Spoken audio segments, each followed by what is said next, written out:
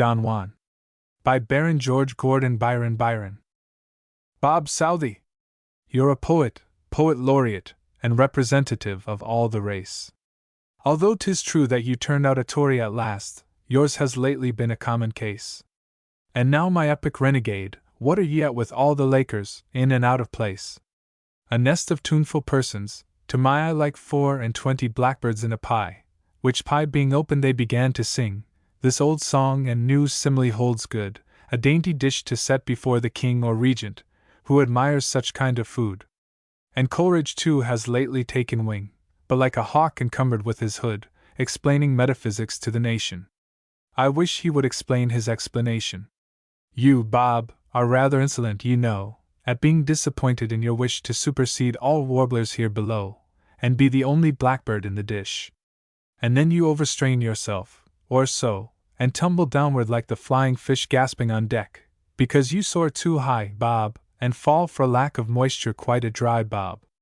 And Wordsworth, in a rather long excursion, I think the quarto holds 500 pages, has given a sample from the vasty version of his new system to perplex the sages. 'Tis poetry, at least by his assertion, and may appear so when the dog's star rages, and he who understands it would be able to add a story to the Tower of Babel. You gentlemen, by dint of long seclusion from better company, have kept your own at Keswick, and through still continued fusion of one another's minds at last have grown to deem, as a most logical conclusion, that poesy has reeds for you alone. There is a narrowness in such a notion, which makes me wish you'd change your lakes for ocean. I would not imitate the petty thought, nor coin myself love to so base a vice, for all the glory your conversion brought, since gold alone should not have been its price. You have your salary, was for that you wrought? And Wordsworth has his place in the excise. You're shabby fellows, true, but poets still and duly seated on the immortal hill. Your bays may hide the baldness of your brows, perhaps some virtuous blushes, let them go. To you I envy neither fruit nor boughs, and for the fame you would engross below, the field is universal and allows scope to all such as feel the inherent glow. Scott, Rogers, Campbell, Moore, and Crabbe will try gainst you the question with posterity. For me, who, wandering with pedestrian muses, contend not with you on the winged steed, I wish your fate may yield ye, when she chooses, the fame you envy and the skill you need. And recollect, a poet nothing loses in giving to his brethren their full meed of merit, and complaint of present days is not the certain path to future praise. He that reserves his laurels for posterity, who does not often claim the bright reversion, has generally no great crop to spare it, he being only injured by his own assertion. And although here and there some glorious rarity arise like Titan from the sea's immersion, the major part of such appellants go to God knows where, for no one else can know. If fallen in evil days on evil tongues, Milton appealed to the avenger, Time. If Time, the avenger, execrates his wrongs and makes the word Miltonic mean sublime, he deigned not to belie his soul in songs, nor turn his very talent to a crime. He did not loathe the sire to laud the son, but closed the tyrant hater he begun. Think'st thou, could he, the blind old man, arise like Samuel from the grave to freeze once more the blood of monarchs with his prophecies, or be alive again all hoar with time and trials, and those helpless eyes and heartless daughters, worn and pale and poor, would he adore a sultan? He obeyed the intellectual eunuch Castlereagh? Cold-blooded, smooth-faced, placid miscreant, dabbling its sleek young hands in Erin's gore, and thus for wider carnage taught to pant, transferred to gorge upon a sister's shore, the vulgarest tool that tyranny could want, with just enough of talent and no more, to lengthen fetters by another fixed and offer poison long already mixed. An orator of such set trash of phrase, ineffably, legitimately vile, that even its grossest flatterers dare not praise, nor foes, all nations, condescend to smile. Not even a sprightly blunder spark can blaze from that Ixion grindstone's ceaseless toil, that turns and turns to give the world a notion of endless torments and perpetual motion. A bungler even in its disgusting trade, and botching, patching, leaving still behind something of which its masters are afraid, states to be curbed and thoughts to be confined, conspiracy or congress to be made, cobbling at manacles for all mankind, a tinkering slave-maker, who mends old chains, with God and man's abhorrence for its gains. If we may judge of matter by the mind, emasculated to the marrow, it hath but two objects, how to serve and bind, deeming the chain it wears even men may fit, Eutropius of its many masters, blind to worth as freedom, wisdom as to wit, fearless, because no feeling dwells in ice, its very courage stagnates to a vice. Where shall I turn me not to view its bonds, for I will never feel them? Italy, thy late reviving Romans sold desponds beneath the lie this state thing breathed o'er thee. Thy clanking chain and Aaron's yet green wounds have voices, tongues to cry aloud for me. Europe has slaves, allies, kings, armies still, and Southey lives to sing them very ill. Meantime, Sir Laureate, I proceed to dedicate in honest simple verse this song to you. And if in flattering strains I do not predicate, 'tis that I still retain my buff and blue, my politics as yet are all to educate. Apostasies so fashionable too, to keep one creed's a task grown quite Herculean, is it not so, my Tory ultra-Julian? Canto the First. I want a hero, an uncommon want, when every year and month sends forth a new one, till, after cloying the gazettes with cant, the age discovers he is not the true one. Of such as these I should not care to vaunt, I'll therefore take our ancient friend Don Juan. We all have seen him, in the pantomime, sent to the devil somewhat ere his time. Vernon, the butcher, Cumberland, Wolfe, Hawke, Prince Ferdinand, Granby, Burgoyne, Keppel, Howe, evil and good, have had their tithe of talk, and filled their sign-posts then, like Wellesley now, each in their turn like Banquo's monarch stalk, followers of fame. 9 Pharaoh of that Sow, France, too, had Bonaparte and Dumouriez recorded in the Moniteur and Courier.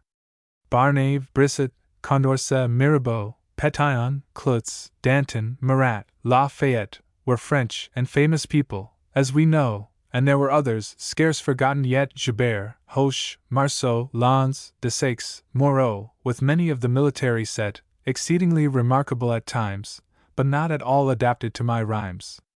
Nelson was once Britannia's god of war, and still should be so, but the tide is turned. There's no more to be said of Trafalgar, 'tis with our hero quietly inurned, because the army s grown more popular, at which the naval people are concerned. Besides, the prince is all for the land service, forgetting Duncan, Nelson, Howe, and Jervis. Brave men were living before Agamemnon and since, exceeding valorous and sage, a good deal like him too, though quite the same none. But then they shone not on the poet's page, and so have been forgotten. I condemn none, but can't find any in the present age fit for my poem, that is, for my new one. So, as I said, I'll take my friend Don Juan. Most epic poets plunge in medias res. Horace makes this the heroic turnpike road, and then your hero tells, when you please, what went before, by way of episode, while seated after dinner at his ease, beside his mistress in some soft abode, palace, or garden, paradise, or cavern, which serves the happy couple for a tavern. That is the usual method, but not mine. My way is to begin with the beginning. The regularity of my design forbids all wandering as the worst of sinning, and therefore I shall open with a line, although it cost me half an hour in spinning, narrating somewhat of Don Juan's father, and also of his mother, if you'd rather. In Seville was he born, a pleasant city, famous for oranges and women. He who has not seen it will be much to pity, so says the proverb, and I quite agree. Of all the Spanish towns is none more pretty, Cadiz perhaps, but that you soon may see. Don Juan's parents lived beside the river, a noble stream, and called the Guadalquivir. His father's name was José, Don, of course, a true hidalgo, free from every stain of Moor or Hebrew blood. He traced his source to the most Gothic gentleman of Spain. A better cavalier ne'er mounted horse, or, being mounted, ere got down again, than José, who begot our hero, who begot, but that is to come. Well, to renew, his mother was a learned lady, famed for every branch of every science known in every Christian language ever named. With virtues equalled by her wit alone, she made the cleverest people quite ashamed, and even the good with inward envy grown, finding themselves so very much exceeded in their own way by all the things that she did. Her memory was a mine. She knew by heart all Calderon and greater part of Lope, so that if any actor missed his part she could have served him for the prompter's copy, for her finagles were an useless art, and he himself obliged to shut up shop. He could never make a memory so fine as that which adorned the brain of Donna Inez. Her favorite science was the mathematical, her noblest virtue was her magnanimity, her wit, she sometimes tried at wit, was Attic all, her serious sayings darkened to sublimity. In short, in all things she was fairly what I call a prodigy. Her morning dress was dimity, her evening silk, or, in the summer, muslin, and other stuffs, with which I won't stay puzzling. She knew the Latin, that is, the Lord's Prayer, and Greek, the alphabet, I'm nearly sure. She read some French romances here and there, although her mode of speaking was not pure. For native Spanish she had no great care, at least her conversation was obscure. Her thoughts were theorems, her words a problem, as if she deemed that mystery would ennoble em. She liked the English and the Hebrew tongue, and said there was analogy between em. She proved it somehow out of sacred song, but I must leave the proofs to those who've seen em. But this I heard her say, and can't be wrong, and all may think which way their judgments lean em. 'Tis strange, the Hebrew noun which means I am. The English always used to govern d'en. Some women use their tongues. She looked a lecture, each eye a sermon, and her brow a homily, an all-in-all sufficient self. Director, like the lamented late Sir Samuel Romilly, the law's expounder, and the state's corrector, whose suicide was almost an anomaly. One sad example more, that all is vanity. The jury brought their verdict in insanity. In short, she was a walking calculation, Miss Edgeworth's novels stepping from their covers, or Mrs. Trimmer's books on education, or Coleb's wife set out in quest of lovers, morality's prim personification, in which not envy's self a flaw discovers. To others' share let female errors fall, for she had not even one, the worst of all. Oh! She was perfect past all parallel, of any modern female saint's comparison, so far above the cunning powers of hell, her guardian angel had given up his garrison. Even her minutest motions went as well as those of the best timepiece made by Harrison. In virtues nothing earthly could surpass her, save thine incomparable oil, Macassar. Perfect she was, but as perfection is insipid in this naughty world of ours, where our first parents never learned to kiss till they were exiled from their earlier bowers, where all was peace, and innocence, and bliss, I wonder how they got through the 12 hours. Don Jose, like a lineal son of Eve, went plucking various fruit without her leave. He was a mortal of the careless kind, with no great love for learning, or the learned, who chose to go where'er he had a mind, and never dreamed his lady was concerned. The world, as usual, wickedly inclined to see a kingdom or a house o'erturned, whispered he had a mistress, some said two, but for domestic quarrels one will do. Now Donna Inez had, with all her merit, a great opinion of her own good qualities. Neglect, indeed, requires a saint to bear it, and such, indeed, she was in her moralities.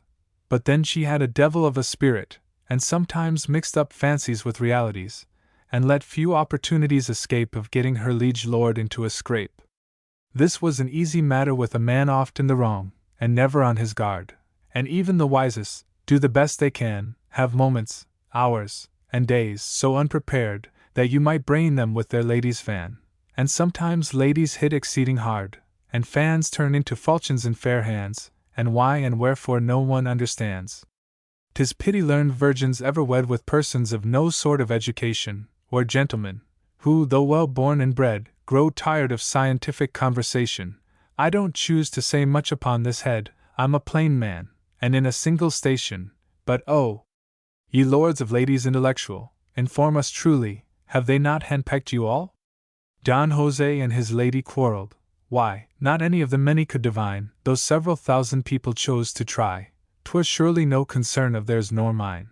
I loathe that low vice, curiosity. But if there's anything in which I shine, 'tis in arranging all my friends' affairs, not having of my own domestic cares. And so I interfered, and with the best intentions, but their treatment was not kind. I think the foolish people were possessed, for either of them could I ever find, although their porter afterwards confessed. But that S no matter, and the worst S behind, for little Juan o'er me threw, downstairs, a pail of housemaid's water unawares.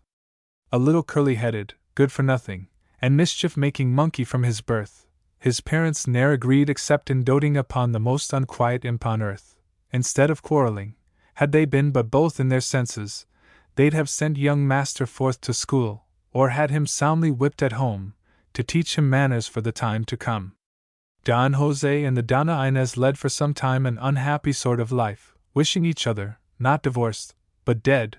They lived respectably as man and wife. Their conduct was exceedingly well-bred, and gave no outward signs of inward strife, until at length the smothered fire broke out, and put the business past all kind of doubt.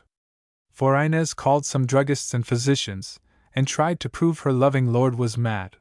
But as he had some lucid intermissions, she next decided he was only bad. Yet when they asked her for her depositions, no sort of explanation could be had, save that her duty both to man and God required this conduct, which seemed very odd. She kept a journal, where his faults were noted, and opened certain trunks of books and letters, all which might, if occasion served, be quoted, and then she had all Seville for abettors, besides her good old grandmother, who doted. The hearers of her case became repeaters, then advocates, inquisitors, and judges, some for amusement, others for old grudges.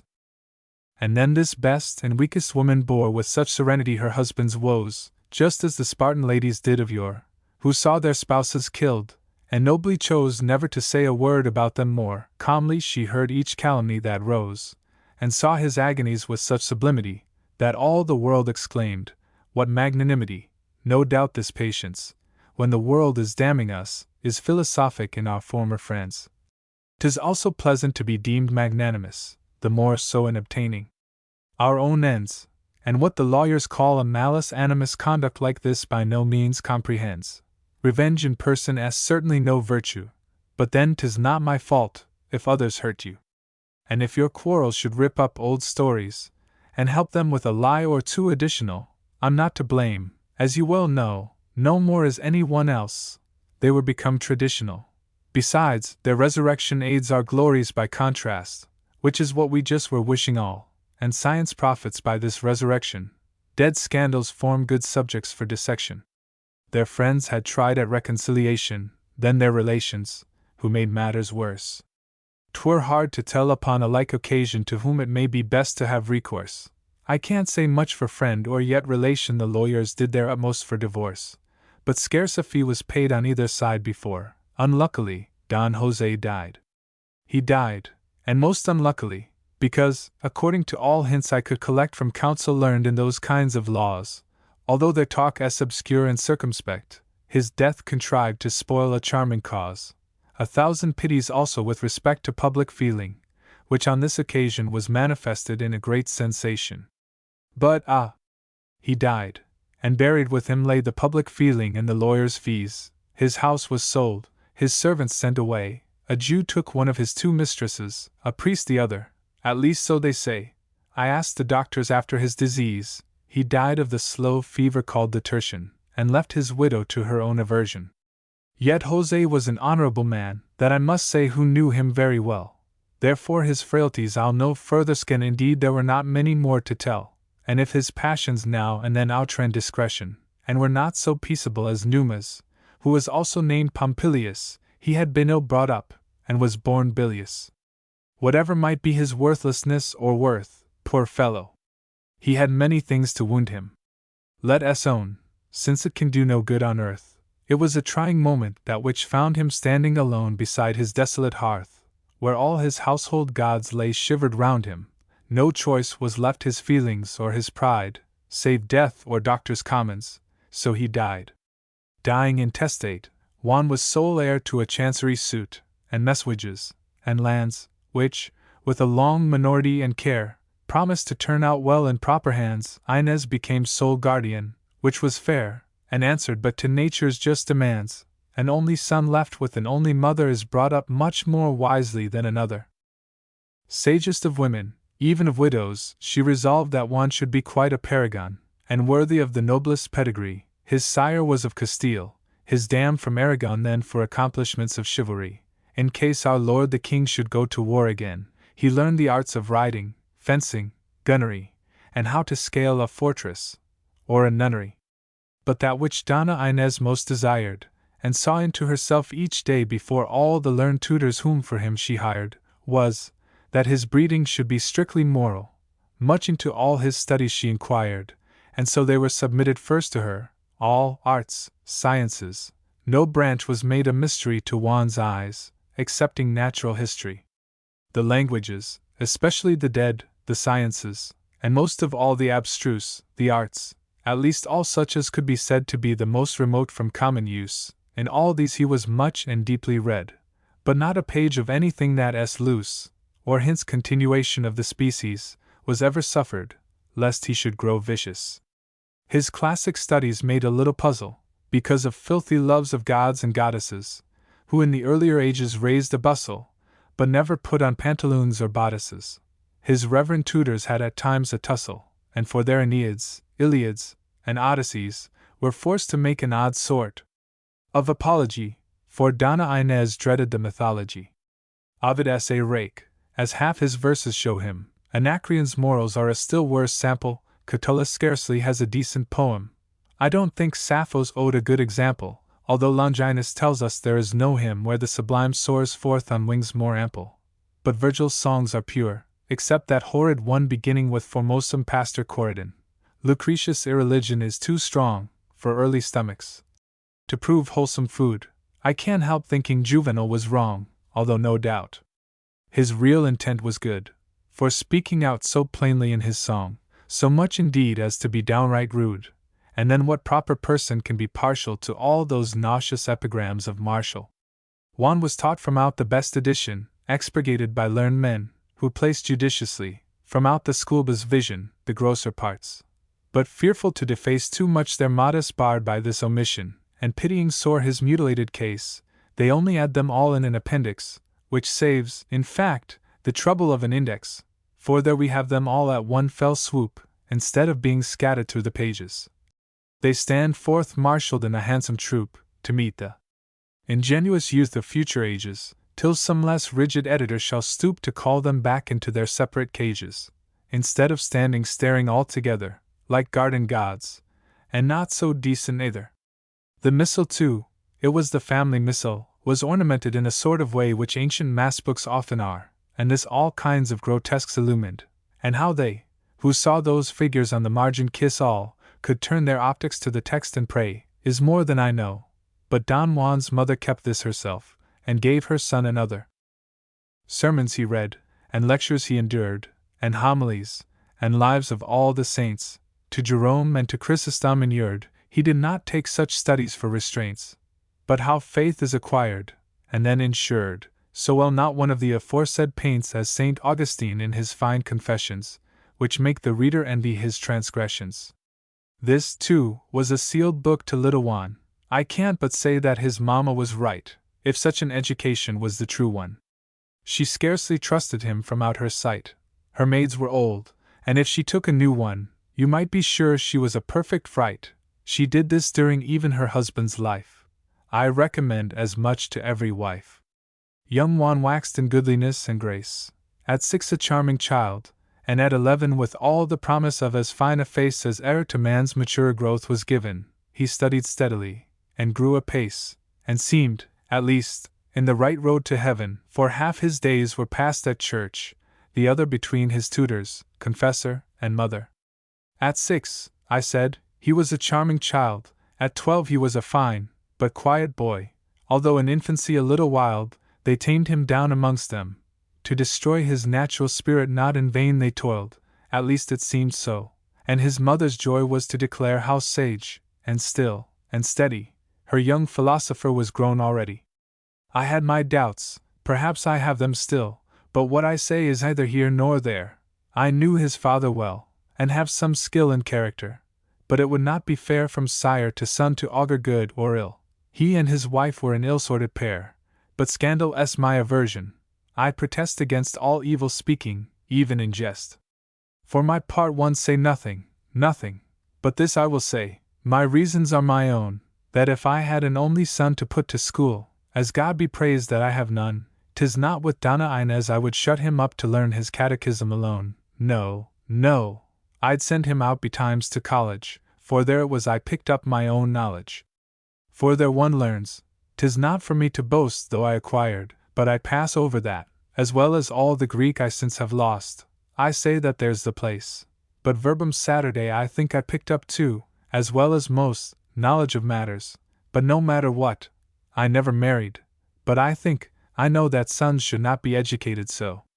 Young Juan now was 16 years of age, tall, handsome, slender, but well knit. He seemed active, though not so sprightly, as a page, and everybody but his mother deemed him almost man. But she flew in a rage and bit her lips, for else she might have screamed, if any said so, for to be precocious was in her eyes a thing the most atrocious. Amongst her numerous acquaintance, all selected for discretion and devotion, there was the Donna Julia, whom to call pretty were but to give a feeble notion of many charms in her as natural as sweetness to the flower, or salt to ocean, her zone to Venus, or his bow to Cupid, but this last simile is trite and stupid. The darkness of her oriental eye accorded with her Moorish origin. Her blood was not all Spanish, by the by. In Spain, you know, this is a sort of sin. When proud Granada fell, and forced to fly, Boabdil wept. Of Donna Julia's kin some went to Africa, some stayed in Spain. Her great-great-grandmamma chose to remain. She married, I forget the pedigree, with an hidalgo, who transmitted down his blood less noble than such blood should be. At such alliances his sires would frown, in that point so precise in each degree that they bred in and in, as might be shown, marrying their cousins, nay, their aunts, and nieces, which always spoils the breed, if it increases. This heathenish cross restored the breed again, ruined its blood, but much improved its flesh, for from a root the ugliest in old Spain sprung up a branch as beautiful as fresh. The sons no more were short, the daughters plain. But there's a rumor which I fain would hush. 'Tis said that Donna Julia's grandmamma produced her Don more heirs at love than law. However this might be, the race went on improving still through every generation, until it centered in an only son, who left an only daughter. My narration may have suggested that this single one could be but Julia, whom on this occasion I shall have much to speak about, and she was married, charming, chaste, and 23. Her eye, I'm very fond of handsome eyes, was large and dark, suppressing half its fire until she spoke, then through its soft disguise flashed an expression more of pride than ire, and love than either, and there would arise a something in them which was not desire, but would have been, perhaps, but for the soul which struggled through and chastened down the whole. Her glossy hair was clustered o'er a brow bright with intelligence, and fair, and smooth. Her eyebrow's shape was like th aerial bow, her cheek all purple with the beam of youth, mounting at times to a transparent glow, as if her veins ran lightning. She, in sooth, possessed an air and grace by no means common, her stature tall. I hate a dumpy woman. Wedded she was some years, and to a man of 50, and such husbands are in plenty, and yet I think, instead of such a one 'twere better to have 2 of 25, especially in countries near the sun. And now I think on't, me veen in ment, ladies even of the most uneasy virtue prefer a spouse whose age is short of 30. 'Tis a sad thing, I cannot choose but say, and all the fault of that indecent son, who cannot leave alone our helpless clay, but will keep baking, broiling, burning on, that howsoever people fast and pray, the flesh is frail, and so the soul undone. What men call gallantry, and God's adultery, is much more common where the climate is sultry. Happy the nations of the moral north, where all is virtue, and the winter season sends sin, without a rag on, shivering forth. 'Twas snow that brought St. Anthony to reason, where juries cast up what a wife is worth, by laying whatever sum in mulct they please on the lover, who must pay a handsome price, because it is a marketable vice. Alfonso was the name of Julia's lord, a man well looking for his years, and who was neither much beloved nor yet abhorred. They lived together, as most people do, suffering each other's foibles by accord, and not exactly either one or two. Yet he was jealous, though he did not show it, for jealousy dislikes the world to know it. Julia was, yet I never could see why, with Donna Inez quite a favorite friend. Between their tastes there was small sympathy, for not a line had Julia ever penned. Some people whisper, but no doubt they lie, for malice still imputes some private end, that Inez had, ere Don Alfonso's marriage, forgot with him her very prudent carriage, and that still keeping up the old connection, which time had lately rendered much more chaste. She took his lady also in affection, and certainly this course was much the best. She flattered Julia with her sage protection, and complimented Don Alfonso's taste, and if she could not, who can, silent scandal, at least she left it a more slender handle. I can't tell whether Julia saw the affair with other people's eyes, or if her own discoveries made, but none could be aware of this, at least no symptom error was shown. Perhaps she did not know, or did not care, indifferent from the first or callous groan. I'm really puzzled what to think or say, she kept her counsel in so close a way. One she saw, and, as a pretty child, caressed him often. Such a thing might be quite innocently done, and harmless styled, when she had 20 years, and 13 he. But I am not so sure I should have smiled when he was 16, Julia 23. These few short years make wondrous alterations, particularly amongst sunburnt nations. Whatever the cause might be, they had become changed. For the dame grew distant, the youth shy, their looks cast down, their greetings almost dumb, and much embarrassment in either eye. There surely will be little doubt with some that Donna Julia knew the reason why. But as for Juan, he had no more notion than he who never saw the sea of ocean. Yet Julia's very coldness still was kind, and tremulously gentle her small hand withdrew itself from his, but left behind a little pressure, thrilling, and so bland and slight, so very slight, that to the mind 'twas but a doubt. But ne'er magician's wand wrought change with all Armida's fairy art like what this light touch left on Juan's heart. And if she met him, though she smiled no more, she looked a sadness sweeter than her smile, as if her heart had deeper thoughts in store she must not own, but cherished more the while for that compression in its burning core. Even innocence itself has many a wile, and will not dare to trust itself with truth, and love is taught hypocrisy from youth. But passion most dissembles, yet betrays even by its darkness. As the blackest sky foretells the heaviest tempest, it displays its workings through the vainly guarded eye, and in whatever aspect it arrays itself, 'tis still the same hypocrisy. Coldness or anger, even disdain or hate, are masks it often wears, and still too late. Then there were sighs, the deeper for suppression, and stolen glances, sweeter for the theft, and burning blushes, though for no transgression, tremblings when met, and restlessness when left. All these are little preludes to possession, of which young passion cannot be bereft, and merely tend to show how greatly love is embarrassed at first starting with a novice. Poor Julia's heart was in an awkward state. She felt it going, and resolved to make the noblest efforts for herself and mate, for honor's, pride's, religion's, virtue's sake. Her resolutions were most truly great, and almost might have made a Tarquin quake. She prayed the Virgin Mary for her grace, as being the best judge of a lady's case. She vowed she never would see Juan more, and next day paid a visit to his mother, and looked extremely at the opening door, which, by the Virgin's grace, let in another. Grateful she was, and yet a little sore. Again it opens, it can be no other, 'tis surely Juan now. No! I'm afraid that night the Virgin was no further prayed.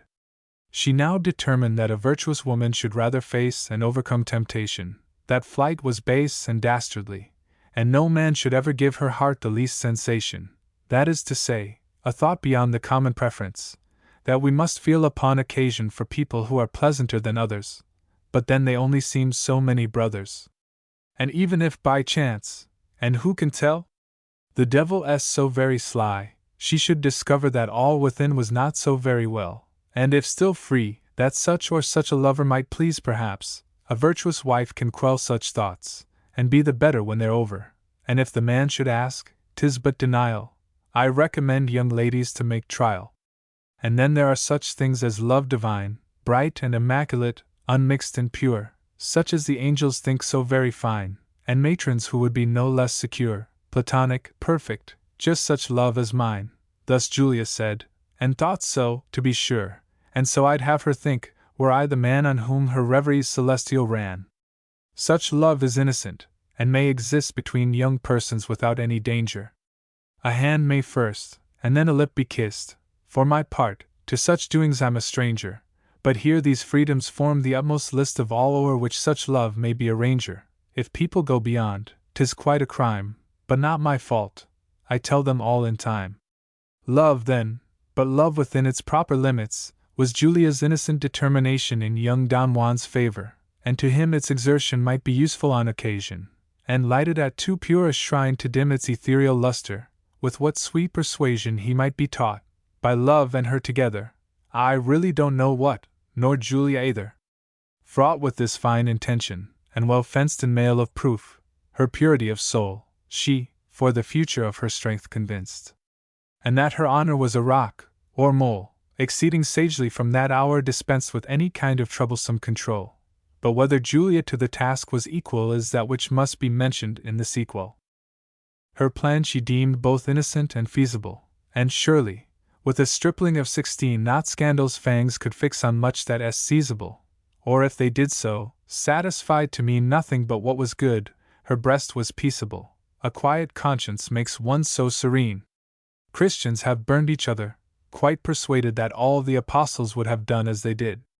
And if in the meantime her husband died, but heaven forbid that such a thought should cross her brain, though in a dream, and then she sighed, never could she survive that common loss.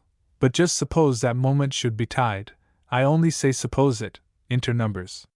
This should be entre nous, for Julia thought in French, but then the rhyme would go for naught.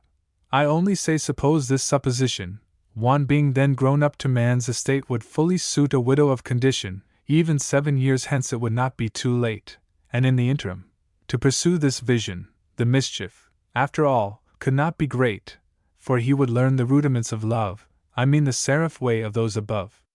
So much for Julia. Now we'll turn to Juan. Poor little fellow.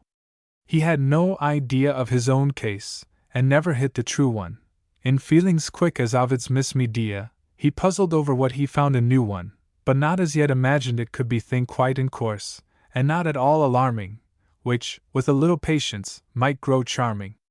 Silent and pensive, idle, restless, slow, his home deserted for the lonely wood, tormented with a wound he could not know, his, like all deep grief, plunged in solitude. I'm fond myself of solitude or so, but then, I beg it may be understood, by solitude I mean a sultan's, not a hermit's, with a haram for a grot. O love! In such a wilderness as this, where transport and security entwine, here is the empire of thy perfect bliss, and here thou art a god indeed divine. The bard I quote from does not sing amiss, with the exception of the second line, for that same twining transport and security are twisted to a phrase of some obscurity. The poet meant, no doubt, and thus appeals to the good sense and senses of mankind, the very thing which every body feels, as all have found on trial, or may find, that no one likes to be disturbed at meals or love. I won't say more about entwined or transport, as we knew all that before, but beg security will bolt the door. Young Juan wandered by the glassy brooks, thinking unutterable things. He threw himself at length within the leafy nooks where the wild branch of the cork forest grew. There poets find materials for their books, and every now and then we read them through, so that their plan and prosody are eligible, unless, like Wordsworth, they prove unintelligible. He, Juan, and not Wordsworth, so pursued his self-communion with his own high soul, until his mighty heart, in its great mood, had mitigated part, though not the whole of its disease. He did the best he could with things not very subject to control, and turned, without perceiving his condition, like Coleridge, into a metaphysician. He thought about himself, and the whole earth of man the wonderful, and of the stars, and how the deuce they ever could have birth, and then he thought of earthquakes, and of wars, how many miles the moon might have in girth, of air balloons, and of the many bars to perfect knowledge of the boundless skies, and then he thought of Donna Julia's eyes. In thoughts like these true wisdom may discern longings sublime, and aspirations high, which some are born with, but the most part learn to plague themselves withal, they know not why. 'Twas strange that one so young should thus concern his brain about the action of the sky. If you think 'twas philosophy that this did, I can't help thinking puberty assisted. He pored upon the leaves, and on the flowers, and heard a voice in all the winds, and then he thought of wood nymphs and immortal bowers, and how the goddesses came down to men. He missed the pathway, he forgot the hours, and when he looked upon his watch again, he found how much old time had been a winner. He also found that he had lost his dinner. Sometimes he turned to gaze upon his book, Boscan, or Garcilaso. By the wind even as the page is rustled while we look, so by the poesy of his own mind over the mystic leaf his soul was shook, as if 'twere one whereon magicians bind their spells, and give them to the passing gale, according to some good old woman's tale. Thus would he while his lonely hours away dissatisfied, nor knowing what he wanted, nor glowing reverie, nor poet's lay, could yield his spirit that for which it panted, a bosom whereon he his head might lay, and hear the heart beat with the love it granted, with several other things, which I forget, or which, at least, I need not mention yet.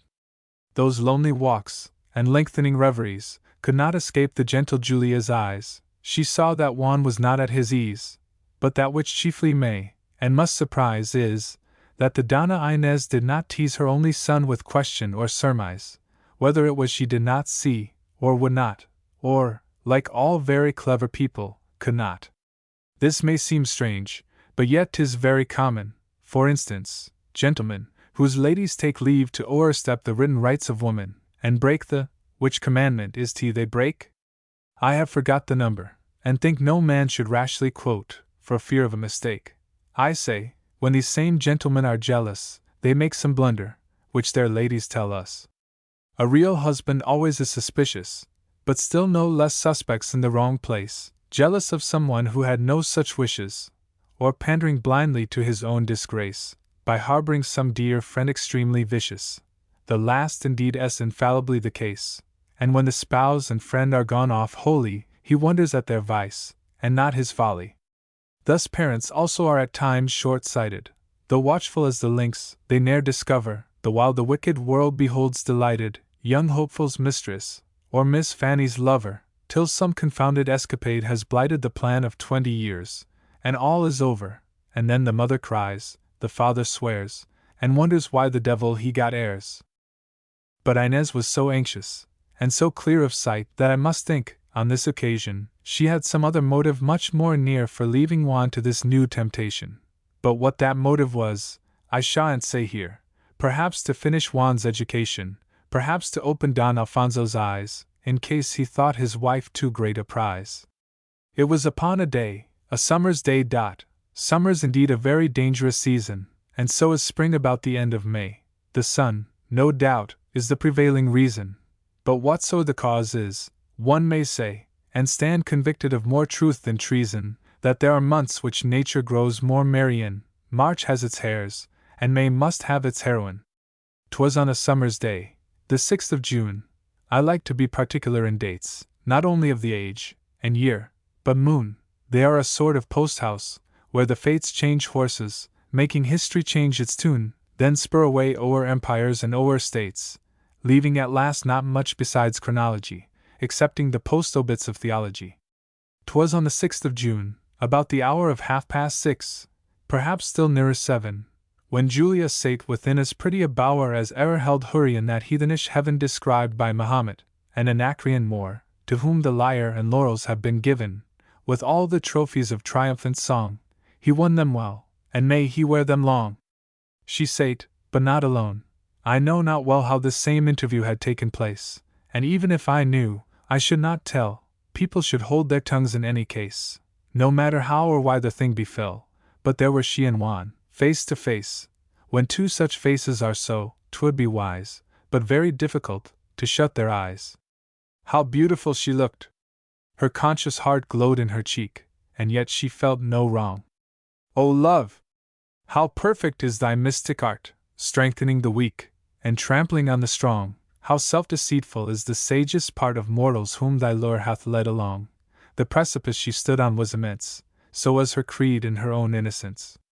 She thought of her own strength, and Juan's youth, and of the folly of all prudish fears, victorious virtue, and domestic truth, and then of Don Alfonso's 50 years. I wish these last had not occurred, in sooth, because that number rarely much endears, and through all climes, the snowy and the sunny, sounds ill in love, whatever it may in money. When people say, I've told you 50 times, they mean to scold, and very often do. When poets say, I've written 50 rhymes, they make you dread that they'll recite them too. In gangs of 50, thieves commit their crimes. At 50 love for love is rare, 'tis true, but then, no doubt, it equally as true is, a good deal may be bought for 50 louis. Julia had honor, virtue, truth, and love, for Don Alfonso, and she inly swore, by all the vows below to powers above, she never would disgrace the ring she wore, nor leave a wish which wisdom might reprove. And while she pondered this, besides much more, one hand on Juan's carelessly was thrown, quite by mistake, she thought it was her own. Unconsciously she leaned upon the other, which played within the tangles of her hair. And to contend with thoughts she could not smother she seemed by the distraction of her air. 'Twas surely very wrong in Juan's mother to leave together this imprudent pair, she who for many years had watched her son so. I'm very certain mine would not have done so. The hand which still held Juan's, by degrees gently, but palpably confirmed its grasp, as if it said, "Detain me, if you please."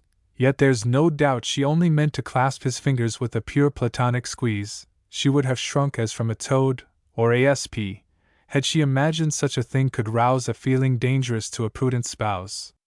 I cannot know what Juan thought of this, but what he did is much what you would do. His young lip thanked it with a grateful kiss, and then, abashed at its own joy, withdrew in deep despair, lest he had done amiss. Love is so very timid when 'tis new. She blushed, and frowned not, but she strove to speak, and held her tongue. Her voice was grown so weak. The sun set, and up rose the yellow moon, the devil in the moon for mischief. They who called her chaste, methinks, began too soon their nomenclature. There is not a day, the longest, not the 21st of June, sees half the business in a wicked way on which 3 single hours of moonshine smile, and then she looks so modest all the while. There is a dangerous silence in that hour, a stillness, which leaves room for the full soul to open all itself, without the power of calling wholly back its self-control. The silver light which, hallowing tree and tower, sheds beauty and deep softness o'er the whole, breathes also to the heart, and o'er it throws a loving languor, which is not repose. And Julia sate with Juan, half embraced and half retiring from the glowing arm, which trembled like the bosom where 'twas placed, yet still she must have thought there was no harm, or else 'twere easy to withdraw her waist. But then the situation had its charm, and then, God knows what next. I can't go on. I'm almost sorry that I e'er begun. Oh Plato! Plato! You have paved the way, with your confounded fantasies, to more immoral conduct by the fancied sway your system feigns o'er the controlless core of human hearts, than all the long array of poets and romancers. You're a bore, a charlatan, a coxcomb, and have been, at best, no better than a go-between. And Julia's voice was lost, except in sighs, until too late for useful conversation. The tears were gushing from her gentle eyes. I wish indeed they had not had occasion, but who, alas, can love, and then be wise? Not that remorse did not oppose temptation. A little still she strove, and much repented, and whispering I will ne'er consent, consented. 'Tis said that Xerxes offered a reward to those who could invent him a new pleasure. Methinks the requisition is rather hard, and must have cost his majesty a treasure. For my part, I'm a moderate-minded bard, fond of a little love, which I call leisure. I care not for new pleasures, as the old are quite enough for me, so they but hold. Oh pleasure! You are indeed a pleasant thing, although one must be damned for you, no doubt. I make a resolution every spring of reformation, ere the year run out, but somehow, this my vestal vow takes wing, yet still, I trust it may be kept throughout. I'm very sorry, very much ashamed, and mean, next winter, to be quite reclaimed. Here my chaste muse a liberty must take, start not! Still chaster reader, she'll be nice hence, forward, and there is no great cause to quake. This liberty is a poetic license, which some irregularity may make in the design, and as I have a high sense of Aristotle and the rules, 'tis fit to beg his pardon when I err a bit. This license is to hope the reader will suppose from June the 6th, the fatal day, without whose epoch my poetic skill for want of facts would all be thrown away, but keeping Julia and Don Juan still in sight, that several months have passed. We'll say 'twas in November, but I'm not so sure about the day. The era is more obscure. We'll talk of that anon. 'Tis sweet to hear at midnight on the blue and moonlit deep the song and oar of Adria's gondolier, by distance mellowed, o'er the waters sweep. 'Tis sweet to see the evening star appear. 'Tis sweet to listen as the night winds creep from leaf to leaf. 'Tis sweet to view on high the rainbow, based on ocean, span the sky. 'Tis sweet to hear the watchdog's honest bark bade deep-mouthed welcome as we draw near home. 'Tis sweet to know there is an eye will mark our coming, and look brighter when we come. 'Tis sweet to be awakened by the lark, or lulled by falling waters. Sweet the hum of bees, the voice of girls, the song of birds, the lisp of children, and their earliest words. Sweet is the vintage, when the showering grapes in bacchanal profusion reel to earth, purple and gushing. Sweet are our escapes from civic revelry to rural mirth. Sweet to the miser are his glittering heaps. Sweet to the father is his firstborn's birth. Sweet is revenge, especially to women, pillage to soldiers, prize money to seamen. Sweet is a legacy, and passing sweet the unexpected death of some old lady or gentleman of 70 years complete, who've made U.S. youth wait too long already for an estate, or cash, or country seat, still breaking, but with stamina so steady that all the Israelites are fit to mob its next owner for their double-damned post-obits. 'Tis sweet to win, no matter how, one's laurels, by blood or ink. 'Tis sweet to put an end to strife. 'Tis sometimes sweet to have our quarrels, particularly with a tiresome friend. Sweet is old wine in bottles, ale in barrels. Dear is the helpless creature we defend against the world, and dear the schoolboy spot we ne'er forget, though there we are forgot. But sweeter still than this, than these, than all, is first and passionate love. It stands alone, like Adam's recollection of his fall. The tree of knowledge has been plucked, all else known, and life yields nothing further to recall worthy of this ambrosial sin, so shown, no doubt in fable, as the unforgiven fire which Prometheus filched for us from heaven. Man is a strange animal, and makes strange use of his own nature, and the various arts, and likes particularly to produce some new experiment to show his parts. This is the age of oddities let loose, where different talents find their different marts. You'd best begin with truth, and when you've lost your labor, there's a sure market for imposture. What opposite discoveries we have seen! Signs of true genius, and of empty pockets. One makes new noses, one a guillotine, one breaks your bones, one sets them in their sockets. But vaccination certainly has been a kind antithesis to Congreve's rockets, with which the doctor paid off an old pox, by borrowing a new one from an ox. Bread has been made, indifferent, from potatoes, and galvanism has set some corpses grinning, but has not answered like the apparatus of the humane societies beginning by which men are unsuffocated gratis. What wondrous new machines have late been spinning! I said the smallpox has gone out of late. Perhaps it may be followed by the great. 'Tis said the great came from America. Perhaps it may set out on its return. The population there so spreads, they say 'tis grown high time to thin it in its turn, with war, or plague, or famine, any way, so that civilization they may learn, and which enravage the more loathsome evil is, their real Louis, or our pseudosyphilis. This is the patent age of new inventions for killing bodies, and for saving souls, all propagated with the best intentions. Sir Humphrey Davy's lantern, by which coals are safely mined, for in the mode he mentions, Tombuctoo travels, voyages to the poles, are ways to benefit mankind, as true, perhaps, as shooting them at Waterloo. Man is a phenomenon, one knows not what, and wonderful beyond all wondrous measure. 'Tis pity, though, in this sublime world, that pleasure is a sin, and sometimes sin is a pleasure. Few mortals know what end they would be at, but whether glory, power, or love, or treasure, the path is through perplexing ways, and when the goal is gained, we die, you know, and then, what then? I do not know, no more do you, and so good night. Return we to our story. 'Twas in November, when fine days are few, and the farm mountains wax a little hoary, and clap a white cape on their mantles blue, and the sea dashes round the promontory, and the loud breaker boils against the rock, and sober suns must set at 5 o'clock. 'Twas, as the watchmen say, a cloudy night, no moon, no stars, the wind was low or loud by gusts, and many a sparkling hearth was bright with the piled wood, round which the family crowd. There's something cheerful in that sort of light, even as a summer sky is without a cloud. I'm fond of fire, and crickets, and all that, a lobster salad, and champagne, and chat. 'Twas midnight. Donna Julia was in bed, sleeping, most probably, when at her door arose a clatter might awake the dead, if they had never been awoke before, and that they have been so we all have read, and are to be so, at the least, once more. The door was fastened, but with voice and fist first knocks were heard, then madam, hist! For God's sake, madam, here's my master, with more than half the city at his back. Was ever heard of such a cursed disaster? 'Tis not my fault. I kept good watch. alack! Do pray undo the bolt a little faster, they're on the stair just now, and in a crack will all be here. Perhaps he yet may fly, surely the window is not so very high. By this time Don Alfonso was arrived, with torches, friends, and servants in great number. The major part of them had long been wived, and therefore paused not to disturb the slumber of any wicked woman, who contrived by stealth her husband's temples to encumber. Examples of this kind are so contagious, were one not punished, all would be outrageous.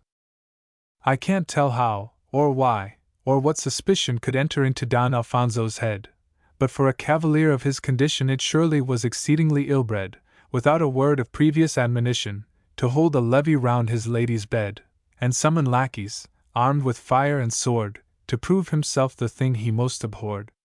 Poor Donna Julia, starting as from sleep, mind, that I do not say, she had not slept, began at once to scream, and yawn, and weep. Her maid Antonia, who was an adept, contrived to fling the bedclothes in a heap, as if she had just now from out them crept. I can't tell why she should take all this trouble to prove her mistress had been sleeping double. But Julia mistress, and Antonia maid, appeared like two poor harmless women, who of goblins, but still more of men afraid, had thought one man might be deterred by two, and therefore side by side were gently laid, until the hours of absence should run through, and truant husband should return, and say, "My dear, I was the first who came away." Now Julia found at length a voice, and cried, "In heaven's name, Don Alfonso, what do ye mean? Has madness seized you? Would that I had died ere such a monster's victim I had been! What may this midnight violence betide? A sudden fit of drunkenness or spleen? Dare you suspect me, whom the thought would kill? Search, then, the room." Alfonso said, "I will." He searched, they searched, and rummaged everywhere, closet and clothes press, chest and window seat, and found much linen, lace, and several pair of stockings, slippers, brushes, combs, complete, with other articles of ladies' fare, to keep them beautiful, or leave them neat. Arras they pricked in curtains with their swords, and wounded several shutters, and some boards. Under the bed they searched, and there they found, no matter what. It was not that they sought. They opened windows, gazing if the ground had signs or footmarks, but the earth said not, and then they stared each other's faces round.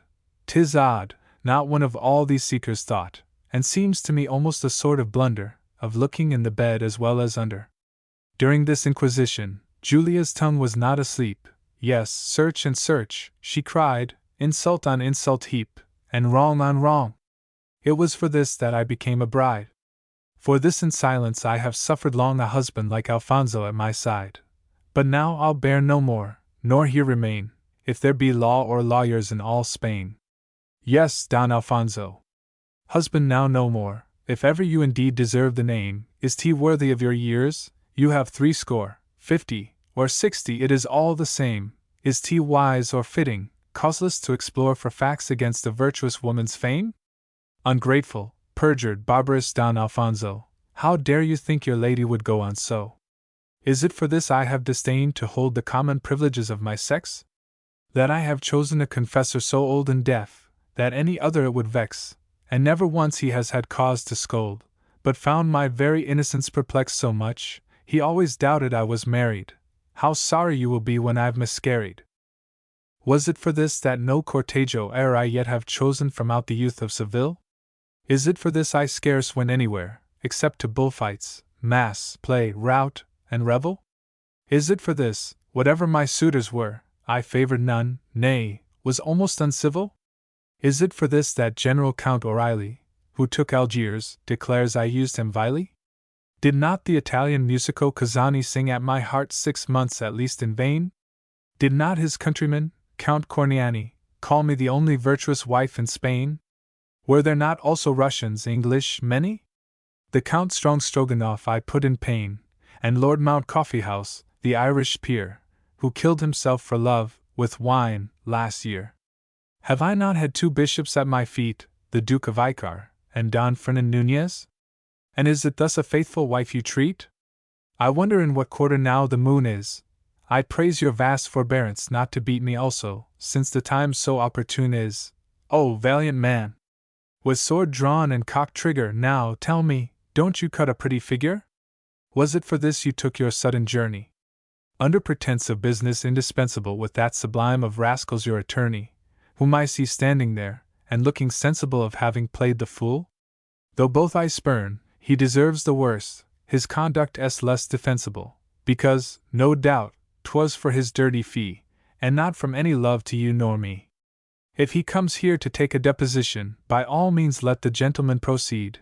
You've made the apartment in a fit condition. There's pen and ink for you, sir, when you need. Let everything be noted with precision. I would not you for nothing should be feed.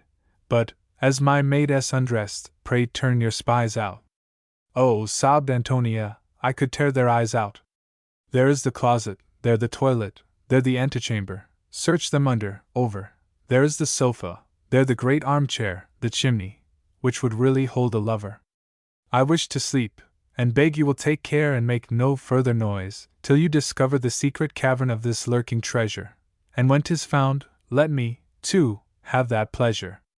And now, Hidalgo, now that you have thrown doubt upon me, confusion over all, pray have the courtesy to make it known who is the man you search for? How do ye call him? What is his lineage? Let him but be shown. I hope he is young and handsome. Is he tall?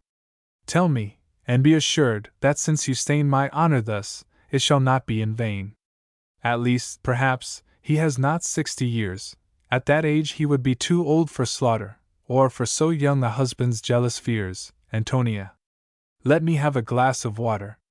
I am ashamed of having shed these tears. They are unworthy of my father's daughter. My mother dreamed not in my natal hour that I should fall into a monster's power. Perhaps 'tis of Antonia you are jealous. You saw that she was sleeping by my side when you broke in upon us with your fellows. Look where you please.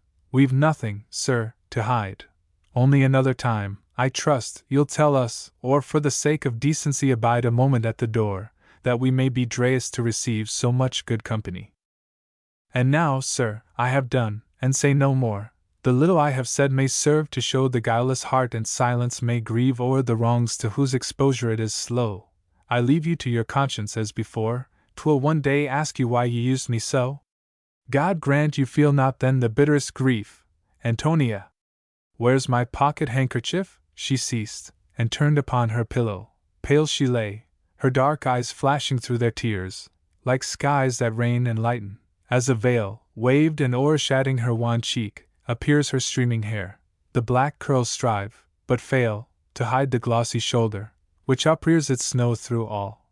Her soft lips lie apart, and louder than her breathing beats her heart. The Señor Don Alfonso stood confused. Antonia bustled round the ransacked room, and turning up her nose, with looks abused her master and his myrmidons, of whom not one, except the attorney, was amused. He, like a chates, faithful to the tomb, so there were quarrels, cared not for the cause, knowing they must be settled by the laws. With prying snub nose and small eyes he stood, following Antonia's motions here and there, with much suspicion in his attitude. For reputations he had little care, so that a suit or action were made good. Small pity had he for the young and fair, and ne'er believed in negatives, till these were proved by competent false witnesses. But Don Alfonso stood with downcast looks, and truth to say, he made a foolish figure, when, after searching in 500 nooks, and treating a young wife with so much rigor, he gained no point, except some self-rebukes, added to those his lady with such vigor had poured upon him for the last half-hour, quick, thick, and heavy, as a thunder-shower. At first he tried to hammer an excuse, to which the sole reply was tears and sobs, and indications of hysterics, whose prologue is always certain throes, and throbs, gasps, and whatever else the owners choose. Alfonso saw his wife, and thought of jobs. He saw, too, in perspective, her relations, and then he tried to muster all his patience. He stood in act to speak, or rather stammer, but sage Antonia cut him short before the anvil of his speech received the hammer, with "Pray, sir, leave the room, and say no more, or madam dies." Alfonso muttered her, but nothing else. The time of words was o'er. He cast a rueful look or two, and did, he knew not wherefore, that which he was bid. With him retired his posse comitatus, the attorney last, who lingered near the door reluctantly, still tarrying there as late as Antonia let him, not a little sore at this most strange and unexplained hiatus in Don Alfonso's facts, which just now wore an awkward look. As he revolved the case, the door was fastened in his legal face. No sooner was it bolted than, oh shame! Oh sin! Oh sorrow! And oh womankind! How can you do such things and keep your fame, unless this world, and t other too, be blind? Nothing so dear as an unfilched good name. But to proceed, for there is more behind, with much heartfelt reluctance be it said, young Juan slipped half-smothered from the bed. He had been hid, I don't pretend to say how, nor can I indeed describe the where. Young, slender, and packed easily, he lay, no doubt, in little compass, round or square. But pity him I neither must nor may his suffocation by that pretty pair. 'Twere better, sure, to die so, than be shut with maudlin Clarence in his Momsey butt. And secondly, I pity not, because he had no business to commit a sin, forbid by heavenly, fined by human laws. At least 'twas rather early to begin.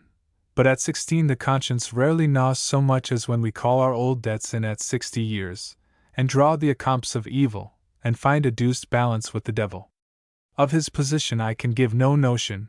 'Tis written in the Hebrew Chronicle, how the physicians, leaving pill and potion, prescribed, by way of blister, a young bell, when old King David's blood grew dull in motion, and that the medicine answered very well. Perhaps 'twas in a different way applied, for David lived, but one nearly died. What is to be done? Alfonso will be back the moment he has sent his fools away. Antonia's skill was put upon the rack, but no device could be brought into play, and how to parry the renewed attack? Besides, it wanted but few hours of day. Antonia puzzled. Julia did not speak, but pressed her bloodless lip to Juan's cheek. He turned his lip to hers, and with his hand called back the tangles of her wandering hair. Even then their love they could not all command, and half forgot their danger and despair. Antonia's patience now was at a stand. Come, come, 'tis no time now for fooling there, she whispered, in great wrath. I must deposit this pretty gentleman within the closet. Pray, keep your nonsense for some luckier night. Who can have put my master in this mood? What will become on tea? I'm in such a fright, the devil s in the urchin, and no good. Is this a time for giggling? This a plight? Why, don't you know that it may end in blood? You'll lose your life, and I shall lose my place, my mistress all, for that half-girlish face. Had it but been for a stout cavalier of 25 or 30, come, make haste, but for a child, what piece of work is here? I really, madam, wonder at your taste. Come, sir, get in, my master must be near, there, for the present, at the least, he's fast, and if we can but till the morning keep our counsel. Juan, mind, you must not sleep. Now, Don Alfonso entering, but alone, closed the oration of the trusty maid. She loitered, and he told her to be gone, an order somewhat sullenly obeyed. However, present remedy was none, and no great good seemed answered if she stayed, regarding both with slow and sidelong view. She snuffed the candle, curtsied, and withdrew. Alfonso paused a minute, then begun some strange excuses for his late proceeding. He would not justify what he had done. To say the best, it was extreme ill-breeding, but there were ample reasons for it, none of which he specified in this his pleading. His speech was a fine sample, on the whole, of rhetoric, which the learned call rigmarole. Julia said not, though all the while there rose a ready answer, which at once enables a matron, who her husband's foible knows, by a few timely words, to turn the tables, which, if it does not silence, still must pose, even if it should comprise a pack of fables. 'Tis to retort with firmness, and when he suspects with one, do you reproach with three? Julia, in fact, had tolerable grounds. Alfonso's loves with Inez were well known, but whether 'twas that one's own guilt confounds. But that can't be, as has been often shown, a lady with apologies abounds. It might be that her silence sprang alone from delicacy to Don Juan's ear, to whom she knew his mother's fame was dear. There might be one more motive, which makes two. Alfonso ne'er to Juan had alluded, mentioned his jealousy, but never who had been the happy lover, he concluded, concealed amongst his premises. 'Tis true, his mind the more o'er this its mystery brooded. To speak of Inez now were, one may say, like throwing Juan in Alfonso's way. A hint, in tender cases, is enough. Silence is best. Besides, there is a tact. That modern phrase appears to me sad stuff, but it will serve to keep my verse compact, which keeps, when pushed by questions rather rough, a lady always distant from the fact. The charming creatures lie with such a grace, there's nothing so becoming to the face. They blush, and we believe them, at least I have always done so. 'Tis of no great use, in any case, attempting a reply, for then their eloquence grows quite profuse, and when at length they're out of breath, they sigh, and cast their languid eyes down, and let loose a tear or two, and then we make it up, and then, sit down and sup. Alfonso closed his speech, and begged her pardon, which Julia half withheld, and then half granted, and laid conditions he thought very hard on, denying several little things he wanted. He stood like Adam lingering near his garden, with useless penitence perplexed and haunted, beseeching she no further would refuse, when, lo! He stumbled o'er a pair of shoes. A pair of shoes, what then? Not much, if they are such as fit with ladies' feet, but these, no one can tell how much I grieve to say, were masculine. To see them, and to seize, was but a moment's act. Ah! Well a day! My teeth begin to chatter, my veins freeze. Alfonso first examined well their fashion, and then flew out into another passion. He left the room for his relinquished sword, and Julia instant to the closet flew. Fly, Juan, fly! For heaven's sake, not a word, the door is open, you may yet slip through the passage you so often have explored. Here is the garden key, fly, fly, adieu! Haste, haste! I hear Alfonso's hurrying feet, day has not broke, there's no one in the street. None can say that this was not good advice, the only mischief was, it came too late. Of all experience 'tis the usual price, a sort of income tax laid on by fate. Juan had reached the room door in a trice, and might have done so by the garden gate, but met Alfonso in his dressing gown, who threatened death, so Juan knocked him down. Dire was the scuffle, and out went the light. Antonia cried out rape, and Julia fire, but not a servant stirred to aid the fight. Alfonso, pommelled to his heart's desire, swore lustily he'd be revenged this night, and Juan, too, blasphemed an octave higher. His blood was up, though young, he was a Tartar, and not at all disposed to prove a martyr. Alfonso's sword had dropped ere he could draw it, and they continued battling hand to hand, for Juan very luckily ne'er saw it, his temper not being under great command. If at that moment he had chanced to claw it, Alfonso's days had not been in the land much longer. Think of husbands, lovers' lives, and how ye may be doubly widows, wives. Alfonso grappled to detain the foe, and Juan throttled him to get away, and blood, 'twas from the nose, began to flow. At last, as they more faintly wrestling lay, Juan contrived to give an awkward blow, and then his only garment quite gave way. He fled, like Joseph, leaving it, but there, I doubt, all likeness ends between the pair. Lights came at length, and men, and maids, who found an awkward spectacle their eyes before. Antonia in hysterics, Julia swooned, Alfonso leaning, breathless, by the door, some half-torn drapery scattered on the ground, some blood, and several footsteps, but no more. Juan the gate gained, turned the key about, and liking not the inside, locked the out. Here ends this canto. Need I sing, or say, how Juan naked, favored by the night, who favors what she should not, found his way, and reached his home in an unseemly plight. The pleasant scandal which arose next day, the 9 days' wonder which was brought to light, and how Alfonso sued for a divorce, were in the English newspapers, of course. If you would like to see the whole proceedings, the depositions, and the cause at full, the names of all the witnesses, the pleadings of counsel to not suit, or to annul, there's more than one edition, and the readings are various, but they none of them are dull. The best is that in shorthand ta'en by Gurney, who to Madrid on purpose made a journey. But Donna Inez, to divert the train of one of the most circulating scandals that had for centuries been known in Spain, at least since the retirement of the Vandals, first vowed, and never had she vowed in vain, to Virgin Mary several pounds of candles, and then, by the advice of some old ladies, she sent her son to be shipped off from Cadiz. She had resolved that he should travel through all European climes, by land or sea, to mend his former morals, and get new, especially in France and Italy. At least this is the thing most people do. Julia was sent into a convent. She grieved, but perhaps her feelings may be better shown in the following copy of her letter. They tell me 'tis decided, you depart. 'Tis wise, 'tis well, but not the less a pain. I have no further claim on your young heart, mine is the victim, and would be again. To love too much has been the only art I used. I write in haste, and if a stain be on this sheet, 'tis not what it appears. My eyeballs burn and throb, but have no tears. I love you, for this love have lost state, station, heaven, mankind's, my own esteem, and yet cannot regret what it hath cost, so dear is still the memory of that dream.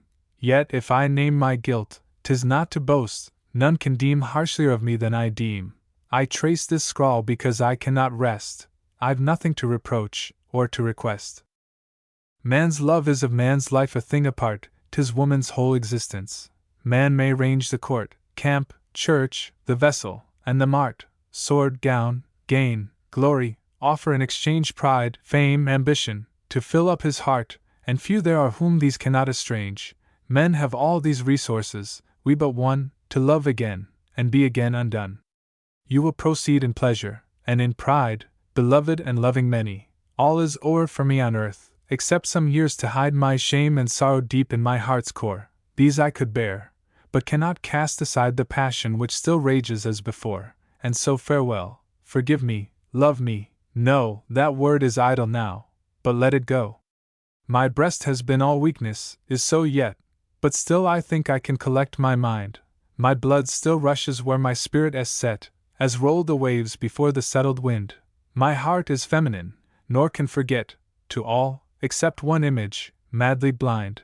So shakes the needle, and so stands the pole, as vibrates my fond heart to my fixed soul.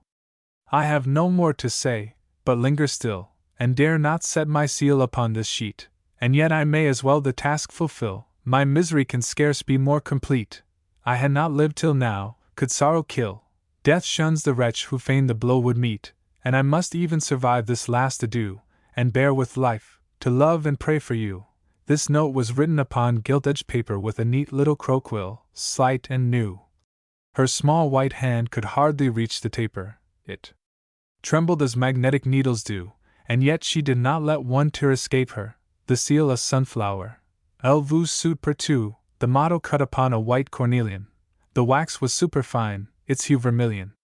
This was Don Juan's earliest scrape, but whether I shall proceed with his adventures is dependent on the public altogether. We'll see, however, what they say to this. Their favor in an author's cap is a feather, and no great mischief is done by their caprice.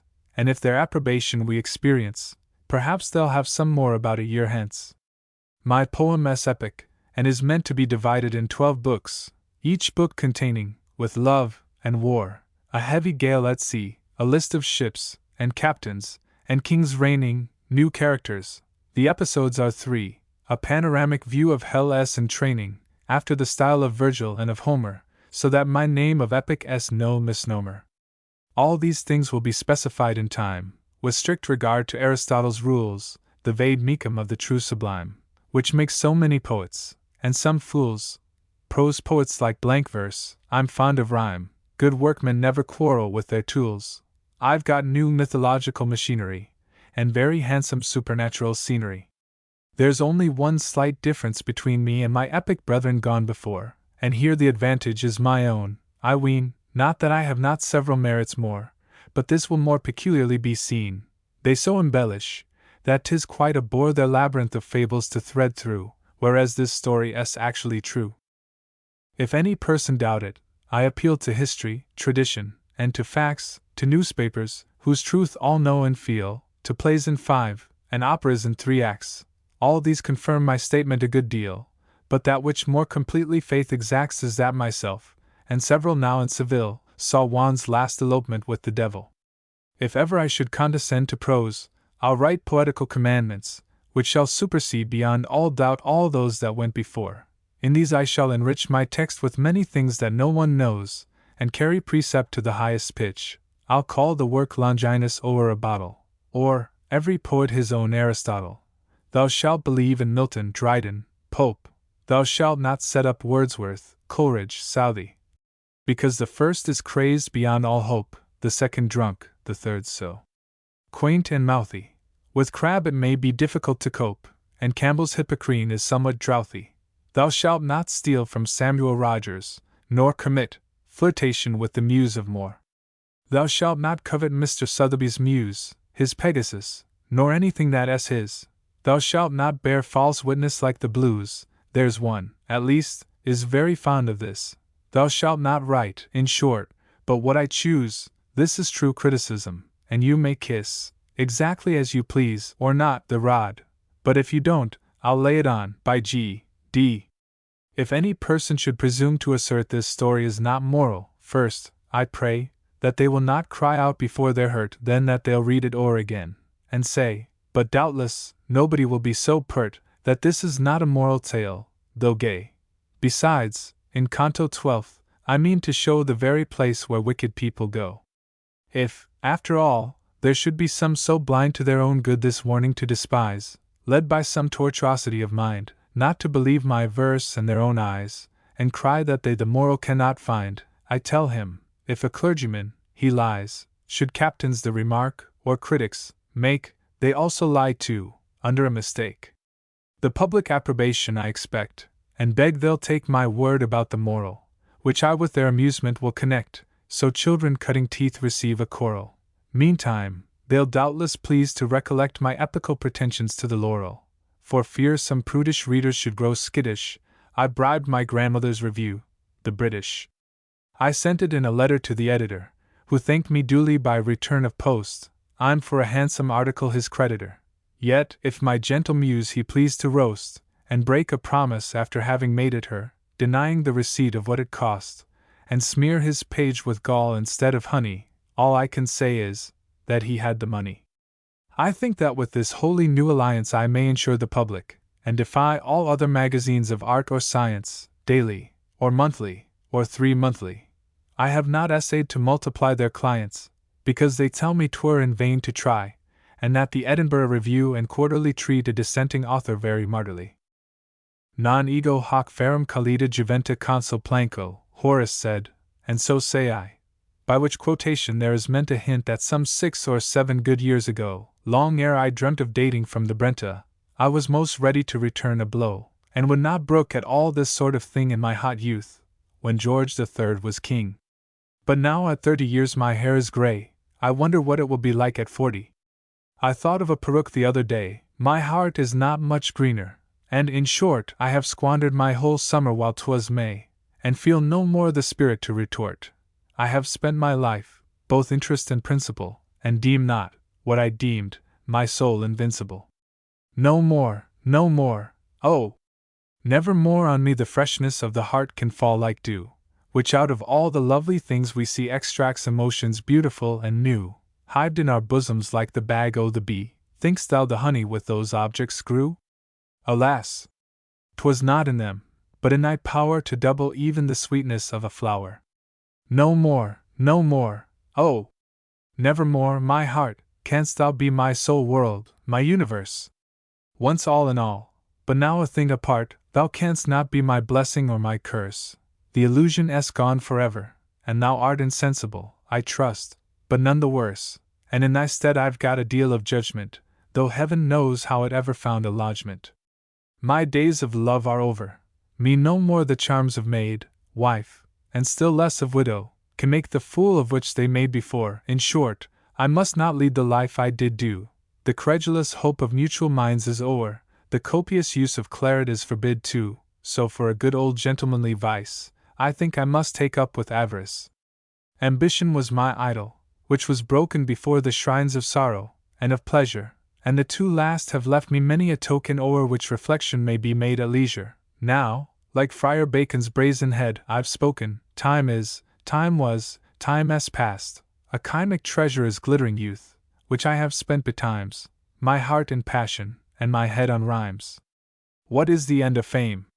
'Tis but to fill a certain portion of uncertain paper. Some liken it to climbing up a hill, whose summit, like all hills, is lost in vapor. For this men write, speak, preach, and heroes kill, and bards burn what they call their midnight taper. to have, when the original is dust, a name, a wretched picture, and worse bust. What are the hopes of man? Old Egypt's king Cheops erected the first pyramid and largest, thinking it was just the thing to keep his memory whole, and mummy hid. But somebody or other rummaging, burglariously broke his coffin's lid. Let not a monument give you or me hopes, since not a pinch of dust remains of Cheops. But I, being fond of true philosophy, say very often to myself, alas!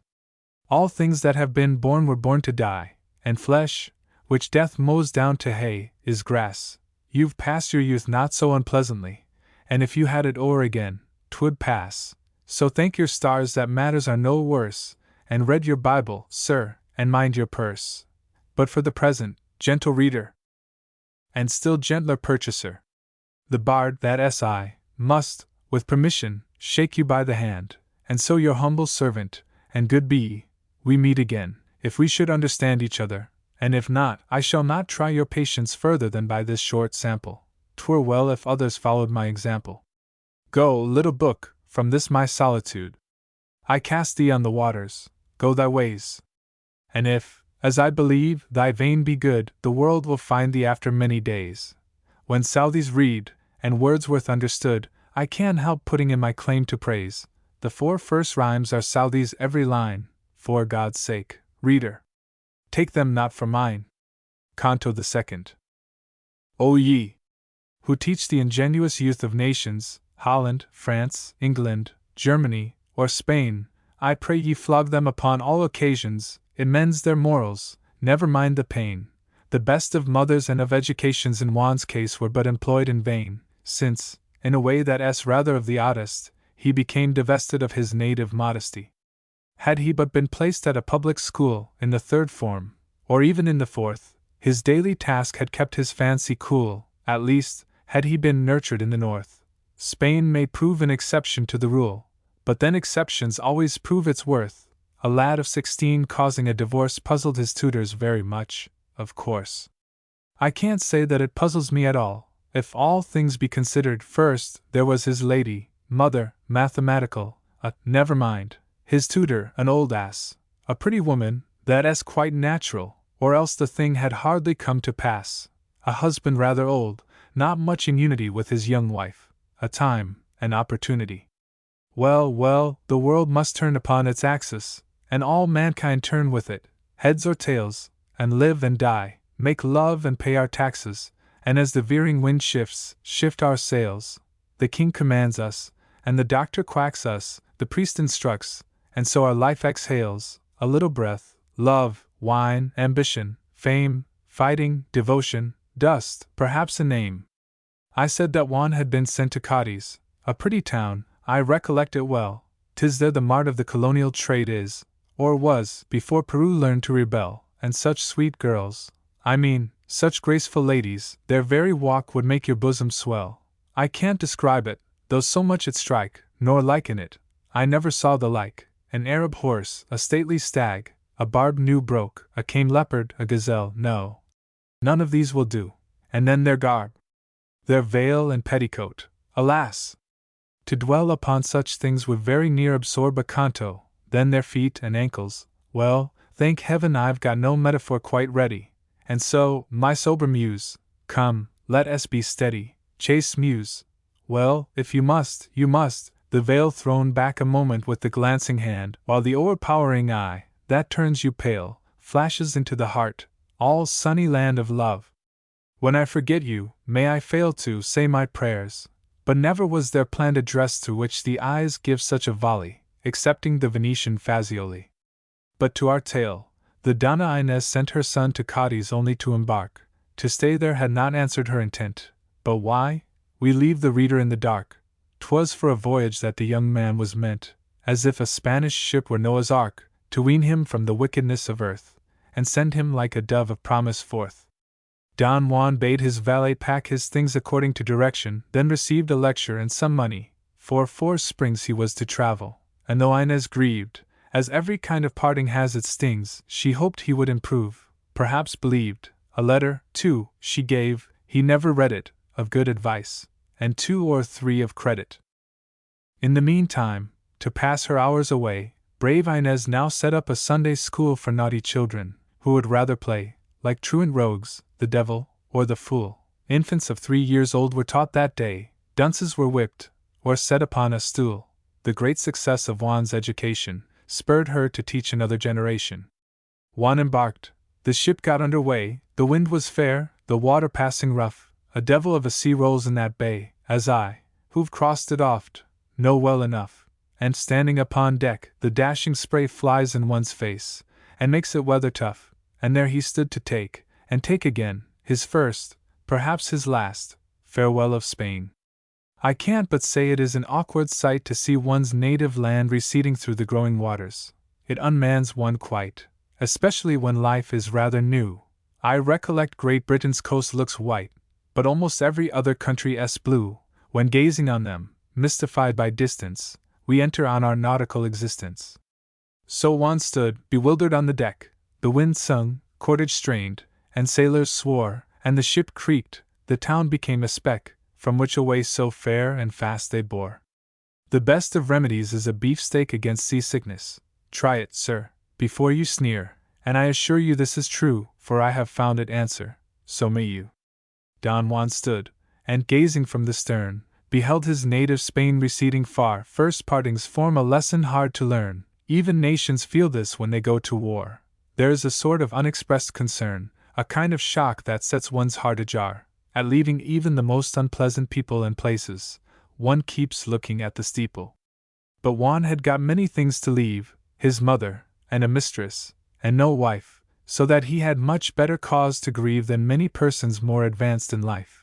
And if we now and then a sigh must heave at quitting even those we quit in strife, no doubt we weep for those the heart endears, that is, till deeper griefs congeal our tears. So Juan wept, as wept the captive Jews by Babel's waters, still remembering Shaun. I'd weep, but mine is not a weeping muse, and such light griefs are not a thing to die on.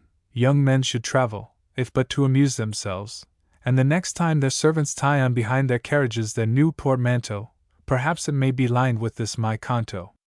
And Juan wept, and much he sighed and thought, while his salt tears dropped into the salt sea. Sweets to the sweet, I like so much to quote. You must excuse this extract. 'Tis where she, the Queen of Denmark, for Ophelia brought flowers to the grave, and sobbing often, he reflected on his present situation, and seriously resolved on reformation. Farewell, my Spain! A long farewell, he cried. Perhaps I may revisit thee no more, but die, as many an exiled heart hath died, of its own thirst to see again thy shore. Farewell, where Guadalquivir's waters glide. Farewell, my mother! And since all is o'er, farewell, too, dearest Julia. Here he drew her letter out again, and read it through. And oh!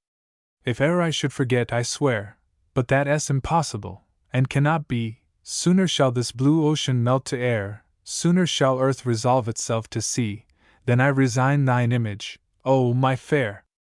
Or think of anything excepting thee. A mind diseased no remedy can physic. Here the ship gave a lurch, and he grew seasick. Sooner shall heaven kiss earth. Here he fell sicker. Oh, Julia! What is every other wa? For God's sake let me have a glass of liquor. Pedro, Batista, help me down below. Julia, my love! You rascal, Pedro, quicker, oh, Julia! This cursed vessel pitches so, beloved Julia, hear me still beseeching. Here he grew inarticulate with retching. He felt that chilling heaviness of heart, or rather stomach, which, alas! attends, beyond the best apothecary's art, the loss of love, the treachery of friends, or death of those we dote on, when a part of us dies with them as each fond hope ends.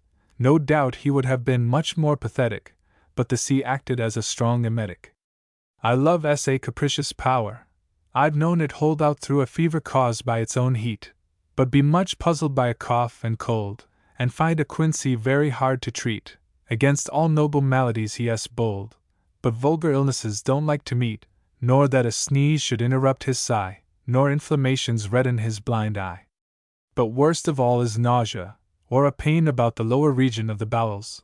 Love, who heroically breathes a vein, shrinks from the application of hot towels, and purgatives are dangerous to his reign. Seasickness, death. His love was perfect, how else could Juan's passion, while the billows roar, resist his stomach, ne'er at sea before?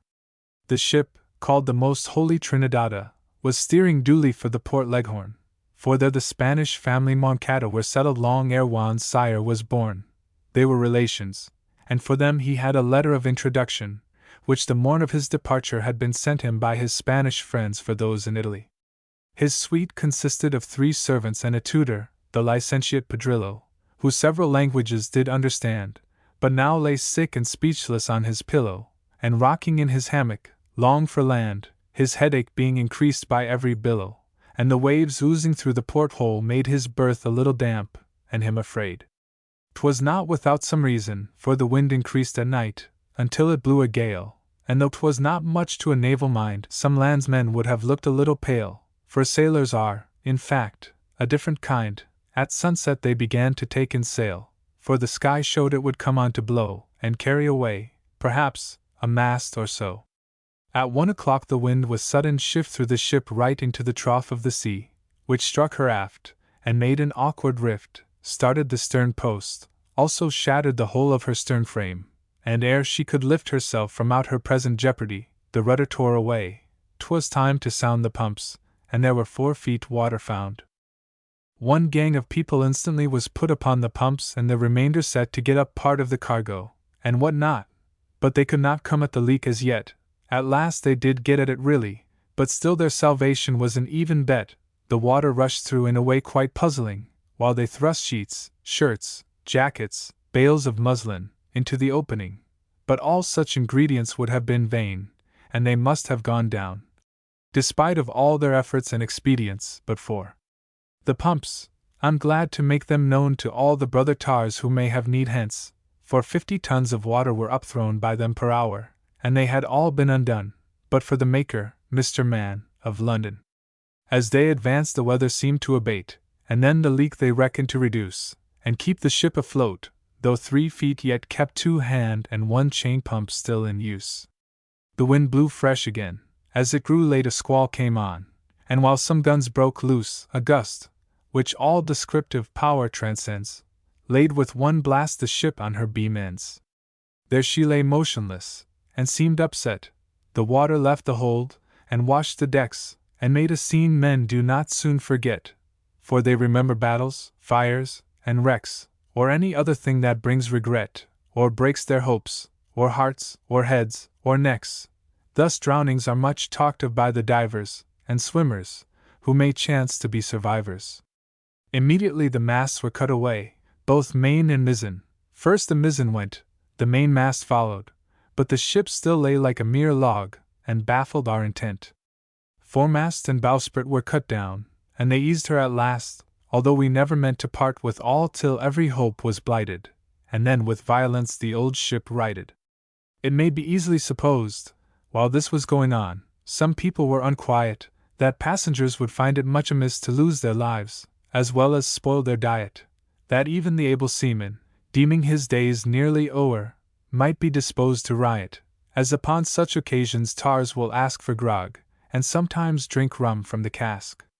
There's not, no doubt, so much the spirit calms as rum and true religion. Thus it was, some plundered, some drank spirits, some sung psalms, the high wind made the treble, and as Bias the hoarse harsh waves kept time, fright cured the qualms of all the luckless landsmen seasick maws, strange sounds of wailing, blasphemy, devotion, clamored in chorus to the roaring ocean.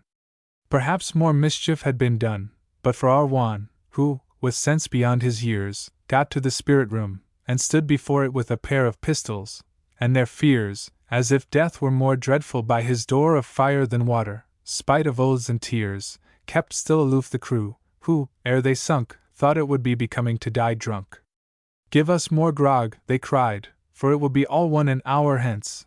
Juan answered, "No, 'tis true that death awaits both you and me, but let us die like men, not sink below like brutes." And thus his dangerous post kept he, and none liked to anticipate the blow, and even Pedrillo, his most reverend tutor, was for some rum a disappointed suitor. The good old gentleman was quite aghast, and made a loud and pious lamentation, repented all his sins, and made a last irrevocable vow of reformation. Nothing should tempt him more, this peril past, to quit his academic occupation, in cloisters of the classic Salamanca, to follow Juan's wake, like Sancho Panza. But now there came a flash of hope once more. Day broke, and the wind lulled. The masts were gone, the leak increased. Shoals round her, but no shore. The vessel swam, yet still she held her own. They tried the pumps again, and though before their desperate efforts seemed all useless grown, a glimpse of sunshine set some hands to bail. The stronger pumped, the weaker thrummed a sail. Under the vessel's keel the sail was passed, and for the moment it had some effect. But with a leak, and not a stick of mast, nor rag of canvas, what could they expect? But still 'tis best to struggle to the last. 'Tis never too late to be wholly wrecked, and though 'tis true that man can only die once, 'tis not so pleasant in the Gulf of Lions. Their winds and waves had hurled them, and from thence, without their will, they carried them away, for they were forced with steering to dispense, and never had as yet a quiet day on which they might repose, or even commence a jury mast or rudder, or could say the ship would swim an hour, which, by good luck, still swam, though not exactly like a duck. The wind, in fact, perhaps was rather less, but the ship labored so, they scarce could hope to weather out much longer. The distress was also great with which they had to cope for want of water, and their solid mess was scant enough. In vain the telescope was used, nor sail nor shore appeared in sight, not but the heavy sea, and coming night. Again the weather threatened, again blew a gale, and in the fore and after hold water appeared. Yet though the people knew all this, the most were patient, and some bold, until the chains and leathers were worn through of all our pumps. A wreck complete she rolled, at mercy of the waves, whose mercies are like human beings during civil war. Then came the carpenter, at last, with tears in his rough eyes, and told the captain he could do no more. He was a man in years, and long had voyaged through many a stormy sea, and if he wept at length, they were not fears that made his eyelids as a woman's be, but he, poor fellow, had a wife and children, two things for dying people quite bewildering. The ship was evidently settling now fast by the head, and, all distinction gone, some went to prayers again, and made a vow of candles to their saints, but there were none to pay them with, and some looked o'er the bow, some hoisted out the boats, and there was one that begged Pedrillo for an absolution, who told him to be damned, in his confusion. Some lashed them in their hammocks, some put on their best clothes, as if going to a fair, some cursed the day on which they saw the sun, and gnashed their teeth, and howling, tore their hair, and others went on as they had begun, getting the boats out, being well aware that a tight boat will live in a rough sea, unless with breakers close beneath her lee. The worst of all was, that in their condition, having been several days in great distress, 'twas difficult to get out such provision as now might render their long suffering less. Men, even when dying, dislike inanition. Their stock was damaged by the weather's stress. 2 casks of biscuit and a keg of butter were all that could be thrown into the cutter. But in the long boat they contrived to stow some pounds of bread, though injured by the wet water, a 20-gallon cask or so, 6 flasks of wine, and they contrived to get a portion of their beef up from below, and with a piece of pork, moreover, met, but scarce enough to serve them for a luncheon. Then there was rum, 8 gallons in a puncheon. The other boats, the yawl and pinnace, had been stove in the beginning of the gale, and the longboat's condition was but bad, as there were but 2 blankets for a sail, and 1 oar for a mast, which a young lad threw in by good luck over the ship's rail, and 2 boats could not hold, far less be stored, to save 1/2 the people then on board. 'Twas twilight, and the sunless day went down over the waste of waters, like a veil, which, if withdrawn, would but disclose the frown of one whose hate is masked but to a sail. Thus to their hopeless eyes the night was shown, and grimly darkled o'er the faces pale, and the dim desolate deep. 12 days had fear been their familiar, and now death was here. Some trial had been making at a raft, with little hope in such a rolling sea, a sort of thing at which one would have laughed, if any laughter at such times could be, unless with people who too much have quaffed, and have a kind of wild and horrid glee, half epileptical and half hysterical. Their preservation would have been a miracle. At 8:30 o'clock, booms, hencoops, spars, and all things, for a chance, had been cast loose, that still could keep afloat the struggling tars, for yet they strove, although of no great use. There was no light in heaven but a few stars, the boats put off o'ercrowded with their crews, she gave a heel, and then a lurch to port, and going down head foremost, sunk, in short. Then rose from sea to sky the wild farewell, then shrieked the timid, and stood still the brave, then some leaped overboard with dreadful yell, as eager to anticipate their grave, and the sea yawned around her like a hell, and down she sucked with her the whirling wave, like one who grapples with his enemy, and strives to strangle him before he die. And first one universal shriek there rushed, louder than the loud ocean, like a crash of echoing thunder, and then all was hushed, save the wild wind and the remorseless dash of billows, but at intervals there gushed, accompanied with a convulsive splash, a solitary shriek, the bubbling cry of some strong swimmer in his agony. The boats, as stated, had got off before, and in them crowded several of the crew, and yet their present hope was hardly more than what it had been, for so strong it blew there was slight chance of reaching any shore, and then they were too many, though so few, 9 in the cutter, 30 in the boat, were counted in them when they got afloat. All the rest perished. Near 200 souls had left their bodies. And what is worse, alas! When over Catholics the ocean rolls, they must wait several weeks before a mass takes off one peck of purgatorial coals, because, till people know what has come to pass, they won't lay out their money on the dead. It costs 3 francs for every mass that is said. Juan got into the long boat, and there contrived to help Pedrillo to a place. It seemed as if they had exchanged their care, for Juan wore the magisterial face which courage gives, while poor Pedrillo's pair of eyes were crying for their owner's case. Batista, though, a name called shortly Tita, was lost by getting at some aquavita. Pedro, his valet, too, he tried to save, but the same cause, conducive to his loss, left him so drunk, he jumped into the wave as o'er the cutter's edge he tried to cross, and so he found a wine and watery grave. They could not rescue him although so close, because the sea ran higher every minute, and for the boat, the crew kept crowding in it. A small old spaniel, which had been Don Jose's, his father's, whom he loved, as ye may think, for on such things the memory reposes with tenderness, stood howling on the brink, knowing dogs have such intellectual noses. No doubt, the vessel was about to sink, and Juan caught him up, and ere he stepped off, threw him in, then after him he leaped.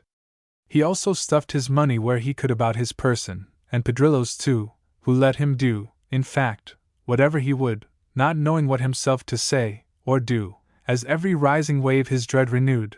But Juan, trusting they might still get through, and deeming there were remedies for any ill, thus re-embarked his tutor and his spaniel. 'Twas a rough night, and blew so stiffly yet, that the sail was becalmed between the seas, though on the waves high top too much to set, they dared not take it in for all the breeze. Each sea curled o'er the stern, and kept them wet, and made them bail without a moment's ease, so that themselves as well as hopes were damped, and the poor little cutter quickly swamped. 9 souls more went in her. The long boat still kept above water, with an oar for mast, 2 blankets stitched together, answering ill instead of sail, were to the oar made fast, though every wave rolled menacing to fill, and present peril all before surpassed. They grieved for those who perished with the cutter, and also for the biscuit casks and butter. The sun rose red and fiery, a sure sign of the continuance of the gale. To run before the sea until it should grow fine, was all that for the present could be done. A few teaspoonfuls of their rum and wine were served out to the people, who begun to faint, and damaged bread wet through the bags, and most of them had little clothes but rags. They counted 30, crowded in a space which left scarce room for motion or exertion. They did their best to modify their case. 1 half sate up, though numbed with the immersion, while t'other half were laid down in their place at watch and watch. Thus, shivering like the tertian ague in its cold fit, they filled their boat, with nothing but the sky for a great coat. 'Tis very certain the desire of life prolongs it. This is obvious to physicians, when patients, either plagued with friends nor wife, survive through very desperate conditions, because they still can hope, nor shines the knife nor shears of Atropos before their visions. Despair of all recovery spoils longevity, and makes men miseries of alarming brevity. 'Tis said that persons living on annuities are longer lived than others, God knows why, unless to plague the grantors, yet so true it is, that some, I really think, do never die. Of any creditors the worst ado it is, and that est their mode of furnishing supply, In my young days they lent me cash that way, which I found very troublesome to pay.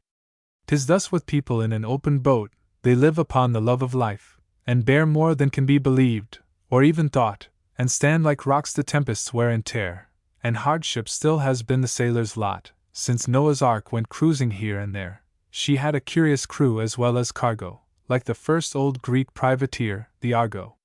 But man is a carnivorous production, and must have meals, at least one meal a day. He cannot live, like woodcocks, upon suction, but like the shark and tiger, must have prey. Although his anatomical construction bears vegetables, in a grumbling way, your laboring people think beyond all question beef, veal, and mutton, better for digestion. And thus it was with this our hapless crew, for on the third day there came on a calm, and though at first their strength it might renew, and lying on their weariness like balm, lulled them like turtles sleeping on the blue of ocean, when they woke they felt a qualm, and fell all ravenously on their provision, instead of hoarding it with due precision. The consequence was easily foreseen. They ate up all they had, and drank their wine, in spite of all remonstrances, and then on what, in fact, next day were they to dine? They hoped the wind would rise, these foolish men, and carry them to shore. These hopes were fine, but as they had but one oar, and that brittle, it would have been more wise to save their victual. The fourth day came, but not a breath of air, and ocean slumbered like an unweaned child. The fifth day, and their boat lay floating there, the sea and sky were blue, and clear, and mild. With their one oar, I wish they had had a pair. What could they do? And hunger's rage grew wild, so Juan's spaniel, spite of his entreating, was killed and portioned out for present eating. On the sixth day they fed upon his hide, and Juan, who had still refused, because the creature was his father's dog that died, now feeling all the vulture in his jaws, with some remorse received, though first denied, as a great favor one of the forepaws, which he divided with Pedrillo, who devoured it, longing for the other two. The seventh day, and no wind, the burning sun blistered and scorched, and stagnant on the sea, they lay like carcasses, and hope was none, save in the breeze that came not. Savagely they glared upon each other. All was done, water, and wine, and food, and you might see the longings of the cannibal arise, although they spoke not, in their wolfish eyes. At length one whispered his companion, who whispered another, and thus it went round, and then into a hoarser murmur grew, an ominous, and wild, and desperate sound, and when his comrades thought each sufferer knew, 'twas but his own, suppressed till now, he found, and out they spoke of lots for flesh and blood, and who should die to be his fellow's food. But ere they came to this, they that day shared some leathern caps, and what remained of shoes, and then they looked around them and despaired, and none to be the sacrifice would choose. At length the lots were torn up, and prepared, but of materials that much shocked the muse, having no paper, for the want of better they took by force from Juan Julia's letter. The lots were made, and marked, and mixed, and handed, in silent horror, and their distribution lulled even the savage hunger which demanded, like the Promethean vulture, this pollution. None in particular had sought or planned it, 'twas nature gnawed them to this resolution, by which none were permitted to be neuter, and the lot fell on Juan's luckless tutor. He but requested to be bled to death.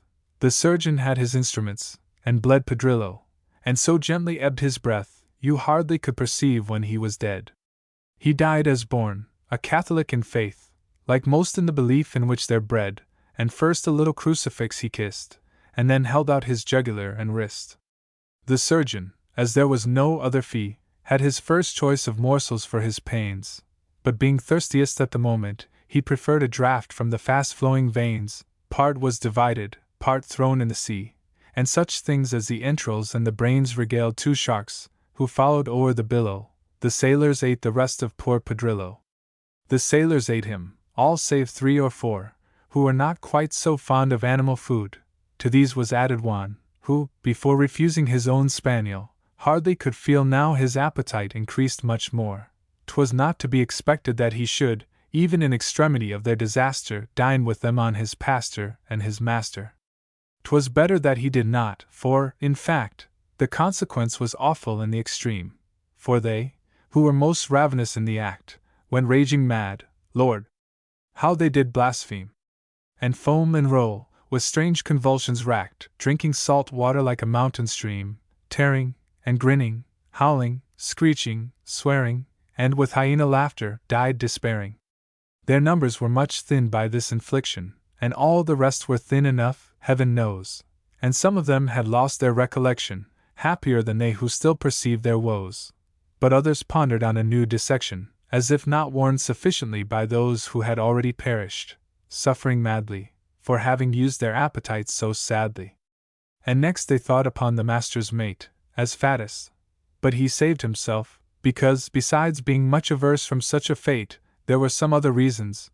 The first was, he had been rather indisposed of late, and that which chiefly proved his saving clause was a small present made to him at Cotty's, by general subscription of the ladies. Of poor Pedrillo something still remained, but was used sparingly. Some were afraid, and others still their appetites constrained, or but at times a little supper made, all except Juan, who throughout abstained, chewing a piece of bamboo and some lead. At length they caught 2 boobies and a noddy, and then they left off eating the dead body. And if Pedrillo's fate should shocking be, remember Ugolino condescends to eat the head of his arch-enemy the moment after he politely ends his tale.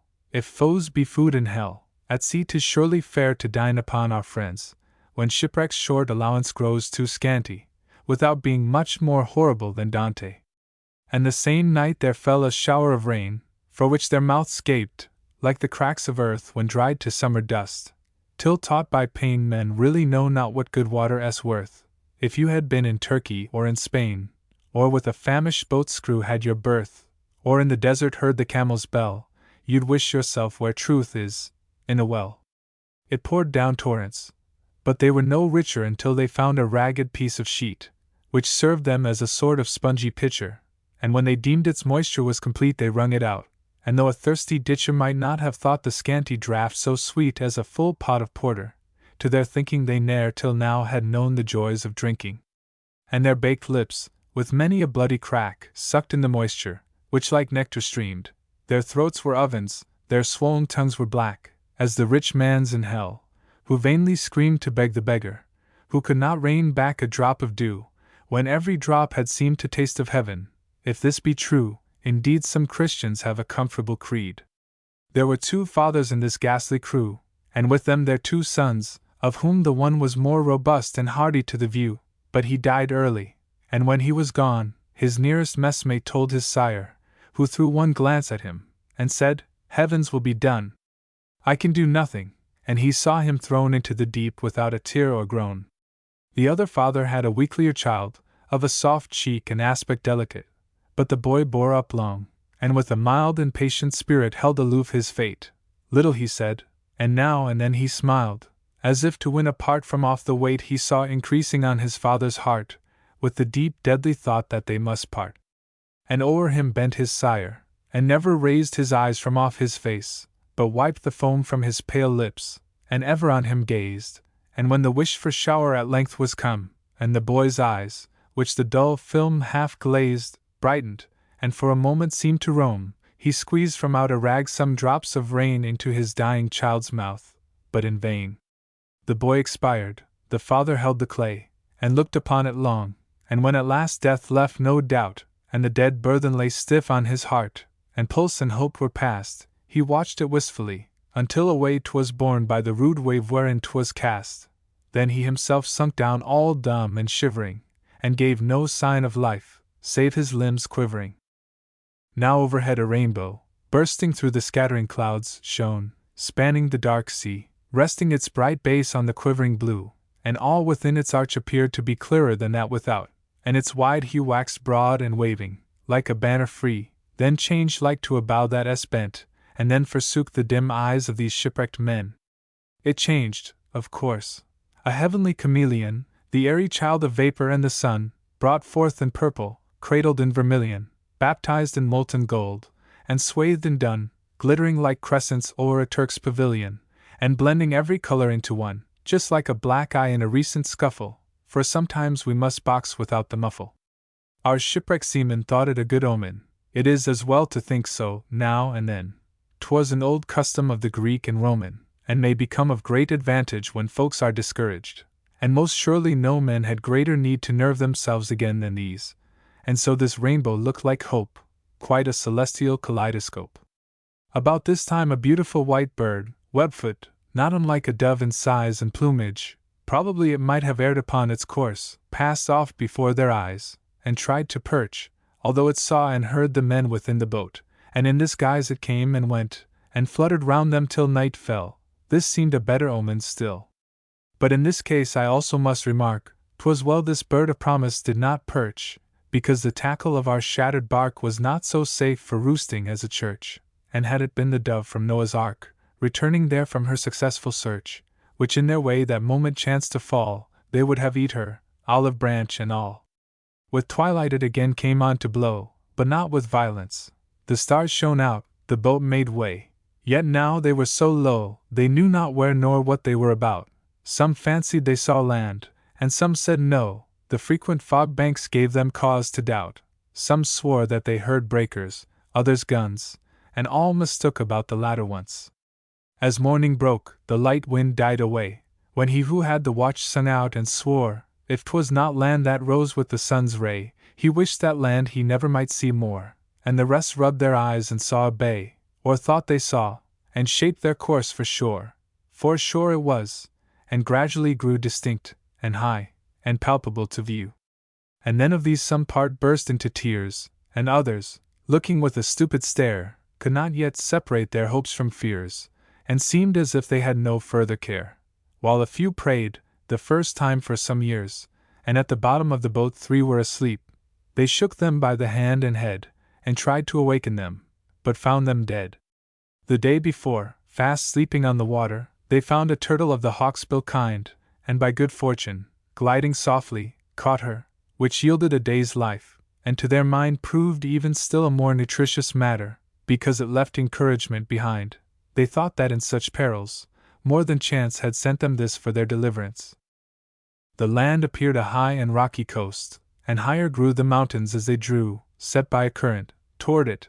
They were lost in various conjectures, for none knew to what part of the earth they had been tossed, so changeable had been the winds that blew. Some thought it was Mount Etna, some the highlands of Candia, Cyprus, Rhodes, or other islands.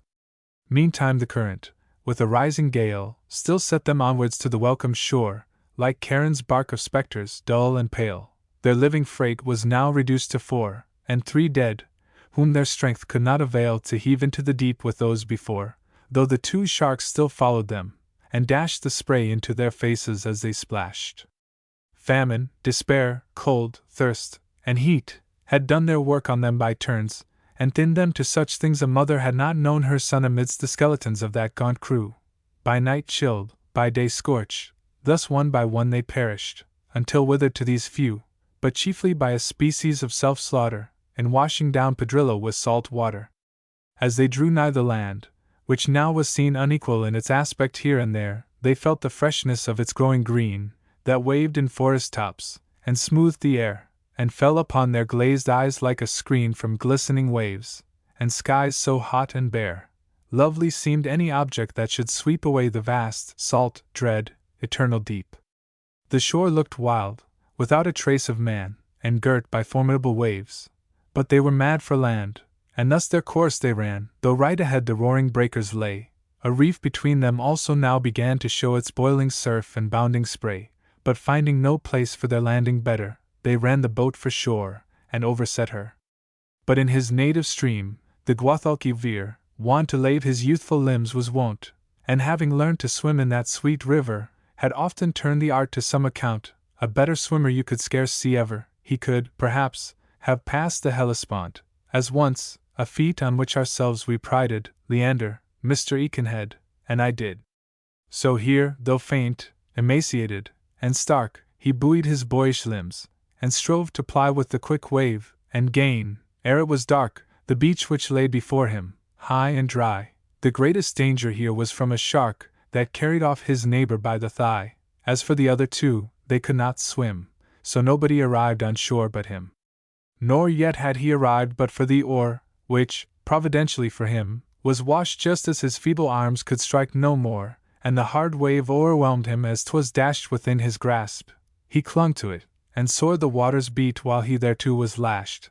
At last, with swimming, wading, scrambling, he rolled on the beach, half senseless, from the sea. There, breathless, with his digging nails he clung fast to the sand, lest the returning wave, from whose reluctant roar his life he wrung, should suck him back to her insatiate grave. And there he lay, full length, where he was flung, before the entrance of a cliff-worn cave, with just enough of life to feel its pain, and deem that it was saved, perhaps in vain. With slow and staggering effort he arose, but sunk again upon his bleeding knee and quivering hand, and then he looked for those who long had been his mates upon the sea. But none of them appeared to share his woes, save one, a corpse, from out the famished three, who died 2 days before, and now had found an unknown barren beach for burial ground. And as he gazed, his dizzy brain spun fast, and down he sunk, and as he sunk, the sand swam round and round, and all his senses passed. He fell upon his side, and his stretched hand drooped dripping on the oar, their jury-mast, and like a withered lily, on the land his slender frame and pallid aspect lay, as fair a thing as e'er was formed of clay. How long in his damp trance young Juan lay he knew not, for the earth was gone for him, and time had nothing more of night nor day for his congealing blood, and senses dim. And how this heavy faintness passed away he knew not, till each painful pulse and limb, and tingling vein, seemed throbbing back to life, for death, though vanquished, still retired with strife. His eyes he opened, shut, again unclosed, for all was doubt and dizziness. He thought he still was in the boat and had but dozed, and felt again with his despair o'erwrought, and wished a death in which he had reposed. And then once more his feelings back were brought, and slowly by his swimming eyes was seen a lovely female face of 17. 'Twas bending close o'er his, and the small mouth seemed almost prying into his for breath, and chafing him. The soft warm hand of youth recalled his answering spirits back from death, and bathing his chill temples, tried to soothe each pulse to animation, till beneath its gentle touch and trembling care, a sigh to these kind efforts made a low reply. Then was the cordial poured, and mantle flung around his scarce-clad limbs, and the fair arm raised higher the faint head which o'er it hung, and her transparent cheek, all pure and warm, pillowed his death-like forehead. Then she wrung his dewy curls, long drenched by every storm, and watched with eagerness each throb that drew a sigh from his heaved bosom, and hers, too. And lifting him with care into the cave, the gentle girl and her attendant, one young yet her elder, and of brow less grave, and more robust of figure, then begun to kindle fire, and as the new flames gave light to the rocks that roofed them, which the sun had never seen, the maid, or whatsoever she was, appeared distinct, and tall, and fair. Her brow was overhung with coins of gold, that sparkled o'er the auburn of her hair, her clustering hair, whose longer locks were rolled in braids behind, and though her stature were even of the highest for a female mold, they nearly reached her heel, and in her air there was a something which bespoke command, as one who was a lady in the land. Her hair, I said, was auburn, but her eyes were black as death, their lashes the same hue, of downcast length, in whose silk shadow lies deepest attraction, for when to the view forth from its raven fringe the full glance flies, ne'er with such force the swiftest arrow flew. 'Tis as the snake late coiled, who pours his length, and hurls at once his venom and his strength. Her brow was white and low, her cheeks pure dye like twilight rosy still with the set sun, short upper lip, sweet lips, that make us sigh ever to have seen such, for she was one fit for the model of a statuary, a race of mere impostors. When all is done, I've seen much finer women, ripe and real, than all the nonsense of their stone ideal. I'll tell you why I say so, for 'tis just one should not rail without a decent cause. There was an Irish lady, to whose bust I ne'er saw justice done, and yet she was a frequent model, and if e'er she must yield to stern time and nature's wrinkling laws, they will destroy a face which mortal thought ne'er compassed, nor less mortal chisel wrought. And such was she, the lady of the cave. Her dress was very different from the Spanish, simpler, and yet of colors not so grave, for, as you know, the Spanish women banish bright hues when out of doors, and yet, while wave around them, what I hope will never vanish, the basquina and the mantilla, they seem at the same time mystical and gay. But with our damsel this was not the case. Her dress was many-colored, finely spun, her locks curled negligently round her face, but through them gold and gems profusely shone. Her girdle sparkled, and the richest lace flowed in her veil, and many a precious stone flashed on her little hand. But what was shocking, her small snow feet had slippers, but no stocking. The other female's dress was not unlike, but of inferior materials. She had not so many ornaments to strike, her hair had silver only, bound to be her dowry, and her veil, in form alike, was coarser, and her air, though firm, less free. Her hair was thicker, but less long, her eyes as black, but quicker, and of smaller size. And these two tended him, and cheered him both with food and raiment, and those soft attentions, which are, as I must own, of female growth, and have 10,000 delicate inventions. They made a most superior mess of broth, a thing which poesy but seldom mentions, but the best dish that e'er was cooked since Homer's Achilles ordered dinner for newcomers. I'll tell you who they were, this female pair, lest they should seem princesses in disguise. Besides, I hate all mystery, and that air of claptrap which your recent poets prize. And so, in short, the girls they really were, they shall appear before your curious eyes, mistress and maid. The first was only daughter of an old man who lived upon the water. A fisherman he had been in his youth, and still a sort of fisherman was he. But other speculations were, in sooth, added to his connection with the sea, perhaps not so respectable, in truth, a little smuggling, and some piracy, left him, at last, the soul of many masters of an ill-gotten million of piastres. A fisher, therefore, was he, though of men, like Peter the Apostle, and he fished for wandering merchant vessels, now and then, and sometimes caught as many as he wished.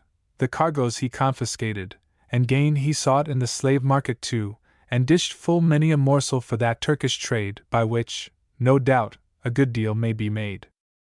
He was a Greek, and on his isle had built, one of the wild and smaller Cyclades, a very handsome house from out his guilt, and there he lived exceedingly at ease. Heaven knows what cash he got or blood he spilt. A sad old fellow was he, if you please, but this I know, it was a spacious building, full of barbaric carving, paint, and gilding. He had an only daughter, called Haidee, the greatest heiress of the Eastern Isles. Besides, so very beautiful was she, her dowry was as nothing to her smiles, still in her teens, and like a lovely tree she grew to womanhood, and between whiles rejected several suitors, just to learn how to accept a better in his turn. And walking out upon the beach, below the cliff, towards sunset, on that day she found, insensible, not dead, but nearly so, Don Juan, almost famished, and half drowned. But being naked, she was shocked, you know, yet deemed herself in common pity bound, as far as in her lay, to take him in, a stranger dying, with so white a skin. But taking him into her father's house was not exactly the best way to save, but like conveying to the cat the mouse, or people in a trance into their grave, because the good old man had so much nous, unlike the honest Arab thieves so brave, he would have hospitably cured the stranger, and sold him instantly when out of danger. And therefore, with her maid, she thought it best, a virgin always on her maid relies, to place him in the cave for present rest, and when, at last, he opened his black eyes, their charity increased about their guest, and their compassion grew to such a size, it opened half the turnpike gates to heaven. St. Paul says, 'tis the toll which must be given. They made a fire, but such a fire as they upon the moment could contrive with such materials as were cast up round the bay, some broken planks, and oars, that to the touch were nearly tinder, since so long they lay a mast was almost crumbled to a crutch. But by God's grace, here wrecks were in such plenty, that there was fuel to have furnished 20. He had a bed of furs, and a pelisse, for Haidee stripped her sables off to make his couch, and that he might be more at ease, and warm, in case by chance he should awake, they also gave a petticoat apiece, she and her maid, and promised by daybreak to pay him a fresh visit, with a dish for breakfast, of eggs, coffee, bread, and fish. And thus they left him to his lone repose. Juan slept like a top, or like the dead, who sleep at last, perhaps, God only knows, just for the present, and in his lulled head not even a vision of his former woes throbbed in accursed dreams, which sometimes spread unwelcome visions of our former years, till the eye, cheated, opens thick with tears. Young Juan slept all dreamless, but the maid, who smoothed his pillow, as she left the den looked back upon him, and a moment stayed, and turned, believing that he called again. He slumbered, yet she thought, at least she said, the heart will slip, even as the tongue and pen. He had pronounced her name, but she forgot that at this moment Juan knew it not. And pensive to her father's house she went, enjoining silence strict to Zoe, who better than her knew what, in fact, she meant, she being wiser by a year or two an age when rightly spent, and Zoe spent hers, as most women do, in gaining all that useful sort of knowledge which is acquired in nature's good old college. The morn broke, and found Juan slumbering still fast in his cave, and nothing clashed upon his rest. The rushing of the neighboring rill, and the young beams of the excluded sun, troubled him not, and he might sleep his fill, and need he had of slumber yet, for none had suffered more. His hardships were comparative to those related in my granddad's narrative. Not so Haidee. She sadly tossed and tumbled, and started from her sleep, and, turning o'er, dreamed of 1,000 wrecks, o'er which she stumbled, and handsome corpses strewed upon the shore, and woke her maids so early that she grumbled, and called her father's old slaves up, who swore in several oaths, Armenian, Turk, and Greek, they knew not what to think of such a freak. But up she got, and up she made them get, with some pretense about the sun, that makes sweet skies just when he rises, or is set, and 'tis, no doubt, a sight to see when breaks bright Phoebus, while the mountains still are wet with mist, and every bird with him awakes, and night is flung off like a morning suit worn for a husband, or some other brute. I say, the sun is a most glorious sight. I've seen him rise full oft, indeed of late I have sat up on purpose all the night, which hastens, as physicians say, one's fate, and so all ye, who would be in the right in health and purse, begin your day to date from daybreak, and when coffined at 80, engrave upon the plate, you rose at 4. And Haidee met the morning face to face. Her own was freshest, though a feverish flush had dyed it with the headlong blood, whose race from heart to cheek is curbed into a blush, like to a torrent which a mountain's base, that overpowers some alpine river's rush, checks to a lake, whose waves in circles spread, or the Red Sea, but the sea is not red. And down the cliff the island virgin came, and near the cave her quick light footsteps drew, while the sun smiled on her with his first flame, and young Aurora kissed her lips with dew, taking her for a sister, just the same mistake you would have made on seeing the two, although the mortal, quite as fresh and fair, had all the advantage, too, of not being air.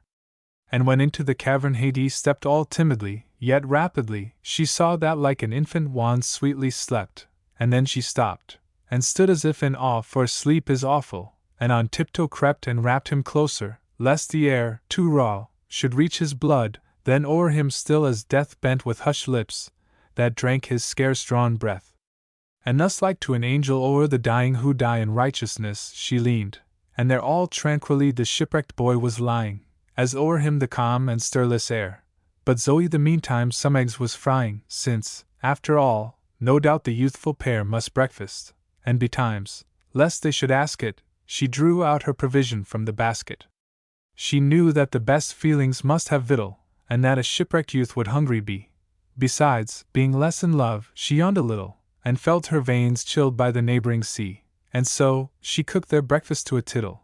I can't say that she gave them any tea, but there were eggs, fruit, coffee, bread, fish, honey, with seal wine, and all for love, not money. And Zoe, when the eggs were ready, and the coffee made, would fain have wakened Juan. But Haidee stopped her with her quick small hand, and without word, a sign her finger drew on her lip, which Zoe needs must understand, and, the first breakfast spoilt, prepared a new one, because her mistress would not let her break that sleep which seemed as it would ne'er awake. For still he lay, and on his thin worn cheek a purple hectic played like dying day on the snow-tops of distant hills. The streak of sufferance yet upon his forehead lay, where the blue veins looked shadowy, shrunk, and weak, and his black curls were dewy with the spray, which weighed upon them yet, all damp and salt, mixed with the stony vapors of the vault.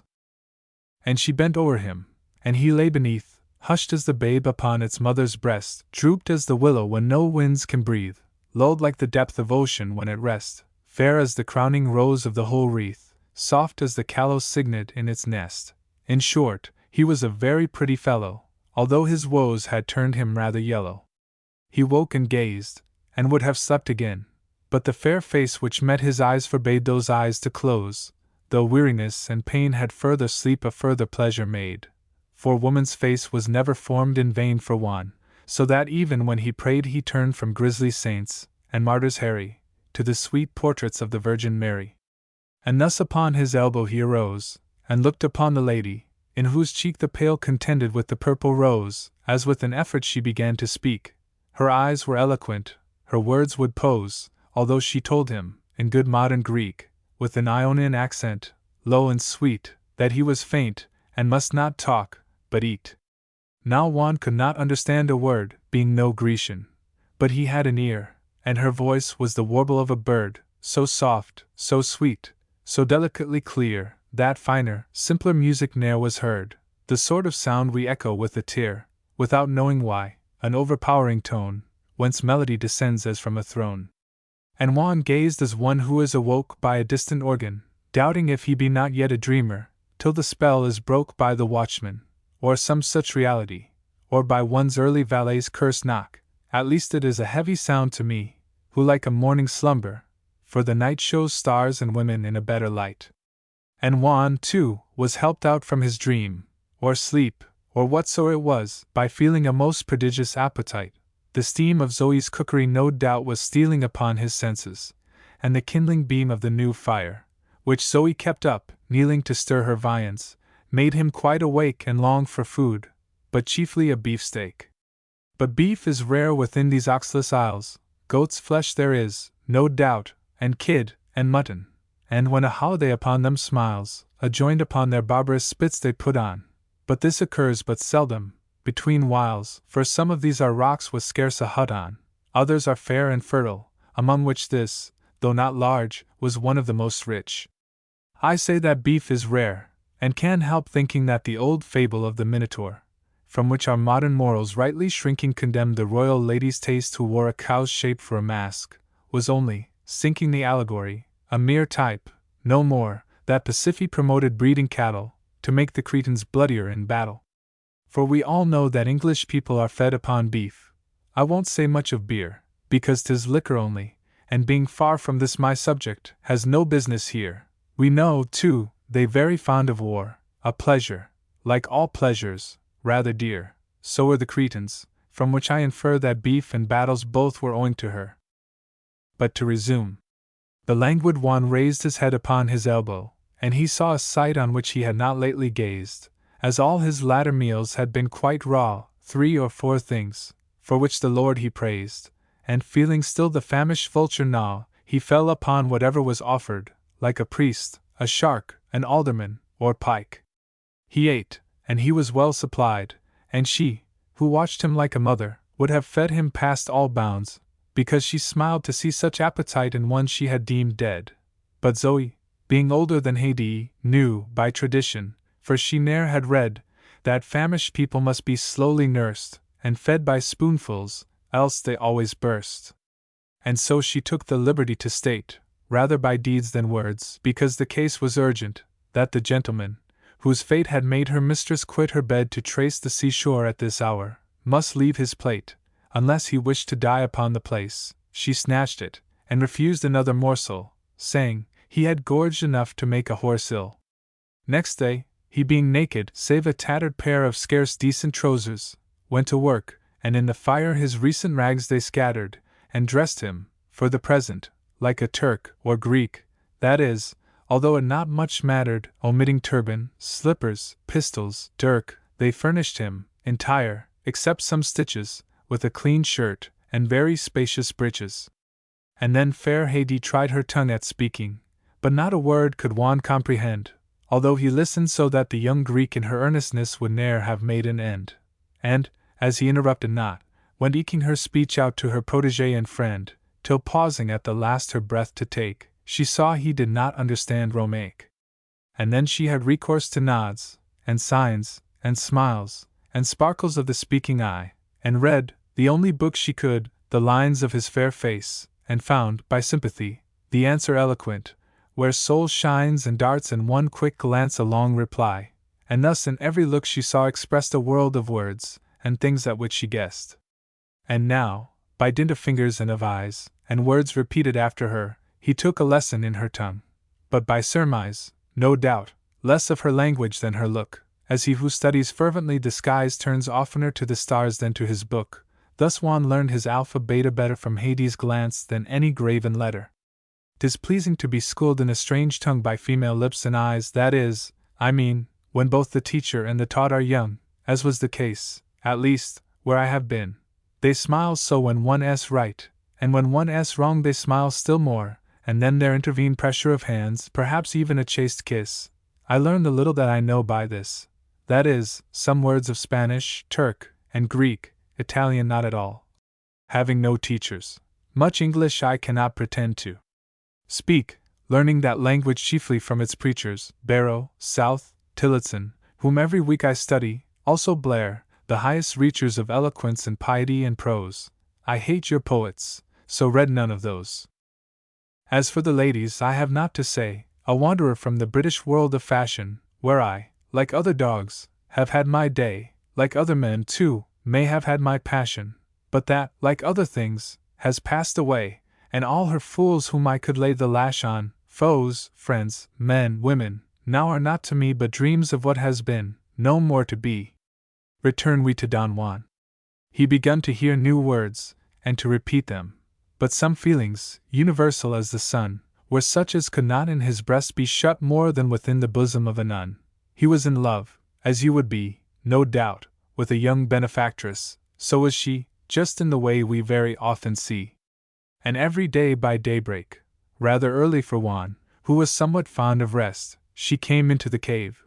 But it was merely to see her bird reposing in his nest, and she would softly stir his locks so curly, without disturbing her yet slumbering guest, breathing all gently o'er his cheek and mouth, as o'er a bed of roses the sweet south. And every morn his color freshlier came, and every day helped on his convalescence. 'Twas well, because health in the human frame is pleasant, besides being true love's essence, for health and idleness to passion's flame are oil and gunpowder, and some good lessons are also learnt from Ceres and from Bacchus, without whom Venus will not long attack us. While Venus fills the heart, without heart really love, though good always, is not quite so good. Ceres presents a plate of vermicelli, for love must be sustained like flesh and blood, while Bacchus pours out wine, or hands a jelly. Eggs, oysters, too, are amatory food. But who is their purveyor from above heaven knows, it may be Neptune, Pan, or Jove. When Juan woke he found some good things ready, a bath, a breakfast, and the finest eyes that ever made a youthful heart less steady, besides her maids as pretty for their size.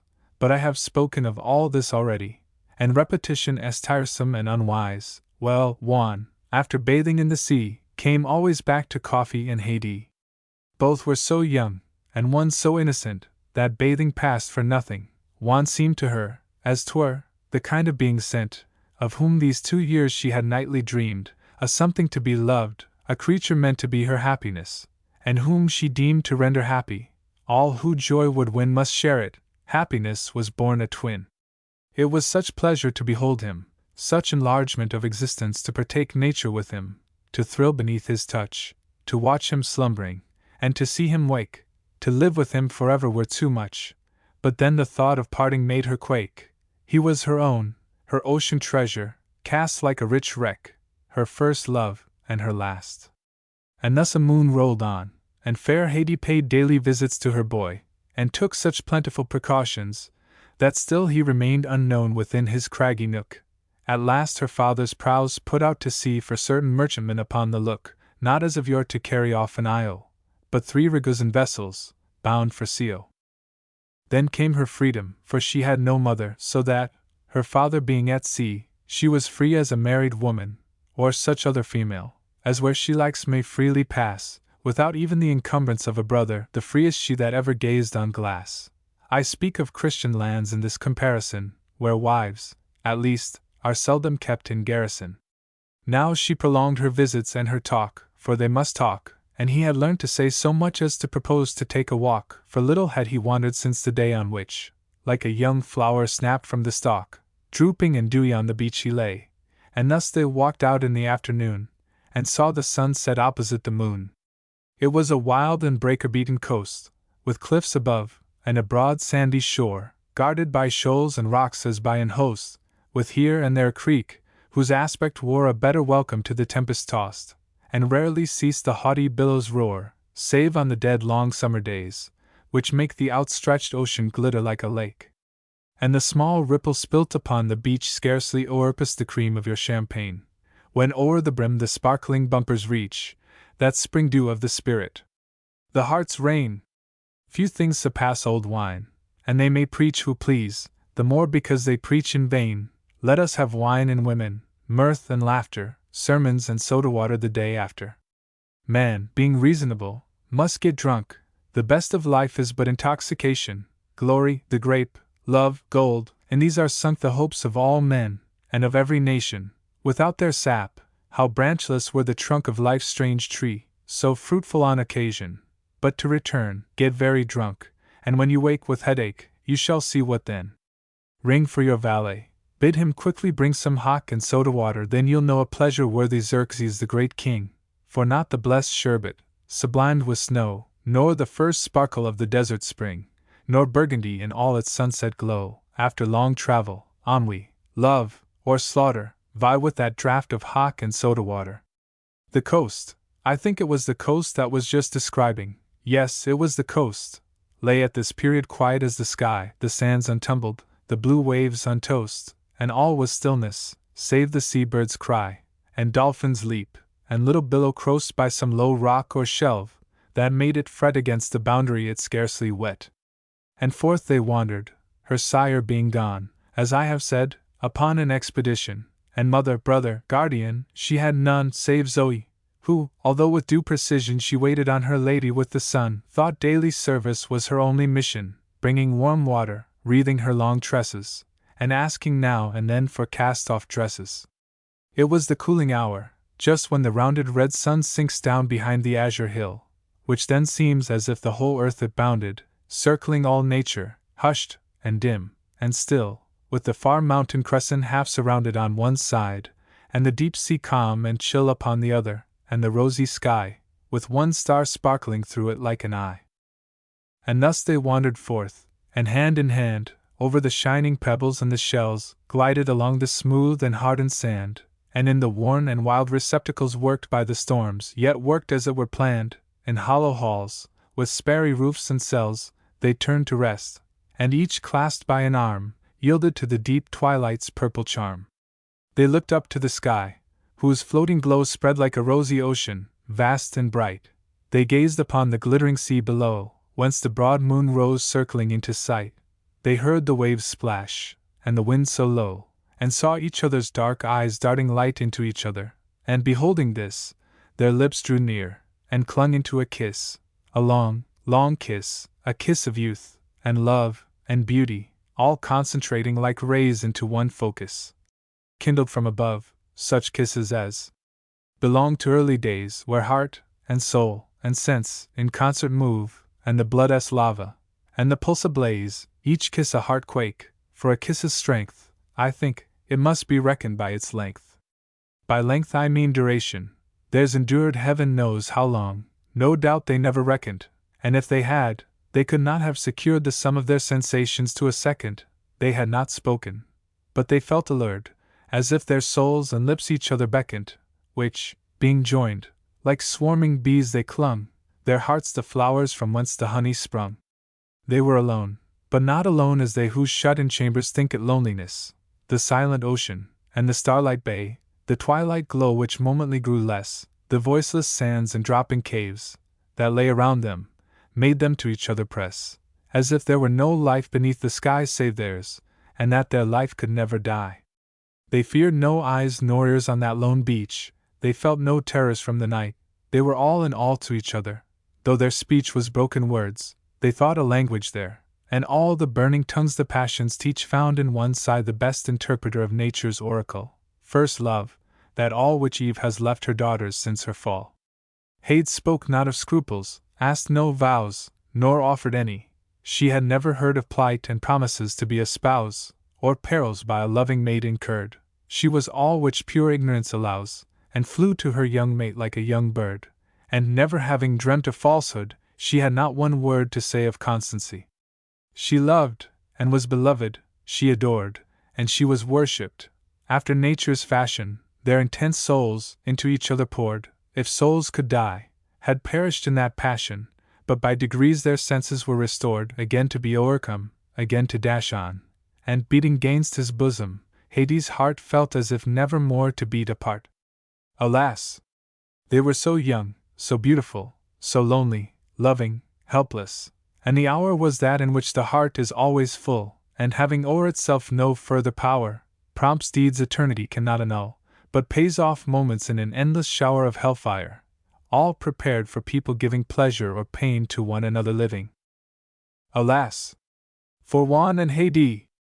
They were so loving and so lovely, till then never, excepting our first parents, such a pair had run the risk of being damned forever, and Hades, being devout as well as fair, had, doubtless, heard about the Stygian river, and hell and purgatory, but forgot just in the very crisis she should not. They look upon each other, and their eyes gleam in the moonlight, and her white arm clasps round Juan's head, and his around her lies half buried in the tresses which it grasps. She sits upon his knee, and drinks his sighs, he hers, until they end in broken gasps, and thus they form a group that is quite antique, half naked, loving, natural, and Greek. And when those deep and burning moments passed, and Juan sunk to sleep within her arms, she slept not, but all tenderly, though fast, sustained his head upon her bosom's charms, and now and then her eye to heaven is cast, and then on the pale cheek her breast now warms, pillowed on her overflowing heart, which pants with all it granted, and with all it grants. An infant when it gazes on a light, a child the moment when it drains the breast, a devotee when soars the host in sight, an Arab with a stranger for a guest, a sailor when the prize has struck in fight, a miser filling his most hoarded chest, feel rapture, but not such true joy are reaping as they who watch o'er what they love while sleeping. For there it lies so tranquil, so beloved, all that it hath of life with us is living, so gentle, stirless, helpless, and unmoved, and all unconscious of the joy 'tis giving, all it hath felt, inflicted, passed, and proved, hushed into depths beyond the watcher's diving, there lies the thing we love with all its errors and all its charms, like death without its terrors. The lady watched her lover, and that hour of loves, and nights, and ocean's solitude, o'erflowed her soul with their united power. Amidst the barren sand and rocks so rude she and her wave-worn love had made their bower, where not upon their passion could intrude, and all the stars that crowded the blue space saw nothing happier than her glowing face. Alas! The love of women! It is known to be a lovely and a fearful thing, for all of theirs upon that die is thrown, and if 'tis lost, life hath no more to bring to them but mockeries of the past alone, and their revenge is as the tiger's spring, deadly, and quick, and crushing, yet, as real torture is theirs, what they inflict they feel. They are right, for man, to man so oft unjust, is always so to women, one sole bond awaits them, treachery is all their trust, taught to conceal, their bursting hearts despond over their idol, till some wealthier lust buys them in marriage, and what rests beyond? A thankless husband, next a faithless lover, then dressing, nursing, praying, and all else over. Some take a lover, some take drams or prayers, some mind their household, others dissipation, some run away, and but exchange their cares, losing the advantage of a virtuous station. Few changes e'er can better their affairs, theirs being an unnatural situation, from the dull palace to the dirty hovel. Some play the devil, and then write a novel. Hades was nature's bride, and knew not this. Hades was passion's child, born where the sun showers triple light, and scorches even the kiss of his gazelle-eyed daughters. She was one made but to love, to feel that she was his who was her chosen. What was said or done elsewhere was nothing. She had naught to fear, hope, care, nor love, beyond, her heart beat here. And oh! that quickening of the heart, that beat! How much it costs us! Yet each rising throb is in its cause as its effect so sweet, that wisdom, ever on the watch to rob joy of its alchemy, and to repeat fine truths, even conscience, too, has a tough job to make us understand each good old maxim, so good, I wonder Castlereagh don't tax him. And now 'twas done, on the lone shore were plighted their hearts, The stars, their nuptial torches, shed beauty upon the beautiful they lighted, ocean their witness, and the cave their bed, by their own feelings hallowed and united. Their priest was solitude, and they were wed, and they were happy, for to their young eyes each was an angel, and earth paradise. O love! Of whom great Caesar was the suitor, Titus the master, Antony the slave, Horace, Catullus, scholars, Ovid tutor, Sappho the sage bluestocking, in whose grave all those may leap who rather would be neuter. Leucadia's rock still overlooks the wave. O love! Thou art the very god of evil, for, after all, we cannot call thee devil. Thou makest the chaste connubial state precarious, and jestest with the brows of mightiest men. Caesar and Pompey, Mahomet, Belisarius, have much employed the muse of history's pen. Their lives and fortunes were extremely various, such worthies time will never see again. Yet to these 4 and 3 things the same luck holds, they all were heroes, conquerors, and cuckolds. Thou makest philosophers.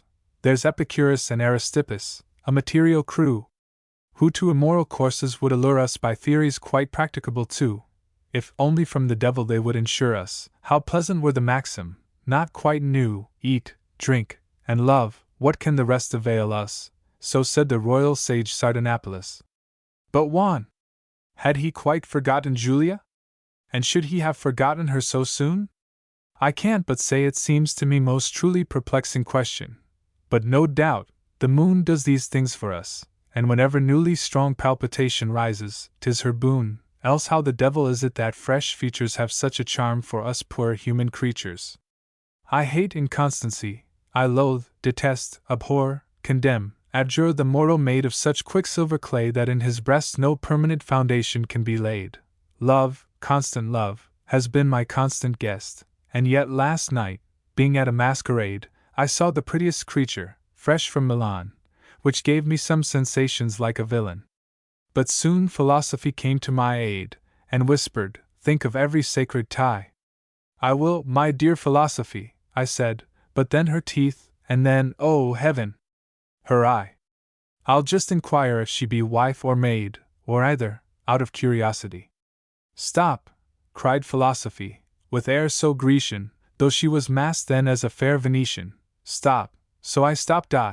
But to return, that which men call inconstancy is nothing more than admiration due where nature's rich profusion with young beauty covers o'er some favored object, and as in the niche a lovely statue we almost adore, this sort of adoration of the real is but a heightening of the beau ideal.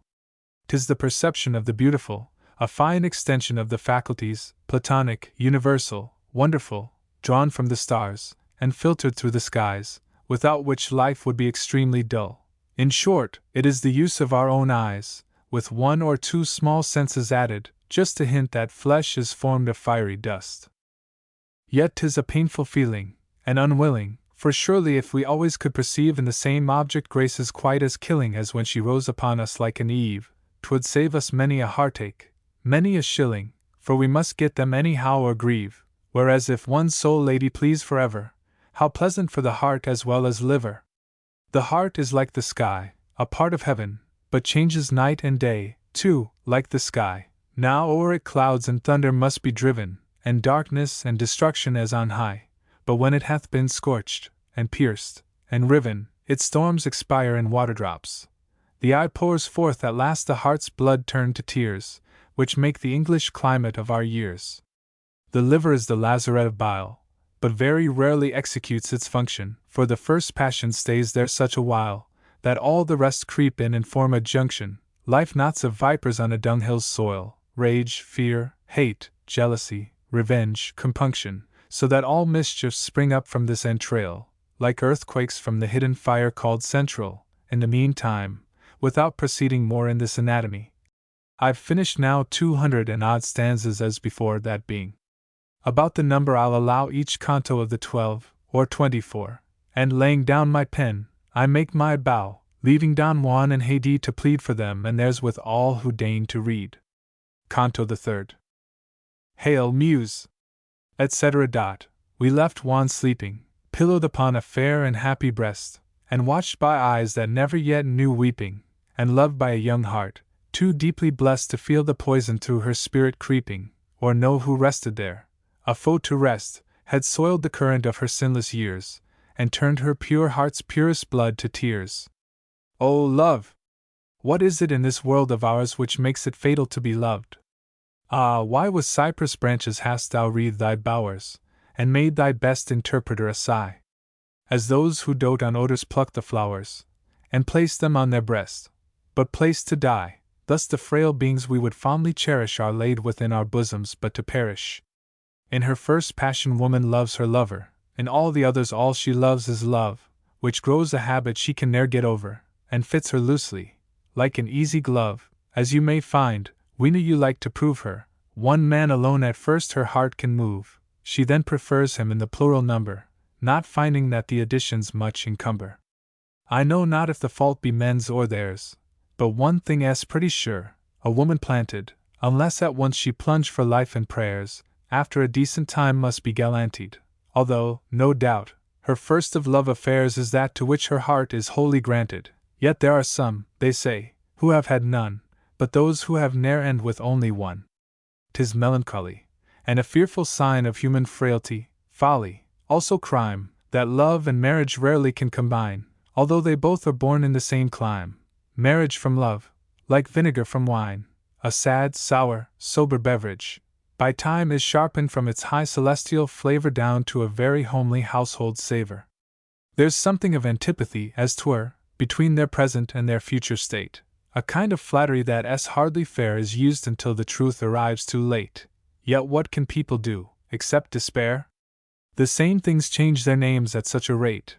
For instance, passion in a lover is glorious, but in a husband is pronounced uxorious.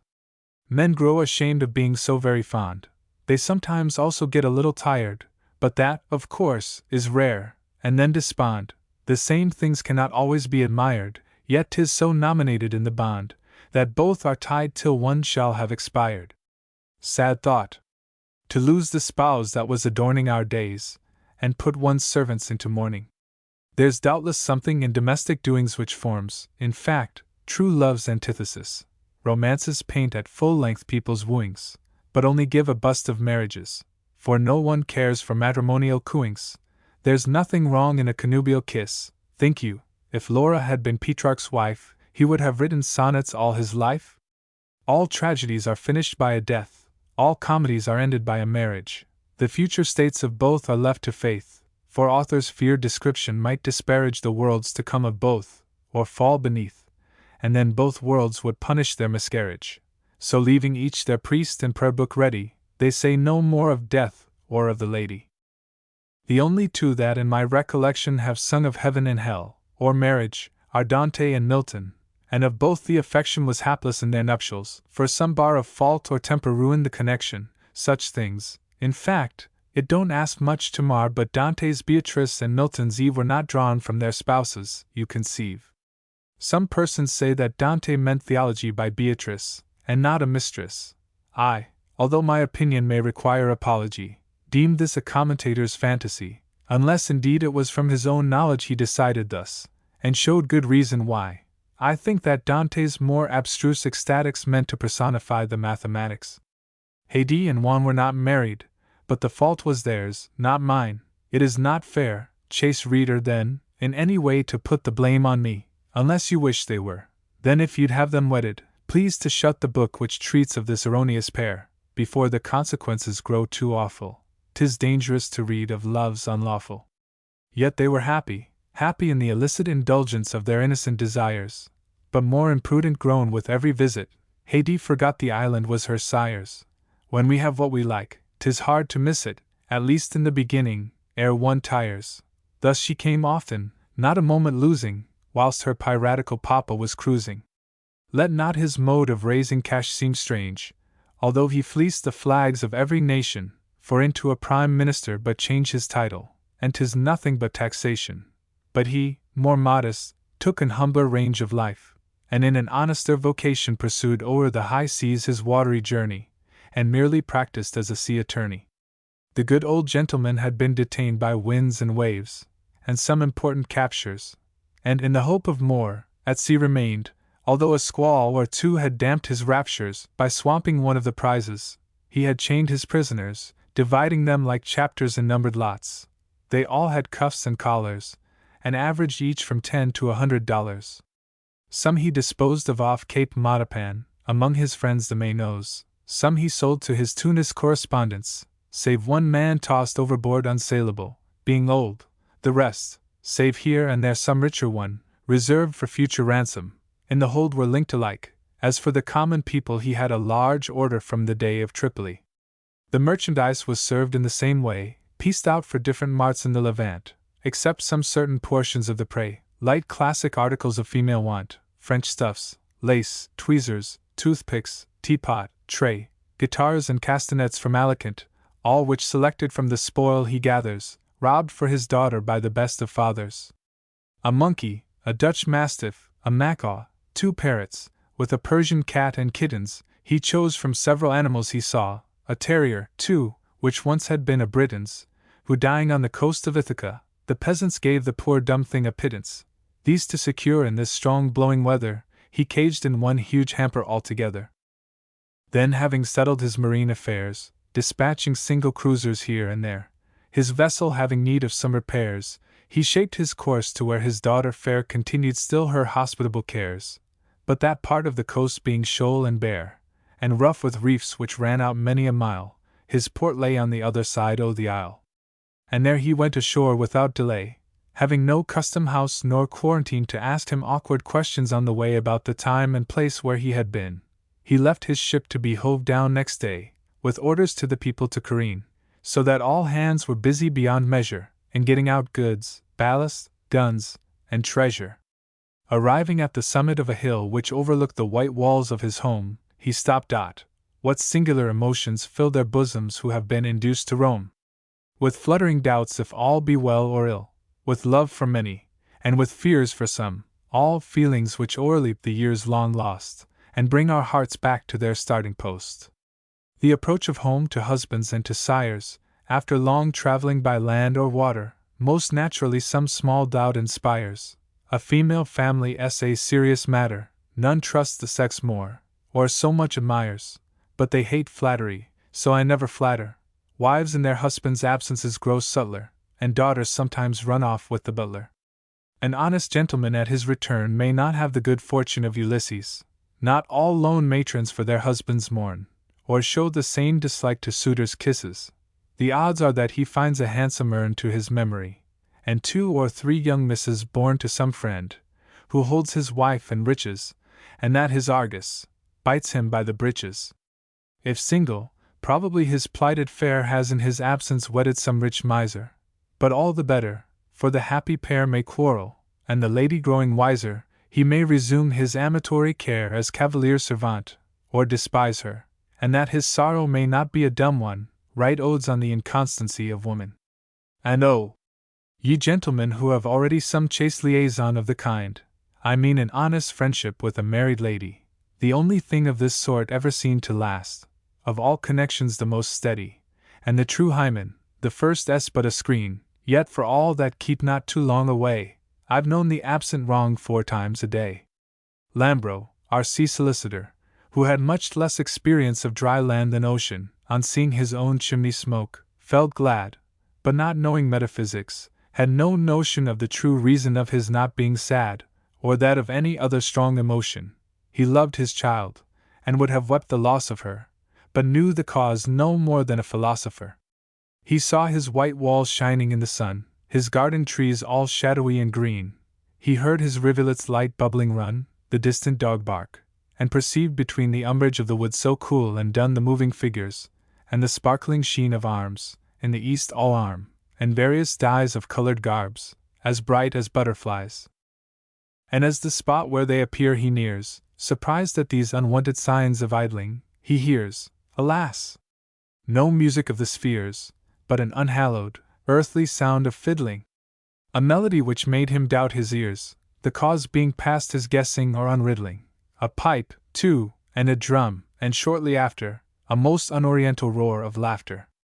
And still more nearly to the place advancing, descending rather quickly the declivity, through the waved branches o'er the greensward glancing, midst other indications of festivity, seeing a troop of his domestics dancing like dervises, who turned as on a pivot, he perceived it was the Pyrrhic dance so martial, to which the Levantines are very partial. And further on a group of Grecian girls, the first and tallest her white kerchief waving, were strung together like a row of pearls, linked hand in hand, and dancing, each two having down her white neck long floating auburn curls, the least of which would set 10 poets raving. Their leader sang, and bounded to her song, with choral step and voice, the virgin throng. And here, assembled cross-legged round their trays, small social parties just begun to dine.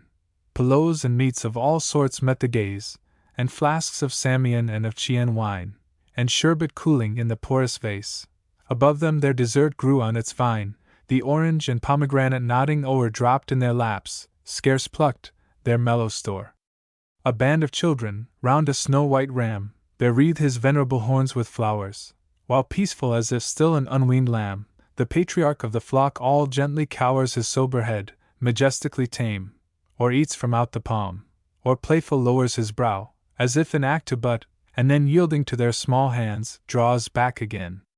Their classical profiles, and glittering dresses, their large black eyes, and soft seraphic cheeks, crimson as cleft pomegranates, their long tresses, the gesture which enchants, the eye that speaks, the innocence which happy childhood blesses, made quite a picture of these little Greeks, so that the philosophical beholder sighed for their sakes, that they should e'er grow older. Afar, a dwarf buffoon stood telling tales to a sedate grey circle of old smokers, of secret treasures found in hidden valleys, of wonderful replies from Arab jokers, of charms to make good gold and cure bad ales, of rocks bewitched that open to the knockers, of magic ladies who, by one sole act, transformed their lords to beasts. But that is a fact. Here was no lack of innocent diversion for the imagination or the senses, song, dance, wine, music, stories from the Persian, all pretty pastimes in which no offense is. But Lambros saw all these things with aversion, perceiving in his absence such expenses, dreading that climax of all human ills, the inflammation of his weekly bills. Ah! What is man?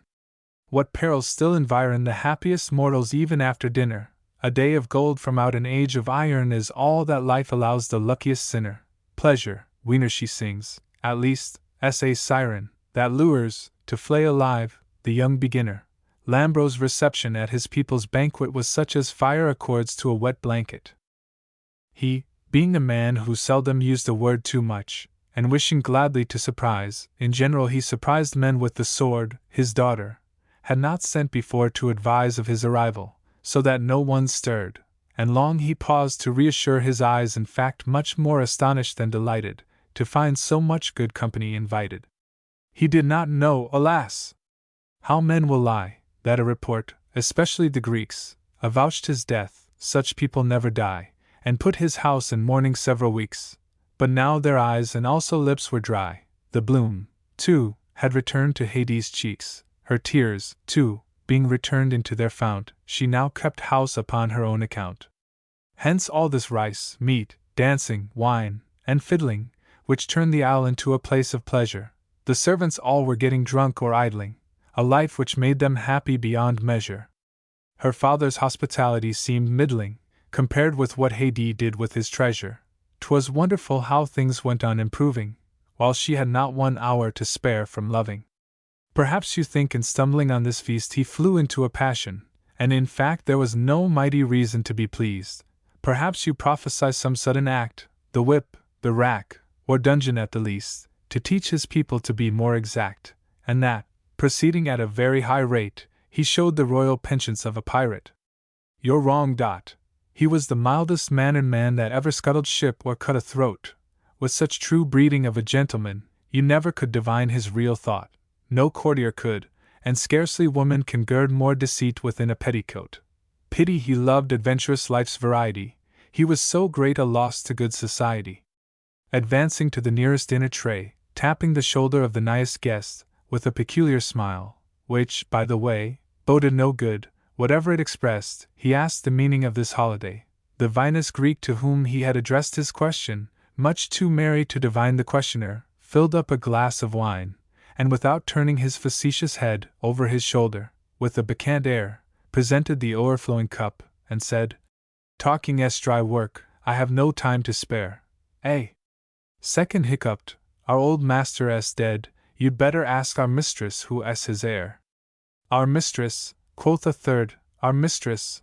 Pooh, you mean our master, not the old, but new. These rascals, being newcomers, knew not whom they thus addressed, and Lambro's visage fell, and o'er his eye a momentary gloom passed, but he strove quite courteously to quell the expression, and endeavoring to resume his smile, requested one of them to tell the name and quality of his new patron, who seemed to have turned Haidee into a matron. I know not, quoth the fellow, who or what he is, nor whence he came, and little care, but this I know, that this roast capon s fat, and that good wine ne'er washed down better fare, and if you are not satisfied with that, direct your questions to my neighbor there. He'll answer all for better or for worse, for none likes more to hear himself converse. I said that Lambro was a man of patience, and certainly he showed the best of breeding, which scarce even France, the paragon of nations, e'er saw her most polite of sons exceeding. He bore these sneers against his near relations, his own anxiety, his heart, too, bleeding, the insults, too, of every servile glutton, who all the time was eating up his mutton.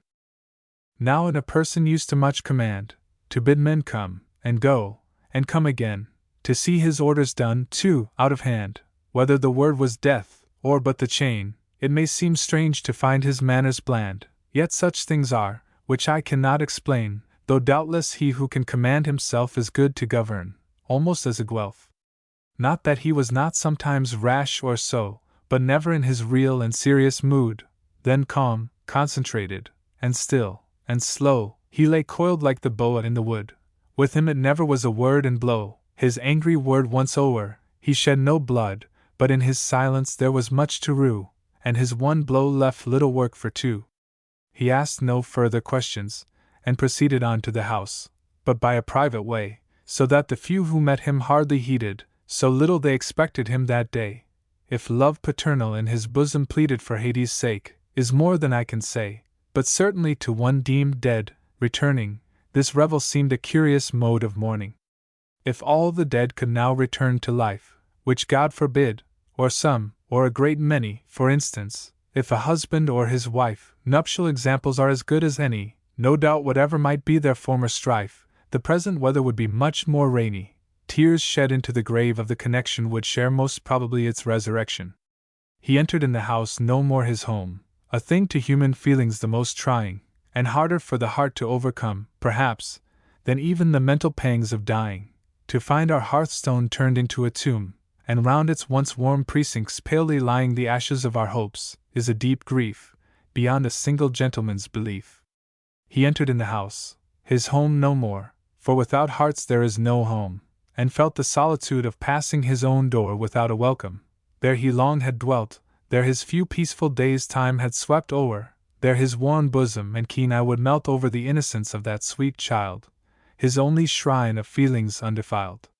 He was a man of a strange temperament, of mild demeanor though of savage mood, moderate in all his habits, and content with temperance and pleasure, as in food, quick to perceive, and strong to bear, and meant for something better, if not wholly good. His country's wrongs and his despair to save her had stung him from a slave to an enslaver. The love of power, and rapid gain of gold, the hardness by long habitude produced, the dangerous life in which he had grown old, the mercy he had granted oft abused, the sights he was accustomed to behold, the wild seas, and wild men with whom he cruised, had cost his enemies a long repentance, and made him a good friend, but bad acquaintance. But something of the spirit of old Greece flashed o'er his soul, a few heroic rays, such as lit onward to the golden fleece his predecessors in the Colchian days. 'Tis true he had no ardent love for peace, alas! His country showed no path to praise, hate to the world and war with every nation he waged, in vengeance of her degradation. Still o'er his mind the influence of the clime shed its Ionian elegance, which showed its power unconsciously full many a time, a taste seen in the choice of his abode, a love of music and of scenes sublime, a pleasure in the gentle stream that flowed past him in crystal, and a joy in flowers, bedewed his spirit in his calmer hours.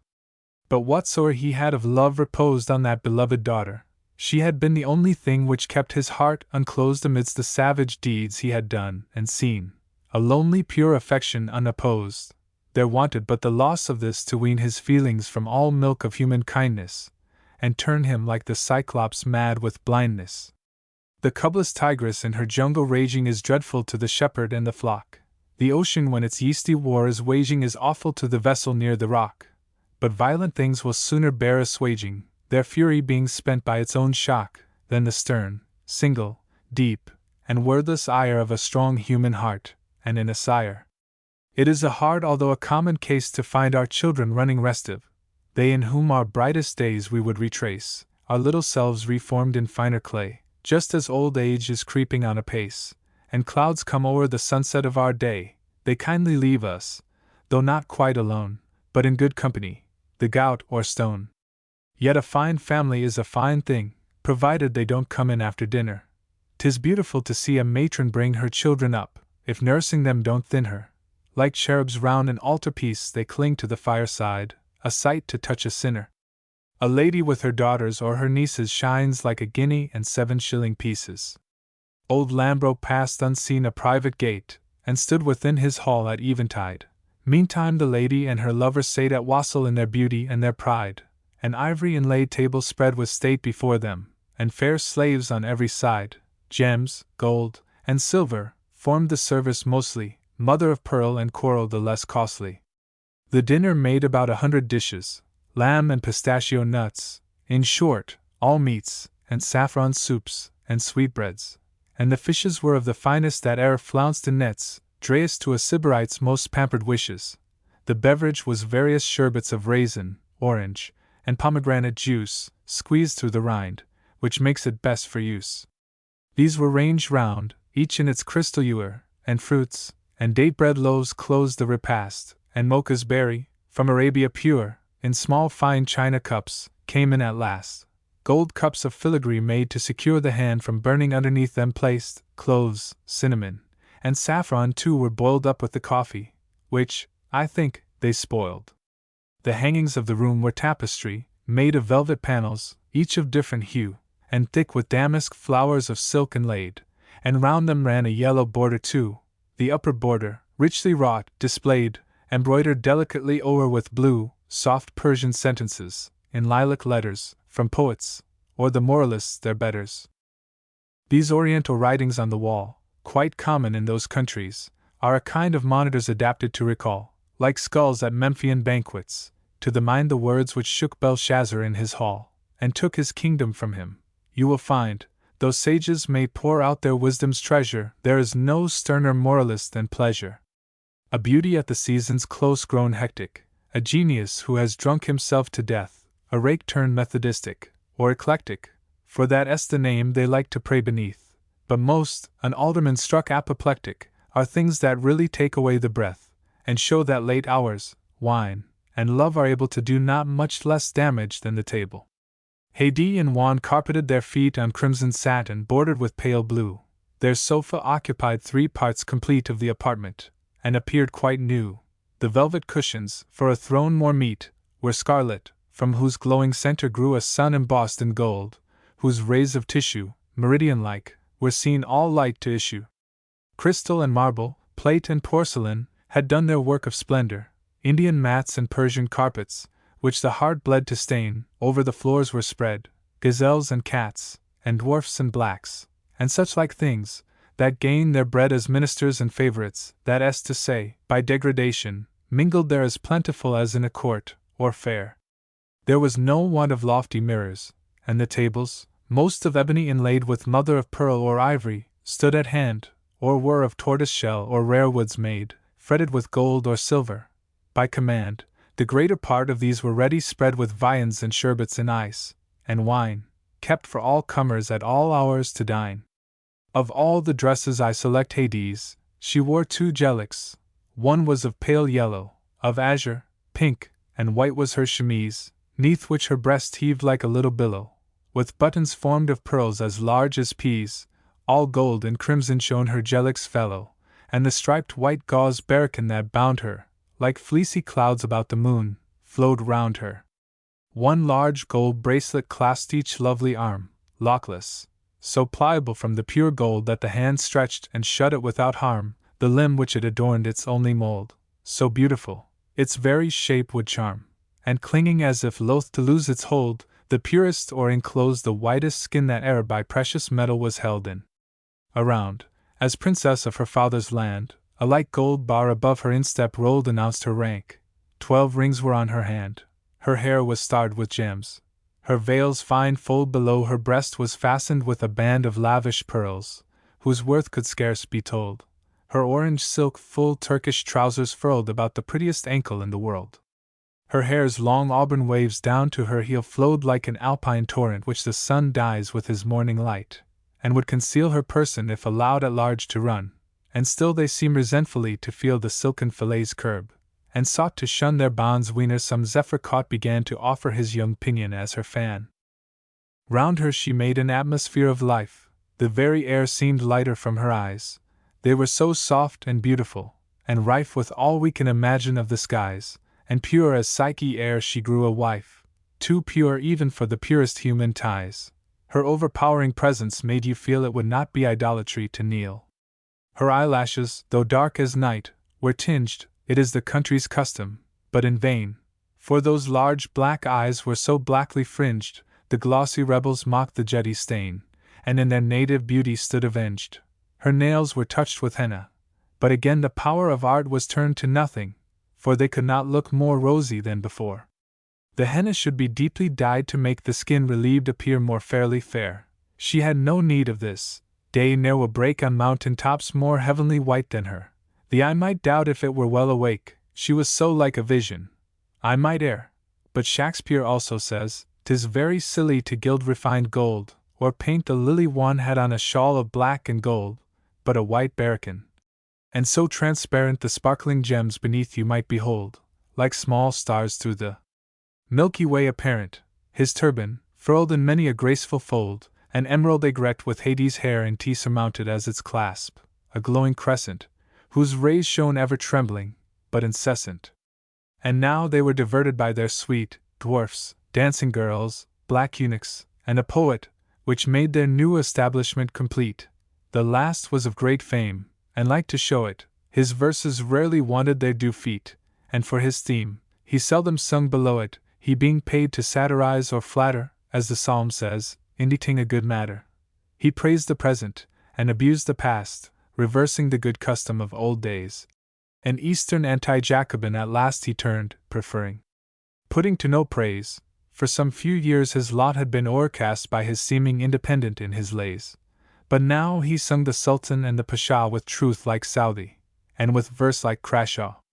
He was a man who had seen many changes, and always changed as true as any needle, his polar star being one which rather ranges, and not the fixed. He knew the way to wheedle, so while he 'scaped the doom which oft avenges, and being fluent, save indeed when feed ill, he lied with such a fervor of intention, there was no doubt he earned his laureate pension. But he had genius. When a turncoat has it, the vates irritabilis takes care that without notice few full moons shall pass it. Even good men like to make the public stare. But to my subject, let me see, what was it? Oh, the third canto, and the pretty pair, their loves, and feasts, and house, and dress, and mode of living in their insular abode. Their poet, a sad trimmer, but no less in company a very pleasant fellow, had been the favorite of full many a mess of men, and made them speeches when half mellow, and though his meaning they could rarely guess, yet still they deigned to hiccup or to bellow the glorious meed of popular applause, of which the first ne'er knows the second cause. But now being lifted into high society, and having picked up several odds and ends of free thoughts in his travels for variety, he deemed, being in a lone isle, among friends, that, without any danger of a riot, he might for long lying make himself amends, and singing as he sung in his warm youth, agreed to a short armistice with truth.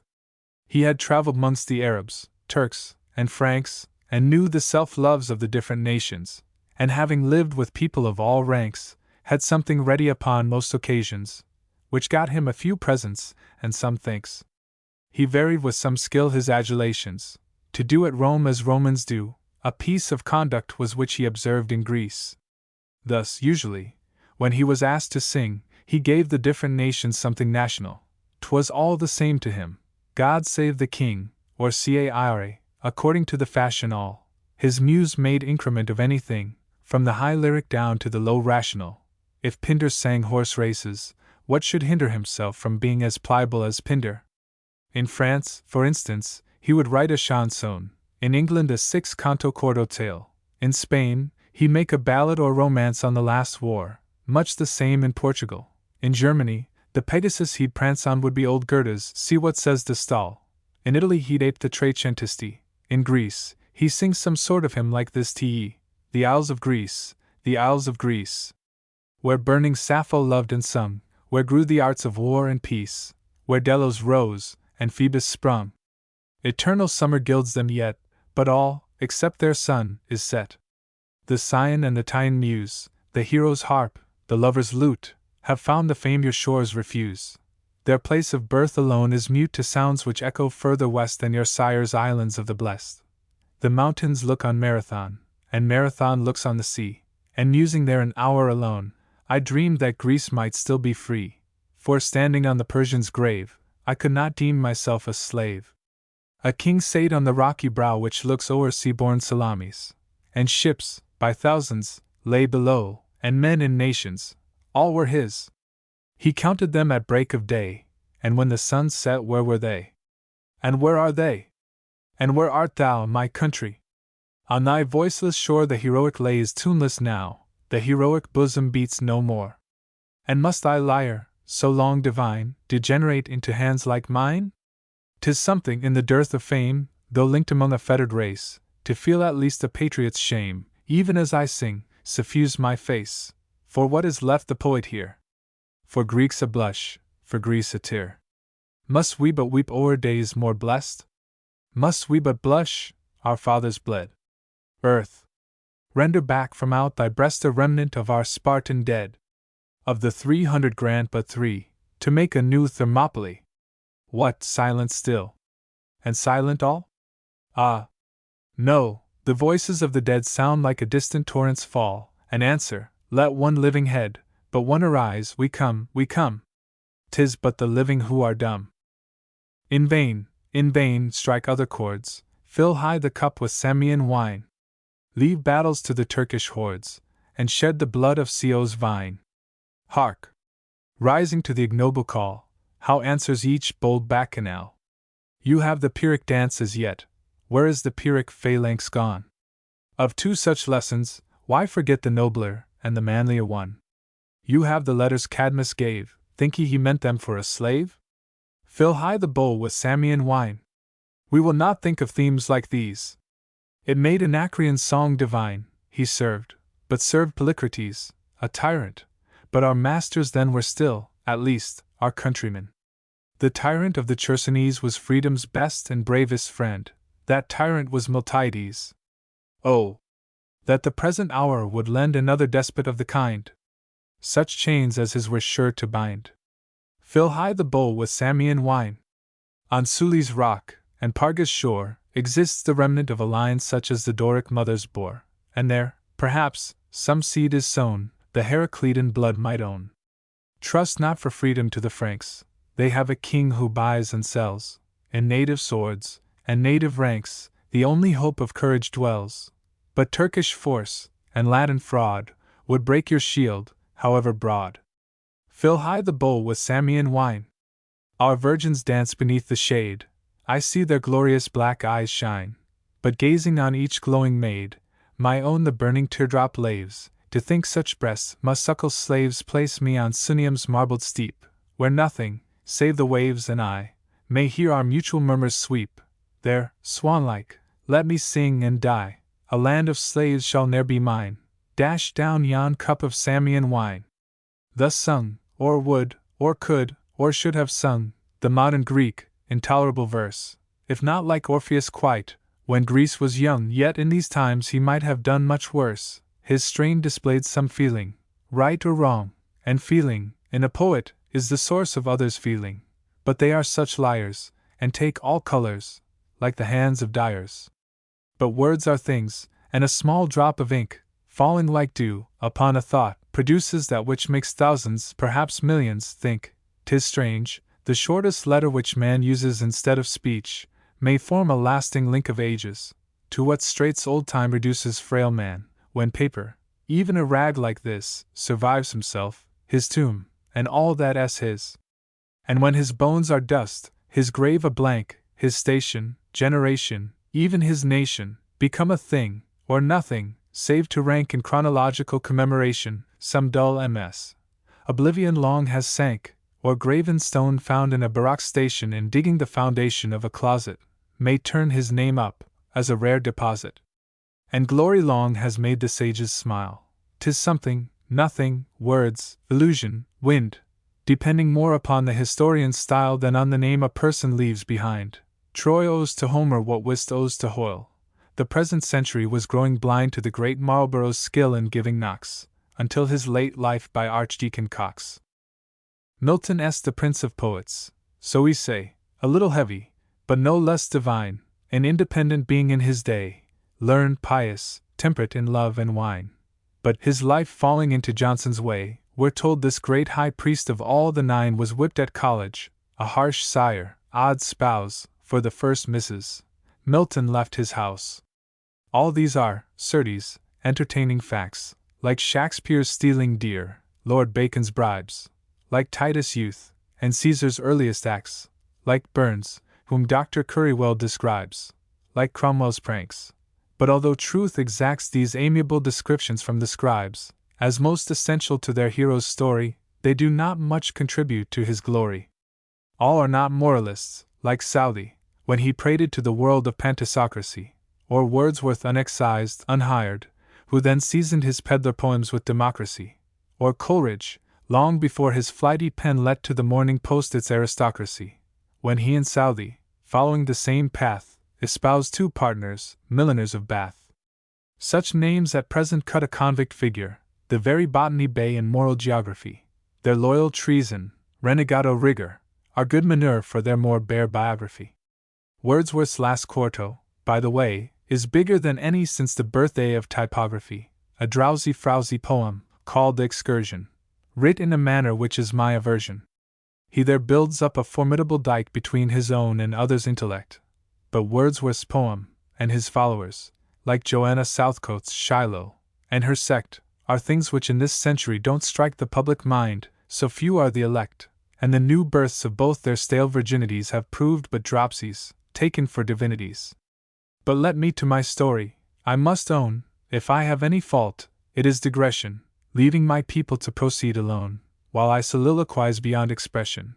But these are my addresses from the throne, which put off business to the ensuing session, forgetting each omission is a loss to the world, not quite so great as Ariosto. I know that what our neighbors call longeurs, we've not so good a word, but have the thing in that complete perfection which ensures an epic from Bob Southey every spring, form not the true temptation which allures the reader.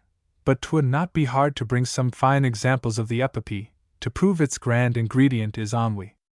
We learn from Horace, Homer sometimes sleeps, we feel without him, Wordsworth sometimes wakes, to show with what complacency he creeps, with his dear wagoners, around his lakes. He wishes for a boat to sail the deeps, of ocean, no, of air, and then he makes another outcry for a little boat, and drivels seas to set it well afloat. If he must fain sweep o'er the ethereal plain, and Pegasus runs restive in his wagon, could he not beg the loan of Charles's wain? Or pray Medea for a single dragon? Or if, too classic for his vulgar brain, he feared his neck to venture such a nag on, and he must needs mount nearer to the moon, could not the blockhead ask for a balloon? Pedlars, and boats, and wagons, oh! Ye shades of Pope and Dryden, are we come to this? That trash of such sort not alone evades contempt, but from the bathos vast abyss floats scum-like uppermost, and these jackcades of sense, and song above your graves may hiss. The little boatman and his Peter Bell can sneer at him who drew a kite-a-fell. Tr. The feast was over, the slaves gone, the dwarfs and dancing girls had all retired. The Arab lore and poet's song were done, and every sound of revelry expired. The lady and her lover, left alone, the rosy flood of twilight sky admired. Ave Maria! O'er the earth and sea, that heavenliest hour of heaven is worthiest thee. Ave Maria! Blessed be the hour, the time, the clime, the spot, where I so oft have felt that moment in its fullest power sink o'er the earth so beautiful and soft, while swung the deep bell in the distant tower, or the faint dying day hymn stole aloft, and not a breath crept through the rosy air, and yet the forest leaves seemed stirred with prayer. Ave Maria, 'tis the hour of prayer! Ave Maria, 'tis the hour of love! Ave Maria! May our spirits dare look up to thine and to thy sons above. Ave Maria! O that face so fair! Those downcast eyes beneath the almighty dove, what though 'tis but a pictured image? Strike, that painting is no idol, 'tis too like. Some kinder casuists are pleased to say, in nameless print, that I have no devotion. But set those persons down with me to pray, and you shall see who has the properest notion of getting into heaven the shortest way. My altars are the mountains and the ocean, earth, air, stars, all that springs from the great whole, who hath produced, and will receive the soul. Sweet hour of twilight, in the solitude of the pine forest, and the silent shore which bounds Ravenna's immemorial wood, rooted where once the Adrian wave flowed o'er, to where the last Caesarean fortress stood, evergreen forest, which Boccaccio's lore and Dryden's lay made haunted ground to me. How have I loved the twilight hour and thee! The shrill cicadas, people of the pine, making their summer lives one ceaseless song, where the soul echoes, save my steeds and mine, and vesper bells that rose the boughs along, the spectre huntsman of Onestes' line, his hell-dogs, and their chase, and the fair throng which learned from this example not to fly from a true lover, shadowed my mind's eye. O Hesperus! Thou bringest all good things, home to the weary, to the hungry cheer, to the young bird the parent's brooding wings, the welcome stall to the o'erlabored steer. Whatever of peace about our hearthstone clings, whatever our household gods protective dear, are gathered round us by thy look of rest. Thou bring'st the child, too, to the mother's breast. Soft hour, which wakes the wish and melts the heart of those who sailed the seas on the first day when they from their sweet friends are torn apart, or fills with love the pilgrim on his way as the far bell of vesper makes him start, seeming to weep the dying day's decay. Is this a fancy which our reason scorns? Ah! Surely nothing dies but something mourns. When Nero perished by the justest doom which ever the destroyer yet destroyed, amidst the roar of liberated Rome, of nations freed, and the world overjoyed, some hands unseen strewed flowers upon his tomb. Perhaps the weakness of a heart not void of feeling for some kindness done, when power had left the wretch an uncorrupted hour. But I'm digressing. What on earth has Nero, or any such like sovereign buffoons, to do with the transactions of my hero, more than such madman's fellow man, the moons? Sure my invention must be down at zero, and I grown one of many wooden spoons of verse, the name with which we cantabs please to dub the last of honors and degrees. I feel this tediousness will never do, 'tis being too epic, and I must cut down, in copying, this long canto into two. They'll never find it out, unless I own the fact, excepting some experienced few, and then as an improvement 'twill be shown, I'll prove that such the opinion of the critic is from Aristotle passum dot, see Poetics. Canto the Fourth. Nothing so difficult as a beginning in poesy, unless perhaps the end, for oftentimes when Pegasus seems winning the race, he sprains a wing, and down we tend, like Lucifer when hurled from heaven for sinning, our sin the same, and hard as his to mend, being pride, which leads the mind to soar too far, till our own weakness shows us what we are. But time, which brings all beings to their level, and sharp adversity, will teach at last man, and, as we would hope, perhaps the devil, that neither of their intellects are vast. While youth's hot wishes in our red veins revel, we know not this, the blood flows on too fast. But as the torrent widens towards the ocean, we ponder deeply on each past emotion.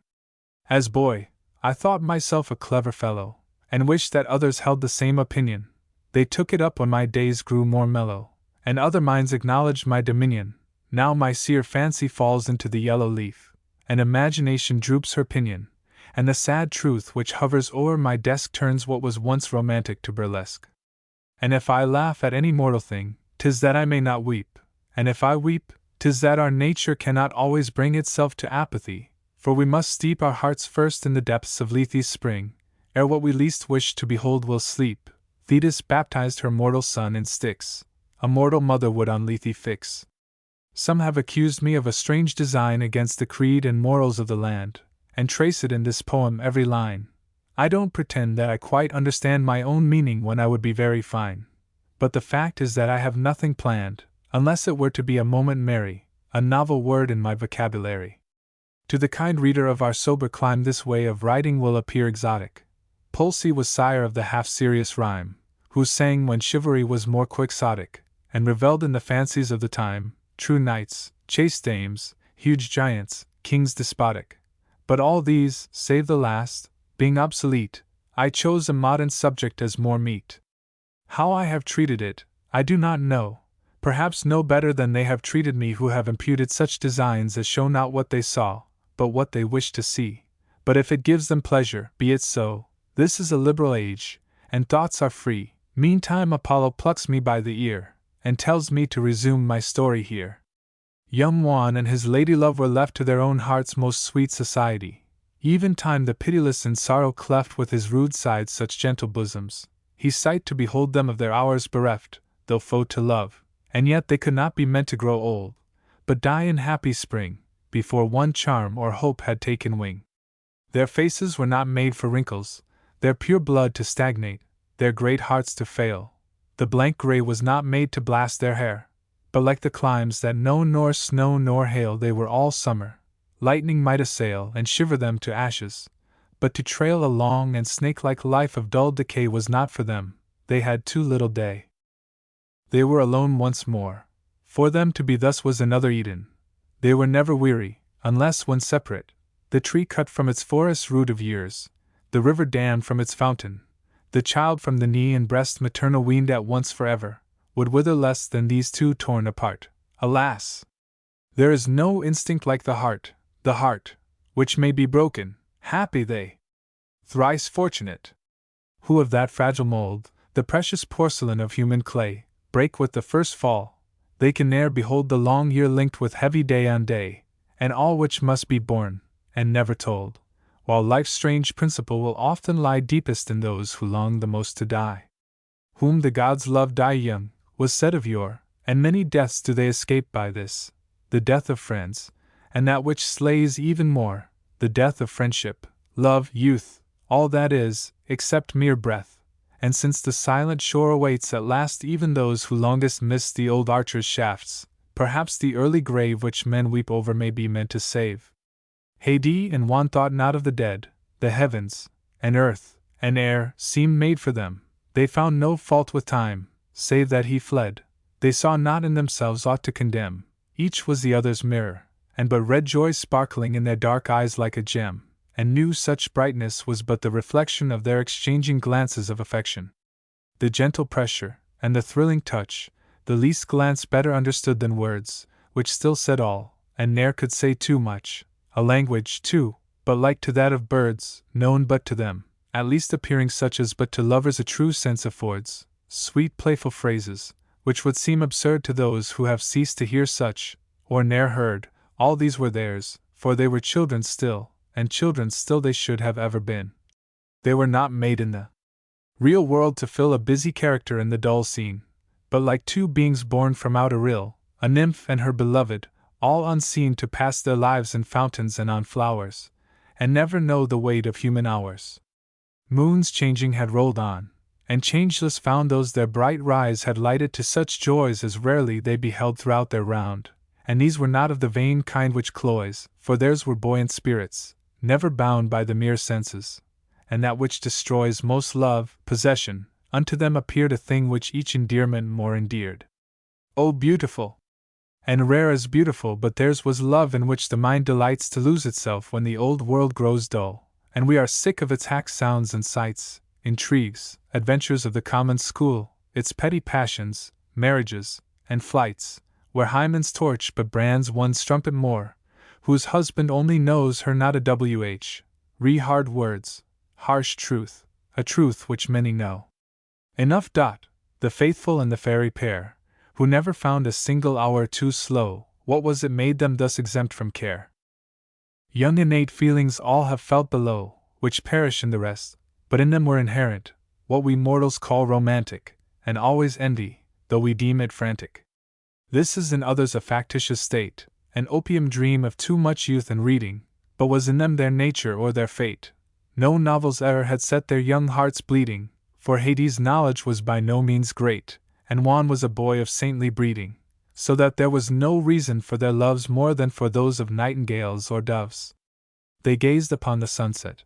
'Tis an hour dear unto all, but dearest to their eyes, for it had made them what they were. The power of love had first o'erwhelmed them from such skies, when happiness had been their only dower, and twilight saw them linked in passion's ties, charmed with each other, all things charmed that brought the past still welcome as the present thought.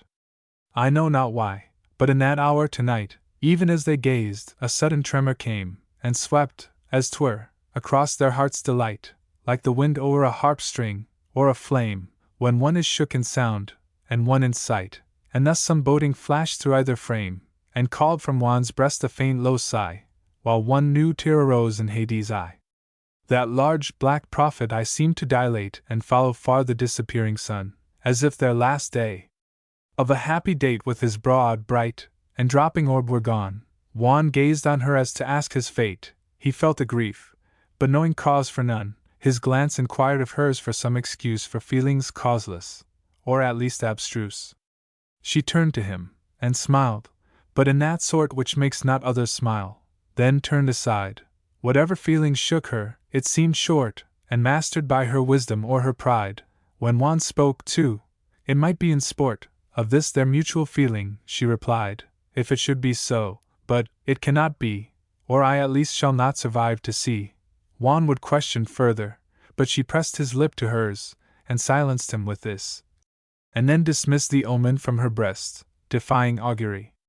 With that fond kiss, and no doubt of all methods 'tis the best. Some people prefer wine, 'tis not amiss, I have tried both, so those who would a part take may choose between the headache and the heartache. One of the two, according to your choice, woman or wine, you'll have to undergo. Both maladies are taxes on our joys, but which to choose I really hardly know, and if I had to give a casting voice, for both sides I could many reasons show, and then decide, without great wrong t'other, it were much better to have both than neither. Juan and Hades gazed upon each other with swimming looks of speechless tenderness, which mixed all feelings, friend, child, lover, brother, all that the best can mingle and express when two pure hearts are poured in one another, and love too much, and yet cannot love less, but almost sanctify the sweet excess by the immortal wish and power to bless. Mixed in each other's arms, and heart in heart, why did they not then die? They had lived too long should an hour come to bid them breathe apart. Years could but bring them cruel things or wrong. The world was not for them, nor the world's art for beings passionate as Sappho's song. Love was born with them, in them, so intense, it was their very spirit, not a sense. They should have lived together deep in woods, unseen as sings the nightingale.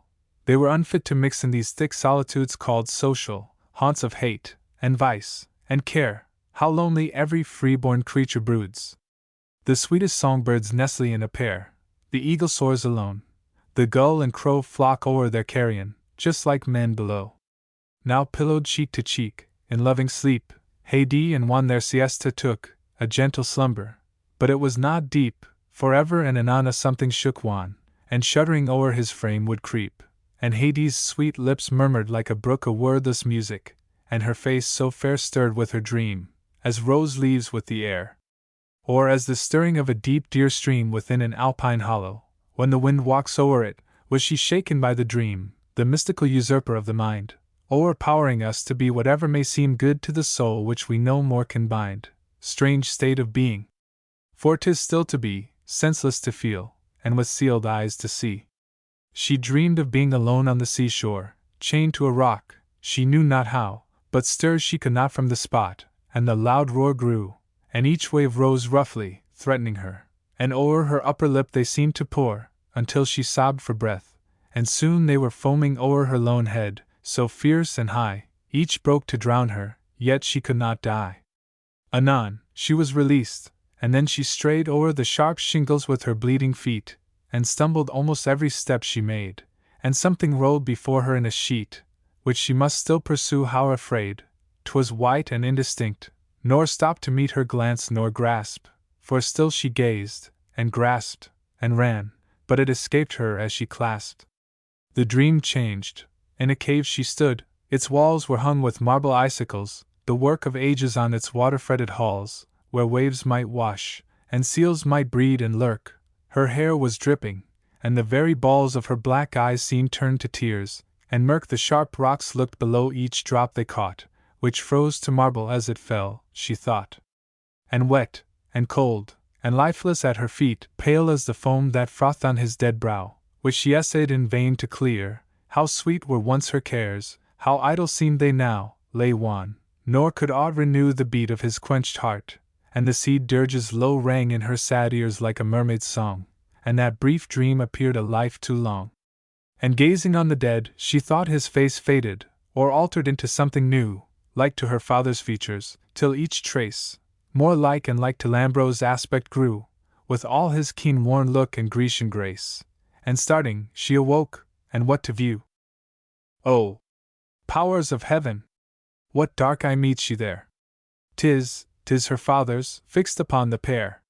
Then shrieking, she arose, and shrieking fell, with joy and sorrow, hope and fear, to see him whom she deemed a habitant where dwelled the ocean buried, risen from death, to be perchance the death of one she loved too well, dear as her father had been to Hades. It was a moment of that awful kind, I have seen such, but must not call to mind. Up one sprung to Hades' bitter shriek, and caught her falling, and from off the wall snatched down his saber, in hot haste to wreak vengeance on him who was the cause of all. Then Lambro, who till now forbore to speak, smiled scornfully, and said, within my call, 1,000 scimitars await the word. Put up, young man, put up your silly sword. And Hades clung around him. Juan, 'tis Lambro, 'tis my father. Kneel with me, he will forgive us, yes, it must be, yes. Oh, dearest father, in this agony of pleasure and of pain, even while I kiss thy garment's hem with transport, can it be that doubt should mingle with my filial joy? Deal with me as thou wilt, but spare this boy. High and inscrutable the old man stood, calm in his voice, and calm within his eye, not always signs with him of calmest mood. He looked upon her, but gave no reply, then turned to Juan, in whose cheek the blood oft came and went, as there resolved to die. In arms, at least, he stood, in act to spring on the first foe whom Lambro's call might bring. Young man, your sword. So Lambro once more said. Juan replied, not while this arm is free. The old man's cheek grew pale, but not with dread, and drawing from his belt a pistol, he replied, your blood be then on your own head. Then looked Dos at the flint, as if to see 'twas fresh, for he had lately used the lock, and next proceeded quietly to cock. It has a strange quick jar upon the ear, that cocking of a pistol, when you know a moment more will bring the sight to bear upon your person, 12 yards off, or so, a gentlemanly distance, not too near, if you have got a former friend for foe. But after being fired at once or twice, the ear becomes more Irish, and less nice. Lambro presented, and one instant more had stopped this canto, and Don Juan's breath, when Hades threw herself her boy before, stern as her sire. On me, she cried, let death descend, the fault is mine. This fatal shore he found, but sought not. I have pledged my faith, I love him, I will die with him. I knew your nature's firmness, know your daughter's too. A minute passed, and she had been all tears, and tenderness, and infancy. But now she stood as one who championed human fears, pale, statue-like, and stern. She wooed the blow, and tall beyond her sex, and their compeers, she drew up to her height, as if to show a fairer mark, and with a fixed eye scanned her father's face, but never stopped his hand. He gazed on her, and she on him. 'Twas strange how like they looked. The expression was the same, serenely savage, with a little change in the large dark eyes' mutual darted flame, for she, too, was as one who could avenge, if cause should be, a lioness though tame. Her father's blood before her father's face boiled up, and proved her truly of his race. I said they were alike, their features and their stature, differing but in sex and years, even to the delicacy of their hand there was resemblance, such as true blood wears, and now to see them, thus divided, stand in fixed ferocity, when joyous tears and sweet sensations should have welcomed both, show what the passions are in their full growth. The father paused a moment, then withdrew his weapon, and replaced it, but stood still, and looking on her, as to look her through. Not I, he said, have sought this stranger's ill, not I have made this desolation, few would bear such outrage, and forbear to kill, but I must do my duty. How thou hast done thine, the present vouches for the past. Let him disarm, or, by my father's head, his own shall roll before you like a ball. He raised his whistle, as the word he said, and blew. Another answered to the call, and rushing in disorderly, though led, and armed from boot to turban, one and all, some 20 of his train came, rank on rank. He gave the word, arrest or slay the Frank. Then, with a sudden movement, he withdrew his daughter, while compressed within his clasp. Twixt her and Juan interposed the crew. In vain she struggled. In her father's grasp, his arms were like a serpent's coil, then flew upon their prey, as darts an angry asp, the file of pirates, save the foremost, who had fallen, with his right shoulder half cut through. The second had his cheek laid open, but the third, a wary, cool old sworder, took the blows upon his cutlass, and then put his own well in, so well, ere you could look, his man was floored, and helpless at his foot, with the blood running like a little brook from 2 smart saber gashes, deep and red, one on the arm, the other on the head. And then they bound him where he fell, and bore Juan from the apartment. With a sign old Lambro bade them take him to the shore, where lay some ships which were to sail at 9. They laid him in a boat, and plied the oar until they reached some galliots, placed in line, on board of one of these, and under hatches they stowed him, with strict orders to the watches. The world is full of strange vicissitudes, and here was one exceedingly unpleasant, a gentleman so rich in the world's goods, handsome and young, enjoying all the present, just at the very time when he least broods on such a thing as suddenly to see sent, wounded and chained, so that he cannot move, and all because a lady fell in love. Here I must leave him, for I grow pathetic, moved by the Chinese nymph of tears, green tea. Than whom Cassandra was not more prophetic, for if my pure libations exceed 3, I feel my heart become so sympathetic, that I must have recourse to black bohea. 'Tis pity wine should be so deleterious, for tea and coffee leave us much more serious, unless when qualified with the cognac. Sweet naiad of the phlegethontic rill! Ah! Why the liver wilt thou thus attack, and make, like other nymphs, thy lovers ill? I would take refuge in weak punch, but rack, in each sense of the word, wiener I fill my mild and midnight beakers to the brim, wakes me next morning with its synonym. I leave Don Juan for the present safe, not sound, poor fellow, but severely wounded, yet could his corporal pangs amount to half of those with which his Hades bosom bounded? She was not one to weep, and rave, and chafe, and then give way, subdued because surrounded. Her mother was a Moorish maid, from Fez, where all is Eden, or a wilderness. There the large olive rains its amber store in marble fonts, their grain, and flower, and fruit, gush from the earth until the land runs o'er.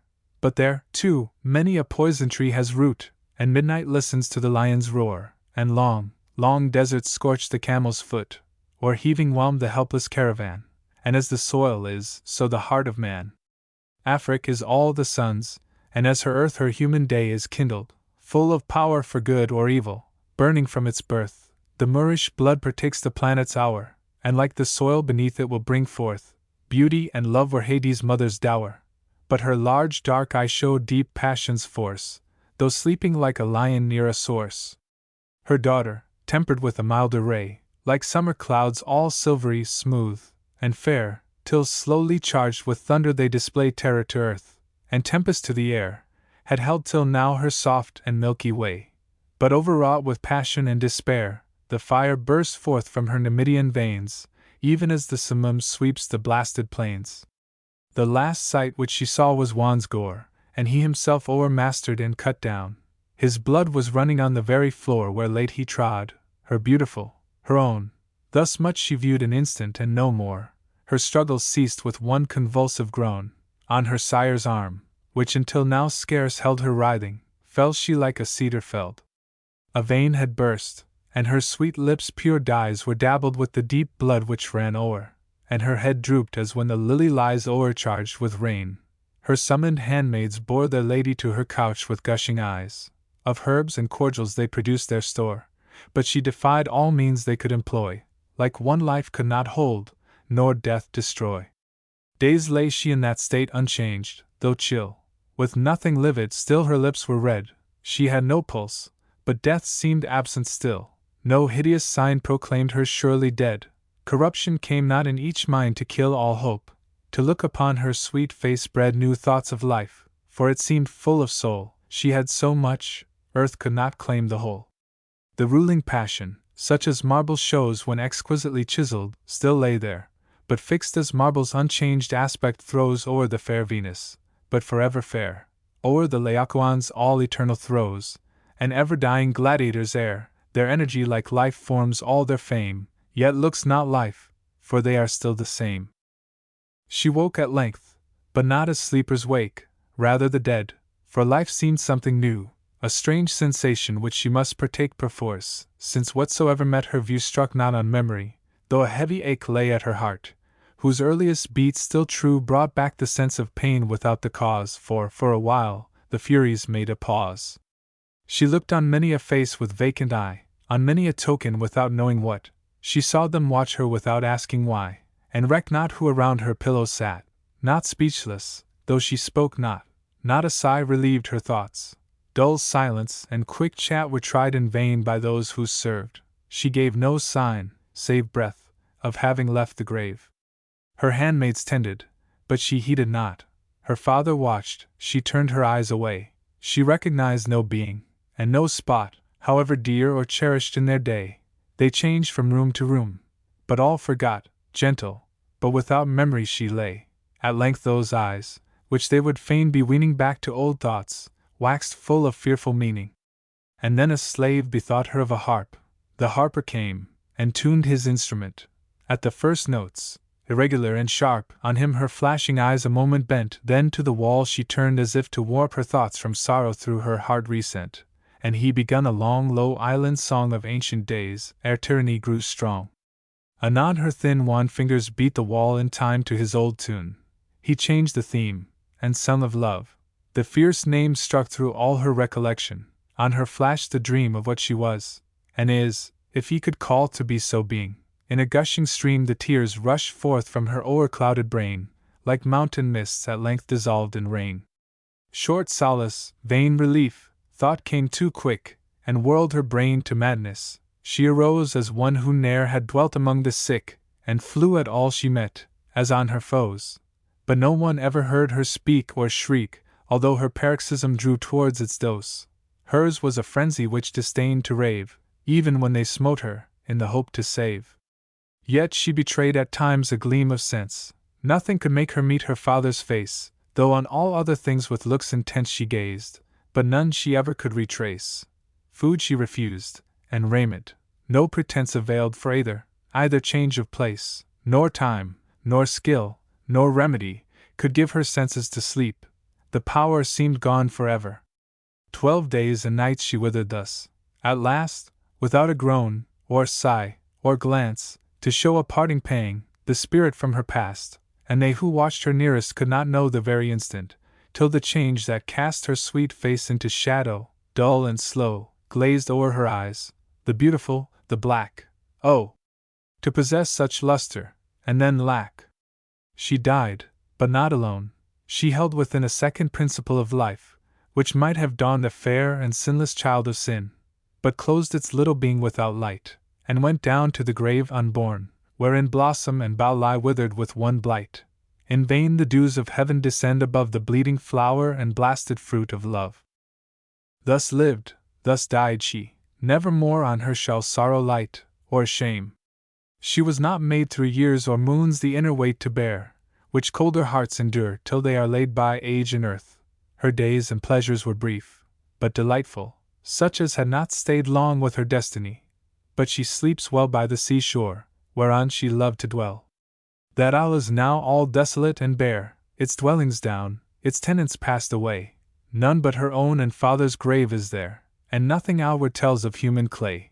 Ye could not know where lies a thing so fair, no stone is there to show, no tongue to say what was, no dirge, except the hollow seas, mourns o'er the beauty of the Cyclades. But many a Greek maid in a loving song sighs o'er her name, and many an islander with her sire's story makes the night less long. Valor was his, and beauty dwelt with her. If she loved rashly, her life paid for wrong. A heavy price must all pay who thus err, in some shape. Let none think to fly the danger, for soon or late love is his own avenger. But let me change this theme which grows too sad, and lay this sheet of sorrows on the shelf. I don't much like describing people mad, for fear of seeming rather touched myself. Besides, I've no more on this head to add, and as my muse is a capricious elf, we'll put about, and try another tack with Juan, left half killed some stanzas back. Wounded and fettered, cabined, cribbed, confined, some days and nights elapsed before that he could altogether call the past to mind, and when he did, he found himself at sea, sailing 6 knots an hour before the wind. The shores of Ilion lay beneath their lee. Another time he might have liked to see him, but now was not much pleased with Cape Sigium. There, on the green and village-cot hill, is, flanked by the Hellespont and by the sea, entombed the bravest of the brave, Achilles. They say so, Bryant says the contrary, and further downward, tall and towering still, is the tumulus. Of whom? Heaven knows. 'T may be Patroclus, Ajax, or Protesilaus, all heroes, who if living still would slay us. High barrows, without marble or a name, a vast, untilled, and mountain-skirted plain, and Ida in the distance, still the same, and old Scamander, if 'tis he, remain. The situation seems still formed for fame. 100,000 men might fight again with case. But where I sought for Ilion's walls, the quiet sheep feeds, and the tortoise crawls, troops of untended horses, here and there some little hamlets, with new names uncouth, some shepherds, unlike Paris, led to stare a moment at the European youth whom to the spot their schoolboy feelings bear. A Turk, with beads in hand and pipe in mouth, extremely taken with his own religion, are what I found there, but the devil a Phrygian. Don Juan, here permitted to emerge from his dull cabin, found himself a slave, forlorn, and gazing on the deep blue surge, o'ershadowed there by many a hero's grave. Weak still with loss of blood, he scarce could urge a few brief questions, and the answers gave no very satisfactory information about his past or present situation. He saw some fellow captives, who appeared to be Italians, as they were in fact, from them, at least, their destiny he heard, which was an odd one, a troupe going to act in Sicily, all singers, duly reared in their vocation, had not been attacked in sailing from Livorno by the pirate, but sold by the impresario at no high rate. By one of these, the buffo of the party, Juan was told about their curious case, for although destined to the Turkish mart, he still kept his spirits up, at least his face. The little fellow really looked quite hearty, and bore him with some gaiety and grace, showing a much more reconciled demeanor than did the prima donna and the tenor. In a few words he told their hapless story, saying, "Our Machiavellian impresario, making a signal off some promontory, hailed a strange brig, Corpo di Caio Mario. We were transferred on board her in a hurry, without a single scudo of salario. But if the Sultan has a taste for song, we will revive our fortunes before long." The prima donna, though a little old, and haggard with a dissipated life, and subject, when the house is thin, to cold, has some good notes, and then the tenor's wife, with no great voice, is pleasing to behold. Last carnival she made a deal of strife by carrying off Count Cesare Sicagna from an old Roman princess at Bologna. And then there are the dancers. There's the Nini, with more than one profession, gains by all. Then there's that laughing slut the Pellegrini, she, too, was fortunate last carnival, and made at least 500 good zecchini, but spends so fast, she has not now a pall. And then there's the Grotesca, such a dancer. Where men have souls or bodies she must answer. As for the figuranti, they are like the rest of all that tribe, with here and there a pretty person, which perhaps may strike, the rest are hardly fitted for a fair. There's one, though tall and stiffer than a pike, yet has a sentimental kind of air which might go far, but she don't dance with vigor, the more est the pity, with her face and figure. As for the men, they are a middling set.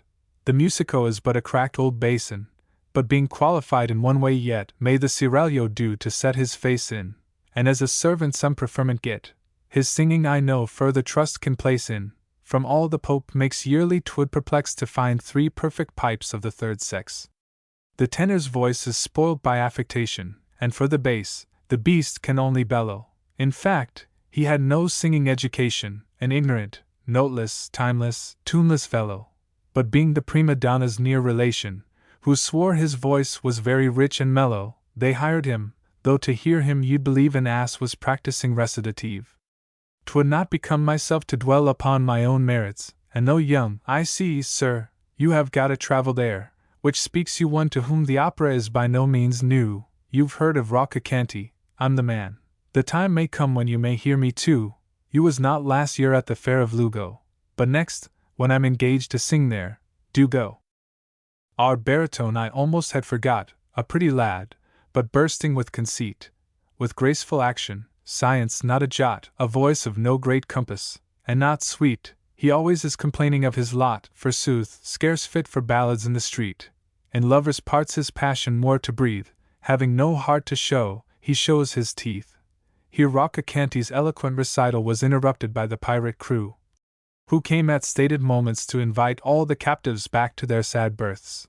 Each threw a rueful glance upon the waves, which bright all from the blue skies derived a double blue, dancing all free and happy in the sun, and then went down the hatchway one by one.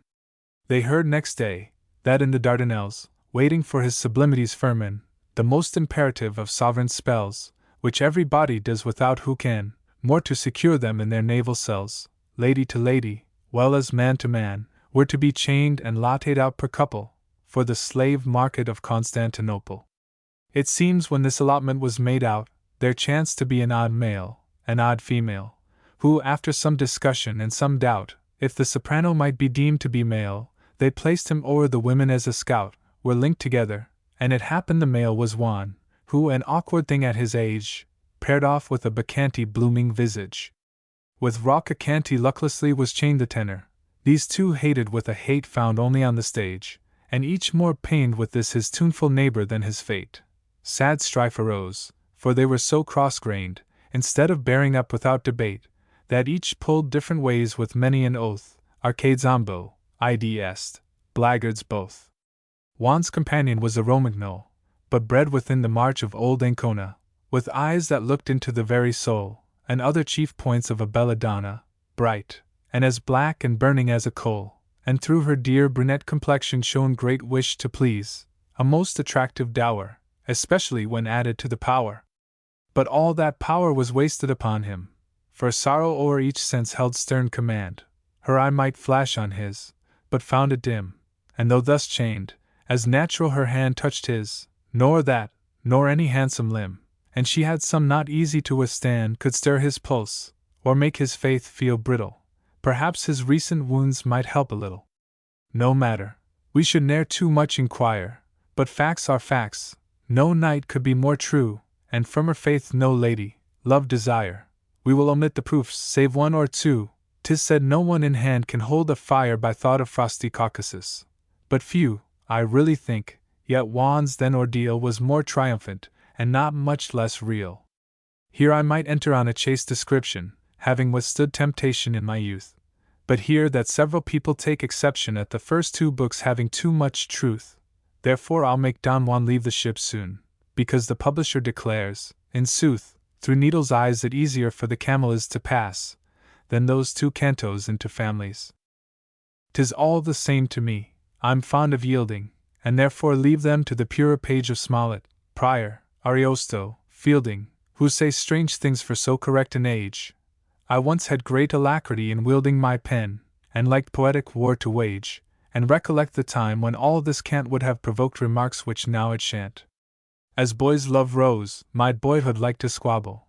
But at this hour I wish to part in peace, leaving such to the literary rabble. Whether my verse's fame be doomed to cease while the right hand which wrote it still is able, or of some centuries to take a lease, the grass upon my grave will grow as long, and sigh to midnight winds, but not to song. Of poets who come down to us through distance of time and tongues, the foster babes of fame, life seems the smallest portion of existence. where 20 ages gather o'er a name, 'tis as a snowball which derives assistance from every flake, and yet rolls on the same, even till an iceberg it may chance to grow. But, after all, 'tis nothing but cold snow. And so great names are nothing more than nominal, and love of glory is but an airy lust, too often in its fury overcoming all who would as 'twere identify their dust from out the wide destruction, which, entombing all, leaves nothing till the coming of the just saved change. I've stood upon Achilles' tomb, and heard Troy doubted. Time will doubt of Rome. The very generations of the dead are swept away, and tomb inherits tomb, until the memory of an age is fled, and buried sinks beneath its offspring's doom, where are the epitaphs our fathers read. Save a few glean from the sepulchral gloom which once named myriads nameless lie beneath, and lose their own in universal death. I canter by the spot each afternoon where perished in his fame the hero boy, who lived too long for men, but died too soon for human vanity, the young Defoe. A broken pillar, not uncouthly hewn, but which neglect is hastening to destroy, records Ravenna's carnage on its face, while weeds and ordure rankle round the base. I pass each day where Dante's bones are laid, a little cupola, more neat than solemn, protects his dust, but reverence here is paid to the bard's tomb, and not the warrior's column. The time must come, when both alike decayed, the chieftain's trophy, and the poet's volume, will sink where lie the songs and wars of earth, before Pelides' death, or Homer's birth. With human blood that column was cemented, with human filth that column is defiled, as if the peasant's coarse contempt were vented to show his loathing of the spot he soiled. Thus is the trophy used, and thus lamented should ever be those bloodhounds, from whose wild instinct of gore and glory earth has known those sufferings Dante saw in hell alone. Yet there will still be bards, though fame is smoke, its fumes are frankincense to human thought, and the unquiet feelings, which first woke song in the world, will seek what then they sought, as on the beach the waves at last are broke, thus to their extreme verge the passions brought dash into poetry, which is but passion, or at least was so ere it grew a fashion.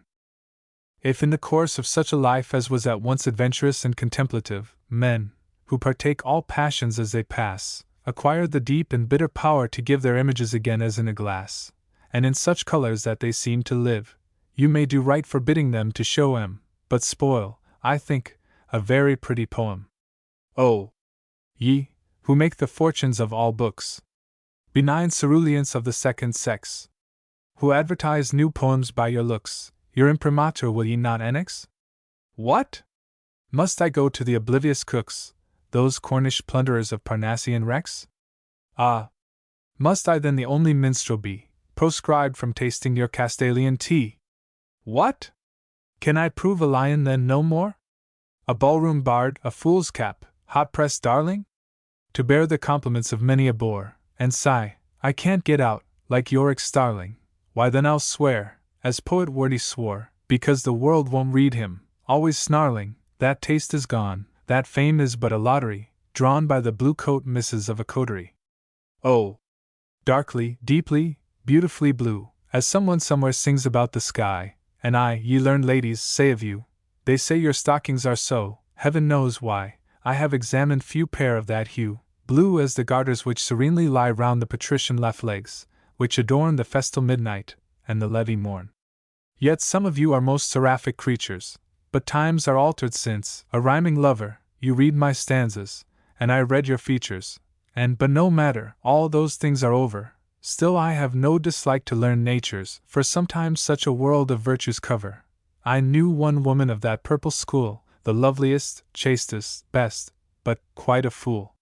Humboldt, the first of travelers, but not the last, if late accounts be accurate, invented by some name I have forgot, as well as the sublime discovery's date, an airy instrument, with which he sought to ascertain the atmospheric state, by measuring the intensity of blue. Oh, Lady Daphne!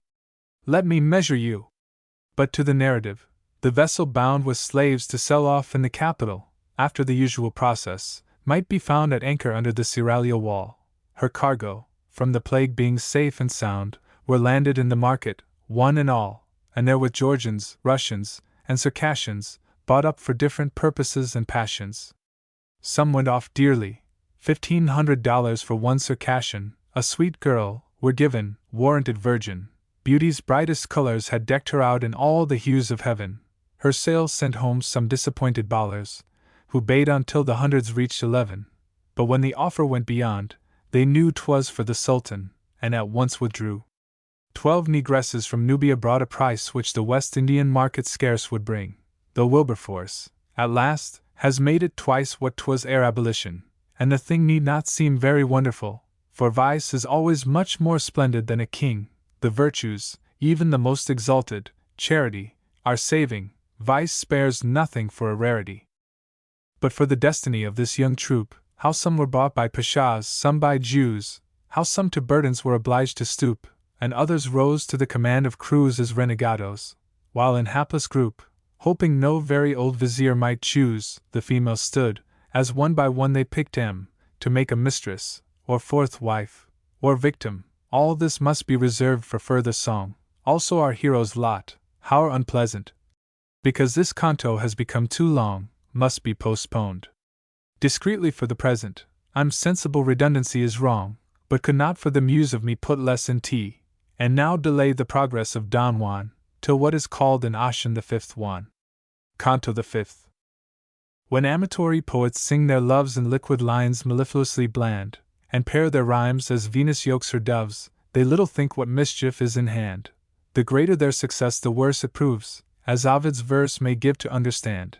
Even Petrarch's self, if judged with due severity, is the Platonic pimp of all posterity.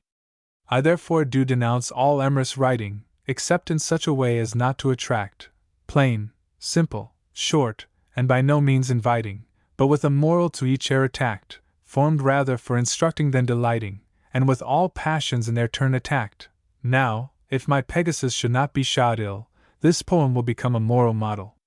The European with the Asian shore sprinkled with palaces, the ocean stream here and there studded with the 74, Sophia's cupola with golden gleam, the cypress groves, Olympus high and hoar, the 12 isles, and the more than I could dream, far less describe, present the very view which charmed the charming Mary Montague.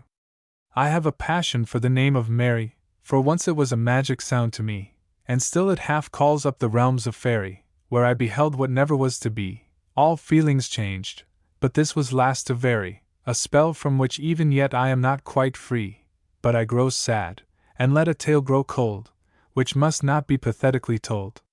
The wind swept down the Euxine, and the wave broke foaming o'er the blue Symplegades. 'Tis a grand sight from off the giant's grave to watch the progress of those rolling seas between the Bosphorus, as they lash and lave Europe and Asia, you being quite at ease. There's not a sea the passenger e'er pukes in, turns up more dangerous breakers than the Euxine. 'Twas a raw day of autumn's bleak beginning, when nights are equal, but not so the days. The Parsee then cut short the further spinning of seamen's fates, and the loud tempests raise the waters, and repentance for past sinning in all, who o'er the great deep take their ways. They vow to amend their lives, and yet they don't, because if drowned, they can't, if spared, they won't. A crowd of shivering slaves of every nation, and age, and sex, were in the market ranged, each bevy with the merchant in his station. Poor creatures! Their good looks were sadly changed. All save the black seemed jaded with vexation, from friends, and home, and freedom far estranged. The negroes more philosophy displayed, used to it, no doubt, as eels are to be flayed. Juan was juvenile, and thus was full, as most at his age are, of hope and health. Yet I must own he looked a little dull, and now and then a tear stole down by stealth. Perhaps his recent loss of blood might pull his spirit down, and then the loss of wealth, a mistress, and such comfortable quarters, to be put up for auction amongst Tartars, were things to shake a stoic, any earthless. Upon the whole his carriage was serene, his figure, and the splendor of his dress, of which some gilded remnants still were seen, drew all eyes on him, giving them to guess he was above the vulgar by his mien. And then, though pale, he was so very handsome, and then, they calculated on his ransom. Like a backgammon board the place was dotted with whites and blacks, in groups on show for sale, though rather more irregularly spotted. Some bought the jet, while others chose the pale. It chanced amongst the other people latade, a man of 30 rather stout and hale, with resolution in his dark grey eye. Next one stood, till some might choose to buy. He had an English look, that is, was square in make, of a complexion white and ruddy, good teeth, with curling rather dark brown hair, and it might be from thought or toil or study, an open brow a little marked with care. One arm had on a bandage rather bloody, and there he stood with such sang-froid, that greater could scarce be shown even by a mere spectator.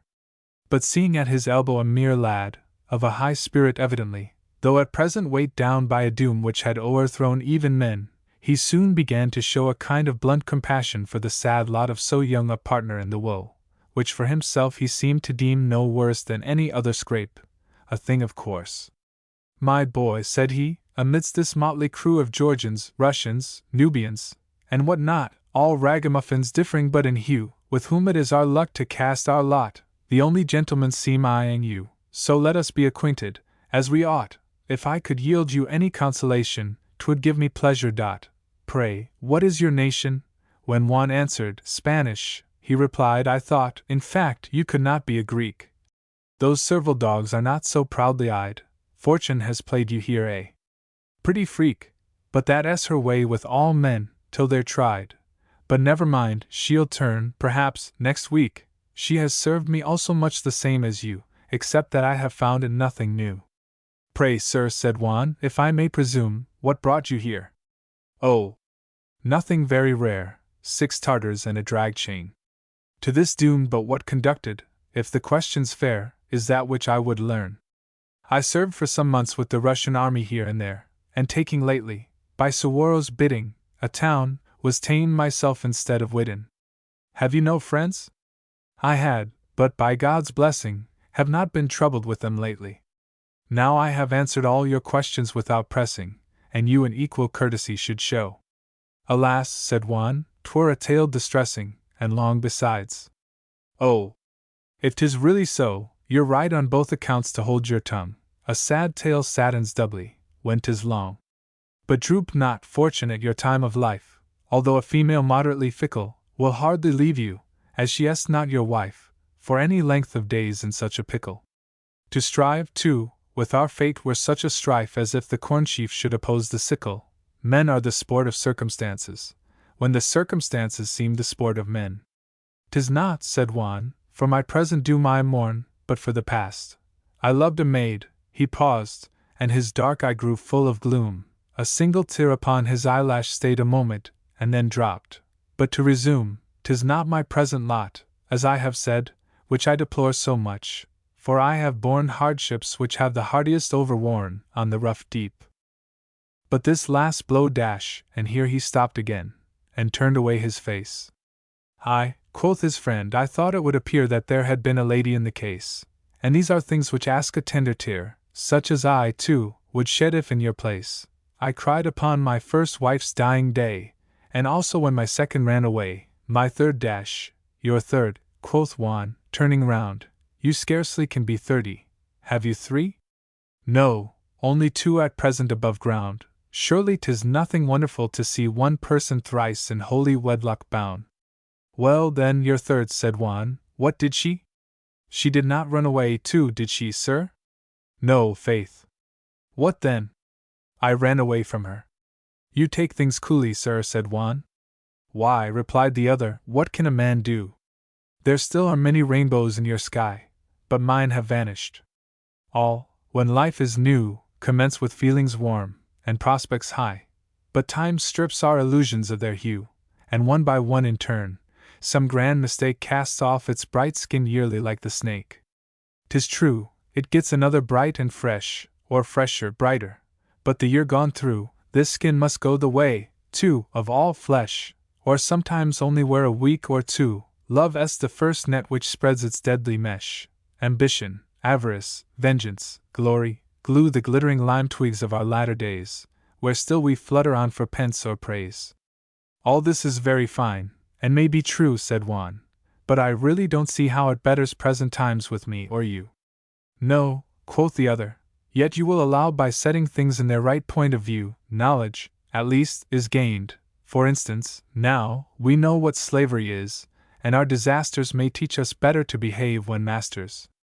Would we were masters now, if but to try their present lessons on our pagan friends here, said Juan, swallowing a heart-burning sigh.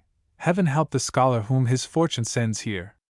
Perhaps we shall be one day, by and by, rejoined the other, when our bad luck mends here. Meantime, yon old black eunuch seems to eye us. But after all, what is our present state?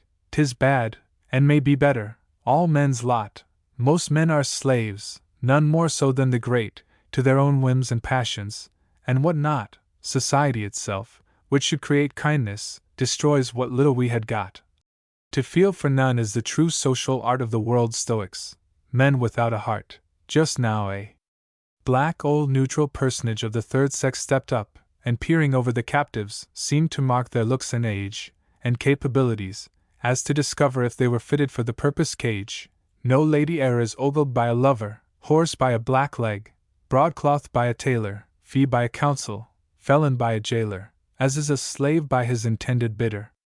'Tis pleasant purchasing our fellow creatures, and all are to be sold, if you consider their passions, and our dexterous. Some by features are bought up, others by a warlike leader, some by a place, as tend their years or natures, the most by ready cash.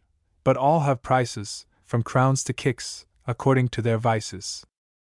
The eunuch, having had them o'er with care, turned to the merchant, and begun to bid first but for one, and after for the pair. They haggled, wrangled, swore, too, so they did, as though they were in a mere Christian fair cheapening an ox, an ass, a lamb, or kid, so that their bargain sounded like a battle for this superior yoke of human cattle. At last they settled into simple grumbling, and pulling out reluctant purses, and turning each piece of silver o'er, and tumbling some down, and weighing others in their hand, and by mistake sequins with paras jumbling, until the sum was accurately scanned, and then the merchant giving change, and signing receipts in full, began to think of dining. I wonder if his appetite was good? Or if it were, if also his digestion? Methinks at meals some odd thoughts might intrude, and conscience ask a curious sort of question, about the right divine how far we should sell flesh and blood. When dinner has oppressed one, I think it is perhaps the gloomiest hour which turns up out of the sad 24. Voltaire says no. He tells you that Candide found life most tolerable after meals. He is wrong, unless man were a pig. Indeed, repletion rather adds to what he feels, unless he has drunk, and then no doubt he has freed from his own brain's oppression, while it reels. Of food I think with Philip's son, or rather Ammon's, ill-pleased with one world and one father. I think with Alexander, that the act of eating, with another act or two, makes us feel our mortality in fact redoubled. When a roast and a ragout, and fish, and soup, by some side dishes backed, can give us either pain or pleasure, who would pique himself on intellects, whose use depends so much upon the gastric juice? The other evening, 'twas on Friday last, this is a fact and no poetic fable, just as my great coat was about me cast, my hat and gloves still lying on the table, I heard a shot. 'Twas 8 o'clock scarce past, and running out as fast as I was able, I found the military commandant stretched in the street, and able scarce to pant. Poor fellow! For some reason, surely bad, they had slain him with 5 slugs, and left him there to perish on the pavement. So I had him borne into the house and up the stair, and stripped and looked to. But why should I add more circumstances?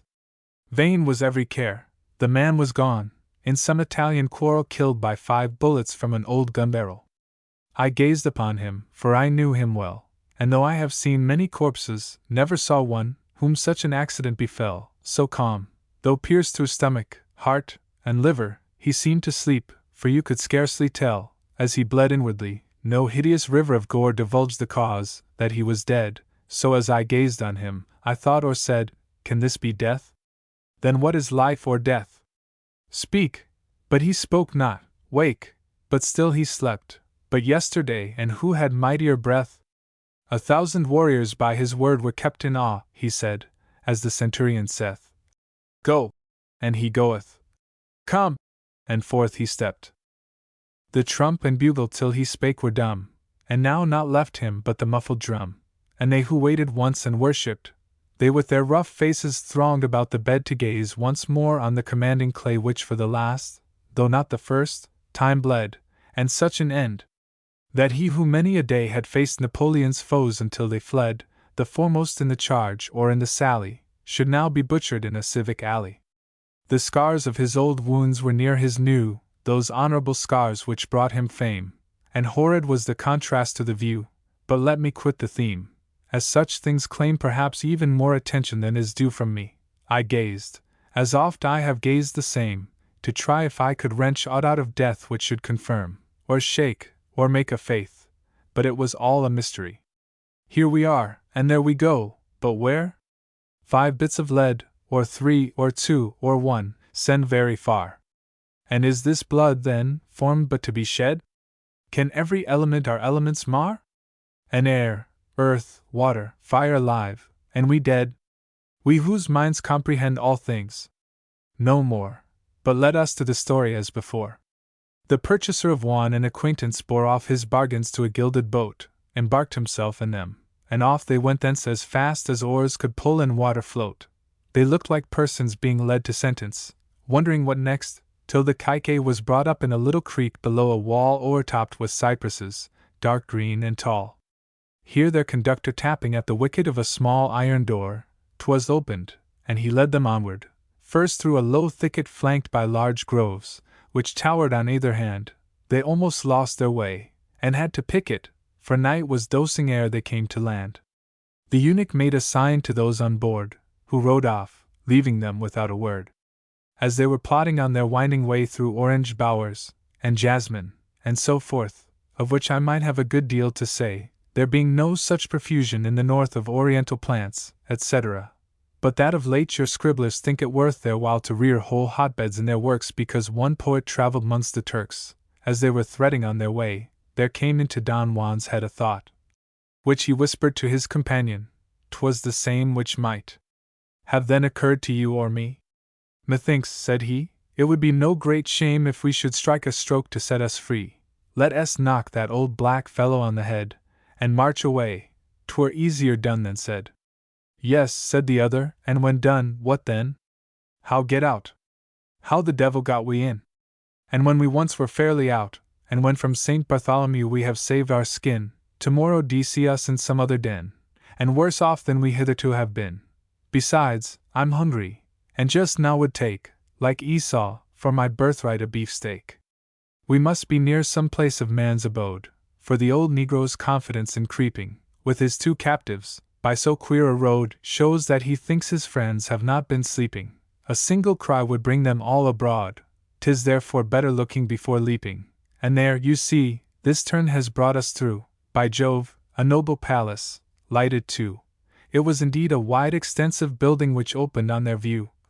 And o'er the front there seemed to be besprent a deal of gilding in various hues, as is the Turkish wont, a gaudy taste, for they are little skilled in the arts of which these lands were once the font. Each villa on the Bosphorus looks a screen new painted, or a pretty opera scene. And nearer as they came, a genial savour of certain stews, and roast meats, and pilaus, things which in hungry mortals' eyes find favour, made Juan in his harsh intentions pause, and put himself upon his good behaviour. His friend, too, adding a new saving clause, said, in heaven's name let's get some supper now, and then I'm with you, if you're for a row. Some talk of an appeal unto some passion, some to men's feelings, others to their reason. The last of these was never much the fashion, for reason thinks all reasoning out of season. Some speakers whine, and others lay the lash on, but more or less continue still to tease on, with arguments according to their forte. But no one dreams of ever being short. But I digress.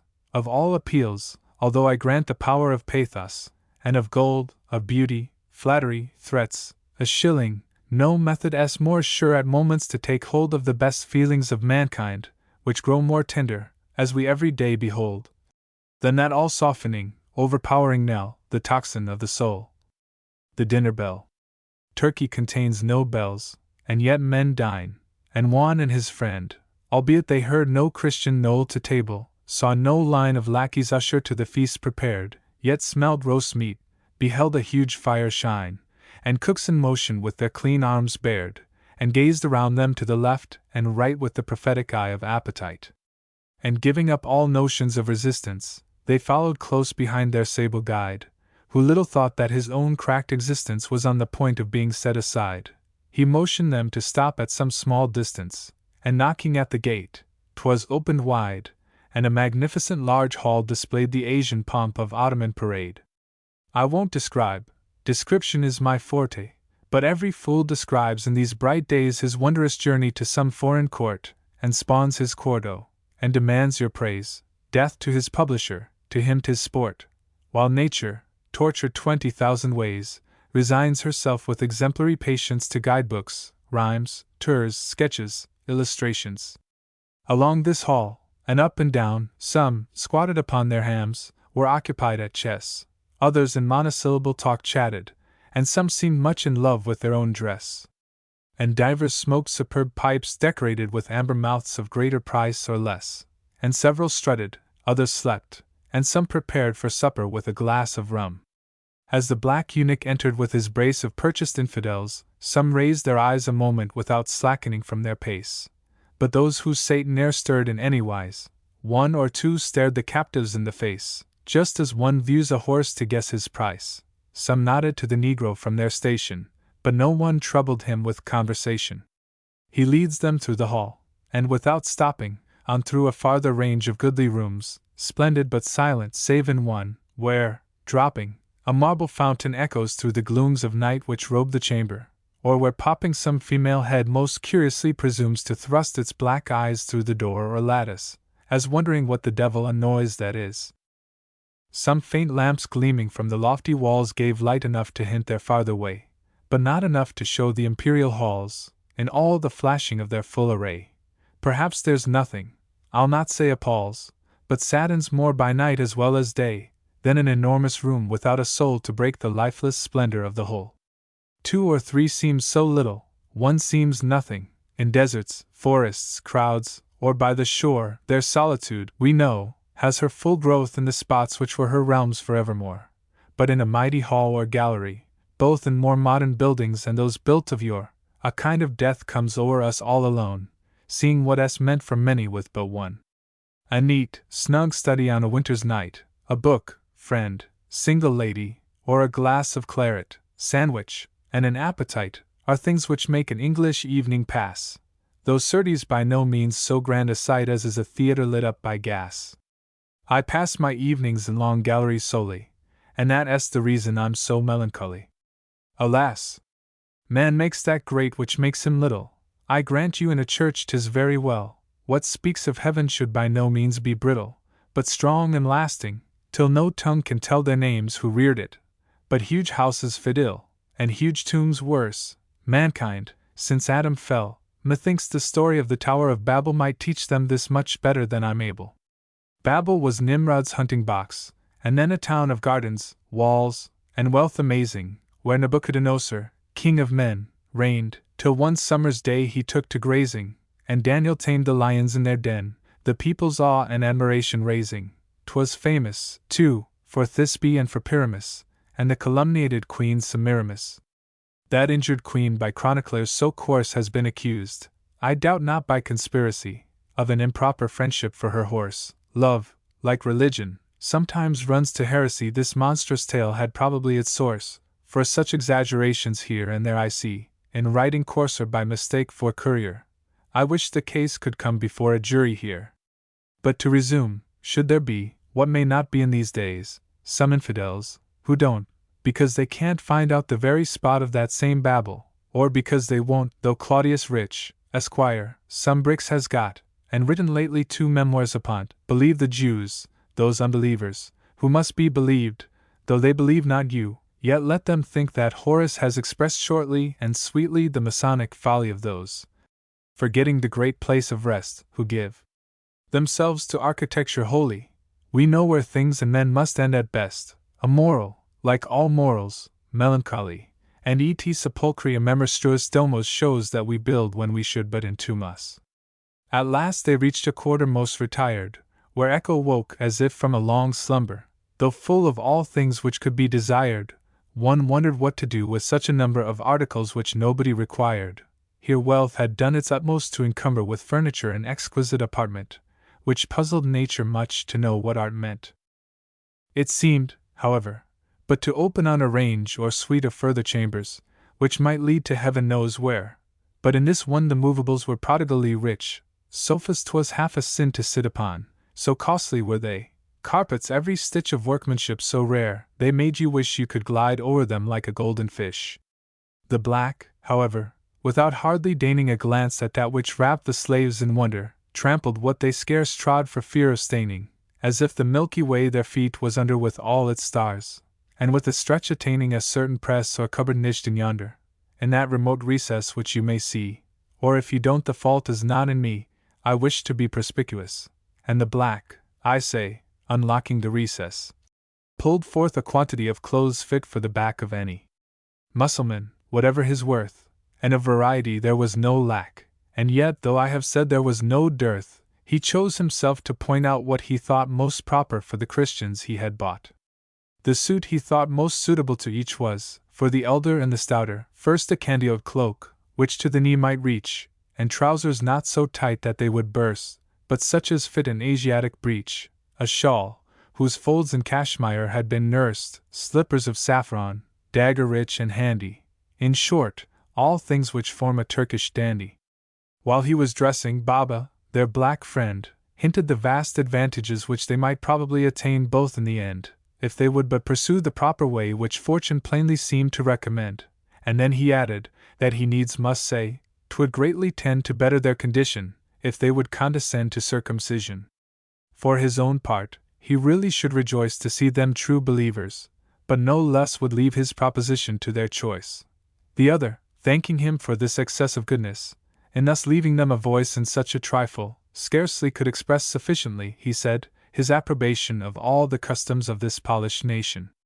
For his own share, he saw but small objection to so respectable an ancient rite, and, after swallowing down a slight refection, for which he owned a present appetite, he doubted not a few hours of reflection would reconcile him to the business quite. Will it, said Juan, sharply, strike me dead, but they as soon shall circumcise my head. Cut off 1,000 heads before dash. Now, pray, replied the other, do not interrupt, you put me out in what I had to say. Sir, as I said, as soon as I have supped, I shall prepend if your proposal may be such as I can properly accept, provided always your great goodness still remits the matter to our own free will. Baba eyed Juan, and said, be so good as dress yourself dash, and pointed out a suit in which a princess with great pleasure would array her limbs, but Juan, standing mute, as not being in a masquerading mood, gave it a slight kick with his Christian foot, and when the old negro told him to get ready, replied, old gentleman, I'm not a lady. What you may be, I neither know nor care, said Baba, but pray do as I desire. I have no more time nor many words to spare. At least, said Juan, sure I may inquire the cause of this odd travesty?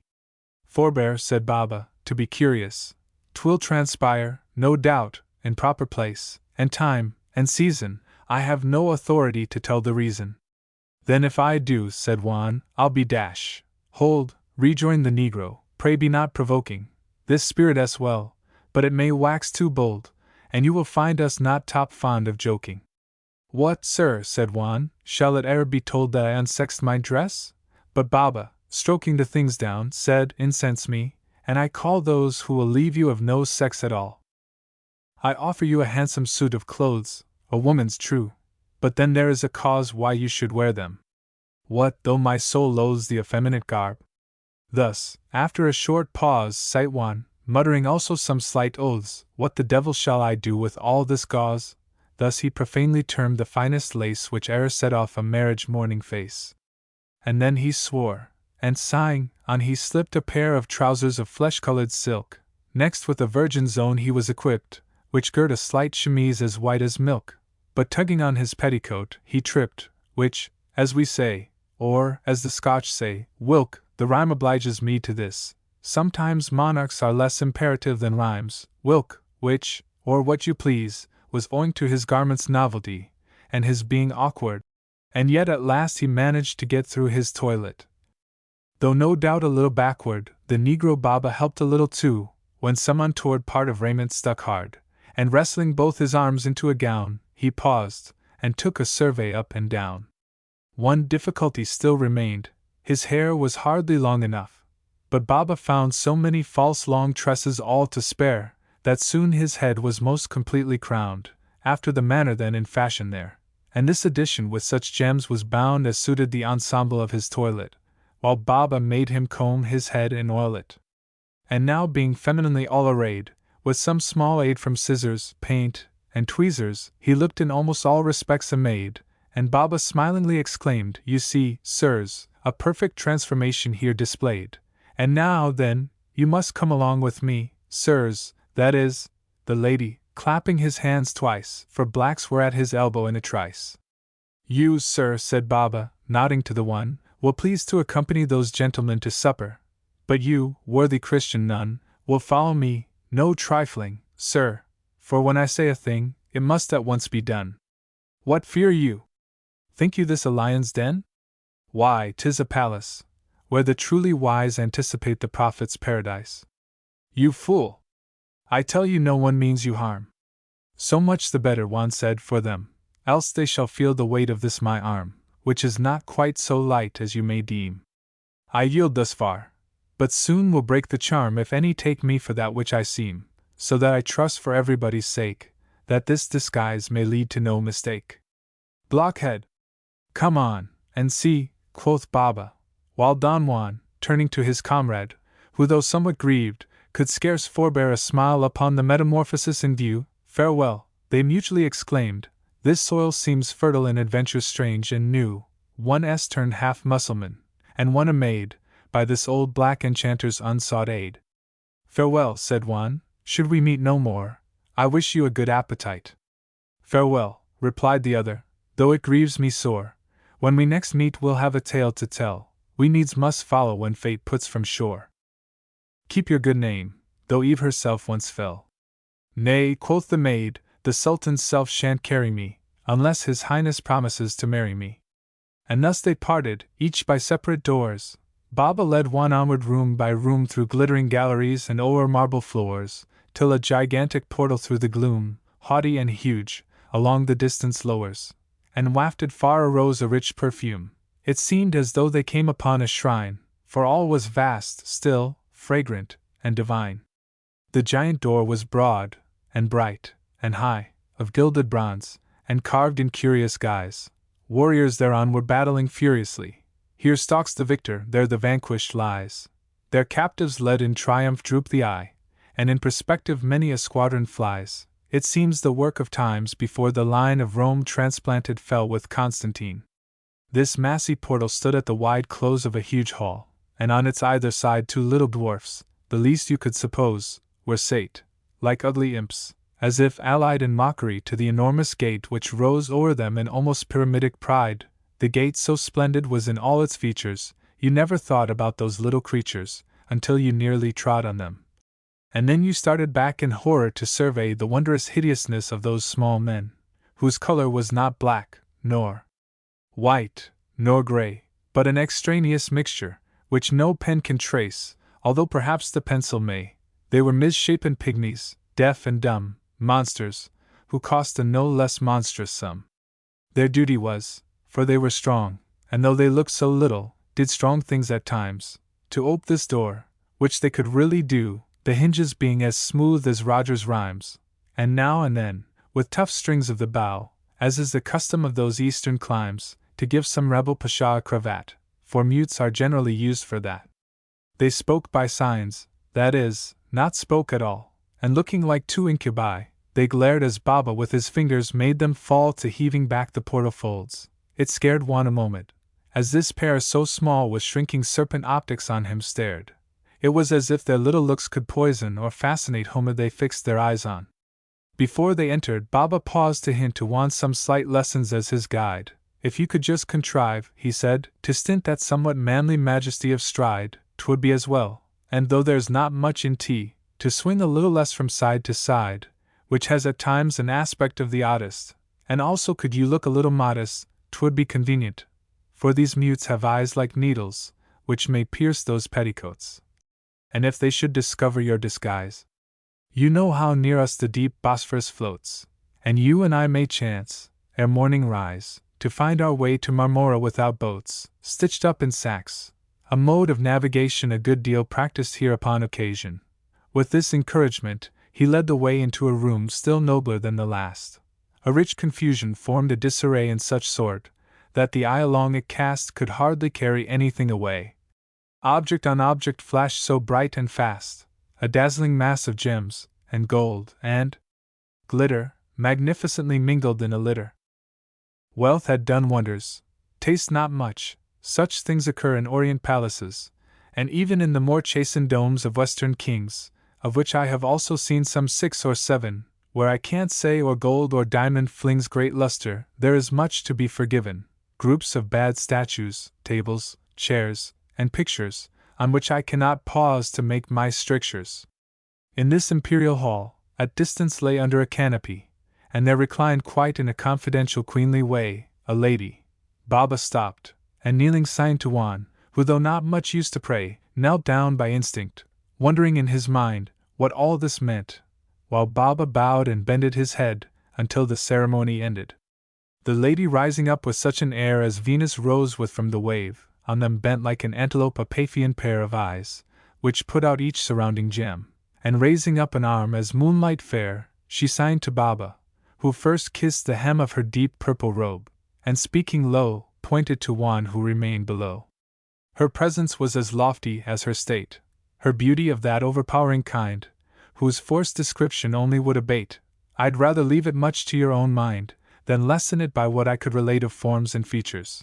It would strike you blind could I do justice to the full detail, so, luckily for both, my phrases fail. Thus much however I may add, her years were ripe, they might make 26 springs, but there are forms which time to touch forbears, and turns aside his scythe to vulgar things, such as was Mary's Queen of Scots. True, tears and love destroy, and sapping sorrow wrings charms from the charmer, yet some never grow ugly. For instance, Ninon de L'Enclos. She spake some words to her attendants, who composed a choir of girls, 10 or a dozen, and were all clad alike. Like Juan, too, who wore the uniform, by Baba chosen, they formed a very nymph-like looking crew, which might have called Diana's chorus cousin, as far as outward show may correspond. I won't be bail for anything beyond. They bowed obeisance and withdrew, retiring, but not by the same door through which came in Baba and Juan, which last stood admiring, at some small distance, all he saw within this strange saloon, much fitted for inspiring marvel and praise, for both or none things win, and I must say, I ne'er could see the very great happiness of the nil admirari. Not to admire is all the art I know, plain truth, dear Murray, needs few flowers of speech, to make men happy, or to keep them so take it in the very words of Creech, thus Horace wrote we all know long ago, and thus Pope quotes the precept to reteach from his translation. But had none admired, would Pope have sung, or Horace been inspired? Baba, when all the damsels were withdrawn, motioned to Juan to approach, and then a second time desired him to kneel down, and kiss the lady's foot, which maxim when he heard repeated, Juan with a frown drew himself up to his full height again, and said it grieved him, but he could not stoop to any shoe unless it shod the Pope. Baba, indignant at this ill-timed pride, made fierce remonstrances, and then a threat he muttered. But the last was given aside, about a bowstring, quite in vain. Not yet would Juan bend, though 'twere to Mahomet's bride. There's nothing in the world like etiquette in kingly chambers or imperial halls, as also at the race and county balls. He stood like Atlas, with a world of words about his ears, and Nathless would not bend. The blood of all his line-s Castilian lords boiled in his veins, and rather than descend to stain his pedigree 1,000 swords 1,000 times of him had made an end. At length perceiving the foot could not stand, Baba proposed that he should kiss the hand. Here was an honorable compromise, a halfway house of diplomatic rest, where they might meet in much more peaceful guise, and Juan now his willingness expressed to use all fit and proper courtesies, adding, that this was commonest and best, for through the South the custom still commands the gentleman to kiss the lady's hands. And he advanced, though with but a bad grace, though on more thoroughbred or fairer fingers no lips e'er left their transitory trace. On such as these the lip too fondly lingers, and for one kiss would fain imprint a brace, as you will see, if she you love shall bring hers in contact, and sometimes even a fair stranger's in almost 12 months' constancy endangers. The lady eyed him o'er, and bade Baba retire, which he obeyed in style, as if well used to the retreating trade, and taking hints in good part all the while, he whispered Juan not to be afraid, and looking on him with a sort of smile, took leave, with such a face of satisfaction as good men wear who have done a virtuous action. When he was gone, there was a sudden change. I know not what might be the lady's thought, but o'er her bright brow flashed a tumult strange, and into her dear cheek the blood was brought, blood red as sunset summer clouds which range the verge of heaven, and in her large eyes wrought a mixture of sensations might be scanned, of half voluptuousness and half command. Her form had all the softness of her sex, her features all the sweetness of the devil, when he put on the cherub to perplex Eve, and paved, God knows how, the road to evil. The sun himself was scarce more free from specks than she from aught at which the eye could cavil. Yet, somehow, there was something somewhere wanting, as if she rather ordered than was granting. Something imperial, or imperious, threw a chain o'er all she did, that is, a chain was thrown as 'twere about the neck of you, and rapture's self will seem almost a pain with aught which looks like despotism in view. Our souls at least are free, and 'tis in vain we would against them make the flesh obey. The spirit in the end will have its way. Her very smile was haughty, though so sweet. Her very nod was not an inclination. There was a self-will even in her small feet, as though they were quite conscious of her station. They trod as upon necks, and to complete her state, it is the custom of her nation, a poniard decked her girdle, as the sign she was a sultan's bride, thank heaven, not mine. To hear and to obey had been from birth the law of all around her. To fulfill all fantasies which yielded joy or mirth, had been her slave's chief pleasure, as her will. Her blood was high, her beauty scarce of earth. Judge, then, if her caprices e'er stood still. Had she but been a Christian, I've a notion we should have found out the perpetual motion. Whatever she saw and coveted was brought, whatever she did not see, if she supposed it might be seen, with diligence was sought, and when 'twas found straightway the bargain closed. There was no end unto the things she bought, nor to the trouble which her fancies caused. Yet even her tyranny had such a grace, the women pardoned all except her face. Juan, the latest of her whims, had caught her eye in passing on his way to sale. She ordered him directly to be bought, and Baba, who had ne'er been known to fail in any kind of mischief to be wrought, at all such auctions knew how to prevail. She had no prudence, but he had, and this explains the garb which one took amiss. His youth and features favored the disguise, and should you ask how she, a sultan's bride, could risk or compass such strange fantasies, this I must leave sultanas to decide. Emperors are only husbands in wives' eyes, and kings and consorts oft are mystified, as we may ascertain with due precision, some by experience, others by tradition. But to the main point, where we have been tending, she now conceived all difficulties past, and deemed herself extremely condescending when, being made her property at last, without more preface, in her blue eyes blending passion and power, a glance on him she cast, and merely saying, "Christian, canst thou love?" conceived that phrase was quite enough to move, and so it was, in proper time and place. But Juan, who had still his mind overflowing with Hades Isle and soft Ionian face, felt the warm blood, which in his face was glowing, rush back upon his heart, which filled apace, and left his cheeks as pale as snowdrops blowing. These words went through his soul like Arab spears, so that he spoke not, but burst into tears. She was a good deal shocked, not shocked at tears, for women shed and use them at their liking, but there is something when man's eye appears wet, still more disagreeable and striking. A woman's teardrop melts, a man's half sears, like molten lead, as if you thrust a pike in his heart to force it out, for, to be shorter, to them 'tis a relief, to us a torture.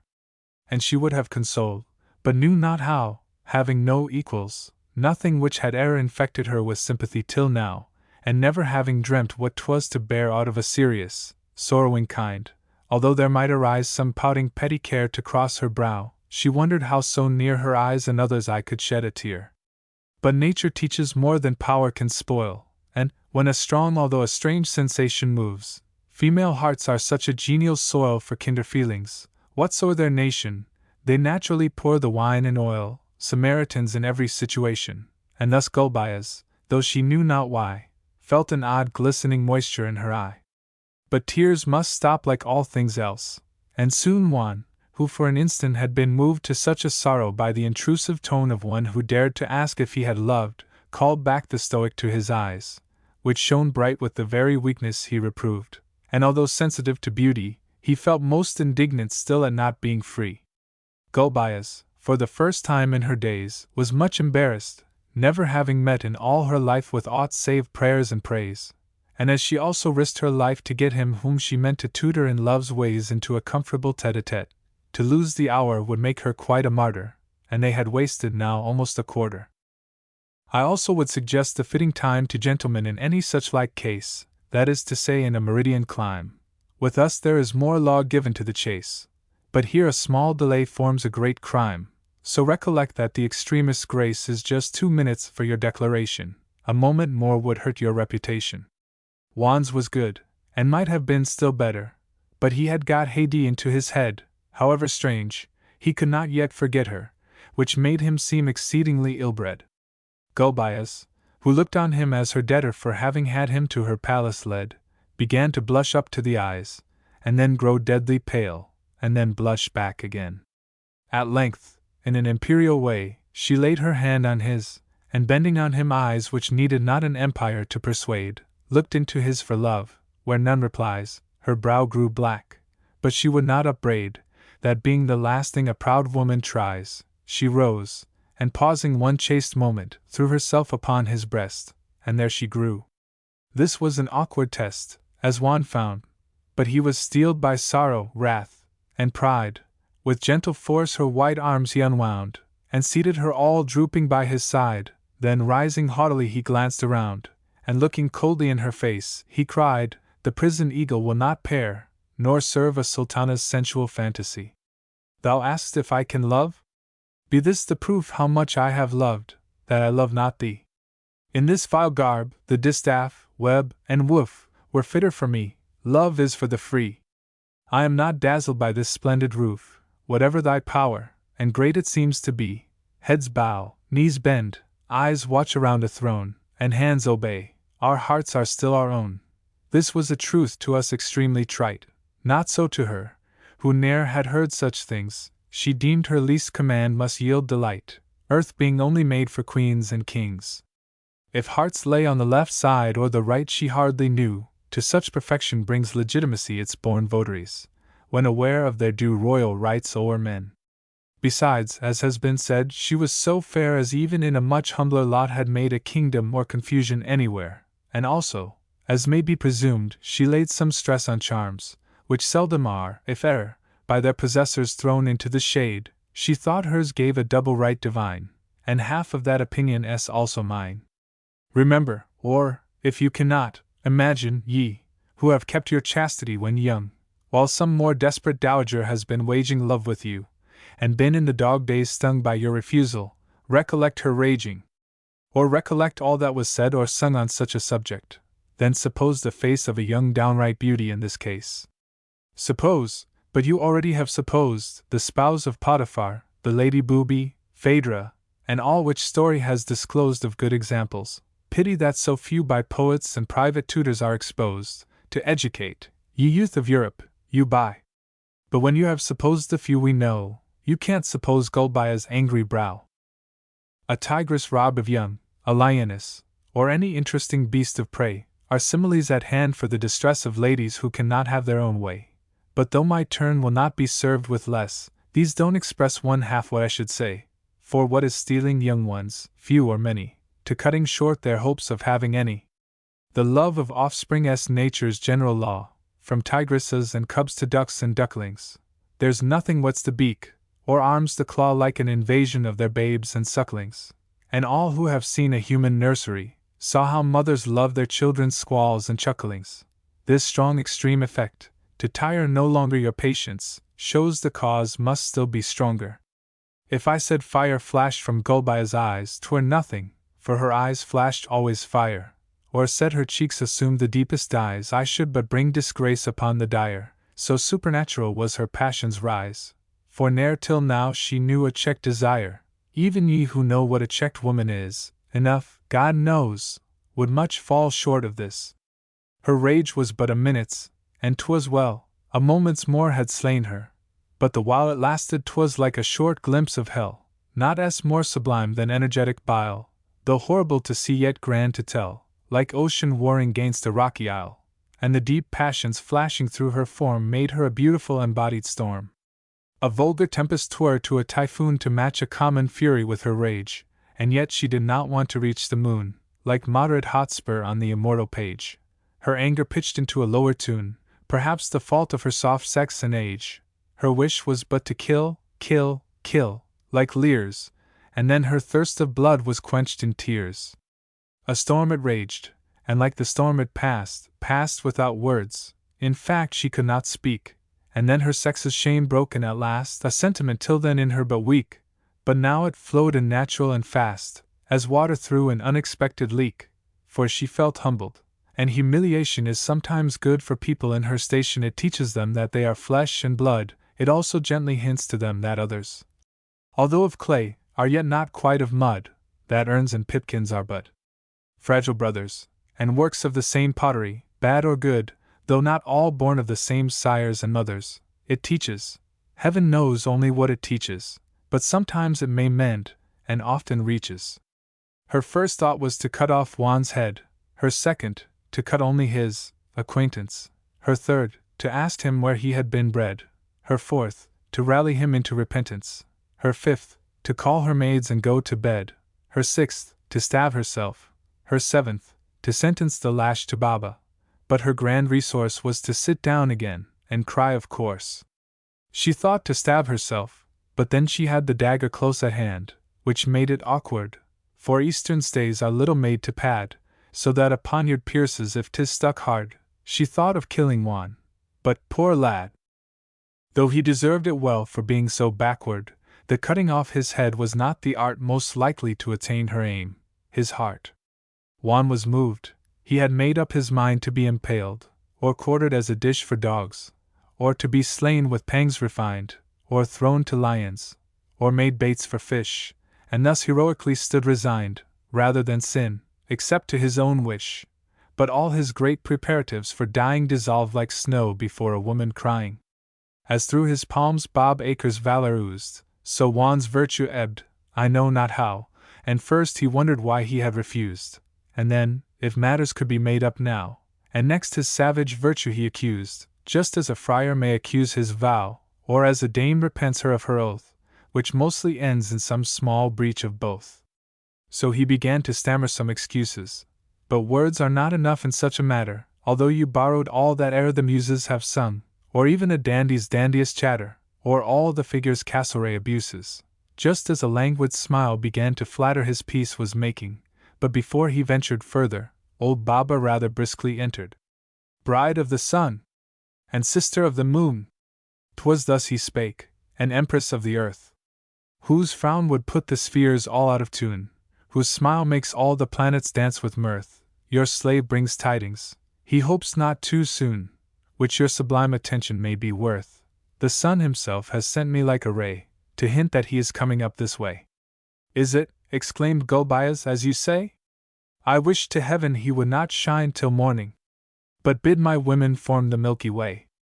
Hence, my old comet, give the stars due warning, and Christian, mingle with them as you may, and as you'd have me pardon your past scorning dash. Here they were interrupted by a humming sound, and then by a cry, the Sultan's coming. First came her damsels, a decorous file, and then his highness eunuchs, black and white. The train might reach a quarter of a mile. His Majesty was always so polite as to announce his visits a long while before he came, especially at night. For being the last wife of the Emperor, she was of course the favorite of the four.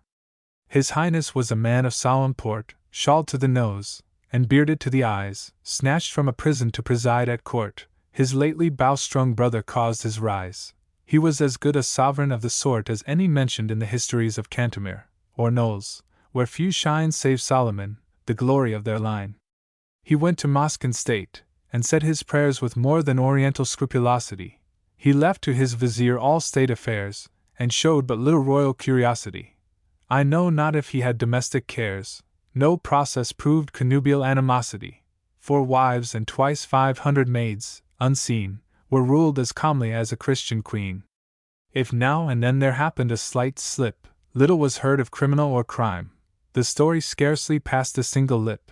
The sack and sea had settled all in time, from which the secret nobody could rip. The public knew no more than does this rhyme. No scandals made the daily press a curse. Morals were better, and the fish no worse. He saw with his own eyes the moon was round, was also certain that the earth was square, because he had journeyed 50 miles, and found no sign that it was circular anywhere. His empire also was without a bound, 'tis true, a little troubled here and there, by rebel pashas, and encroaching giaours, but then they never came to the 7 towers, except in shape of envoys, who were sent to lodge there when a war broke out, according to the true law of nations, which ne'er meant those scoundrels, who have never had a sword in their dirty diplomatic hands, to vent their spleen in making strife, and safely wording their lies, yclept dispatches, without risk or the singeing of a single inky whisker. He had 50 daughters and 4 dozen sons, of whom all such as came of age were stowed, the former in a palace, where like nuns they lived till some bashaw was sent abroad, when she, whose turn it was wed at once, sometimes at 6 years old, though it seems odd, 'tis true. The reason is, that the bashaw must make a present to his sire-in-law. His sons were kept in prison, till they grew of years to fill a bowstring or the throne, one or the other, but which of the two could yet be known unto the fates alone. Meantime the education they went through was princely, as the proofs have always shown, so that the heir apparent still was found no less deserving to be hanged than crowned. His Majesty saluted his 4th spouse with all the ceremonies of his rank, who cleared her sparkling eyes and smoothed her brows, as suits a matron who has played a prank. These must seem doubly mindful of their vows, to save the credit of their breaking bank. To no men are such cordial greetings given as those whose wives have made them fit for heaven. His Highness cast around his great black eyes, and looking, as he always looked, perceived one amongst the damsels in disguise, at which he seemed no whit surprised nor grieved, but just remarked with air sedate and wise, while still a fluttering sigh go by as heaved, "I see you've bought another girl. 'Tis pity that a mere Christian should be half so pretty." This compliment, which drew all eyes upon the new-bought virgin, made her blush and shake. Her comrades, also, thought themselves undone. Oh, Mahomet! That his Majesty should take such notice of a giaour, while scarce to one of them his lips imperial ever spake. There was a general whisper, toss, and wriggle, but etiquette forbade them all to giggle. The Turks do well to shut, at least sometimes, the women up, because, in sad reality, their chastity in these unhappy climes is not a thing of that astringent quality which in the north prevents precocious crimes, and makes our snow less pure than our morality. The sun, which yearly melts the polar ice, has quite the contrary effect on vice. Thus in the East they are extremely strict, and wedlock and a padlock mean the same, excepting only when the former as picked it ne'er can be replaced in proper frame, spoilt, as a pipe of claret is when pricked, but then their own polygamy is to blame. Why don't they need 2 virtuous souls for life into that moral centaur, man and wife? Thus far our chronicle, and now we pause, though not for want of matter, but 'tis time according to the ancient epic laws, to slacken sail, and anchor with our rhyme. Let this 5th canto meet with due applause, the 6th shall have a touch of the sublime. Meanwhile, as Homer sometimes sleeps, perhaps you'll pardon to my muse a few short naps. Canto the 6th. There is a tide in the affairs of men which, taken at the flood, you know the rest, and most of us have found it now and then. At least we think so, though but few have guessed the moment, till too late to come again. But no doubt everything is for the best, of which the surest sign is in the end. When things are at the worst they sometimes mend. There is a tide in the affairs of women which, taken at the flood, leads, God knows where. Those navigators must be able seamen whose charts lay down its current to a hair. Not all the reveries of Jacob Bayman with its strange whirls and eddies can compare. Men with their heads reflect on this and that, but women with their hearts on heaven knows what. And yet a headlong, headstrong, downright she, young, beautiful, and daring, who would risk a throne, the world, the universe, to be beloved in her own way, and rather whisk the stars from out the sky, than not be free as are the billows when the breeze is brisk. Though such as she is a devil, if that there be one, yet she would make full many a Manichaean.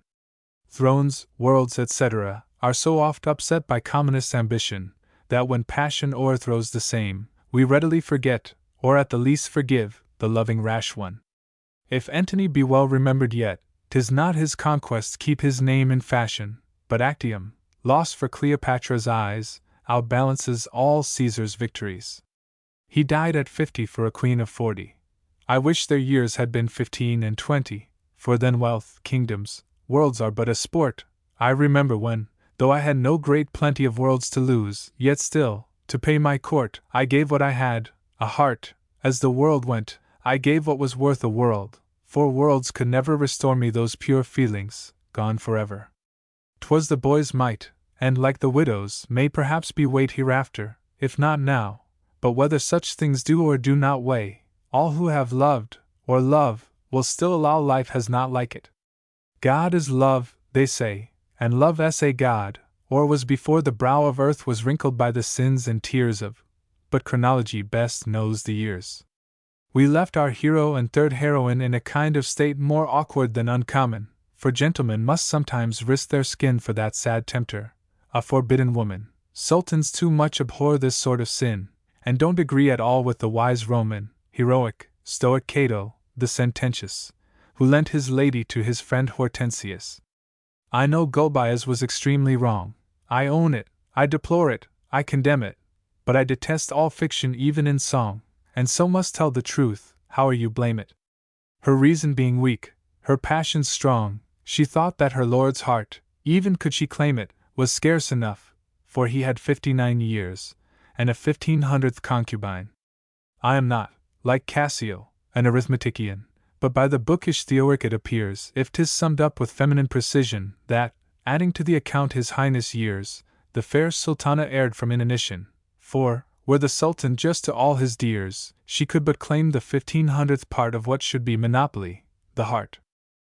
It is observed that ladies are litigious upon all legal objects of possession, and not the least so when they are religious, which doubles what they think of the transgression.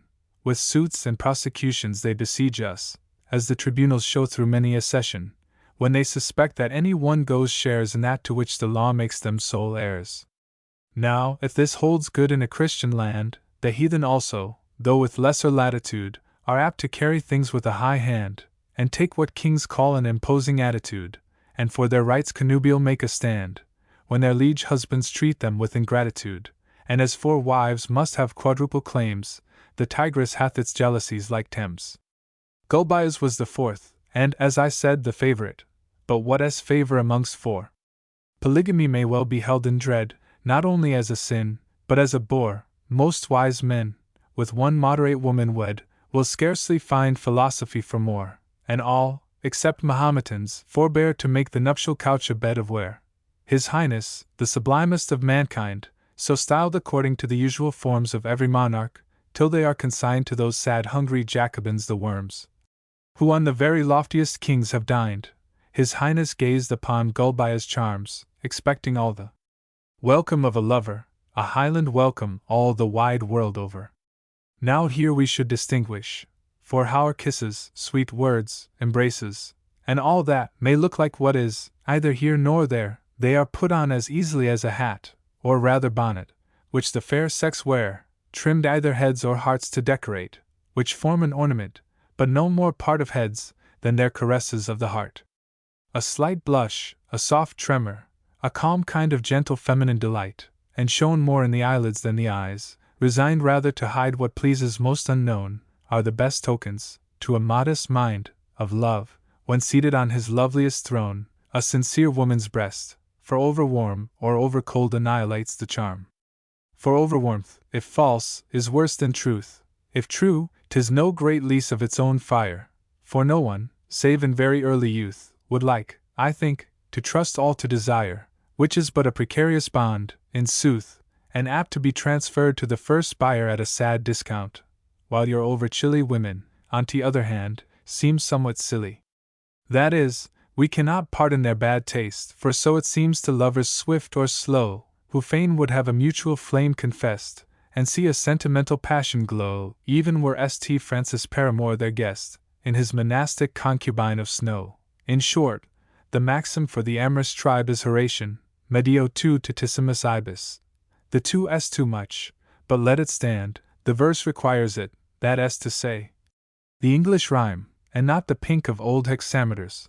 But, after all, there's neither tune nor time in the last line, which cannot well be worse, and was thrust in to close the octave's chime. I own no prosody can ever rate it as a rule, but truth may, if you translate it.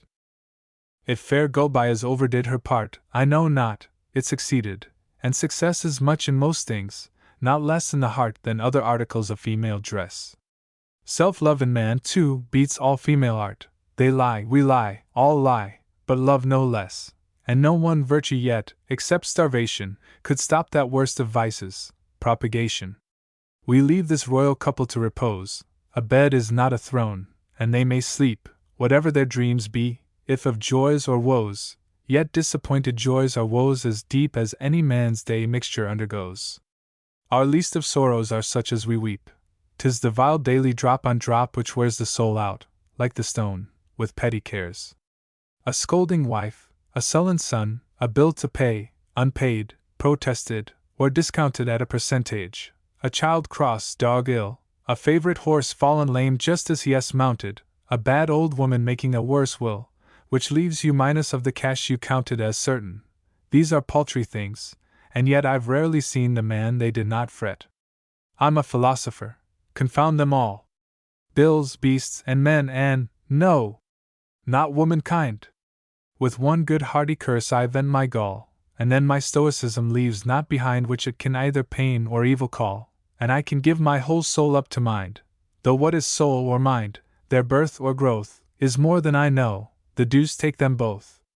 As after reading Athanasius' curse, which doth your true believer so much please, I doubt if any now could make it worse o'er his worst enemy when at his knees, 'tis so sententious, positive, and terse, and decorates the Book of Common Prayer, as doth a rainbow the just clearing air. Gulbeyaz and her lord were sleeping, or at least one of them. Oh, the heavy night, when wicked wives, who love some bachelor, lie down in dudgeon to sigh for the light of the grey morning, and look vainly for its twinkle through the lattice dusky quite, to toss, to tumble, doze, revive, and quake lest their too lawful bedfellows should wake. These are beneath the canopy of heaven, also beneath the canopy of beds four-posted and silk-curtained, which are given for rich men and their brides to lay their heads upon, in sheets white as what bards call driven snow. Well, 'tis all haphazard when one weds. Gulbeyaz was an empress, but had been perhaps as wretched if a peasant's queen. Don Juan in his feminine disguise, with all the damsels in their long array, had bowed themselves before imperial eyes, and at the usual signal ta'en their way back to their chambers, those long galleries in the seraglio, where the ladies lay their delicate limbs, a thousand bosoms there beating for love, as the caged birds for air.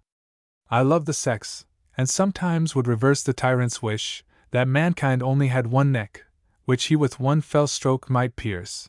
My wish is quite as wide, but not so bad, and much more tender on the whole than fierce. It being, not now, but only while a lad, that womankind had but one rosy mouth, to kiss them all at once from north to south. O, enviable Briareus! With thy hands and heads, if thou hadst all things multiplied in such proportion, but my muse withstands the giant thought of being a Titan's bride, or traveling in Patagonian lands, so let us back to Lilliput, and guide our hero through the labyrinth of love in which we left him several lines above. He went forth with the lovely odalisques, at the given signal joined to their array, and though he certainly ran many risks, yet he could not at times keep by the way, although the consequences of such frisks are worse than the worst damages men pay in moral England, where the thing is a tax, from ogling all their charms from breasts to backs.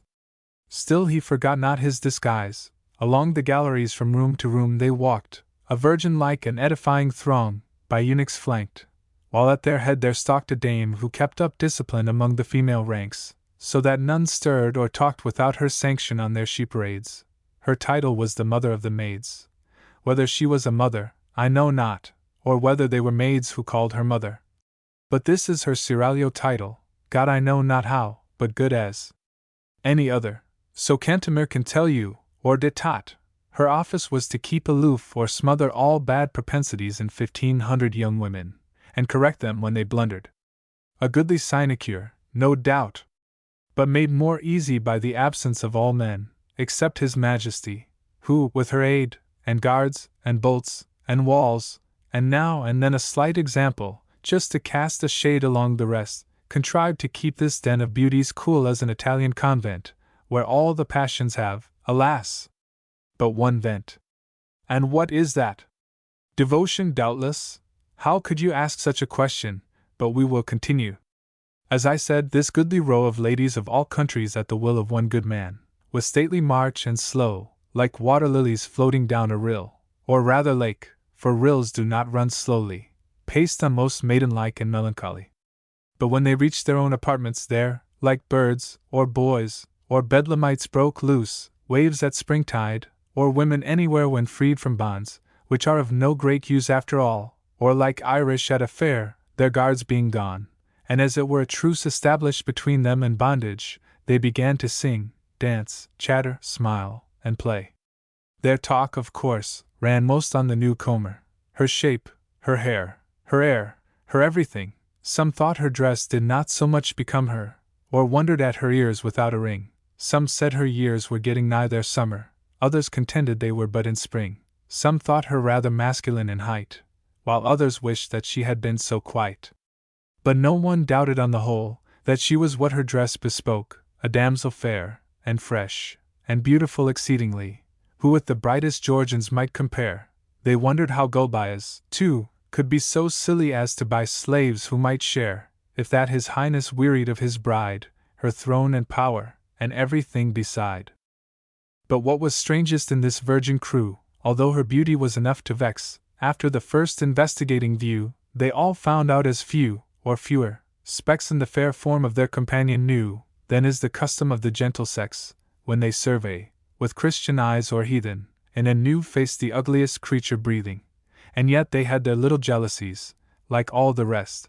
But upon this occasion, whether there are such things as sympathies without our knowledge or our approbation, although they could not see through his disguise, all felt a soft kind of concatenation, like magnetism, or devilism, or what you please. We will not quarrel about that. But certain 'tis they all felt for their new companion something newer still, as 'twere a sentimental friendship through and through, extremely pure, which made them all concur in wishing her their sister, save a few who wished they had a brother just like her, whom, if they were at home in sweet Circassia, they would prefer to Padishah or Pasha.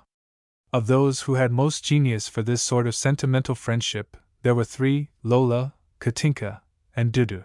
In short, to save description, fair as fair can be were they, according to the best report, though differing in stature and degree, and clime and time, and country and complexion, they all alike admired their new connection.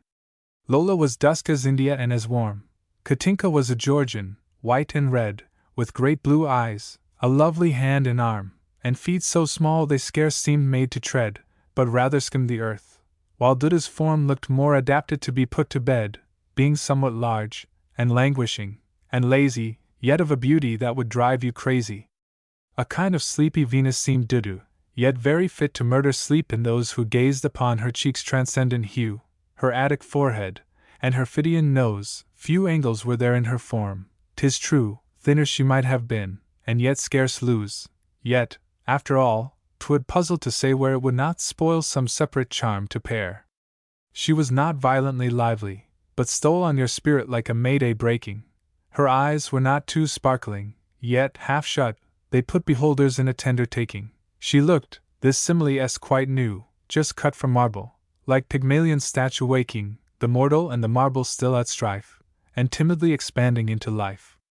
Lola demanded the new damsel's name. Juana. Well, a pretty name enough. Katinka asked her also whence she came. From Spain. But where is Spain?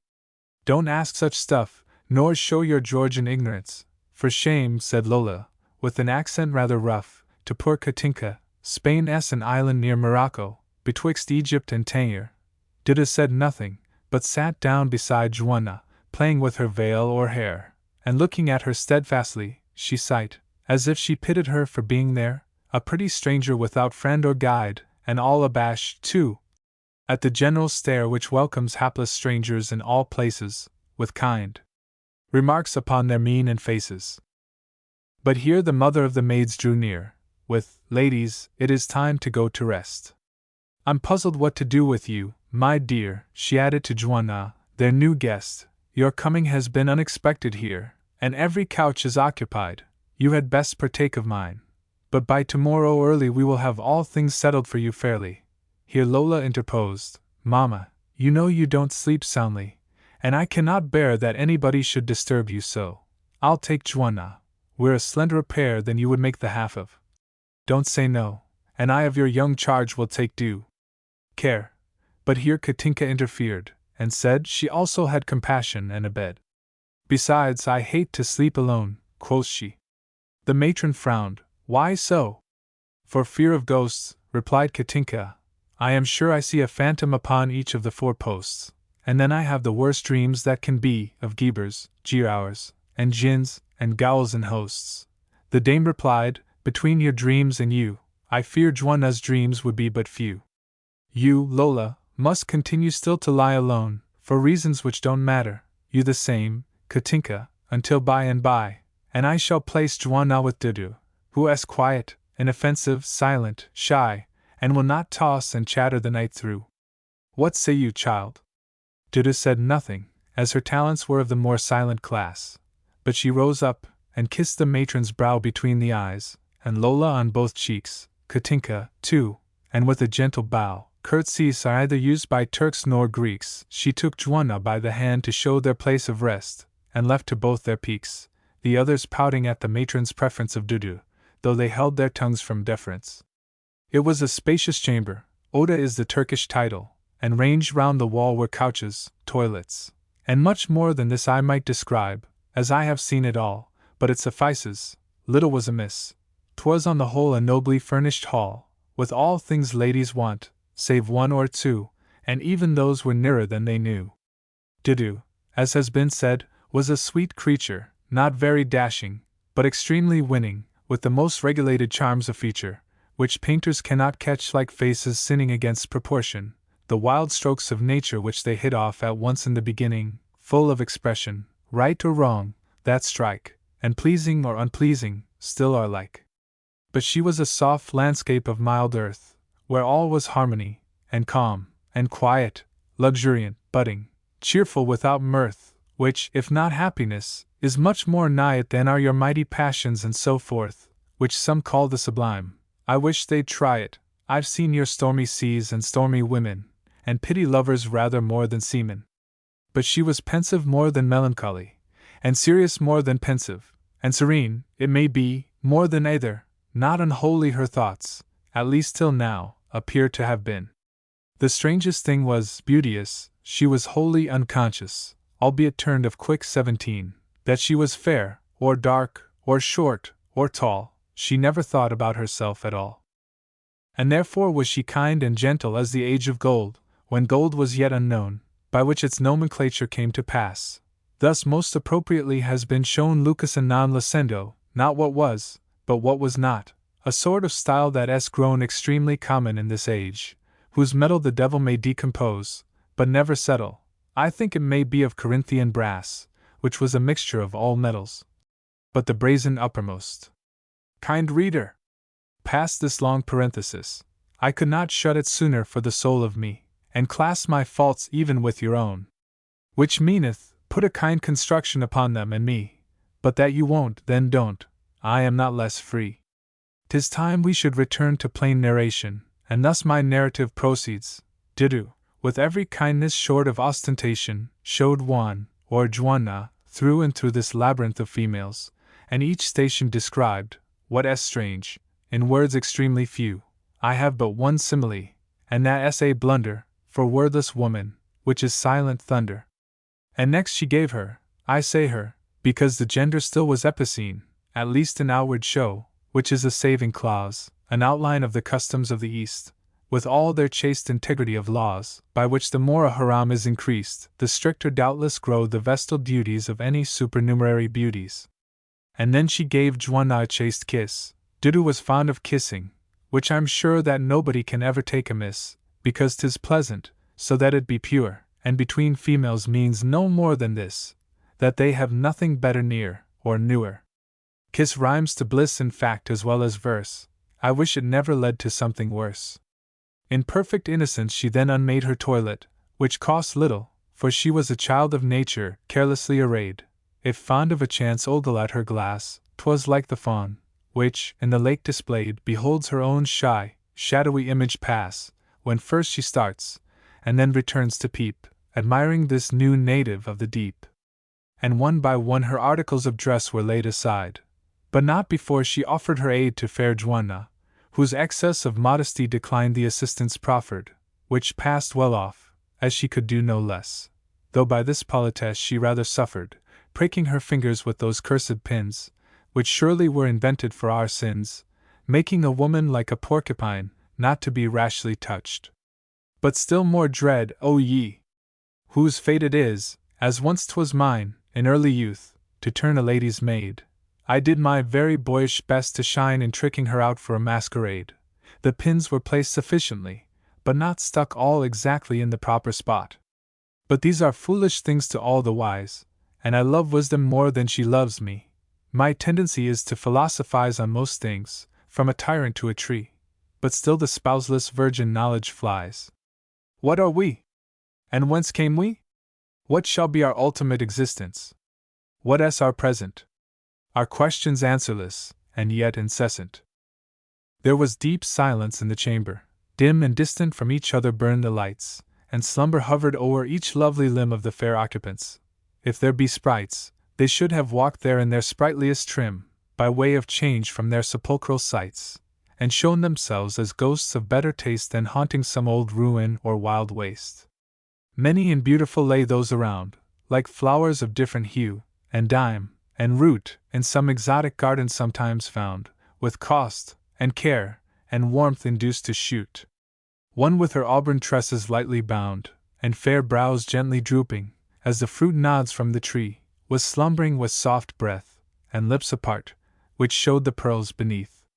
One with her flushed cheek laid on her white arm, and raven ringlets gathered in dark crowd above her brow, lay dreaming soft and warm, and smiling through her dream, as through a cloud the moon breaks, half unveiled each further charm, as, slightly stirring in her snowy shroud, her beauty seized the unconscious hour of night all bashfully to struggle into light.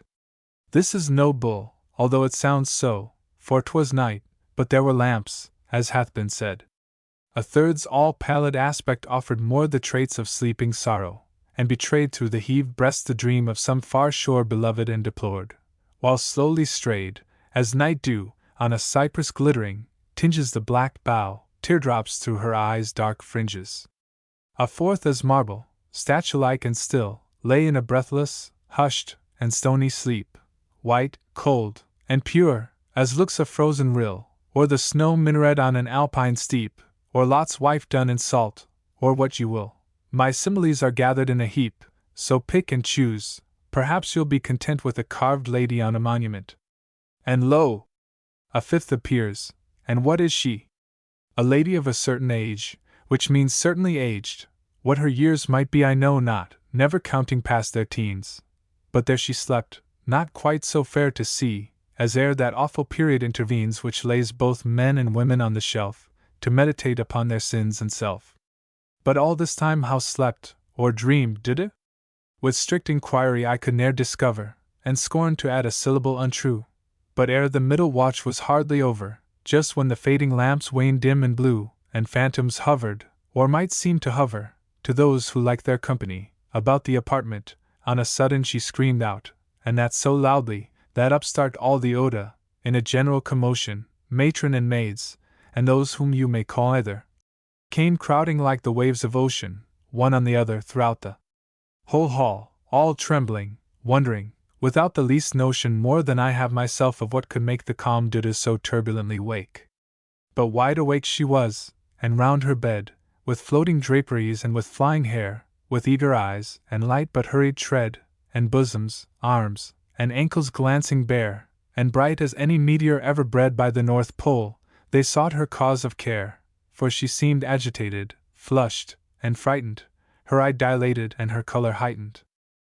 But what was strange, and a strong proof how great a blessing is sound sleep, Juan now lay as fast as ever husband by his mate in holy matrimony snores away.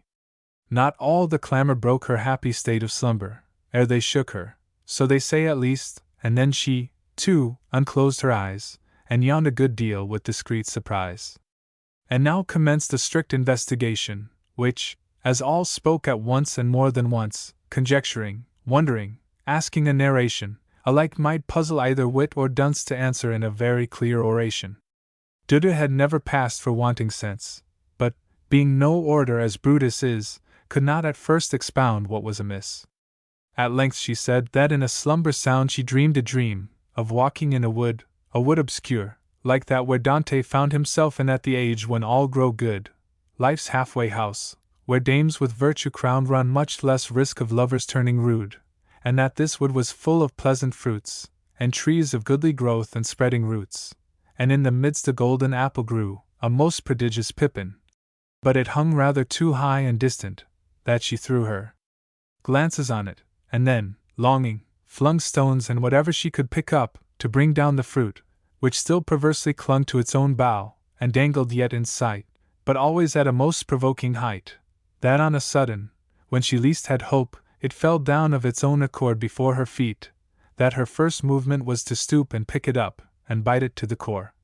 That just as her young lip began to ope upon the golden fruit the vision bore, a bee flew out and stung her to the heart, and so, she awoke with a great scream and start.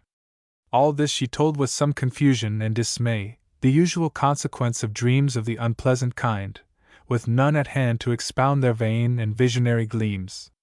I've known some odd ones which seemed really planned prophetically, or that which one deems a strange coincidence, to use a phrase by which such things are settled nowadays. The damsels, who had thoughts of some great harm, began, as is the consequence of fear, to scold a little at the false alarm that broke for nothing on their sleeping car. The matron, too, was wroth to leave her warm bed for the dreams she had been obliged to hear, and chafed at poor Dudu, who only sighed, and said that she was sorry she had cried. I've heard of stories of a cock and bull, but visions of an apple and a bee, to take us from our natural rest, and pull the whole Oda from their beds at 3:30, would make us think the moon is at its full. You surely are unwell, child. We must see, tomorrow, what His Highness's physician will say to this hysteric of a vision. And poor Juana, too, the child's first night within these walls to be broken upon with such a clamor. I had thought it right that the young stranger should not lie alone, and, as the quietest of all, she might with you, Dudu, a good night's rest have known. But now I must transfer her to the charge of Lola, though her couch is not so large. Lola's eyes sparkled at the proposition, but poor Dudu, with large drops in her own, resulting from the scolding or the vision, implored that present pardon might be shown for this first fault. And that on no condition, she added in a soft and piteous tone, Juana should be taken from her, and her future dreams should all be kept in hand. She promised never more to have a dream, at least to dream so loudly as just now. She wondered at herself how she could scream. 'Twas foolish, nervous, as she must allow, a fond hallucination, and a theme for laughter, but she felt her spirits low, and begged they would excuse her. She'd get over this weakness in a few hours, and recover. And here Juana kindly interposed, and said she felt herself extremely well where she then was, as her sound sleep disclosed when all around rang like a tocsin bell. She did not find herself the least disposed to quit her gentle partner, and to dwell apart from one who had no sin to show, save that of dreaming once malapropos. As thus Juana spoke, Dudu turned round and hid her face within Juana's breast. Her neck alone was seen, but that was found the color of a budding rose's crest. I can't tell why she blushed, nor can expound the mystery of this rupture of their rest. All that I know is, that the facts I state are true as truth has ever been of late. And so good night to them, or, if you will, good morrow, for the cock had crown, and light began to clothe each Asiatic hill, and the mosque crescent struggled into sight of the long caravan, which in the chill of dewy dawn wounds slowly round each height that stretches to the stony belt, which girds Asia, where Kaf looks down upon the Kurds. With the first ray, or rather gray of morn, Gulbias rose from restlessness, and pale as passion rises, with its bosom worn, arrayed herself with mantle, gem, and veil. The nightingale that sings with the deep thorn, which fable places in her breast of wail, is lighter far of heart and voice than those whose headlong passions form their proper woes. And that is the moral of this composition, if people would but see its real drift, but that they will not do without suspicion, because all gentle readers have the gift of closing gainst the light their orbs of vision, while gentle writers also love to lift their voices gainst each other, which is natural, the numbers are too great for them to flatter all. Rose the sultana from a bed of splendor, softer than the soft Sybarites, who cried aloud because his feelings were too tender to brook a ruffled rose-leaf by his side, so beautiful that art could little mend her, though pale with conflicts between love and pride, so agitated was she with her error, she did not even look into the mirror. Also arose about the self-same time, perhaps a little later, her great lord, master of 30 kingdoms so sublime, and of a wife by whom he was abhorred, a thing of much less import in that clime, at least to those of incomes which afford the filling up their whole connubial cargo, than where 2 wives are under an embargo. He did not think much on the matter, nor indeed on any other. As a man he liked to have a handsome paramour at hand, as one may like to have a fan, and therefore of Circassians had good store, as an amusement after the divan, though an unusual fit of love, or duty, had made him lately bask in his bride's beauty. And now he rose, and after due ablutions exacted by the customs of the East, and prayers and other pious evolutions, he drank 6 cups of coffee at the least, and then withdrew to hear about the Russians, whose victories had recently increased in Catherine's reign, whom glory still adores. But oh, thou grand legitimate Alexander! Her son's son, let not this last phrase offend thine ear, if it should reach, and now rhymes wander almost as far as Petersburg and lend a dreadful impulse to each loud meander of murmuring liberty's wide waves, which blend their roar even with the Baltic's. So you be your father's son, 'tis quite enough for me. To call men love-begotten or proclaim their mothers as the antipodes of Timon, that hater of mankind, would be a shame, a libel, or whatever you please to rhyme on. But people's ancestors are history's game, and if one lady's slip could leave a crime on all generations, I should like to know what pedigree the best would have to show. Had Catherine and the Sultan understood their own true interests, which kings rarely know until 'tis taught by lessons rather rude, there was a way to end their strife, although perhaps precarious, had they but thought good, without the aid of prince or plenipo, she to dismiss her guards and he his harem, and for their other matters, meet and share him. But as it was, His Highness had to hold his daily council upon ways and means how to encounter with this martial scold, this modern Amazon, and Queen of Queens, and the perplexity could not be told of all the pillars of the state, which leans sometimes a little heavy on the backs of those who cannot lay on a new tax. Meantime Gulbias, when her king was gone, retired into her boudoir, a sweet place for love or breakfast, private, pleasing, lone, and rich with all contrivances which grace those gay recesses. Many a precious stone sparkled along its roof, and many a vase of porcelain held in the fettered flowers, those captive soothers of a captive's hours. Mother of pearl, and porphyry, and marble, vied with each other on this costly spot, and singing birds without were heard to warble, and the stained glass which lighted this fair grot varied each ray. But all descriptions garble the true effect, and so we had better not be too minute. An outline is the best, a lively reader's fancy does the rest. And here she summoned Baba, and required Don Juan at his hands, an information of what had passed since all the slaves retired, and whether he had occupied their station, if matters had been managed as desired, and his disguise with due consideration kept up, and above all, the where and how he had passed the night, was what she wished to know. Baba, with some embarrassment, replied to this long catechism of questions, asked more easily than answered, that he had tried his best to obey in what he had been tasked, but there seemed something that he wished to hide, which hesitation more betrayed than masked. He scratched his ear, the infallible resource to which embarrassed people have recourse. Gulbias was no model of true patience, nor much disposed to wait in word or deed.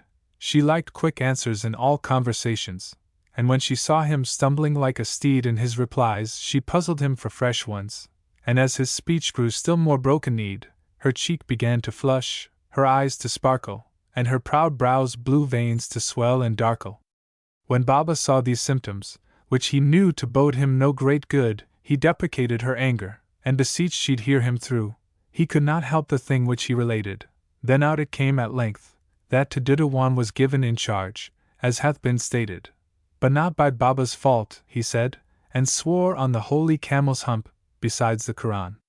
The chief dame of the Oda, upon whom the discipline of the whole haram bore, as soon as they re-entered their own room, for Baba's functions stopped short at the door, had settled all, nor could he then presume, the aforesaid Baba, just then to do more, without exciting such suspicion as might make the matter still worse than it was. He hoped, indeed he thought, he could be sure Juan had not betrayed himself. In fact 'twas certain that his conduct had been pure, because a foolish or imprudent act would not alone have made him insecure, but ended in his being found out and sacked, and thrown into the sea. Thus Baba spoke of all save Dudu's dream, which was no joke. This he discreetly kept in the background, and talked away, and might have talked till now, for any further answer that he found, so deep an anguish wrung Gulbaya's brow, her cheek turned ashes, ears wrung, brain whirled round, as if she had received a sudden blow, and the heart's dew of pain sprang fast and chilly o'er her fair front, like mornings on a lily. Although she was not of the fainting sort, Baba thought she would faint, but there he erred. It was but a convulsion, which though short can never be described. We all have heard, and some of us have felt thus all amort, when things beyond the common have occurred. Gulbaya's proved in that brief agony what she could ne'er express. Then how should I?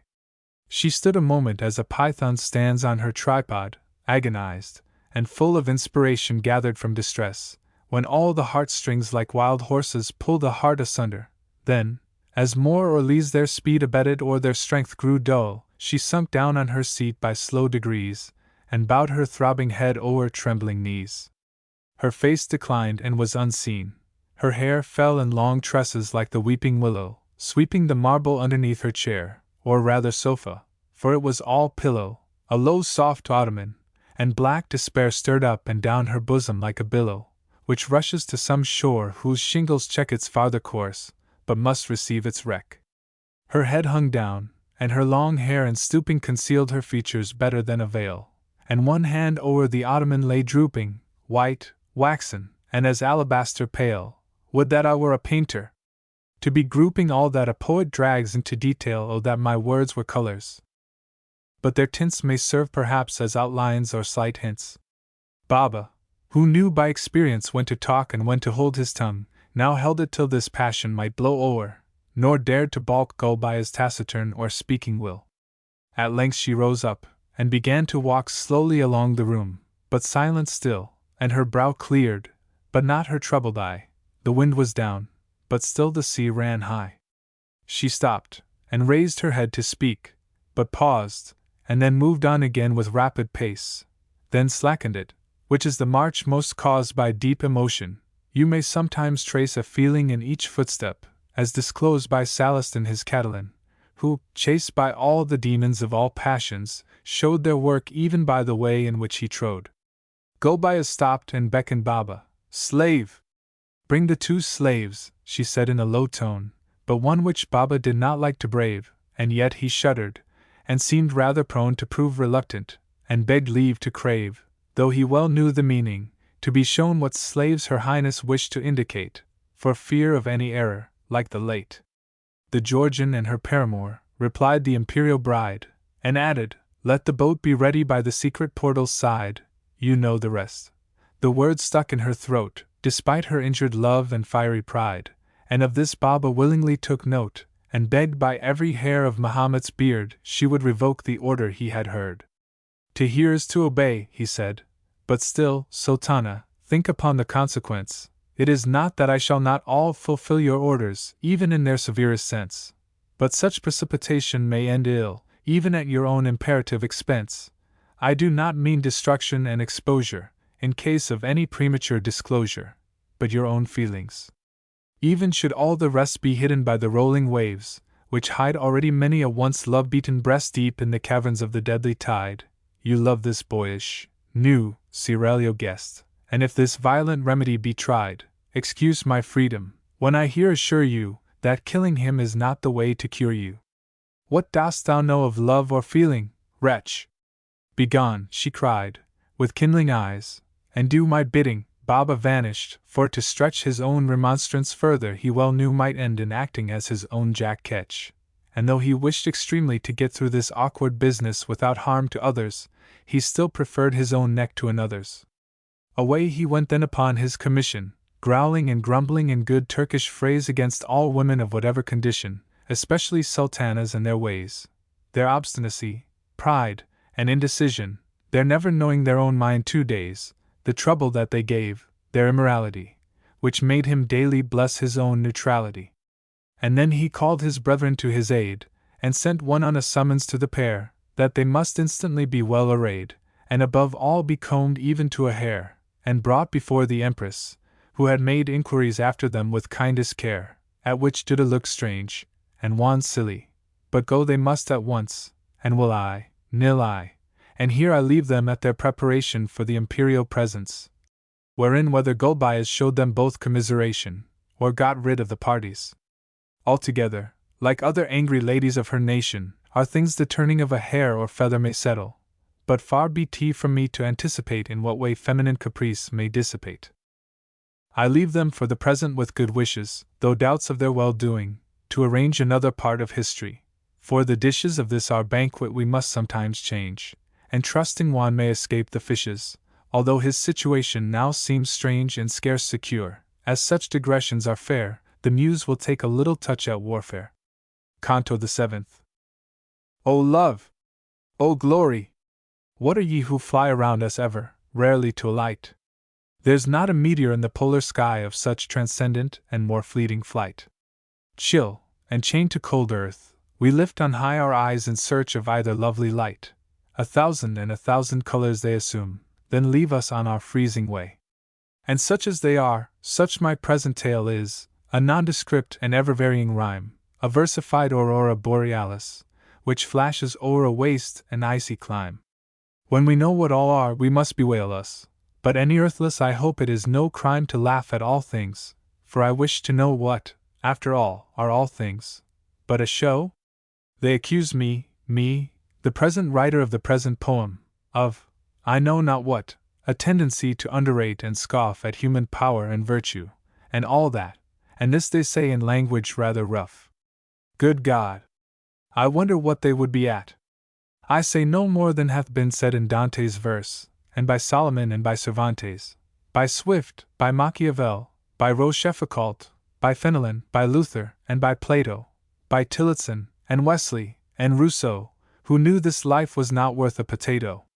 'Tis not their fault, nor mine, if this be so. For my part, I pretend not to be Cato, nor even Diogenes.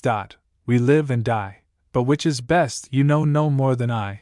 Socrates said, our only knowledge was to know that nothing could be known, a pleasant science enough, which levels to an ass each man of wisdom, future, past, or present. Newton, that proverb of the mind, alas! Declared, with all his grand discoveries recent, that he himself felt only like a youth picking up shells by the great ocean. Truth. Ecclesiastes said that all is vanity. Most modern preachers say the same, or show it by their examples of true Christianity. In short, all know, or very soon may know it, and in this scene of all confessed inanity, by saint, by sage, by preacher, and by poet, must I restrain me, through the fear of strife, from holding up the nothingness of life? Dogs, or men, for I flatter you in saying that ye are dogs, your betters far, ye may read, or read not, what I am now essaying to show ye what ye are in every way.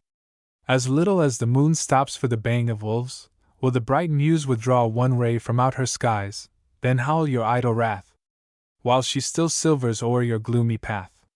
Fierce loves and faithless wars, I am not sure if this be the right reading, 'tis no matter, the fact is about the same, I am secure. I sing them both, and am about to batter a town which did a famous siege endure, and was beleaguered both by land and water by Suvorov, or Onlai Suworo, who loved blood as an alderman loves marrow. The fortress is called Ismail, and is placed upon the Danube's left branch and left bank, with buildings in the Oriental taste, but still a fortress of the foremost rank, or was at least, unless 'tis since defaced, which with your conquerors is a common prank. It stands some 80 versts from the high sea, and measures round of toises thousands 3. Within the extent of this fortification a borough is comprised along the height upon the left, which from its loftier station commands the city, and upon its side a Greek had raised around this elevation a quantity of palisades upright, so placed as to impede the fire of those who held the place, and to assist the foes. This circumstance may serve to give a notion of the high talents of this new Vauban, but the town ditch below was deep as ocean, the rampart higher than you'd wish to hang. But then there was a great want of precaution. Prithee, excuse this engineering slang, nor work advanced, nor covered way was there, to hint at least here is no thoroughfare, but a stone bastion, with a narrow gorge, and walls as thick as most skulls born as yet. 2 batteries, cap a pie, as our St. George casemated one, and T other a barbette of Danube's bank took formidable charge, while 22 cannon duly set rose over the town's right side, in bristling tier, 40 feet high, upon a cavalier. But from the river the town opened quite, because the Turks could never be persuaded a Russian vessel e'er would heave in sight, and such their creed was, till they were invaded, when it grew rather late to set things right. But as the Danube could not well be waded, they looked upon the Muscovite flotilla, and only shouted Allah, and Bismillah. The Russians now were ready to attack. But oh, ye goddesses of war and glory! How shall I spell the name of each Cossack who were immortal? Could one tell their story? Alas! What to their memory can lack? Achilles' self was not more grim and gory than thousands of this new and polished nation, whose names want nothing but pronunciation. Still I'll record a few, if but to increase our euphony. There was Stronjanov, and Strokhanov, Mekhnop, Serge Lwo, Arsenu of modern Greece, and Skitchikov, and Rognov, and Choknov, and others of 12 consonants apiece, and more might be found out, if I could poke enough into gazettes. But fame, capricious strumpet, it seems, has got an ear as well as trumpet, and cannot tune those discords of narration, which may be names at Moscow, into rhyme, yet there were several worth commemoration, as e'er was virgin of a nuptial chime. Soft words, too, fitted for the peroration of Londonderry drawling against time, ending in ishskin, auskin, ifski, uski, of whom we can insert but Ruzamuski, Skermatov and Krematov, Koklovty, Koklobsky, Kurakin, and Muskin Puskin, all proper men of weapons, as e'er scoffed high against a foe, or ran a sabre through skin. Little cared they for Mahomet or Mufti, unless to make their kettledrums a new skin out of their hides if parchment had grown dear, and no more handy substitute been near. Then there were foreigners of much renown, of various nations, and all volunteers, not fighting for their country or its crown, but wishing to be one day brigadiers, also to have the sacking of a town, a pleasant thing to young men at their years. Mongst them were several Englishmen of pith, 16 called Thompson, and 19 named Smith. Jack Thompson and Bill Thompson, all the rest had been called Jemmy, after the great bard. I don't know whether they had arms or crest, but such a godfather-s as good a card. 3 of the Smiths were Peters, but the best amongst them all, hard blows to inflict or ward, was he, since so renowned in country quarters at Halifax. But now he served the Tartars. The rest were Jacks and Gills and Wills and Bills. But when I've added that the elder Jack Smith was born in Cumberland among the hills, and that his father was an honest blacksmith, I've said all I know of a name that fills 3 lines of the dispatch in taking Schmacksmith, a village of Moldavia's waste, wherein he fell, immortal in a bulletin. I wonder, although Mars no doubt essay God praise, if a man's name in a bulletin may make up for a bullet in his body? I hope this little question is no sin, because, though I am but a simple nodder, I think one Shakespeare puts the same thought in the mouth of someone in his plays so doting, which many people pass for wits by quoting. Then there were Frenchmen, gallant, young, and gay, but I'm too great a patriot to record their Gallic names upon a glorious day. I'd rather tell 10 lies than say a word of truth. Such truths are treason, they betray their country, and as traitors are abhorred who name the French in English, save to show how peace should make John Bull the Frenchman's foe. The Russians, having built 2 batteries on an isle nearest mile, had 2 ends in view. The first was to bombard it, and knock down the public buildings, and the private too, no matter what poor souls might be undone. The city's shape suggested this, 'tis true, formed like an amphitheater, each dwelling presented a fine mark to throw a shell in. The second object was to profit by the moment of the general consternation, to attack the Turks' flotilla, which lay nigh extremely tranquil, anchored at its station. But a third motive was as probably to frighten them into capitulation, a fantasy which sometimes seizes warriors, unless they are game as bulldogs and fox terriers. A habit rather blamable, which is that of despising those we combat with, common in many cases, was in this the cause of killing Chichikov and Smith, one of the valorous smiths whom we shall miss out of those 19 who late rhymed to pith. But 'tis a name so spread o'er sir and madam, that one would think the first who bore it Adam. The Russian batteries were incomplete, because they were constructed in a hurry. Thus the same cause which makes a verse want feet, and throws a cloud o'er Longman and John Murray, when the sale of new books is not so fleet as they who print them think is necessary, may likewise put off for a time what story sometimes calls murder, and at others glory. Whether it was their engineers' stupidity, their haste, or waste, I either know nor care, or some contractor's personal cupidity, saving his soul by cheating in the ware of homicide. But there was no solidity in the new batteries erected there. They either missed, or they were never missed, and added greatly to the missing list. A sad miscalculation about distance made all their naval matters incorrect. 3 fireships lost their amiable existence before they reached a spot to take effect. The match was lit too soon, and no assistance could remedy this lubberly defect. They blew up in the middle of the river, while, though 'twas dawn, the Turks slept fast as ever. At 7 they rose, however, and surveyed the Russ flotilla getting under way. 'Twas 9, when still advancing undismayed, within a cable's length their vessels lay off Ismail, and commenced a cannonade, which was returned with interest, I may say, and by a fire of musketry and grape, and shells and shot of every size and shape. For 6 hours bore they without intermission the Turkish fire, and aided by their own land batteries, worked their guns with great precision. At length they found mere cannonade alone by no means would produce the town's submission, and made a signal to retreat at one. One bark blew up, a second near the works running aground, was taken by the Turks.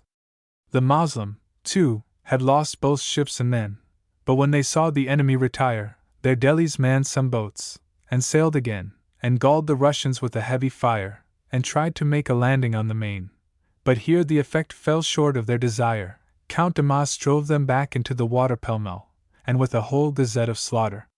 If, says the historian here, I could report all that the Russians did upon this day, I think that several volumes would fall short, and I should still have many things to say, and so he says no more, but pays his court to some distinguished strangers in that fray, the Prince de Ligne, and Langeron, and Damas, names great as any that the roll of fame has.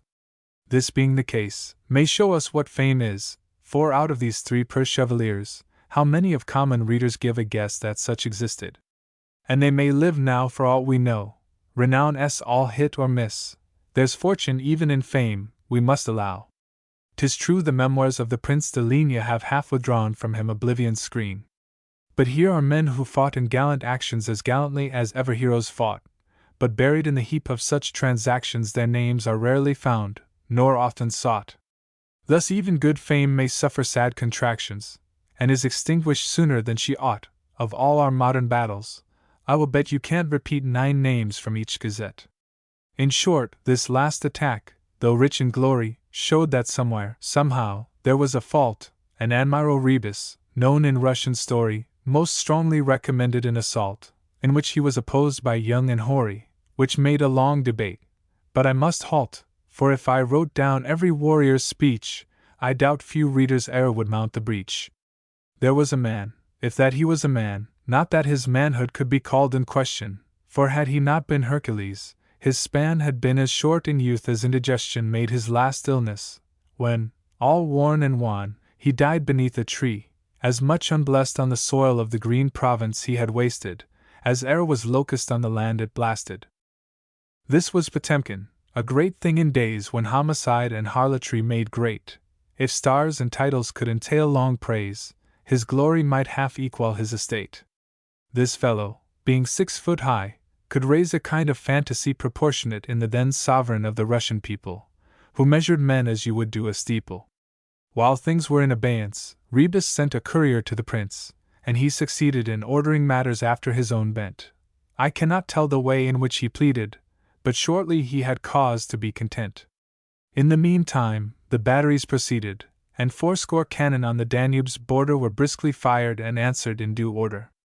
But on the 13th, when already part of the troops were embarked, the siege to raise, a courier on the spur inspired new heart into all panters for newspaper praise, as well as dilettanti in war's art, by his dispatches couched in pithy phrase, announcing the appointment of that lover of battles to the command, Field Marshal Suvorov. The letter of the prince to the same marshal was worthy of a Spartan, had the cause been one to which a good heart could be partial, defense of freedom, country, or of laws. But as it was mere lust of power to o'erarch all with its proud brow, it merits slight applause save for its style, which said, all in a trice, you will take Ismail at whatever price. Let there be light, said God, and there was light. Let there be blood, says man, and there's a sealed the fiat of this spoiled child of the night, for day ne'er saw his merits, could decree more evil in an hour, than 30 bright summers could renovate, though they should be lovely as those which ripen Eden's fruit, for war cuts up not only branch, but root. Our friends the Turks, who with loud Allahs now began to signalize the Rus' retreat, were damnably mistaken. Few are slow in thinking that their enemy is beat, or beaten, if you insist on grammar, though I never think about it in a heat. But here I say the Turks were much mistaken, who hating hogs, yet wished to save their bacon. For, on the 16th, at full gallop, drew in sight 2 horsemen, who were deemed Cossacks for some time, till they came in nearer view. They had but little baggage at their backs, for there were but 3 shirts between the two, but on they rode upon 2 Ukraine hacks, till, in approaching, were at length descried in this plain pair, Suwarrow and his guide. Great joy to London now, says some great fool, when London had a grand illumination, which to that bottle conjurer, John Bull, is of all dreams the first hallucination, so that the streets of colored lamps are full. That sage, said John, surrenders at discretion his purse, his soul, his sense, and even his nonsense, to gratify, like a huge moth, this one sense. 'Tis strange that he should farther damn his eyes, for they are damned.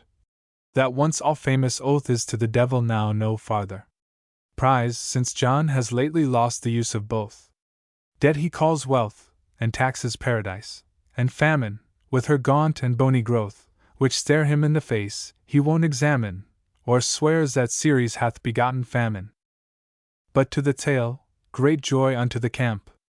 To Russian, Tartar, English, French, Cossack, o'er whom Suwarrow shone like a gas lamp, presaging a most luminous attack, or like a wisp along the marsh so damp, which leads beholders on a boggy walk, he flitted to and fro a dancing light, which all who saw it followed, wrong or right. But certes matters took a different face. There was enthusiasm and much applause, the fleet and camp saluted with great grace, and all presaged good fortune to their cause. Within a cannon-shot length of the place they drew, constructed ladders, repaired flaws in former works, made new, prepared fascines, and all kinds of benevolent machines. 'Tis thus the spirit of a single mind makes that of multitudes take one direction, as roll the waters to the breathing wind, or roams the herd beneath the bull's protection, or as a little dog will lead the blind, or a bell-wether form the flock's connection by tinkling sounds, when they go forth to victual. Such is the sway of your great men o'er little. The whole camp rung with joy. You would have thought that they were going to a marriage feast. This metaphor, I think, holds good as aught, since there is discord after both. At least there was not now a luggage boy, but sought danger and spoil with ardor much increased. And why? Because a little, odd, old man, stripped to his shirt, was come to lead the van. But so it was, and every preparation was made with all alacrity. The first detachment of 3 columns took its station, and waited but the signal's voice to burst upon the foe. The second's ordination was also in 3 columns, with a thirst for glory gaping o'er a sea of slaughter. The third, in columns 2, attacked by water. New batteries were erected, and was held a general council, in which unanimity, that stranger to most councils, here prevailed, as sometimes happens in a great extremity, and every difficulty being dispelled, glory began to dawn with due sublimity, while Suvorov, determined to obtain it, was teaching his recruits to use the bayonet. It is an actual fact that he, commander-in-chief, in proper person deigned to drill the awkward squad, and could afford to squander his time, a corporal's duty to fulfill, just as you'd break a sucking salamander to swallow flame, and never take it ill. He showed them how to mount a ladder, which was not like Jacob's, or to cross a ditch. Also he dressed up for the nonce, fascines like men with turbans, scimitars, and dirks, and made them charge with bayonet these machines, by way of lesson against actual Turks. And when well practiced in these mimic scenes, he judged them proper to assail the works, at which your wise men sneered in phrases witty. He made no answer, but he took the city. Most things were in this posture on the eve of the assault, and all the camp was in a stern repose, which you would scarce conceive. Yet men resolved to dash through thick and thin are very silent when they once believe that all is settled. There was little din, for some were thinking of their home and friends, and others of themselves and latter ends.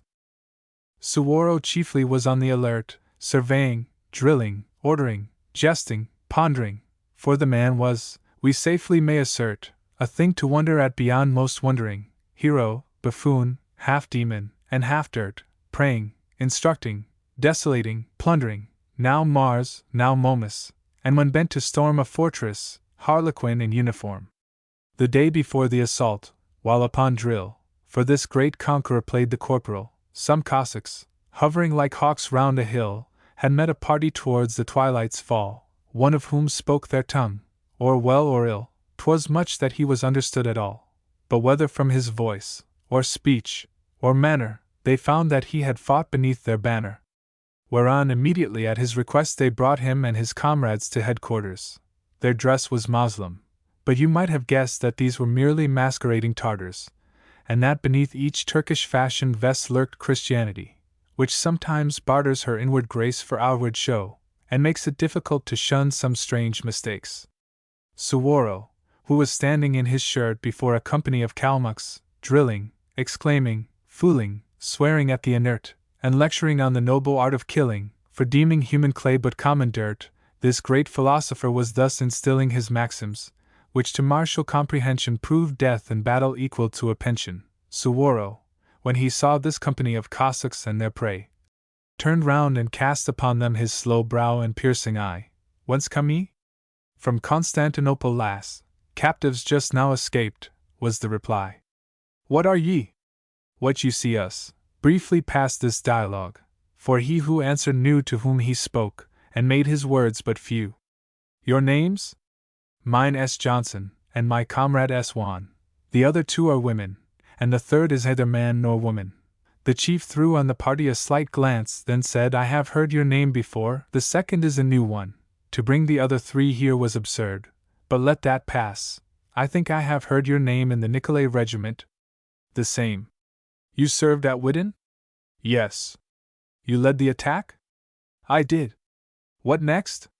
I really hardly know. You were the first at the breach? I was not slack at least to follow those who might be so. What followed? A shot laid me on my back, and I became a prisoner to the foe. You shall have vengeance, for the town surrounded is twice as strong as that where you were wounded. Where will you serve? Where'er you please. I know you like to be the hope of the forlorn, and doubtless would be foremost on the foe after the hardships you've already borne. And this young fellow, say what can he do? He with the beardless chin and garments torn.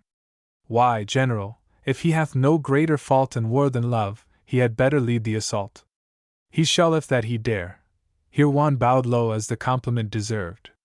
Suwarrow continued, Your old regiment's allowed, by special providence, to lead tomorrow, or it may be tonight, the assault.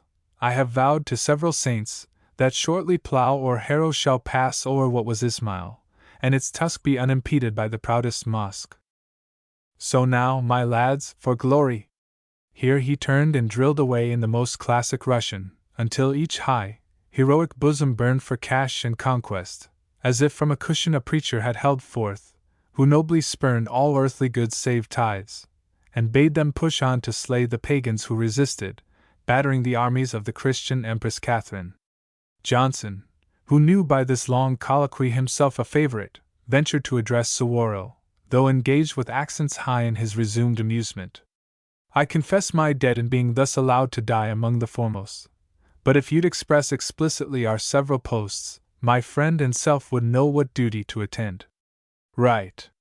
I was busy, and forgot. Why, you will join your former regiment, which should be now under arms. Ho!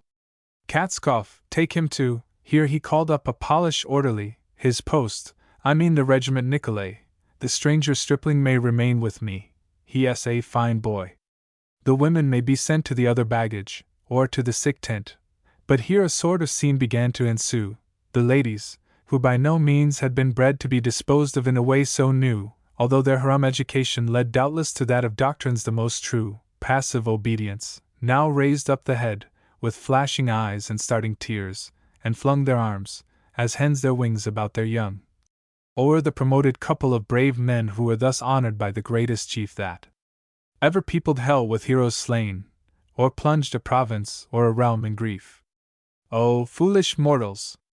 Always taught in vain! O glorious laurel! Since for one sole leaf of thine imaginary deathless tree, of blood and tears must flow the unebbing sea. Suwarrow, who had small regard for tears, and not much sympathy for blood, surveyed the women with their hair about their ears and natural agonies, with a slight shade of feeling, for however habit sears men's hearts against whole millions, when their trade is butchery, sometimes a single sorrow will touch even heroes, and such was Suwarrow. He said, and in the kindest Kalmuck tone, Why, Johnson, what the devil do you mean by bringing women here? They shall be shown all the attention possible, and seen in safety to the wagons, where alone in fact they can be safe. You should have been aware this kind of baggage never thrives, save wed a year. I hate recruits with wives. May it please your Excellency, thus replied our British friend, these are the wives of others, and not our own. I am too qualified by service with my military brothers to break the rules by bringing one's own bride into a camp. I know that not so bothers the hearts of the heroic on a charge, as leaving a small family at large. But these are but two Turkish ladies, who with their attendant aided our escape, and afterwards accompanied us through 1,000 perils in this dubious shape. To me this kind of life is not so new, to them, poor things, it is an awkward scrape. I therefore, if you wish me to fight freely, request that they may both be used genteelly. Meantime these two poor girls, with swimming eyes, looked on as if in doubt if they could trust their own protectors, nor was their surprise less than their grief, and truly not less just, to see an old man, rather wild than wise in aspect, plainly clad, besmeared with dust, stripped to his waistcoat, and that not too clean, more feared than all the sultans ever seen. For everything seemed resting on his nod, as they could read in all eyes. Now to them, who were accustomed, as a sort of god, to see the Sultan, rich in many a gem, like an imperial peacock stalk abroad, that royal bird, whose tail is a diadem, with all the pomp of power, it was a doubt how power could condescend to do without. John Johnson, seeing their extreme dismay, though little versed in feelings oriental, suggested some slight comfort in his way. Don Juan, who was much more sentimental, swore they should see him by the dawn of day, or that the Russian army should repent all, and, strange to say, they found some consolation in this, for females like exaggeration. And then with tears, and sighs, and some slight kisses, they parted for the present, these to await, according to the artillery's hits or misses, what sages call chance, providence, or fate. Uncertainty is one of many blisses, a mortgage on humanity's estate, while their beloved friends began to arm, to burn a town which never did them harm. Suwarrow, who but saw things in the gross, being much too gross to see them in detail, who calculated life as so much dross, and as the wind a widowed nation's wail, and cared as little for his army's loss, so that their efforts should at length prevail, as wife and friends did for the boils of job, what was tea to him to hear two women sob? Nothing. The work of glory still went on in preparations for a cannonade as terrible as that of Ilion, if Homer had found mortars ready-made. But now, instead of slaying Priam's son, we only can but talk of escalade, bombs, drums, guns, bastions, batteries, bayonets, bullets, hard words, which stick in the soft muse's gullets. O thou eternal Homer!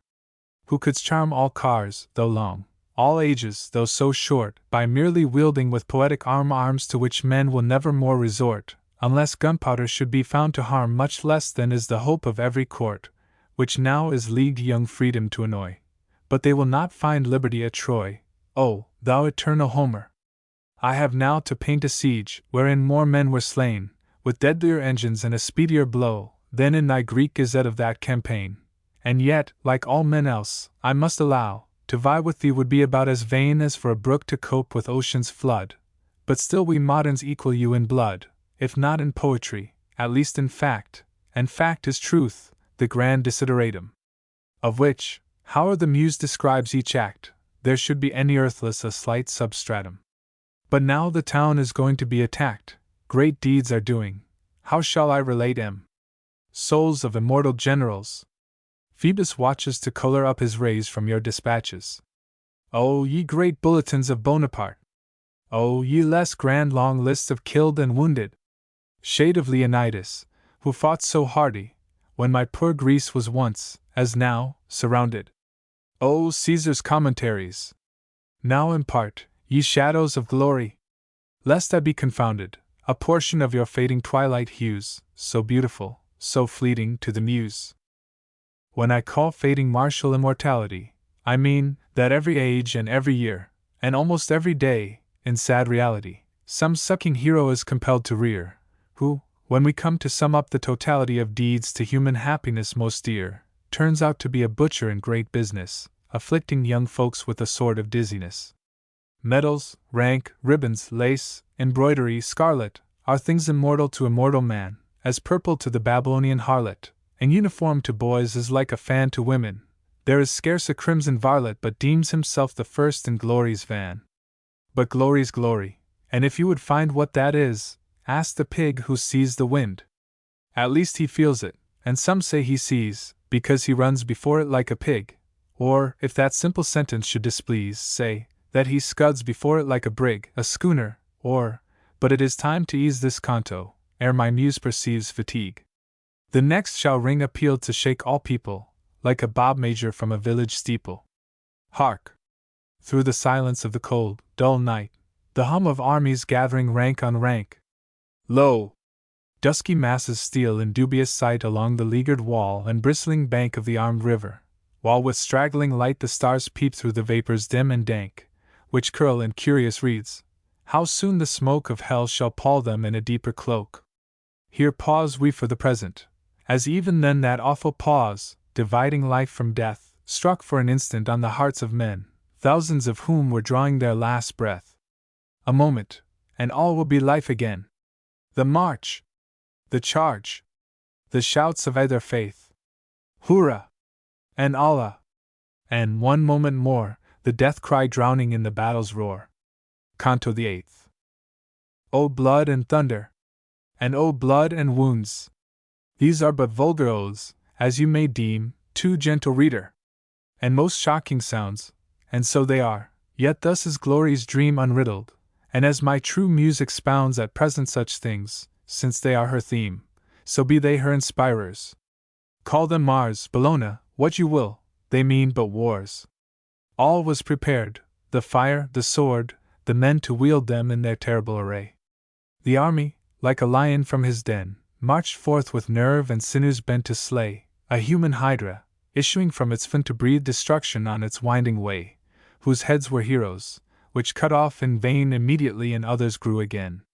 History can only take things in the gross, but could we know them in detail, perchance in balancing the profit and the loss, wars merited by no means might enhance, to waste so much gold for a little dross, as hath been done, mere conquest to advance. The drying up a single tear has more of honest fame than shedding seas of gore. And why? Because it brings self-approbation, whereas the other, after all its glare, shouts, bridges, arches, pensions from a nation, which, it may be, has not much left to spare, a higher title, or a loftier station, though they may make corruption gape or stare, yet, in the end, except in freedom's battles, are nothing but a child of murder's rattles. And such they are, and such they will be found, not so Leonidas and Washington, whose every battlefield is holy ground, which breathes of nations saved, not worlds undone. How sweetly on the ear such echoes sound! While the mere victors may appall or stun the servile and the vain, such names will be a watchword till the future shall be free. The night was dark, and the thick mist allowed not to be seen save the artillery's flame, which arched the horizon like a fiery cloud, and in the Danube's waters shone the same, a mirrored hell. The volleying roar, and loud long booming of each peal on peal, o'ercame the ear far more than thunder, for heaven's flashes spare, or smite rarely, man's make millions ashes. The column ordered on the assault scarce passed beyond the Russian batteries a few toises, when up the bristling Moslem rose at last, answering the Christian thunders with like voices, then one vast fire, air, earth, and stream embraced, which rocked as 'twere beneath the mighty noises, while the whole rampart blazed like Etna, when the restless Titan hiccups in his den. And one enormous shout of Allah rose in the same moment, loud as even the roar of war's most mortal engines, to their foes hurling defiance. City, stream, and shore resounded Allah, and the clouds which close with thickening canopy the conflict o'er, vibrate to the eternal name. Hark! Through all sounds it pierceth Allah! Allah! Who, the columns were in movement one and all, but of the portion which attacked by water, thicker than leaves the lives began to fall, though led by Arsenu, that great son of slaughter, as brave as ever faced both bomb and ball. Carnage, so Wordsworth tells you, is God's daughter. If he speak truth, she is Christ's sister, and just now behaved as in the Holy Land. The Prince de Ligne was wounded in the knee. Count Chateaubras, too, had a ball between his cap and head, which proves the head to be aristocratic as was ever seen, because it then received no injury more than the cap. In fact, the ball could mean no harm unto a right legitimate head. Ashes to ashes, why not lead to lead? Also the General Marcow, brigadier, insisting on removal of the prince amidst some groaning thousands dying near, all common fellows, who might writhe and wince, and shriek for water into a deaf ear. The General Marcow, who could thus evince his sympathy for rank, by the same token, to teach him greater, had his own leg broken. 300 cannon threw up their emetic, and 30,000 muskets flung their pills like hail, to make a bloody diuretic. Mortality! Thou hast thy monthly bills, thy plagues, thy famines, thy physicians, yet tick, like the death watch, within our ears the ills past, present, and to come, but all may yield to the true portrait of one battlefield.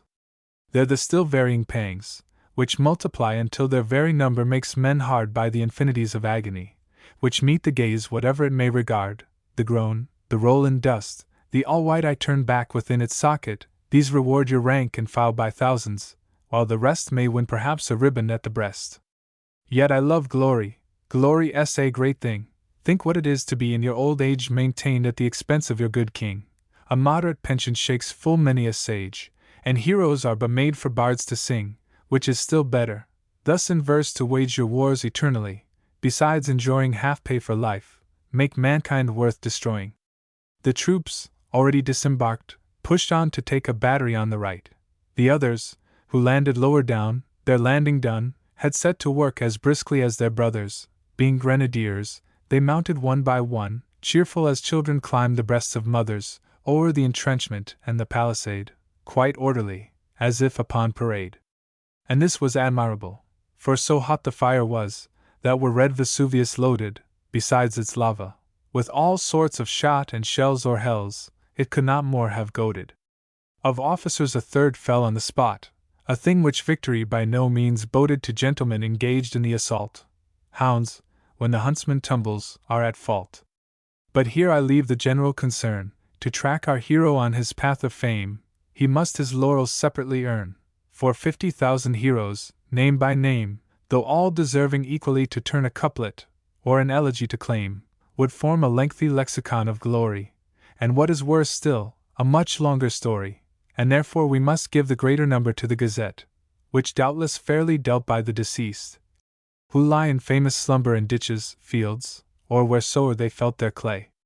For the last time their souls encumber. Thrice happy he whose name has been well spelt in the dispatch.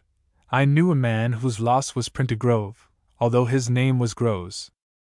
Juan and Johnson joined a certain corps, and fought away with might and main, not knowing the way which they had never trod before, and still less guessing where they might be going. But on they marched, dead bodies trampling o'er, firing, and thrusting, slashing, sweating, glowing, but fighting thoughtlessly enough to win, to their two selves, one whole bright bulletin. Thus on they wallowed in the bloody mire of dead and dying thousands, sometimes gaining a yard or two of ground, which brought them nigher to some odd angle for which all were straining. At other times, repulsed by the close fire, which really poured as if all hell were raining instead of heaven, they stumbled backwards o'er a wounded comrade, sprawling in his gore. Though 'twas Don Juan's first of fields, and though the nightly muster and the silent march in the chill dark, when courage does not glow so much as under a triumphal arch, perhaps might make him shiver, yawn, or throw a glance on the dull clouds, as thick as starch, which stiffen heaven, as if he wished for day, yet for all this he did not run away. Indeed he could not. But what if he had? There have been and are heroes who begun with something not much better or as bad. Frederick the Great from Malwitz deigned to run, for the first and last time, for, like a pad, or hawk, or bride, most mortals after one warm bout are broken into their new tricks, and fight like fiends for pay or politics. He was what Erin calls, in her sublime old Erse or Irish, or it may be Punic, the antiquarians who can settle time, which settles all things, Roman, Greek, or Runic, swear that Pat's language sprung from the same clime with Hannibal, and wears the Tyrian tunic of Dido's alphabet, and this is rational as any other notion, and not national. But Juan was quite a broth of a boy, a thing of impulse and a child of song. Now swimming in the sentiment of joy, or the sensation, if that phrase seem wrong, and afterward, if he must needs destroy, in such good company as always thronged to battles, sieges, and that kind of pleasure, no less delighted to employ his leisure, but always without malice. If he warred or loved, it was with what we call the best intentions, which form all mankind's trump card, to be produced when brought up to the test. The statesman, hero, harlot, lawyer, ward off each attack, when people are in quest of their designs, by saying they meant well. 'Tis pity that such meaning should pave hell. I almost lately have begun to doubt whether hell's pavement, if it be so paved, must not have latterly been quite worn out, not by the numbers good intent hath saved, but by the mass who go below without those ancient good intentions, which once shaved and smoothed the brimstone of that street of hell which bears the greatest likeness to Pall Mall. Juan, by some strange chance, which oft divides warrior from warrior in their grim career, like chastest wives from constant husbands' sides just at the close of the first bridal year, by one of those odd turns of fortune's tides, was on a sudden rather puzzled here, when, after a good deal of heavy firing, he found himself alone, and friends retiring. I don't know how the thing occurred. It might be that the greater part were killed or wounded, and that the rest had faced unto the right about, a circumstance which has confounded Caesar himself, who, in the very sight of his whole army, which so much abounded in courage, was obliged to snatch a shield, and rally back his Romans to the field. Juan, who had no shield to snatch, and was no Caesar, but a fine young lad, who fought he knew not why, arriving at this pass, stopped for a minute, as perhaps he ought for a much longer time, then, like an as, start not, kind reader, since great Homer thought this simile enough for Ajax, Juan perhaps may find it better than a new one, then, like an ass, he went upon his way, and what was stranger, never looked behind, but seeing, flashing forward, like the day over the hills, a fire enough to blind those who dislike to look upon a fray, he stumbled on, to try if he could find a path, to add his own slight arm and forces to corps, the greater part of which were courses.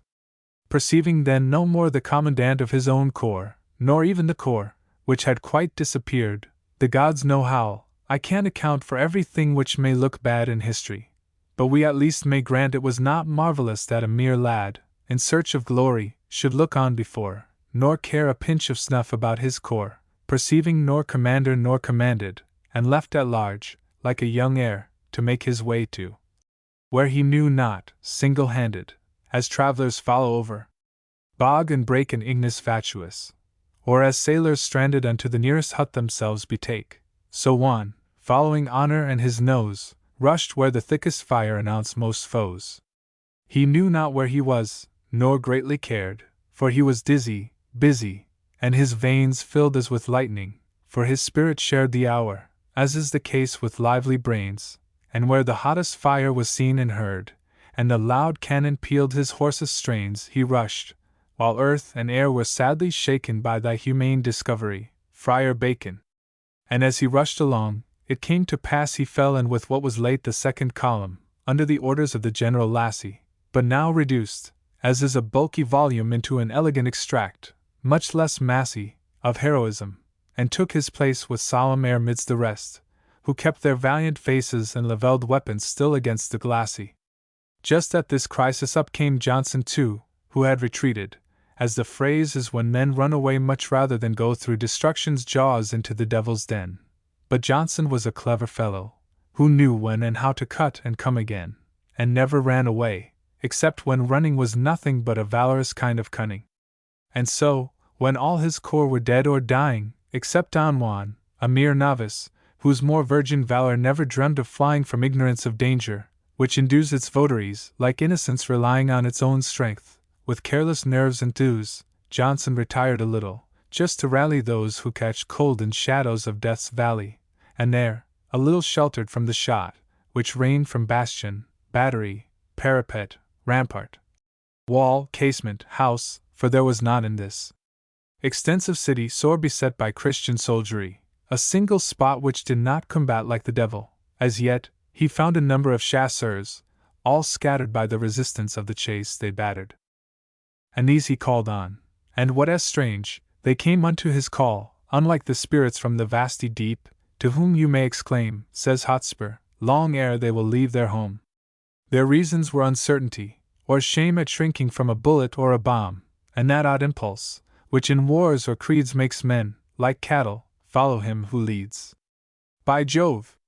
He was a noble fellow, Johnson, and though his name, than Ajax or Achilles, sounds less harmonious, underneath the sun soon we shall not see his likeness. He could kill his man quite as quietly as blows the monsoon her steady breath, which some months the same still is seldom he varied feature, hue, or muscle, and could be very busy without bustle, and therefore, when he ran away, he did so upon reflection, knowing that behind he would find others who would fain be rid so of idle apprehensions, which like wind trouble heroic stomachs. Though their lids so oft are soon closed, all heroes are not blind, but when they light upon immediate death, retire a little, merely to take breath. But Johnson only ran off, to return with many other warriors, as we said, unto that rather somewhat misty bourne, which Hamlet tells us is a pass of dread. To Jack Howard this gave but slight concern. His soul, like galvanism upon the dead, acted upon the living as on wire, and led them back into the heaviest fire. Egad! They found the second time what they the first time thought quite terrible enough to fly from, maugre all which people say of glory, and all that immortal stuff which fills a regiment, besides their pay, that daily shilling which makes warriors tough. They found on their return the selfsame welcome, which made some think, and others know, a hell come. They fell as thick as harvests beneath hail, grass before scythes, or corn below the sickle, proving that trite old truth, that life is as frail as any other boon for which men stickle. The Turkish batteries thrashed them like a flail, or a good boxer, into a sad pickle, putting the very bravest, who were knocked upon the head, before their guns were cocked. The Turks, behind the traverses and flanks of the next bastion, fired away like devils, and swept, as gales sweep foam away, whole ranks. However, heaven knows how, the fate who levels towns, nations, worlds, in her revolving pranks, so ordered it, amidst these sulphury revels, that Johnson and some few who had not scampered, reached the interior talus of the rampart. First 1 or 2, then 5, 6, and a dozen, came mounting quickly up, for it was now all neck or nothing, as, like pitch or rosin, flame was showered forth above, as well as below, so that you scarce could say who best had chosen, the gentlemen that were the first to show their martial faces on the parapet, or those who thought it brave to wait as yet. But those who scaled, found out that their advance was favored by an accident or blunder. The Greek or Turkish cohorn's ignorance had palisadoed in a way you'd wonder to see in forts of Netherlands or France, though these to our Gibraltar must knock under, right in the middle of the parapet just named, These palisades were primly set, so that on either side some 9 or 10 paces were left, whereon you could contrive to march. A great convenience to our men, at least to all those who were left alive, who thus could form a line and fight again, and that which farther aided them to strive was, that they could kick down the palisades, which scarcely rose much higher than grass blades. Among the first, I will not say the first, for such precedents upon such occasions will oftentimes make deadly quarrels burst out between friends as well as allied nations. The Briton must be bold who really durst put to such trial John Bull's partial patience, as say that Wellington at Waterloo was beaten, though the Prussians say so too, and that if Blucher, Bülow, Gneisenau, and God knows who besides Ino and Au, had not come up in time to cast an awe into the hearts of those who fought. Till now, as tigers combat with an empty craw, the Duke of Wellington had ceased to show his orders, also to receive his pensions, which are the heaviest that our history mentions. But never mind, God save the King, and kings! For if he don't, I doubt if men will longer. I think I hear a little bird, who sings the people by and by will be the stronger. The veriest jade will wince whose harness rings so much into the raw as quite to wrong her beyond the rules of posting, and the mob at last falls sick of imitating Job. At first it grumbles, then it swears, and then, like David, flings smooth pebbles gainst a giant. At last it takes to weapons such as men snatch when despair makes human hearts less pliant. Then comes the tug of war. 'Twill come again, I rather doubt, and I would fain say fianti, if I had not perceived that revolution alone can save the earth from hell's pollution. But to continue, I say not the first, but of the first, our little friend Don Juan walked o'er the walls of Ismail, as if nursed amidst such scenes, though this was quite a new one to him, and I should hope to most. The thirst of glory, which so pierces through and through one, pervaded him, although a generous creature, as warm in heart as feminine in feature. And here he was, who upon woman's breast, even from a child, felt like a child. How the man and all the rest might be confious, to him it was Elysium to be there, and he could even withstand that awkward test which Rousseau points out to the dubious fair: observe your lover when he leaves your arms. But one never left them, while they had charms, unless compelled by fate, or wave, or wind, or near relations, who are much the same. But here he was, where each tie that can bind humanity must yield to steel and flame, and he whose very body was all mind, flung here by fate or circumstance, which tamed the loftiest, hurried by the time and place, dashed on like a spurred blood horse in a race. So was his blood stirred while he found resistance, as is the hunter's at the 5-bar gate, or double post and rail, where the existence of Britain's youth depends upon their weight, the lightest being the safest. At a distance he hated cruelty, as all men hate blood, until heated, and even then his own at times would curdle o'er some heavy groan. The General Lassie, who had been hard pressed, seeing arrive an aid so opportune as were some 100 youngsters all abreast, who came as if just dropped down from the moon, to Juan, who was nearest him, addressed his thanks, and hopes to take the city soon, not reckoning him to be a base Bezonian, as Pistol calls it, but a young Livonian. Juan, to whom he spoke in German, knew as much of German as of Sanskrit, and in answer made an inclination to the general who held him in command, for seeing one with ribbons, black and blue, stars, medals, and a bloody sword in hand, addressing him in tones which seemed to thank, he recognized an officer of rank. Short speeches pass between two men who speak no common language, and besides, in time of war and taking towns, when many a shriek rings o'er the dialogue, and many a crime is perpetrated ere a word can break upon the ear, and sounds of horror chime in like church bells, with sigh, howl, groan, yell, prayer, there cannot be much conversation there. And therefore all we have related in 2 long octaves, passed in a little minute, but in the same small minute, every sin contrived to get itself comprised within it. The very cannon, deafened by the din, grew dumb, for you might almost hear a linnet, as soon as thunder, midst the general noise of human nature's agonizing voice. The town was entered. O eternity, God made the country and man made the town, so Cooper says, and I begin to be of his opinion, when I see cast down Rome, Babylon, Tyre, Carthage, Nineveh, all walls men know, and many never known, and pondering on the present and the past, to deem the woods shall be our home at last of all men, saving Scylla the manslayer, who passes for in life and death most lucky, of the great names which in our faces stare. The General Boone, backwoodsman of Kentucky, was happiest amongst mortals anywhere, for killing nothing but a bear or buck, he enjoyed the lonely, vigorous, harmless days of his old age in wilds of deepest maze. Crime came not near him, she is not the child of solitude, health shrank not from him, for her home is in the rarely trodden wild, where if men seek her not, and death be more their choice than life, forgive them, as beguiled by habit to what their own hearts abhor, in cities caged.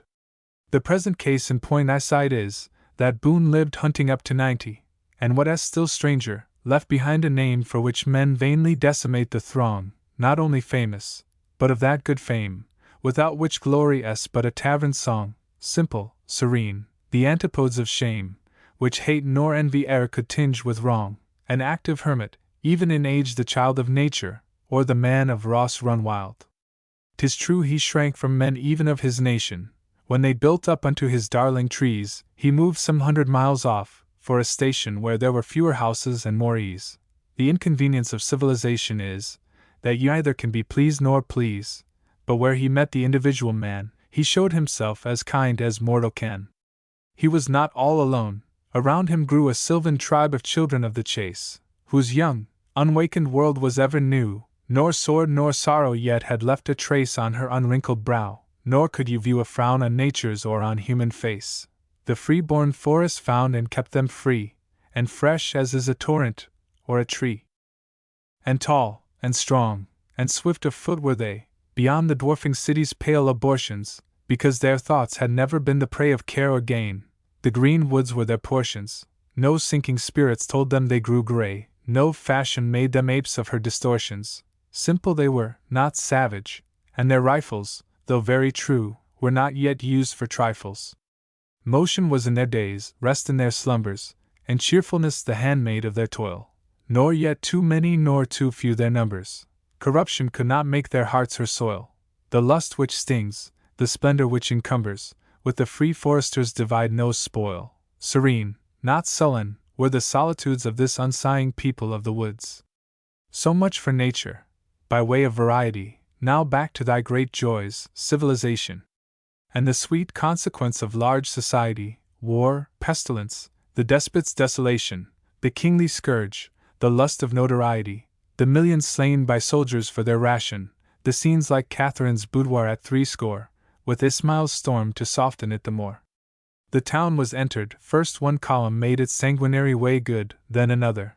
The reeking bayonet and the flashing blade clashed gainst the scimitar, and babe and mother with distant shrieks were heard heaven to upbraid. Still closer sulphury clouds began to smother the breath of morn and man, where foot by foot the maddened Turks their city still dispute.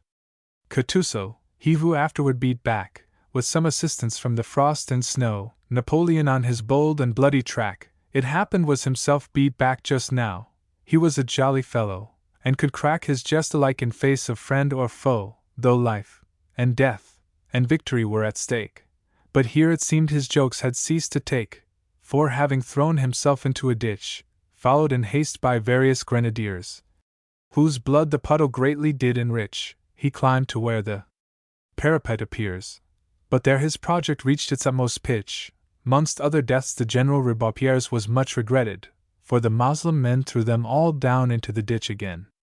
And had it not been for some stray troops landing they knew not where, being carried by the stream to some spot, where they lost their understanding, and wandered up and down as in a dream, until they reached, as daybreak was expanding, that which a portal to their eyes did seem, the great and gay Kutuzov might have lain where 3 parts of his column yet remain.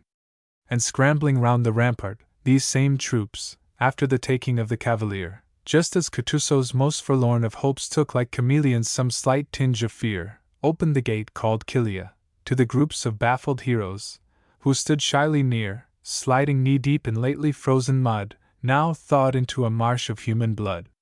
The Cossacks, or if so you please, Cossacks, I don't much pique myself upon orthography, so that I do not grossly err in facts, statistics, tactics, politics, and geography, having been used to serve on horses' backs, and no great dilettanti in topography of fortresses, but fighting where it pleases their chiefs to order, were all cut to pieces.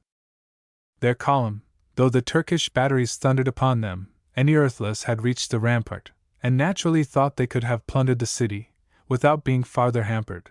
But as it happens to brave men, they blundered. The Turks at first pretended to have scampered, only to draw them twixt two bastion corners, from whence they sallied on those Christian scorners. Then being taken by the tail, a taking fatal to bishops as to soldiers, these Cossacks were all cut off as day was breaking, and found their lives were let at a short lease, but perished without shivering or shaking, leaving as ladders their heaped carcasses, o'er which Lieutenant Colonel Yasusko marched with the brave battalion of Piluzki. This valiant man killed all the Turks he met, but could not eat them, being in his turn slain by some Mussulmans, who would not yet, without resistance, see their city burn. The walls were won, but 'twas an even bet which of the armies would have cause to mourn. 'Twas blow for blow, disputing inch by inch, for one would not retreat, nor t'other flinch. Another column also suffered much, and here we may remark with the historian, you should but give few cartridges to such troops as are meant to march with greatest glory on, when matters must be carried by the touch of the bright bayonet, and they all should hurry on. They sometimes, with a hankering for existence, keep merely firing at a foolish distance. A junction of the General Macnab's men, without the general, who had fallen some time before, being badly seconded just then, was made at length with those who dared to climb the death-disgorging rampart once again, and though the Turks' resistance was sublime, they took the bastion, which the Seraskier defended at a price extremely dear. Juan and Johnson, and some volunteers, among the foremost, offered him good quarter, a word which little suits with Seraskiers, or at least suited not this valiant Tartar. He died, deserving well his country's tears, a savage sort of military martyr. An English naval officer, who wished to make him prisoner, was also dished, for all the answer to his proposition was from a pistol shot that laid him dead, on which the rest, without more intermission, began to lay about with steel and lead, the pious metals most in requisition on such occasions. Not a single head was spared, 3,000 Moslems perished here, and 16 bayonets pierced the Seraskier. The city is taken, only part by part, and death is drunk with gore. There's not a street where fights not to the last some desperate heart for those for whom it soon shall cease to beat. Here war forgot his own destructive art in more destroying nature, and the heat of carnage, like the Nile's sun-sodden slime, engendered monstrous shapes of every crime.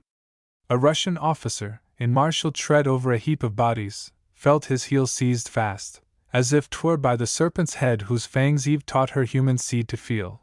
In vain he kicked, and swore, and writhed, and bled, and howled for help as wolves do for a meal. The teeth still kept their gratifying hold, as do the subtle snakes described of old. A dying Moslem, who had felt the foot of a foe o'er him, snatched at it, and bit the very tendon which is most acute, that which some ancient muse or modern wit named after the Achilles, and quite through he made the teeth meet, nor relinquished it even with his life, for, but they lie, 'tis said to the live leg still clung the severed head.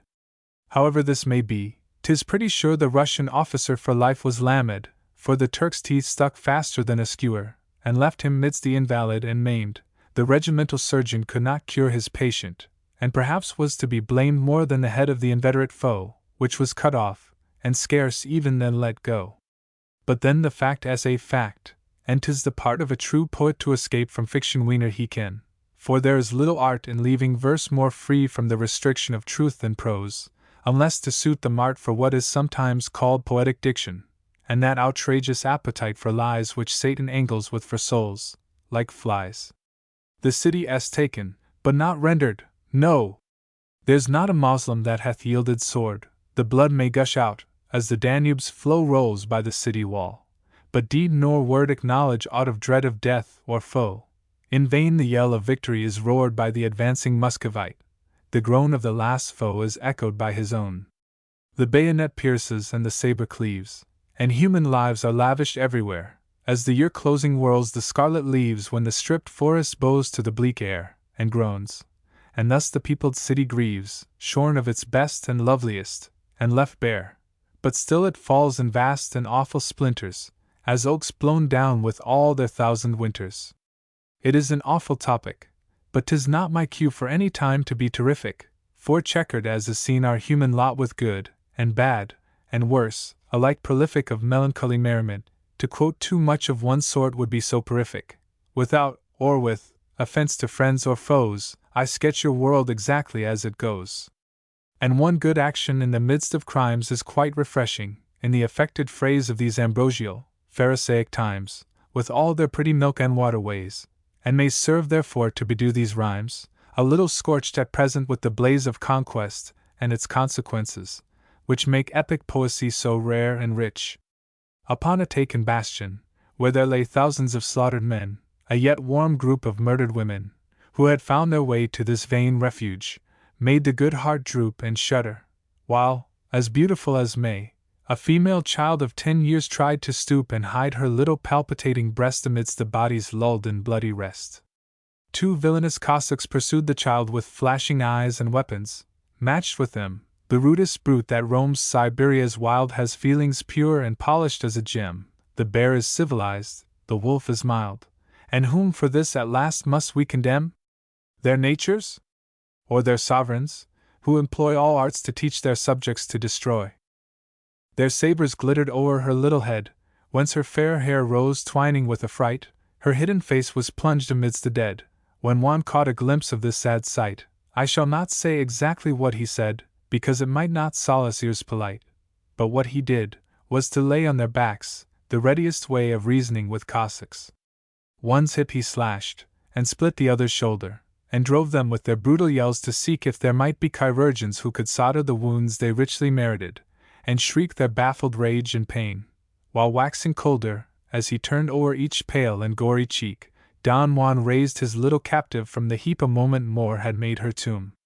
And she was chill as they, and on her face a slender streak of blood announced how near her fate had been to that of all her race. For the same blow which laid her mother here had scarred her brow, and left its crimson trace, as the last link with all she had held dear.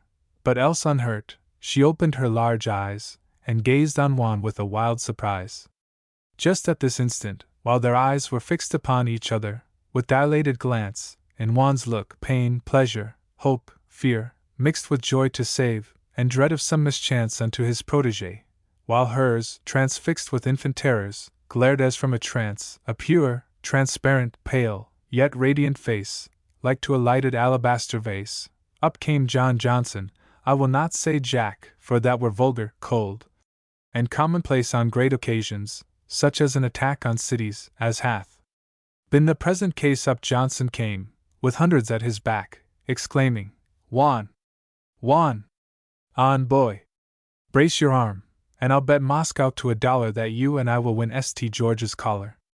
The Saraskier is knocked upon the head, but the stone bastion still remains, wherein the old Pasha sits among some hundreds dead, smoking his pipe quite calmly midst the din of our artillery and his own.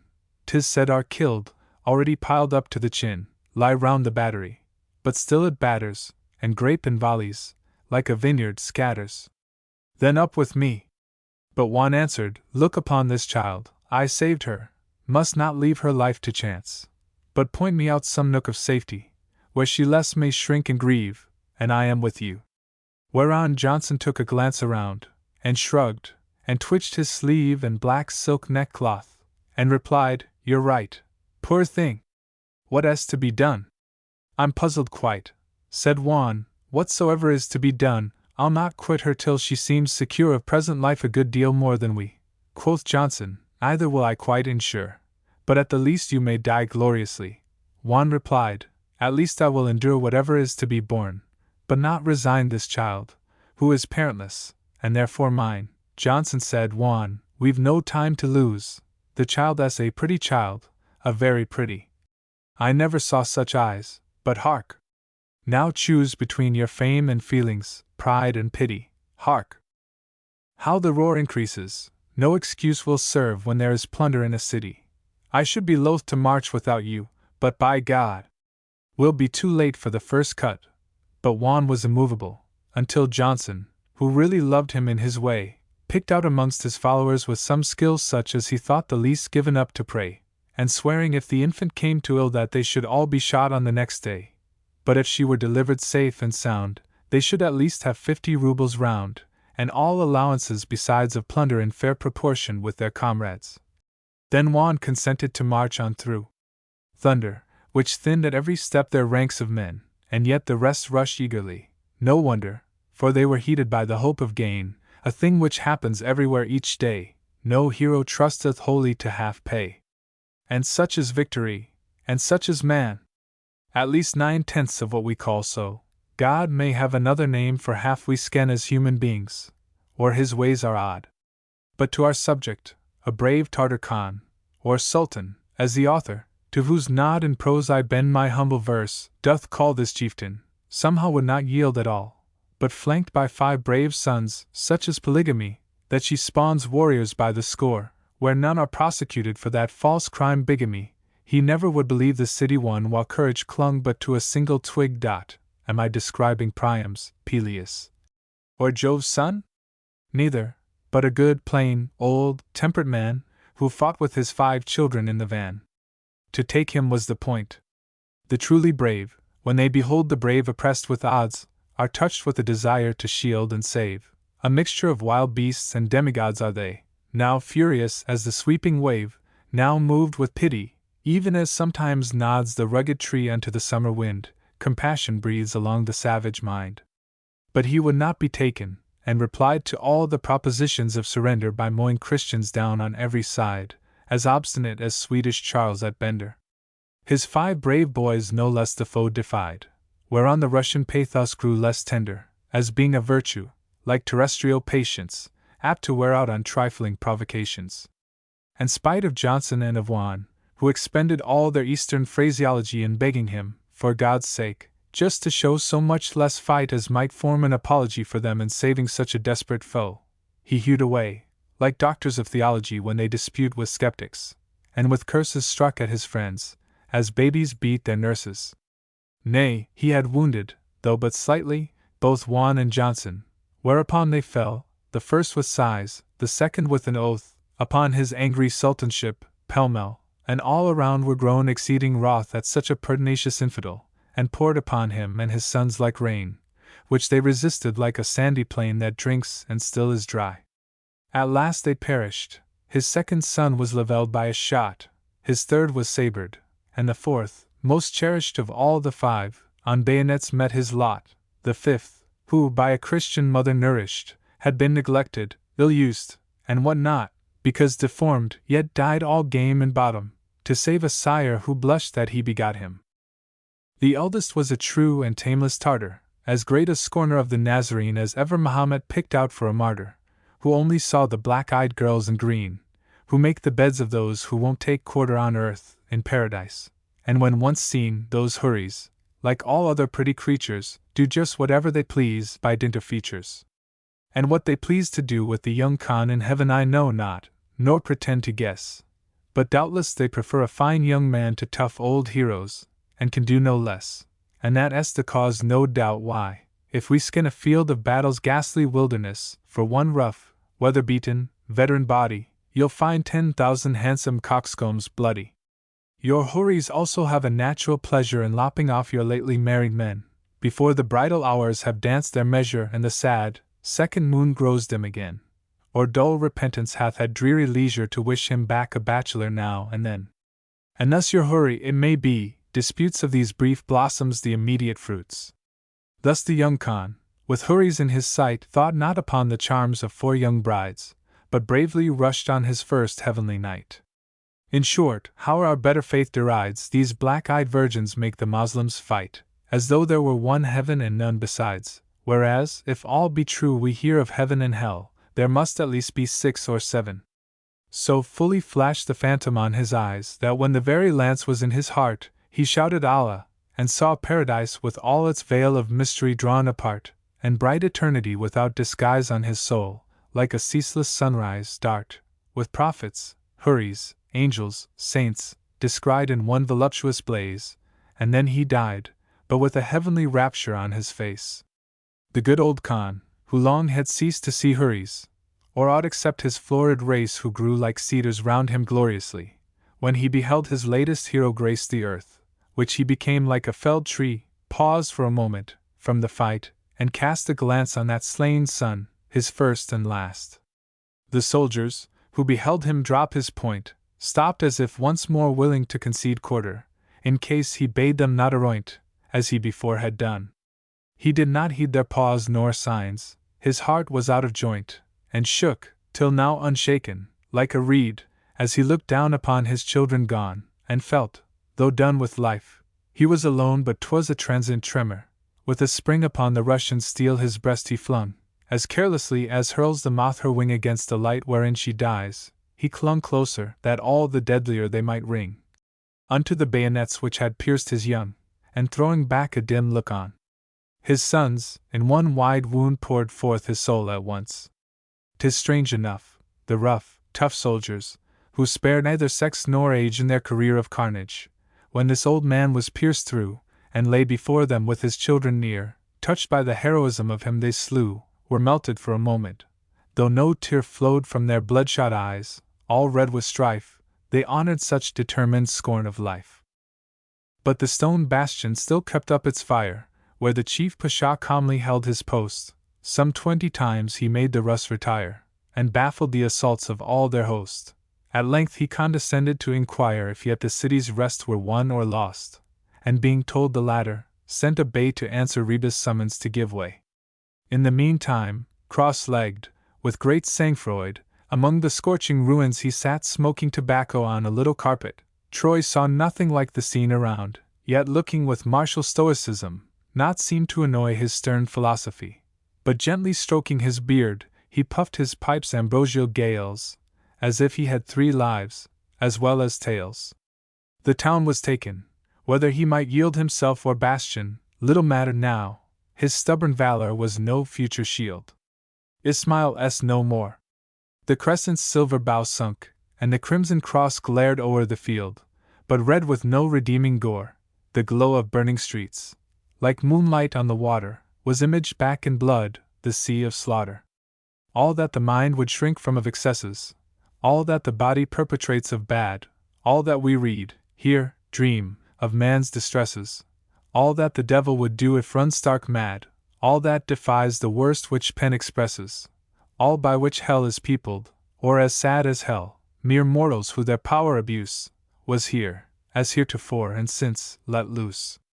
If here and there some transient trait of pity was shown, and some more noble heart broke through its bloody bond, and saved perhaps some pretty child, or an aged, helpless man or two, what is this in one annihilated city, where 1,000 loves, and ties, and duties grew?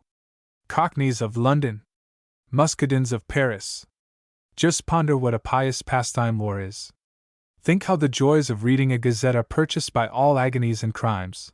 Or if these do not move you, don't forget such doom may be your own in after times. Meantime the taxes, cassowary, and debt are hints as good as sermons or as rhymes. Read your own hearts and Ireland's present story, then feed her famine fat with Wellesley's glory. But still there is unto a patriot nation, which loves so well its country and its king, a subject of sublimest exultation. Bear it, ye muses, on your brightest wing. Hower the mighty locust, desolation, strip your green fields, and to your harvests cling. Gaunt famine never shall approach the throne, though Ireland starve, great George weighs 20 stone. But let me put an end unto my theme. There was an end of Ismail, hapless town. Far flashed her burning towers o'er Danube's stream, and redly ran his blushing waters down. The horrid war whoop and the shriller scream rose still, but fainter were the thunder's groan. Of 40,000 who had manned the wall, some hundreds breathed, the rest were silent all. In one thing any earthless 'tis fit to praise the Russian army upon this occasion, a virtue much in fashion nowadays, and therefore worthy of commemoration. The topic is tender, so shall be my phrase. Perhaps the season's chill, and their long station in winter's depth, or want of rest and victual, had made them chaste. They ravished very little. Much did they slay, more plunder, and no less might here and there occur some violation in the other line, but not to such excess as when the French, that dissipated nation, take towns by storm. No causes can I guess, except cold weather and commiseration. But all the ladies, save some 20 score, were almost as much virgins as before.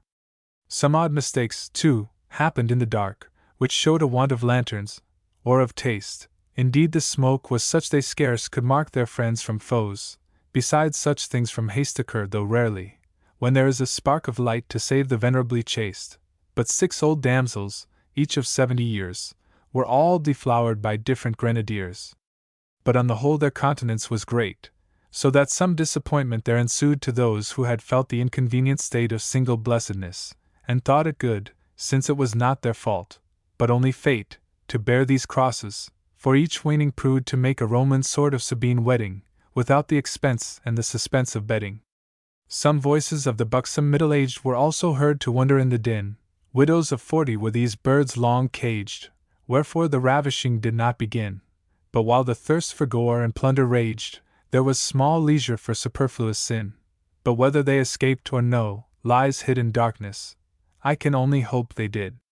Suwarrow now was conqueror, a match for Timur or for Zinghiz in his trade.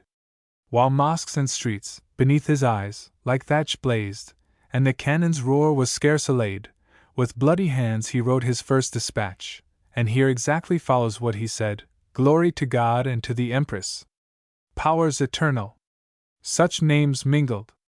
Ismail s ours! Methinks these are the most tremendous words, since mean, tekel, and upharsin, which hands or pens have ever traced of swords. Heaven help me! I'm but little of a parson. What Daniel read was shorthand of the Lord's severe, sublime. The prophet wrote no farce on the fate of nations, but this rust so witty could rhyme, like Nero, o'er a burning city. He wrote this polar melody, and said it, duly accompanied by shrieks and groans, which few will sing, I trust, but none forget it, for I will teach, if possible, the stones to rise against earth's tyrants. Never let it be said that we still truckle unto thrones, but ye, our children's children. Think how we showed what things were before the world was free. That hour is not for us, but 'tis for you, and as, in the great joy of your millennium, you hardly will believe such things were true as now occur, I thought that I would pen you but may their very memory perish too, yet if perchance remembered, still disdain you more than you scorn the savages of yore, who painted their bare limbs, but not with gore. And when you hear historians talk of thrones, and those that sate upon them, let it be as we now gaze upon the mammoth's bones, and wonder what old world such things could see, or hieroglyphics on Egyptian stones, the pleasant riddles of futurity, guessing at what shall happily be hid, as the real purpose of a pyramid. Reader, I have kept my word, at least so far as the first canto promised. You have now had sketches of love, tempest, travel, war, all very accurate, you must allow, an epic, if plain truth should prove no bar, for I have drawn much less with a long bow than my forerunners.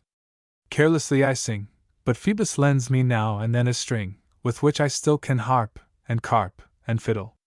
What farther hath befallen or may befall the hero of this grand poetic riddle, I by and by may tell you, if at all. But now I choose to break off in the middle, worn out with battering Ismail's stubborn wall, while Juan is sent off with the dispatch, for which all Petersburg is on the watch. This special honor was conferred, because he had behaved with courage and humanity, which last men like, when they have time to pause from their ferocities produced by vanity. His little captive gained him some applause for saving her amidst the wild insanity of carnage, and I think he was more glad in her safety than his new order of St. Vladimir. The Moslem orphan went with her protector, for she was homeless, houseless, helpless. All her friends, like the sad family of Hector, had perished in the field or by the wall. Her very place of birth was but a spectre of what it had been. There the muezzin's call to prayer was heard no more, and Juan wept, and made a vow to shield her, which he kept. Canto the 9th. O Wellington! Or Villenton, for fame sounds the heroic syllables both ways. France could not even conquer your great name, but punned it down to this facetious phrase: beating or beaten she will laugh the same. You have obtained great pensions and much praise. Glory like yours should any dare gainsay, humanity would rise, and thunder nay. I don't think that you used Kinnaird quite well in Marinette's affair. In fact, 'twas shabby. And like some other things won't do to tell upon your tomb in Westminster's old abbey. Upon the rest 'tis not worth while to dwell, such tales being for the hours of some tabby. But though your years as man tend fast to zero, in fact your grace is still but a young hero.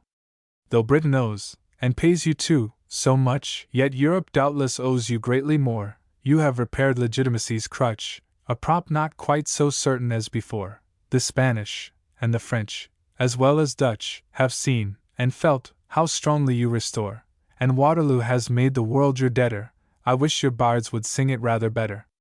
You are the best of cutthroats. Do not start, the phrase is Shakespeare's, and not misapplied, war essay brain spattering, windpipe slitting art, unless her cause by right be sanctified. If you have acted once a generous part, the world, not the world's masters, will decide, and I shall be delighted to learn who, save you and yours, have gained by Waterloo? I am no flatterer, you've supped full of flattery, they say you like it too, 'tis no great wonder. He whose whole life has been assault and battery, at last may get a little tired of thunder, and swallowing eulogy much more than satire. He may like being praised for every lucky blunder, called savior of the nations, not yet saved, and Europe's liberator, still enslaved. I've done. Now go and dine from off the plate presented by the Prince of the Brazils, and send the sentinel before your gate a slice or two from your luxurious meals. He fought, but has not fed so well of late. Some hunger, too, they say the people feels. There is no doubt that you deserve your ration, but pray give back a little to the nation. I don't mean to reflect, a man so great as you, my Lord Duke, is far above reflection. The high Roman fashion, too, of Cincinnatus, with modern history has but small connection. Though as an Irishman you love potatoes, you need not take them under your direction, and $500,000 for your Sabine farm is rather dear. I'm sure I mean no harm. Great men have always scorned great recompenses. Epaminondas saved his Thebes, and died, not leaving even his funeral expenses. George Washington had thanks and not beside, except the all-cloudless glory which few men's is to free his country. Pitt too had his pride, and as a high-souled minister of state is renowned for ruining Great Britain gratis. Never had mortal man such opportunity, except Napoleon, or abused it more. You might have freed fallen Europe from the unity of tyrants, and been blessed from shore to shore. And now, what is your fame? Shall the muse tune it ye? Now, that the rabble's first vain shouts are o'er? Go! Hear it in your famished country's cries. Behold the world, and curse your victories. As these new cantos touch on warlike feats, to you the unflattering muse deigns to inscribe truths that you will not read in the gazettes, but which 'tis time to teach the hireling tribe who fatten on their country's gore, and debts must be recited, and without a bribe. You did great things, but not being great in mind, have left undone the greatest, and mankind. Death laughs. Go ponder o'er the skeleton with which men image out the unknown thing that hides the past world, like to a set sun which still elsewhere may rouse a brighter spring. Death laughs at all you weep for. Look upon this hourly dread of all, whose threatened sting turns life to terror, even though in its sheath. Mark how its lipless mouth grins without breath. Mark how it laughs and scorns at all you are. And yet was what you are, from ear to ear it laughs not. There is now no fleshy bar so called. The antic long hath ceased to hear, but still he smiles, and whether near or far, he strips from man that mantle, far more dear than even the tailor's, his incarnate skin, white, black, or copper, the dead bones will grin. And thus death laughs. It is sad merriment, but still it is so, and with such example why should not life be equally content with his superior, in a smile to trample upon the nothings which are daily spent like bubbles on an ocean much less ample than the eternal deluge, which devours suns as rays, worlds like atoms, years like hours? To be, or not to be? That is the question, says Shakespeare, who just now is much in fashion. I am neither Alexander nor Hephaestion, nor ever had for abstract fame much passion, but would much rather have a sound digestion than Buonaparte's cancer. Could I dash on through 50 victories to shame or fame, without a stomach what were a good name? O dura ilia massorum! O ye rigid guts of reapers! I translate for the great benefit of those who know what indigestion is, that inward fate which makes all sticks through one small liver flow. A peasant's sweat is worth his lord's estate. Let this one toil for bread, that rack for rent, he who sleeps best may be the most content. To be, or not to be? Ere I decide, I should be glad to know that which is being. 'Tis true we speculate both far and wide, and deem, because we see, we are all seeing. For my part, I'll enlist on either side, until I see both sides for once agreeing. For me, I sometimes think that life is death, rather than life a mere affair of breath. Que je was the motto of Montaigne, as also of the first academicians. That all is dubious which man may attain, was one of their most favorite positions. There's no such thing as certainty, that's plain as any of mortality's conditions. So little do we know what we're about in this world, I doubt if doubt itself be doubting. It is a pleasant voyage perhaps to float, like Pyrrho, on a sea of speculation, but what if carrying sail capsize the boat? Your wise men don't know much of navigation, and swimming long in the abyss of thought is apt to tire. A calm and shallow station well nigh the shore, where one stoops down and gathers some pretty shell, is best for moderate bathers. But heaven, as Cassio says, is above all. No more of this, then, let us pray. We have souls to save, since Eve's slip and Adam's fall, which tumbled all mankind into the grave, besides fish, beasts, and birds. The sparrow's fall is special providence, though how it gave offense, we know not. Probably it perched upon the tree which Eve so fondly searched. O ye immortal gods! What is theogony? O thou too, mortal man! What is philanthropy? O world! Which was and is, what is cosmogony? Some people have accused me of misanthropy, and yet I know no more than the mahogany that forms this desk. Of what they mean, lycanthropy I comprehend, for without transformation men become wolves on any slight occasion.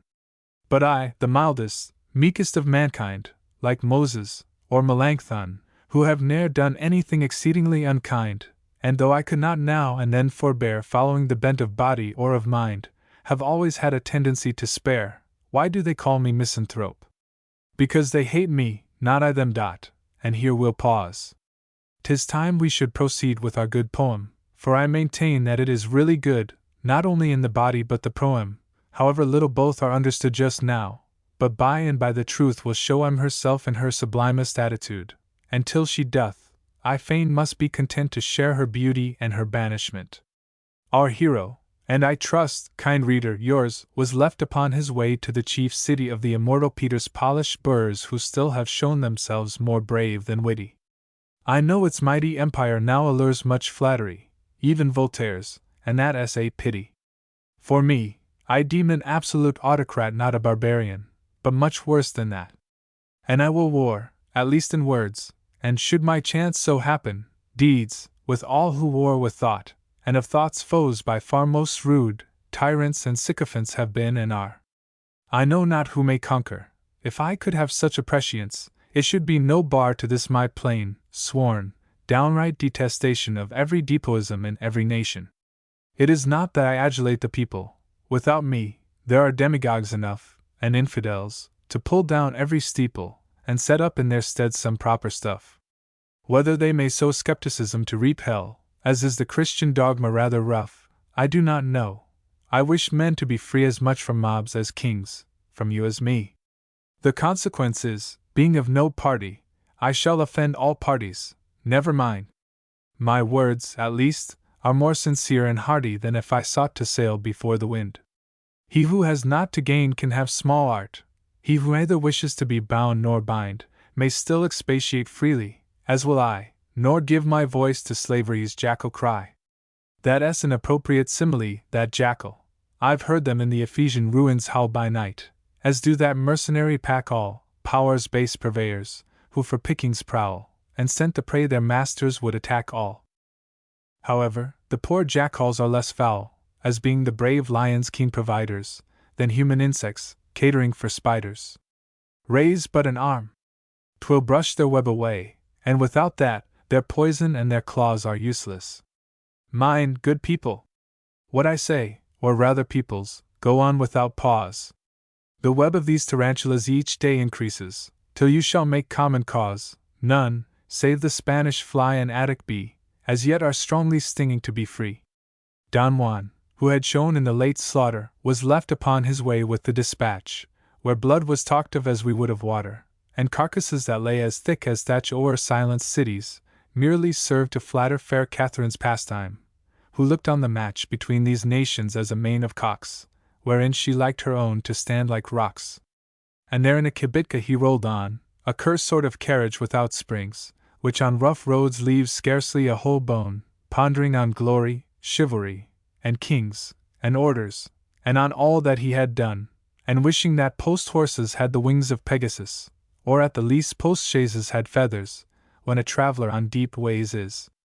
At every jolt, and they were many, still he turned his eyes upon his little charge, as if he wished that she should fare less ill than he, in these sad highways left at large to ruts, and flints, and lovely nature's skill, who is no pavior, nor admits a barge on her canals, where God takes sea and land, fishery and farm, both into his own hand.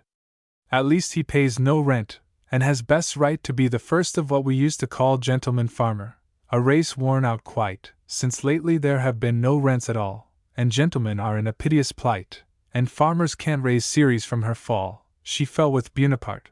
What strange thoughts arise, when we see emperors fall with oats. But Juan turned his eyes on the sweet child whom he had saved from slaughter. What a trophy, oh! Ye who build up monuments, defiled with gore, like Nadir Shah, that cost of Sophie, who, after leaving Hindostan a wild, and scarce to the Mogul a cup of coffee to soothe his woes withal, was slain, the sinner, because he could no more digest his dinner. O ye! Or we! Or he! Or she! Reflect, that one life saved, especially if young or pretty, is a thing to recollect far sweeter than the greenest laurels sprung from the manure of human clay, though decked with all the praises ever said or sung, though hymned by every harp, unless within your heart joins chorus. Fame is but a din, oh! Ye great authors luminous, voluminous! Ye twice 10,000,000 daily scribes, whose pamphlets, volumes, newspapers illumine us! Whether you're paid by government in bribes, to prove the public debt is not consuming us, or, roughly treading on the courtier's kibes with clownish heel, your popular circulation feeds you by printing half the realm's starvation. O ye great authors, apropos debats, I have forgotten what I meant to say, as sometimes have been greater sages' lots. 'Twas something calculated to allay all wrath in barracks, palaces, or cots. Certes it would have been but thrown away, and that s1 comfort for my lost advice, although no doubt it was beyond all price. But let it go, it will one day be found with other relics of a former world, when this world shall be former, underground, thrown topsy-turvy, twisted, crisped, and curled, baked, fried, or burnt, turned inside out, or drowned, like all the worlds before, which have been hurled first out of, and then back again to chaos, the superstratum which will overlay us. So Cuvier says, and then shall come again unto the new creation, rising out from our old crash, some mystic, ancient strain of things destroyed and left in airy doubt, like to the notions we now entertain of titans, giants, fellows of about some 100 feet in height, not to say miles, and mammoths, and your winged crocodiles. Think if then George IV should be dug up. How the new worldlings of the then New East will wonder where such animals could sup. For they themselves will be but of the least, even worlds muscary, when too oft they pup, and every new creation hath decreased in size, from overworking the material. Men are but maggots of some huge earth's burial. How will, to these young people, just thrust out from some fresh paradise, and set to plough, and dig, and sweat, and turn themselves about, and plant, and reap, and spin, and grind, and sow, till all the arts at length are brought about, especially of war and taxing, how I say. Will these great relics, when they see 'em, look like the monsters of a new museum? But I am apt to grow too metaphysical. The time is out of joint, and so am I. I quite forget this poem as merely quizzical, and deviate into matters rather dry. I ne'er decide what I shall say, and this I cal much too poetical. Men should know why they write, and for what end. But note or text, I never know the word which will come next. So on I ramble, now and then narrating, now pondering, it is time we should narrate. I left Don Juan with his horses baiting, now we'll get o'er the ground at a great rate. I shall not be particular in stating his journey, We've so many tours of late. Suppose him then at Petersburg. Suppose that pleasant capital of painted snows. Suppose him in a handsome uniform, a scarlet coat, black facings, a long plume, waving, like sails new shivered in a storm, over a cocked hat in a crowded room, and brilliant breeches, bright as a cairngorm, of yellow casimere we may presume. White stocking drawn uncurdled as new milk o'er limbs whose symmetry set off the silk. Suppose him sword by side, and hat in hand, made up by youth, fame, and an army tailor, that great enchanter, at whose rod's command beauty springs forth, and nature's self turns paler, seeing how art can make her work more grand, when she don't pin men's limbs in like a jailer. Behold him placed as if upon a pillar.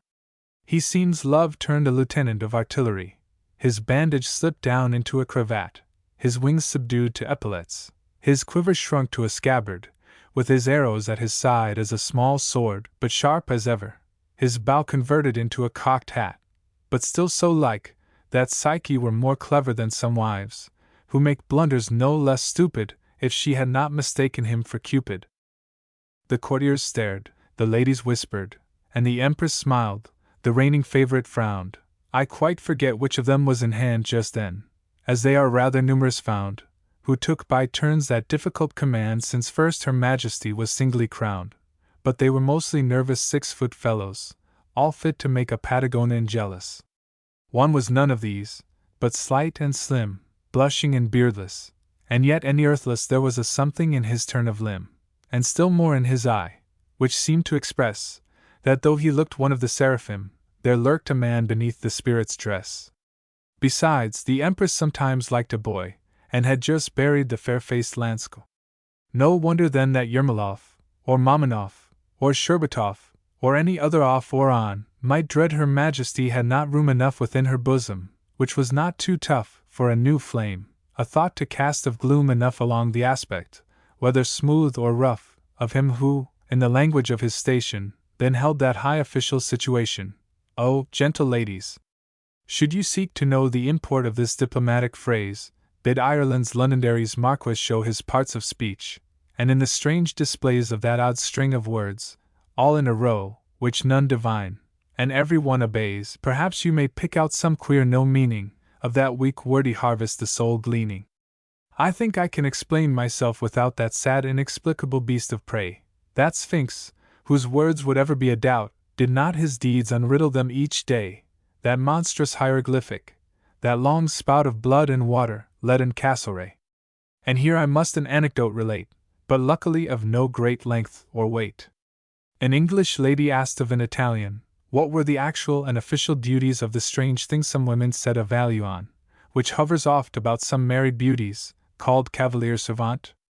A Pygmalion whose statue's warm, I fear, alas! Too true 'tis beneath his art. The dame, pressed to disclose them, said, Lady, I beseech you to suppose them, and thus I supplicate your supposition, and mildest, matron-like interpretation, of the imperial favorite's condition. 'Twas a high place, the highest in the nation in fact, if not in rank, and the suspicion of any one's attaining to his station, no doubt gave pain, where each new pair of shoulders, if rather broad, made stocks rise in their holders.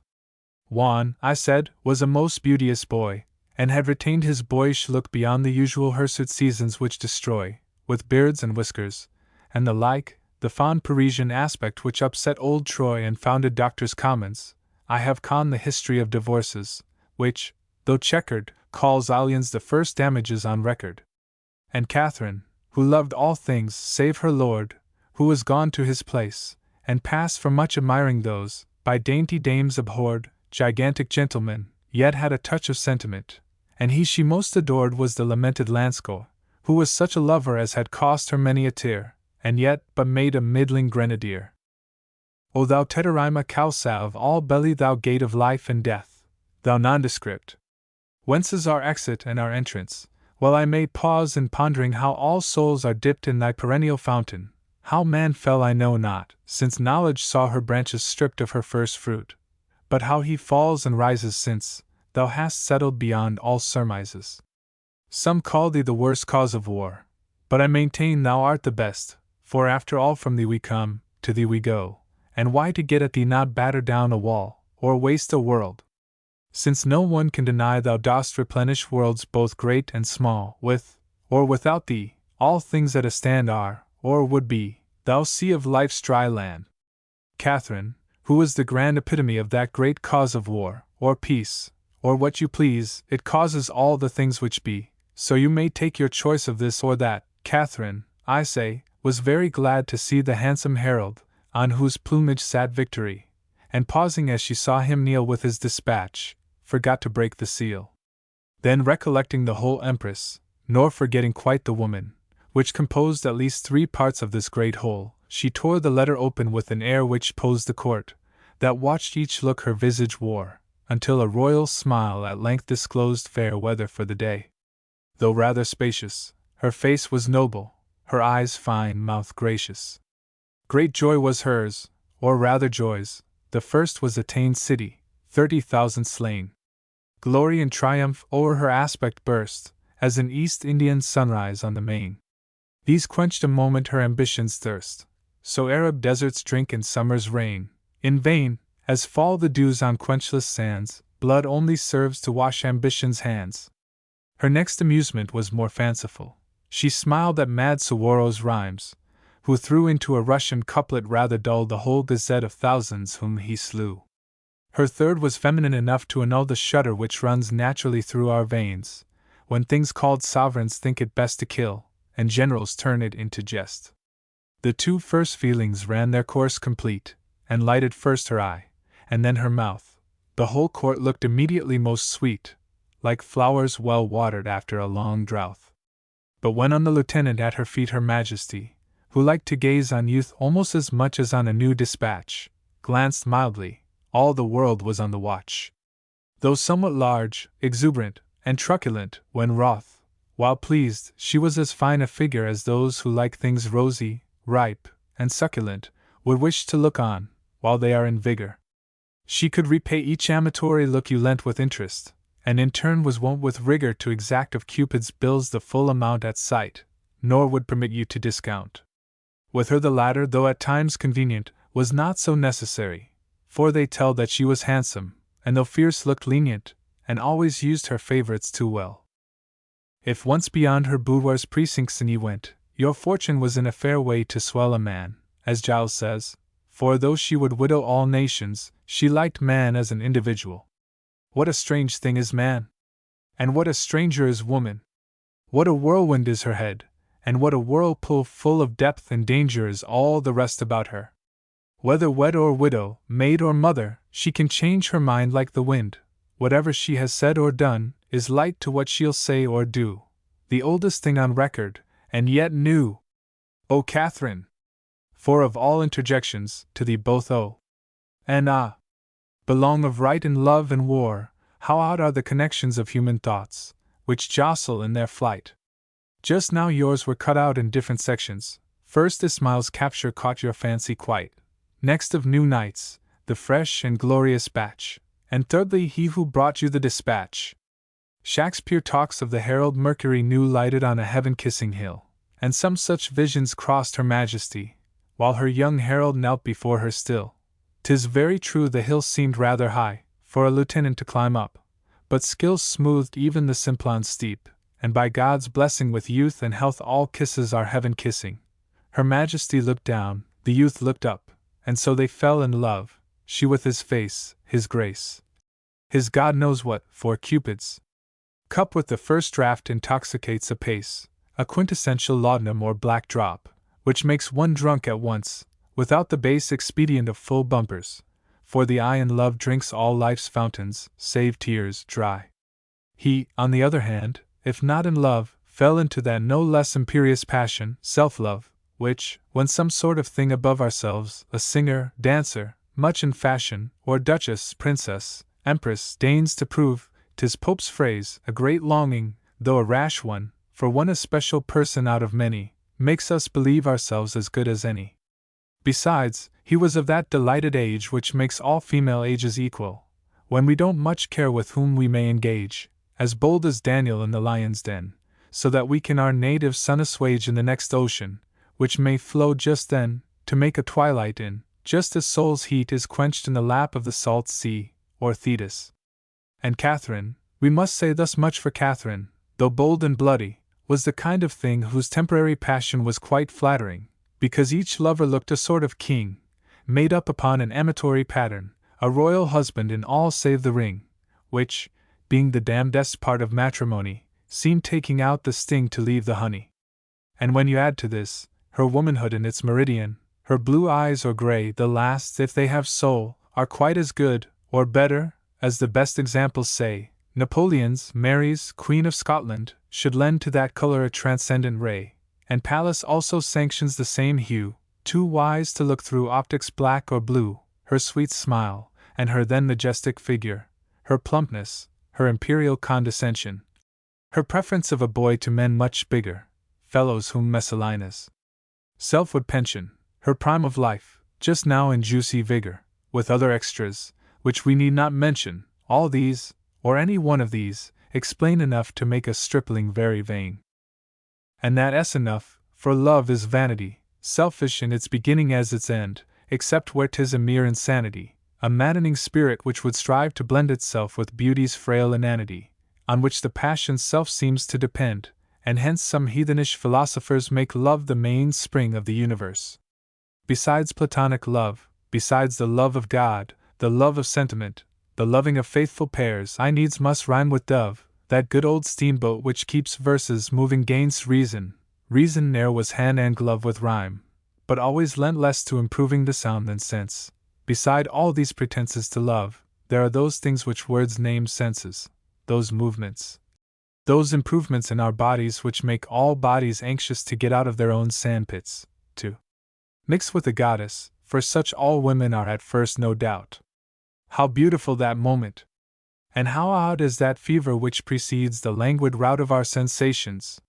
What a curious way the whole thing is of clothing souls in clay! The noblest kind of love is love platonical, to end or to begin with. The next grand is that which may be christened love canonical, because the clergy take the thing in hand. The third sort to be noted in our chronicle as flourishing in every Christian land, is when chaste matrons to their other ties add what may be called marriage in disguise. Well, we won't analyze. Our story must tell for itself. The sovereign was smitten, Juan much flattered by her love, or lust. I cannot stop to alter words once written, and the two are so mixed with human dust, that he who names one, both perchance may hit on. But in such matters Russia's mighty empress behaved no better than a common sempstress. The whole court melted into one wide whisper, and all lips were applied unto all ears. The elder ladies' wrinkles curled much crisper as they beheld, the younger cast some leers on one another, and each lovely lisper smiled as she talked the matter o'er. But tears of rivalship rose in each clouded eye of all the standing army who stood by. All the ambassadors of all the powers inquired, who was this very new young man, who promised to be great in some few hours? Which is full soon, though life is but a span. Already they beheld the silver showers of rubles rain, as fast as specie can, upon his cabinet, besides the presents of several ribbons, and some 1,000 peasants. Catherine was generous, all such ladies are. Love, that great opener of the heart, and all the ways that lead there, be they near or far, above, below, by turnpikes great or small. Love, though she had a cursed taste for war, and was not the best wife, unless we call such Clytemnestra, though perhaps 'tis better that one should die, than to drag on the fetter. Love had made Catherine make each lover's fortune, unlike our own half-chaste Elizabeth, whose avarice all disbursements did importune. If history, the grand liar, ever saith the truth, and though grief her old age might shorten, because she put a favourite to death, her vile, ambiguous method of flirtation, and stinginess, disgrace her sex and station. But when the levee rose, and all was bustle in the dissolving circle, all the nation's ambassadors began as 'twere to hustle round the young man with their congratulations. Also the softer silks were heard to rustle of gentle dames, among whose recreations it is to speculate on handsome faces, especially when such lead to high places. Juan, who found himself, he knew not how, a general object of attention, made his answers with a very graceful bow, as if born for the ministerial trade. Though modest, on his unembarrassed brow nature had written gentleman. He said little, but to the purpose, and his manner flung hovering graces o'er him like a banner. An order from Her Majesty consigned our young lieutenant to the genial care of those in office. All the world looked kind, as it will look sometimes with the first stare, which youth would not act ill to keep in mind, as also did Miss Protosoft then there, named from her mystic office la Prévost, a term inexplicable to the muse. With her then, as in humble duty bound, Juan retired, and so will I, until my Pegasus shall tire of touching ground. We have just lit on a heaven-kissing hill, so lofty that I feel my brain turn round, and all my fancies whirling like a mill, which is a signal to my nerves and brain, to take a quiet ride in some green lane. Canto the 10th. When Newton saw an apple fall, he found in that slight startle from his contemplation, 'tis said, for I'll not answer above ground for any sage's creed or calculation, a mode of proving that the earth turned round in a most natural whirl, called gravitation. And this is the sole mortal who could grapple, since Adam, with a fall or with an apple. Man fell with apples, and with apples rose, if this be true, for we must deem the mode in which Sir Isaac Newton could disclose through the then unpaved stars the turnpike road, a thing to counterbalance human woes, for ever since immortal man hath glowed with all kinds of mechanics, and full soon steam engines will conduct him to the moon. And wherefore this exordium? Why, just now, in taking up this paltry sheet of paper, my bosom underwent a glorious glow, and my internal spirit cut a caper, and though so much inferior, as I know, to those who, by the dint of glass and vapor, discover stars and sail in the wind's eye, I wish to do as much by poesy. In the wind's eye I have sailed, and sail, but for the stars, I own my telescope is dim, but at least I have shunned the common shore, and leaving land far out of sight, would skim the ocean of eternity. The roar of breakers has not daunted my slight, trim, but still seaworthy skiff, and she may float where ships have foundered, as doth many a boat. We left our hero, Juan, in the bloom of favoritism, but not yet in the blush, and far be it from my muses to presume, for I have more than one muse at a push, to follow him beyond the drawing-room. It is enough that fortune found him flush of youth, and vigor, beauty, and those things which for an instant clip enjoyment's wings. But soon they grow again and leave their nest. Oh, saith the psalmist, that I had a dove's pinions to flee away, and be at rest, and who that recollects young years and loves, though hoary now, and with a withering breast, and palsied fancy, which no longer roves beyond its dimmed eye's sphere, but would much rather sigh like his son, than cough like his grandfather? But sighs subside, and tears, even widows, shrink, like Arno in the summer, to a shallow, so narrow as to shame their wintry brink, which threatens inundations deep and yellow. Such difference doth a few months make. You'd think grief a rich field which never would lie fallow, no more it doth, its ploughs but change their boys, who froze some new soil to sow for joys. But coughs will come when sighs depart, and now and then before sighs cease, for oft the one will bring the other, ere the lake-like brow is ruffled by a wrinkle, or the sun of life reach 10 o'clock, and while a glow, hectic and brief as summer's day nigh done, o'erspreads the cheek which seems too pure for clay, thousands blaze, love, hope, die, how happy they! But Juan was not meant to die so soon. We left him in the focus of such glory as may be won by favor of the moon or a lady's fancies, rather transitory perhaps. But who would scorn the month of June, because December, with his breath so hoary, must come? Much rather should he court the ray, to hoard up warmth against a wintry day. Besides, he had some qualities which fix middle-aged ladies even more than young. The former know what as what, while new-fledged chicks know little more of love than what is sung in rhymes, or dreamt, for fancy will play tricks, in visions of those skies from whence love sprung. Some reckon women by their sons or years, I rather think the moon should date the dears.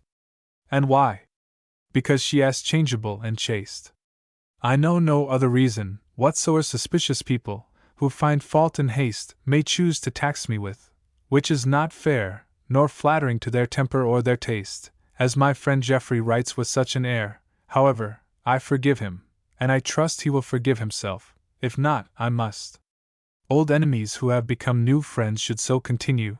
'Tis a point of honor, and I know nothing which could make amends for a return to hatred. I would shun her like garlic, howsoever she extends her 100 arms and legs, and fain outrun her. Old flames, new wives, become our bitterest foes, converted foes should scorn to join with those. This were the worst desertion, renegados, even shuffling Southey, that incarnate lie, would scarcely join again the reformadas, whom he forsook to fill the laureate's sty, and honest men from Iceland to Barbados, whether in Caledon or Italy, should not veer round with every breath, nor cease to pain, the moment when you cease to please. The lawyer and the critic but behold the baser sides of literature and life, and naught remains unseen, but much untold, by those who scour those double valleys of strife. While common men grow ignorantly old, the lawyer's brief is like the surgeon's knife, dissecting the whole inside of a question, and with it all the process of digestion. A legal broom as a moral chimney sweeper, and that s the reason he himself s so dirty. The endless soot bestows a tint far deeper than can be hid by altering his shirt. He retains the sable stains of the dark creeper, at least some 29 do out of 30, in all their habits. Not so you, I own. As Caesar wore his robe you wear your gown. And all our little feuds, at least all mine, dear Jefferson, once my most redoubt foe, as far as rhyme and criticism combine to make such puppets of us things below, are over. Here's a health to Auld Lang Syne. I do not know you, and may never know your face, but you have acted on the whole most nobly, and I own it from my soul. And when I use the phrase of Auld Lang Syne, 'tis not addressed to you, the more est the pity for me, for I would rather take my wine with you, than aught save Scott in your proud city. But somehow, it may seem a schoolboy's wine, and yet I seek not to be grand nor witty, but I am half a Scot by birth, and bred a whole one, and my heart flies to my head, as Auld Lang Syne brings Scotland, one and all, Scotch plaids, Scotch snoods, the blue hills, and clear streams, the Dee, the Don, Balgony's Briggs Black Wall, all my boy feelings, all my gentler dreams of what I then dreamt, clothed in their own pall, like Banquo's offspring.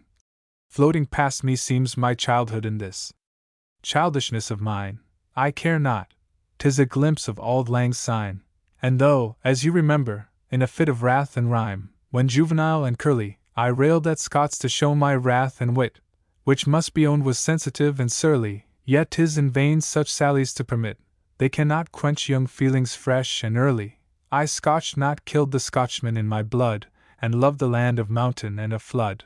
Don Juan, who was real, or ideal, for both are much the same, since what men think exists when the once thinkers are less real than what they thought, for mind can never sink, and gainst the body makes a strong appeal, and yet 'tis very puzzling on the brink of what is called eternity, to stare, and know no more of what is here than there. Don Juan grew a very polished Russian, how we won't mention, why we need not say, few youthful minds can stand the strong concussion of any slight temptation in their way. But his just now are spread as is a cushion, smooth for a monarch's seat of honor, gay damsels, and dances, revels, ready money, made ice seem paradise, and winter sunny. The favor of the Empress was agreeable, and though the duty waxed a little hard, young people at his time of life should be able to come off handsomely in that regard. He was now growing up like a green tree, able for love, war, or ambition, which reward their luckier votaries, till old age's tedium makes some prefer the circulating medium.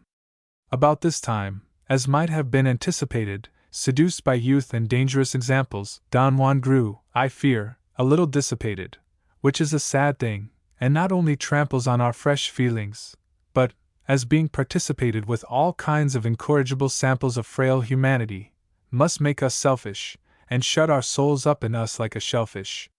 This we pass over. We will also pass the usual progress of intrigues between unequal matches, such as are, alas, a young lieutenant's with a not old queen, but one who is not so youthful as she was in all the royalty of sweet 17. Sovereigns may sway materials, but not matter, and death, the sovereign's sovereign, though the great Gracchus of all mortality, who levels with his agrarian laws the high estate of him who feasts, and fights, and roars, and revels, to one small grass-grown patch, which must await corruption for its crop, with the poor devils who never had a foot of land till now. Death is a reformer, all men must allow. He lived, not death, but Juan, in a hurry of waste, and haste, and glare, and gloss, and glitter, in this gay clime of bearskins black and furry, which, though I hate to say a thing that's bitter, peep out sometimes, when things are in a flurry, through all the purple and fine linen, fitter for Babylon's than Russia's royal harlot, and neutralize her outward show of scarlet. And this same state we won't describe, we would perhaps from hearsay, or from recollection, but getting nigh grim Dante's obscure wood, that horrid equinox, that hateful section of human years, that halfway house, that rude hut, whence wise travellers drive with circumspection life's sad post-horses o'er the dreary frontier of age, and looking back to youth, give one tear. I won't describe, that is, if I can help description. And I won't reflect, that is, if I can stave off thought, which, as a whelp clings to its teat, sticks to me through the abyss of this odd labyrinth, or as the kelp holds by the rock, or as a lover's kiss drains its first draught of lips. But, as I said, I won't philosophize, and will be read. Juan, instead of courting courts, was courted, a thing which happens rarely. This he owed much to his youth, and much to his reported valor, much also to the blood he showed, like a racehorse, much to each dress he sported, which set the beauty off in which he glowed, as purple clouds befringe the sun, but most he owed to an old woman and his post. He wrote to Spain, and all his near relations, perceiving Phi was in a handsome way of getting on himself, and finding stations for cousins also, answered the same day. Several prepared themselves for emigrations, and eating ices, were o'erheard to say, that with the addition of a slight police, Madrid's and Moscow's climes were of a piece. His mother, Donna Inez, finding, too, that in the lieu of drawing on his banker, where his assets were waxing rather few, he had brought his spending to a handsome anchor, replied, that she was glad to see him through those pleasures after which wild youth will hanker, as the sole sign of man's being in his senses is, learning to reduce his past expenses. She also recommended him to God, and no less to God's Son, as well as Mother, warned him against Greek worship, which looks odd in Catholic eyes, but told him, too, to smother outward dislike, which don't look well abroad, informed him that he had a little brother born in a second wedlock, and above all, praised the Empress's maternal love. She could not too much give her approbation unto an Empress, who preferred young men whose age, and what was better still, whose nation and climate, stopped all scandal. Now and then, at home it might have given her some vexation, but where thermometers sunk down to 10, or 5, or 1, or 0, she could never believe that virtue thawed before the river. Oh, for a 40% power to chant thy praise, hypocrisy! Oh, for a hymn loud as the virtues thou dost loudly vaunt, not practice! Oh, for trumps of cherubim! Or the ear trumpet of my good old aunt, who, though her spectacles at last grew dim, drew quiet consolation through its hint, when she no more could read the pious print. She was no hypocrite, at least, per soul, but went to heaven in as sincere a way as any body on the elected roll, which portions out upon the judgment day heaven's freeholds, in a sort of doomsday scroll, such as the conqueror William did repay his knights with, lotting others' properties into some 60,000 new knights' fees. I can't complain, whose ancestors are there, Ernius, Rodolphus, 840 manners, if that my memory doth not greatly err, were their reward for following Billy's banners, and though I can't help thinking 'twas scarce fair to strip the Saxons of their hides, like tanners, yet as they founded churches with the produce, you'll deem, no doubt, they put it to a good use. The gentle Juan flourished, though at times he felt like other plants called sensitive, which shrink from touch, as monarchs do from rhymes, save such as Southey can afford to give. Perhaps he longed in bitter frost for climes in which the Neva's ice would cease to live before May-Day. Perhaps, despite his duty, in royalty's vast arms he sighed for beauty. Perhaps, but sans perhaps, we need not seek for causes young or old. The cankerworm will feed upon the fairest, freshest cheek, as well as further drain the withered form. Care, like a housekeeper, brings every week his bills in, and however we may storm, they must be paid. Those 6 days smoothly run, the 7th will bring blue devils or a dun. I don't know how it was, but he grew sick. The Empress was alarmed, and her physician, the same who physicked Peter, found the tick of his fierce pulse betoken a condition which augured of the dead, however quick itself, and showed a feverish disposition, at which the whole court was extremely troubled, the sovereign shocked, and all his medicines doubled. Low were the whispers, manifold the rumors, Some said he had been poisoned by Potemkin, others talked learnedly of certain tumors, exhaustion, or disorders of the same kin. Some said 'twas a concoction of the humors, which with the blood too readily will claim kin. Others again were ready to maintain 'twas only the fatigue of last campaign. But here is one prescription out of many: sodium sulfate, 3 VJ, 3 FS, Mani optum, AQ fervent, F, 3 ifs, 3 IJ, tinct, seni haustus, and here the surgeon came and cupped him, RX pulv calm GRIJ. Ipecacuania, with more beside if Juan had not stopped him. Bolus potassi sulphuret. Semendis, et haustus turn die capiendis. This is the way physicians mend or end us, secundum artem. But although we sneer in health, when ill, we call them to attend us, without the least propensity to jeer. While that hiatus maxime deflendus to be filled up by spade or mattocks near, instead of gliding graciously down Lethe, we tease mild Bailey, or soft Abernethy. Juan demurred at this first notice to quit, and though death had threatened in ejection, his youth and constitution bore him through, and sent the doctors in a new direction. But still his state was delicate, the hue of health but flickered with a faint reflection along his wasted cheek, and seemed to gravel the faculty, who said that he must travel. The climate was too cold, they said, for him, meridian born, to bloom in. This opinion made the chaste Catherine look a little grim, who did not like at first to lose her minion, but when she saw his dazzling eye wax dim, and drooping like an eagle's with clipped pinion, she then resolved to send him on a mission, but in a style becoming his condition. There was just then a kind of a discussion, a sort of treaty or negotiation between the British cabinet and Russian, maintained with all the due prevarication with which great states such things are apt to push on, something about the Baltic's navigation, hides, train oil, tallow, and the rights of Thetis, which Britons deemed their uti possidetis. So Catherine, who had a handsome way of fitting out her favorites, conferred this secret charge on Juan, to display at once her royal splendor and reward his services. He kissed hands the next day, received instructions how to play his card, was laden with all kinds of gifts and honors, which showed what great discernment was the donor's. But she was lucky, and luck us all.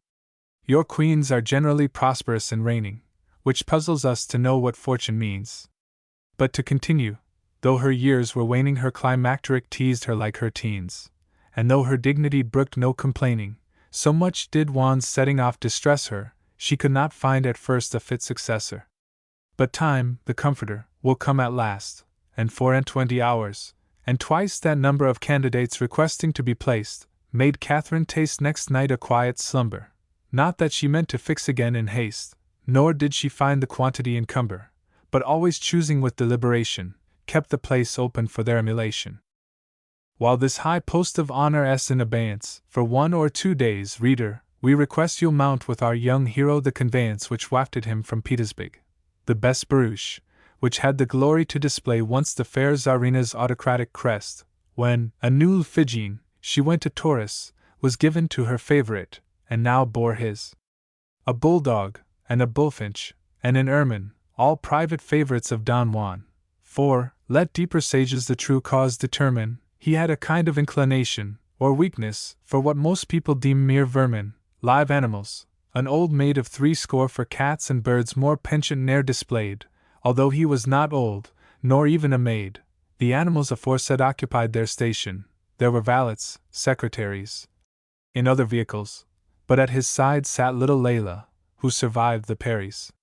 He made gainst Cossack sabres, in the wide slaughter of Ismail. Though my wild muse varies her note, she don't forget the infant girl whom he preserved, a pure and living pearl, poor little thing.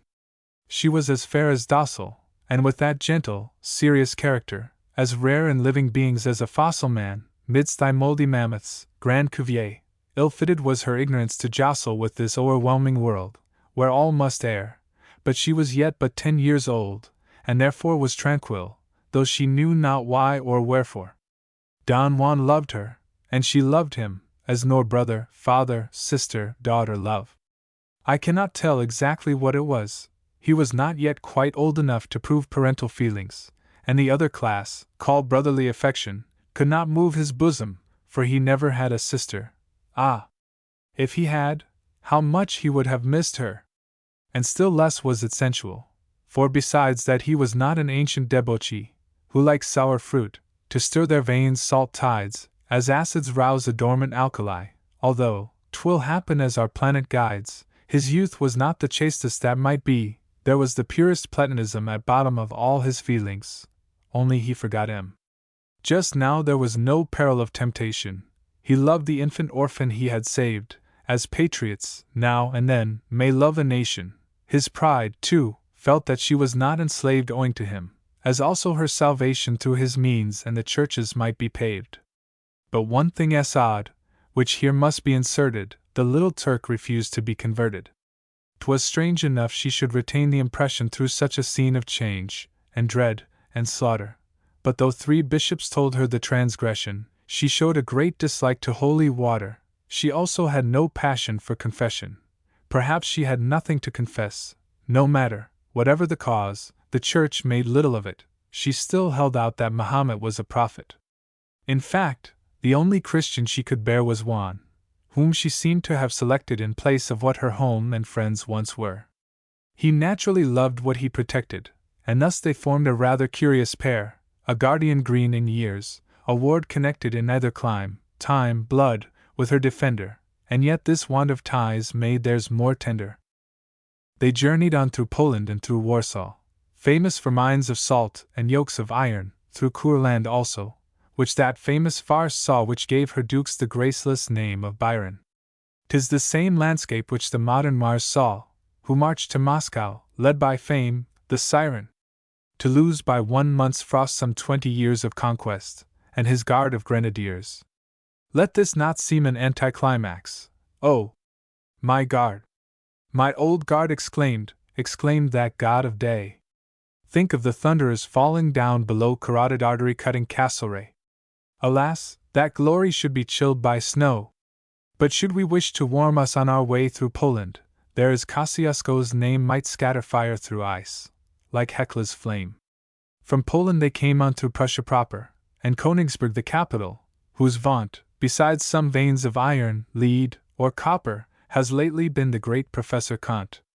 Juan, who cared not a tobacco stopper about philosophy, pursued his jaunt to Germany, whose somewhat tardy millions have princes who spur more than their postilions, and thence through Berlin, Dresden, and the like, until he reached the castellated Rhine, ye glorious Gothic scenes. How much ye strike all fantasies, not even excepting mine, a grey wall, a green ruin, rusty pike, make my soul pass the equinoctial line between the present and past worlds, and hover upon their airy confine, half seas over. But Juan posted on through Mannheim, Bonn, which Drachenfels frowns over like a spectre of the good feudal times forever gone, on which I have not time just now to lecture. From thence he was drawn onwards to Cologne, a city which presents to the inspector 11,000 maidenheads of bone, the greatest number flesh hath ever known. From thence to Holland's Hague and Helvoetsluys, that waterland of Dutchmen and of ditches, where juniper expresses its best juice, the poor man's sparkling substitute for riches. Senates and sages have condemned its use, but to deny the mob a cordial, which is too often all the clothing, meat, or fuel, good government has left them, seems but cruel. Here he embarked, and with a flowing sail went bounding for the island of the free, towards which the impatient wind blew half a gale. High dashed the spray, the bows dipped in the sea, and seasick passengers turned somewhat pale. But Juan, seasoned, as he well might be, by former voyages, stood to watch the skiffs which passed, or catch the first glimpse of the cliffs. At length they rose, like a white wall along the blue sea's border, and Don Juan felt, what even young strangers feel a little strong at the first sight of Albion's chalky belt, a kind of pride that he should be among those haughty shopkeepers, who sternly dealt their goods and edicts out from pole to pole, and made the very billows pay them toll. I've no great cause to love that spot of earth, which holds what might have been the noblest nation, but though I owe it little but my birth, I feel a mixed regret and veneration for its decaying fame and former worth. 7 years, the usual term of transportation, of absence lay one's old resentments level, when a man's country is going to the devil. Alas! Could she but fully, truly, know how her great name is now throughout abhorred, How eager all the earth is for the blow which shall lay bare her bosom to the sword! How all the nations deem her their worst foe, that worst and worst of foes, the once adored false friend, who held out freedom to mankind, and now would chain them, to the very mind. Would she be proud, or boast herself the free, who is but first of slaves? The nations are in prison, but the jailer, what is he? No less a victim to the bolt and bar. Is the poor privileged to turn the key upon the captive, freedom? He is as far from the enjoyment of the earth and air who watches o'er the chain, as they who wear. Don Juan now saw Albion's earliest beauties, thy cliffs, dear Dover, harbor and hotel, thy custom house, with all its delicate duties, thy waiters running mucks at every bell, thy packets, all whose passengers are booties to those who upon land or water dwell, and last, not least, to strangers uninstructed, thy long, long bills, whence nothing is deducted. Juan, though careless, young, and magnifique, and rich in roubles, diamonds, cash, and credit, who did not limit much his bills per week, yet stared at this a little, though he paid it, his Magyar Duomo, a smart, subtle Greek, before him summed the awful scroll and read it. But doubtless as the air, though seldom sunny, is free, the respiration's worth the money. On with the horses. Off to Canterbury. Tramp, tramp o'er pebble, and splash, splash through puddle. Hurrah! How swiftly speeds the post so merry! Not like slow Germany, wherein they muddle along the road, as if they went to bury their fare, and also pause besides, to fuddle with schnapps, sad dogs, whom Hunsfat, or Verfluchter, affect no more than lightning a conductor. Now there is nothing gives a man such spirits, leavening his blood as cayenne doth a curry, as going at full speed, no matter where its direction be, so 'tis but in a hurry, and merely for the sake of its own merits. For the less cause there is for all this flurry, the greater is the pleasure in arriving at the great end of travel, which is driving.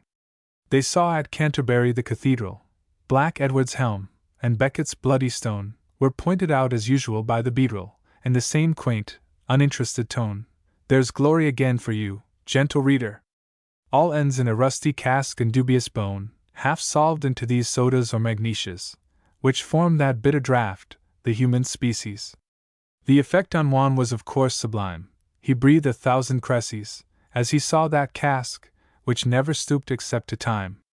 Even the bold churchman's tomb excited all, who died in the then great attempt to climb o'er kings, who now at least must talk of law before they butcher. Little Layla gazed, and asked why such a structure had been raised, and being told it was God's house, she said he was well lodged, but only wondered how he suffered infidels in his homestead, the cruel Nazarenes, who had laid low his holy temples in the lands which bred the true believers, and her infant brow was bent with grief that Mahomet should resign a mosque so noble, flung like pearls to swine. Oh! Oh! Through meadows managed like a garden, a paradise of hops and high production, for after years of travel by a bard in countries of greater heat, but lesser suction, a green field is a sight which makes him pardon the absence of that more sublime construction, which mixes up vines, olives, precipices, glaciers, volcanoes, oranges, and ices. And when I think upon a pot of beer, but I won't weep, and so drive on, postilions. As the smart boys spurred fast in their career, Juan admired these highways of free millions, a country in all senses the most dear to foreigner or native, save some silly ones, who kick against the pricks just at this juncture, and for their pains get only a fresh puncture. What a delightful thing is a turnpike road! So smooth, so level, such a mode of shaving the earth, as scarce the eagle in the broad air can accomplish, with his wide wings waving. Had such been cut in Phaeton's time, the god had told his son to satisfy his craving with the York mail. But onward as we roll, surgit amari aliquid, the toll alas, how deeply painful is all payment. Take lives, take wives, take aught except men's purses, as Machiavel shows those in purple raiment, such is the shortest way to general curses. They hate a murderer much less than a claimant on that sweet or which every body nurses. Kill a man's family, and he may brook it, but keep your hands out of his breeches pocket. So said the Florentine, ye monarchs, hearken to your instructor. Juan now was born, just as the day began to wane and darken, o'er the high hill, which looks with pride or scorn toward the great city. Ye who have a spark in your veins of Cockney spirit, smile or mourn according as you take things well or ill. Bold Britons, we are now on Shooter's Hill. The sun went down, the smoke rose up, as from a half-unquenched volcano, o'er a space which well beseemed the devil's drawing-room, as some have qualified that wondrous place. But Juan felt, though not approaching home, as one who, though he were not of the race, revered the soil, of those true sons the mother, who butchered half the earth, and bullied the other. A mighty mass of brick, and smoke, and shipping, dirty and dusky, but as wide as I could reach, with here and there a sail just skipping in sight, then lost amidst the forestry of masts, a wilderness of steeples peeping on tiptoe through their sea-coal canopy, a huge, dun cupola, like a fool's cap crown on a fool's head, and there is London town. But Juan saw not this. Each wreath of smoke appeared to him but as the magic vapor of some alchemic furnace, from whence broke the wealth of worlds, a wealth of tax and paper, the gloomy clouds, which o'er it as a yoke are bowed, and put the sun out like a taper, were nothing but the natural atmosphere, extremely wholesome, though but rarely clear. He paused, and so will I, as doth a crew before they give their broadside. By and by, my gentle countrymen, we will renew our old acquaintance, and at least I'll try to tell you truths you will not take as true, because they are so. A male Mrs. Fry, with a soft besom will I sweep your halls, and brush a web or two from off the walls. O Mrs. Fry! Why go to Newgate? Why preach to poor rogues? And wherefore not begin with Carlton, or with other houses? Try your head at hardened and imperial sin. To mend the people's an absurdity, a jargon, a mere philanthropic din, unless you make their betters better. Fy. I thought you had more religion, Mrs. Fry. Teach them the decencies of good threescore, cure them of tours, hussar and highland dresses, tell them that youth once gone returns no more, that hired huzzas redeem no land's distresses, tell them Sir William Curtis is a bore, too dull even for the dullest of excesses, the witless Falstaff of a hoary Hal, a fool whose bells have ceased to ring at all. Tell them, though it may be perhaps too late, on life's worn confine, jaded, bloated, sated, to set up vain pretense of being great, 'tis not so to be good, and be it stated, the worthiest kings have ever loved least state, and tell them, but you won't, and I have prated just now enough, but by and by I'll prattle like Roland's horn in Roncesvalles battle. Canto the 11th. When Bishop Berkeley said there was no matter, and proved it, 'twas no matter what he said. They say his system 'tis in vain to batter, too subtle for the airiest human head, and yet who can believe it? I would shatter gladly all matters down to stone or lead, or adamant, to find the world a spirit, and wear my head, denying that I wear it. What a sublime discovery 'twas to make the universe universal egotism, that all s ideal, all ourselves. I'll stake the world, be it what you will, that s no schism. O doubt, if thou be stout, for which some take thee, but which I doubt extremely, thou sole prism of the truth's rays, spoil not my draught of spirit. Heaven's brandy, though our brain can hardly bear it. For ever and anon comes indigestion, not the most dainty aerial, and perplexes our soarings with another sort of question, and that which after all my spirit vexes is, that I find no spot where man can rest ion, without confusion of the sorts and sexes, of beings, stars, and this unriddled wonder, the world, which at the worst is a glorious splendor, if it be chance, or if it be according to the old text. Still better, lest it should turn out so, we'll say nothing gainst the wording, as several people think such hazards rude. They're right. Our days are too brief for affording space to dispute what no one ever could decide, and everybody one day will know very clearly, or at least lie still. And therefore will I leave off metaphysical discussion, which is neither here nor there. If I agree that what is, then this I call being quite perspicuous and extremely fair. The truth is, I've grown lately rather tizzical. I don't know what the reason is, the air perhaps, but as I suffer from the shocks of illness, I grow much more orthodox. The first attack at once proved the divinity, but that I never doubted, nor the devil. The next, the Virgin's mystical virginity. The third, the usual origin of evil. The fourth at once established the whole Trinity on so uncontrovertible a level, that I devoutly wished the three were four. on purpose to believe so much the more. To our theme. The man who has stood on the Acropolis, and looked down over Attica, or he who has sailed where picturesque Constantinople is, or seen Timbuktu, or hath taken tea in small-eyed China's crockery-ware metropolis, or sat amidst the bricks of Nineveh, may not think much of London's first appearance, but ask him what he thinks of it a year hence.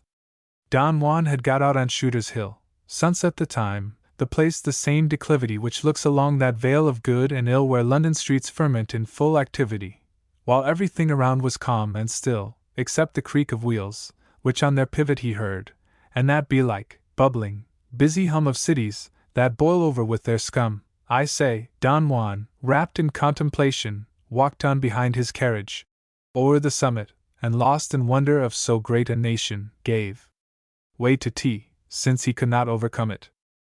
And here, he cried, is freedom's chosen station, here peals the people's voice, nor can entomb it racks, prisons, inquisitions, resurrection awaits it, each new meeting or election. Here are chaste wives, pure lives, here people pay but what they please, and if that things be dear, 'tis only that they love to throw away their cash, to show how much they have a year. Here laws are all inviolate, none lay traps for the traveler, every highway as clear. Here he was interrupted by a knife, with, damn your eyes, your money or your life. These freeborn sounds proceeded from 4 pads in ambush laid, who had perceived him loiter behind his carriage, and like handy lads, had seized the lucky hour to reconnoiter, in which the heedless gentleman who gads upon the road, unless he prove a fighter, may find himself within that isle of riches exposed to lose his life as well as breeches. Juan, who did not understand a word of English, save their shibboleth, God damn, and even that he had so rarely heard, he sometimes thought 'twas only their salaam, or God be with you. And 'tis not absurd to think so, for half English as I am, to my misfortune, never can I say I heard them wish God with you, save that way. Juan yet quickly understood their gesture, and being somewhat choleric and sudden, drew forth a pocket pistol from his vesture, and fired it into one assailant's pudding, who fell, as rolls an ox o'er in his pasture, and roared out, as he writhed his native mud in, unto his nearest follower or henchman, O Jack! I'm floored by that 'ere bloody Frenchman, on which Jack and his train set off at speed, and Juan's suite, late scattered at a distance, came up, all marveling at such a deed, and offering, as usual, late assistance. Juan, who saw the moon's late minion bleed as if his veins would pour out his existence, stood calling out for bandages and lint, and wished he had been less hasty with his flint. Perhaps, thought he, it is the country's wont to welcome foreigners in this way. Now I recollect some innkeepers who don't differ, except in robbing with a bow, in lieu of a bare blade and brazen front. But what is to be done? I can't allow the fellow to lie groaning on the road, so take him up, I'll help you with the load. But ere they could perform this pious duty, the dying man cried, Hold! I've got my gruel! Oh, for a glass of Max! We've missed our booty, let me die where I am. And as the fuel of life shrunk in his heart, and thick and sooty the drops fell from his death wound, and he drew ill his breath, he from his swelling throat untied a kerchief, crying, Give Sal that! And died. The cravat stained with bloody drops fell down before Don Juan's feet. He could not tell exactly why it was before him thrown, nor what the meaning of the man's farewell. Poor Tom was once a kiddy upon town, a thorough varmint, and a real swell, full flash, all fancy, until fairly diddled, his pockets first and then his body riddled. Don Juan, having done the best he could in all the circumstances of the case, as soon as Crowner's quest allowed, pursued his travels to the capital apace, esteeming it a little hard he should in 12 hours' time, and very little space, have been obliged to slay a freeborn native in self-defense. This made him meditative. He from the world had cut off a great man, who in his time had made heroic bustle. Who in a row like Tom could lead the van, booze in the ken, or at the spell can hustle? Who queer a flat? Who, spite of Bow Street's ban, on the high Toby spy so flashed the muzzle? Who on a lark, with black-eyed Sal, his blowing, so prime, so swell, so nutty, and so knowing? But Tom's no more, and so no more of Tom. Heroes must die, and by God's blessing 'tis not long before the most of them go home. Hail! Thames, hail! Upon thy verge it is that Juan's chariot, rolling like a drum in thunder, holds the way it can't well miss, through Kennington and all the other tons, which makes us wish ourselves in town at once, through groves, so called as being void of trees, like Lucas from no light, through prospects named Mount Pleasant, as containing not to please, nor much to climb, through little boxes framed of bricks, to let the dust in at your ease, with to be let upon their doors proclaimed, through rows most modestly called paradise, which Eve might quit without much sacrifice, through coaches, drays, choked turnpikes, and a whirl of wheels, and roar of voices, and confusion. Here taverns wink to a pint of pearl, their mails fast flying off like a delusion, their barbers blocks with periwigs and curl in windows. Here the lamplighters' infusions slowly distilled into the glimmering glass, for in those days we had not got to gas. Through this, and much, and more, is the approach of travelers to mighty Babylon, whether they come by horse, or chaise, or coach, with slight exceptions, all the ways seem one. I could say more, but do not choose to encroach upon the guidebook's privilege. The sun had set some time, and night was on the ridge of twilight, as the party crossed the bridge, that's rather fine. The gentle sound of Thames, who vindicates a moment, too, his stream, though hardly heard through multifarious dams, the lamps of Westminster's more regular gleam, the breadth of pavement, and yon shrine where Fame is a spectral resident, whose pallid beam in shape of moonshine hovers o'er the pile, make this a sacred part of Albion's isle. The Druids' groves are gone, so much the better, Stonehenge is not, but what the devil is it? But Bedlam still exists with its sage fetter, that madman may not bite you on a visit. The bench 2 seats or suits full many a debtor. The mansion house too, though some people quiz it, to me appears a stiff yet grand erection, but then the Abbey worth the whole collection. The line of lights, too, up to Charing Cross, Pall Mall, and so forth, have a coruscation like gold as in comparison to dross, matched with the continent's illumination, whose city's night by no means deigns to gloss. The French were not yet a lamp-lighting nation, and when they grew so, on their newfound lantern, instead of wicks, they made a wicked man turn. A row of gentlemen along the streets suspended may illuminate mankind, as also bonfires made of country seats. But the old way is best for the purblind, the other looks like phosphorus on sheets, a sort of ignis fatuus to the mind, which, though 'tis certain to perplex and frighten, must burn more mildly ere it can enlighten. But London is so well lit, that if Diogenes could recommence to hunt his honest man, and found him not amidst the various progenies of this enormous city's spreading span, 'twere not for want of lamps to aid his dodging his yet undiscovered treasure. What I can, I've done to find the same throughout life's journey, but see the world is only one attorney. Over the stones still rattling up Pall Mall, through crowds and carriages, but waxing thinner as thunder knockers broke the long sealed spell of doors gainst duns, and to an early dinner admitted a small party as night fell, Don Juan, our young diplomatic sinner, pursued his path, and drove past some hotels, St. James's Palace and St. James's Hells. They reached the hotel, forth streamed from the front door a tide of well-clad waiters, and around the mob stood, and as usual several score of those pedestrian Paphians who abound in decent London when the daylight is o'er. Commodious but immoral, they are found useful, like Malthus, in promoting marriage. But Juan now is stepping from his carriage into one of the sweetest of hotels, especially for foreigners, and mostly for those whom favor or whom fortune swells, and cannot find a bill's small items costly. There many an envoy either dwelt or dwells, the den of many a diplomatic lost lie, until to some conspicuous square they pass, and blazon o'er the door their names in brass. Juan, whose was a delicate commission, private, though publicly important, bore no title to point out with due precision the exact affair on which he was sent o'er. 'Twas merely known that on a secret mission a foreigner of rank had graced our shore, young, handsome, and accomplished, who was said, in whispers, to have turned his sovereign's head.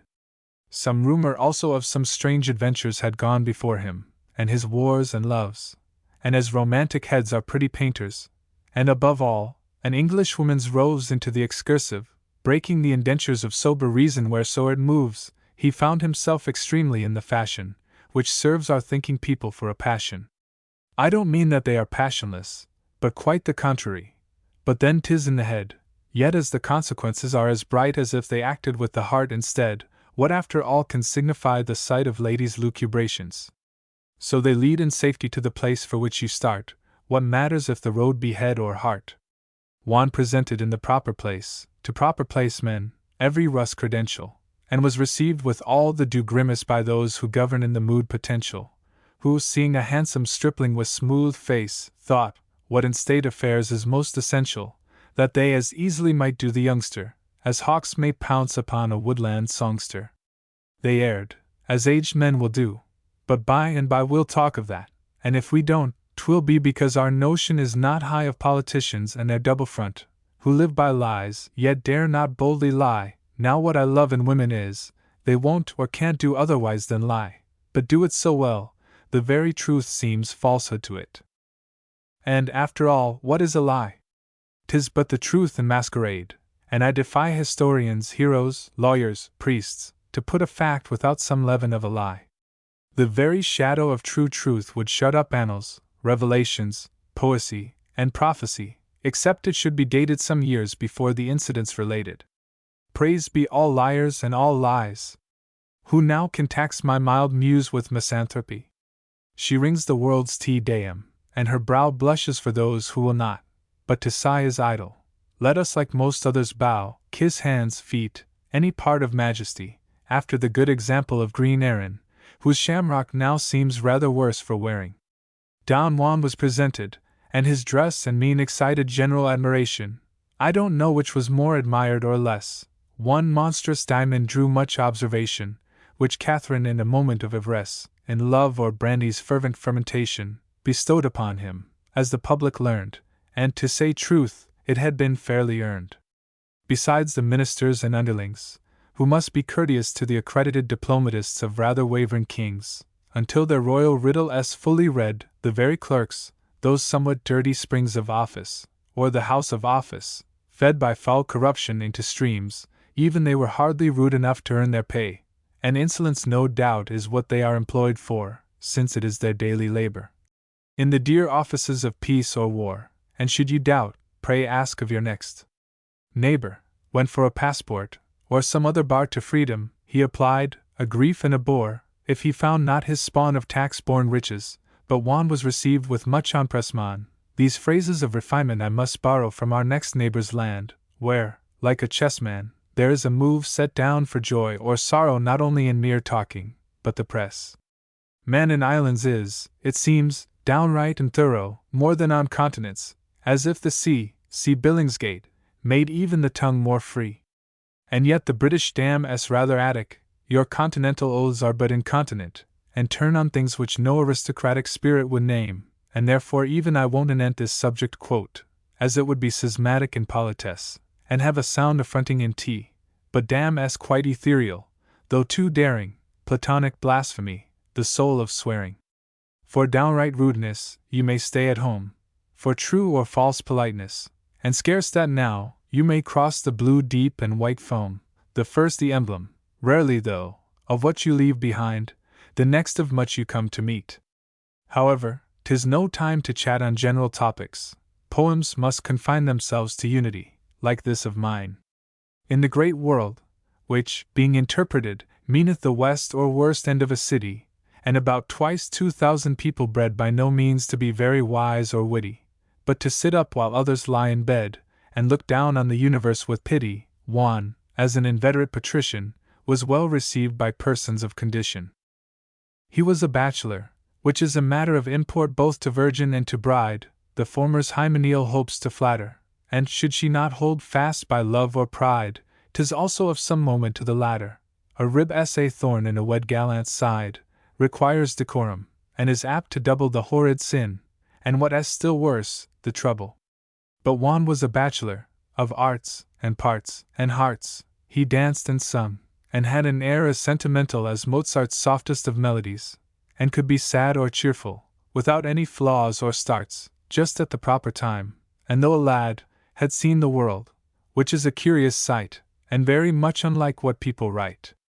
Fair virgins blushed upon him, wedded dames bloomed also in less transitory hues, for both commodities dwell by the Thames, the painting and the painted. Youth, ceruse, against his heart preferred their usual claims, such as no gentleman can quite refuse.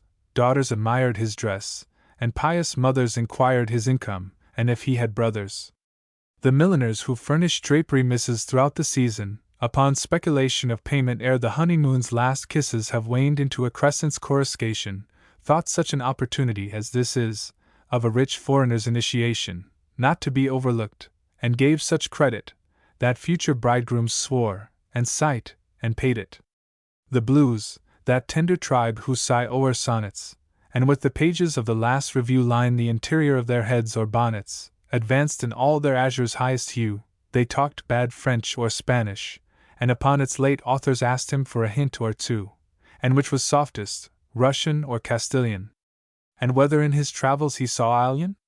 Juan, who was a little superficial, and not in literature a great draw-cancer, examined by this learned and especial jury of matrons, scarce knew what to answer. His duties warlike, loving or official, his steady application as a dancer, had kept him from the brink of Hippocrene, which now he found was blue instead of green. However, he replied at hazard, with a modest confidence and calm assurance, which lent his learned lucubrations pith, and passed for arguments of good endurance. That prodigy, Miss Araminta Smith, who at 16 translated Hercules Furens into as furious English, with her best look, set down his sayings in her commonplace book. Juan knew several languages, as well he might, and brought them up with skill, in time to save his fame with each accomplished belle, who still regretted that he did not rhyme.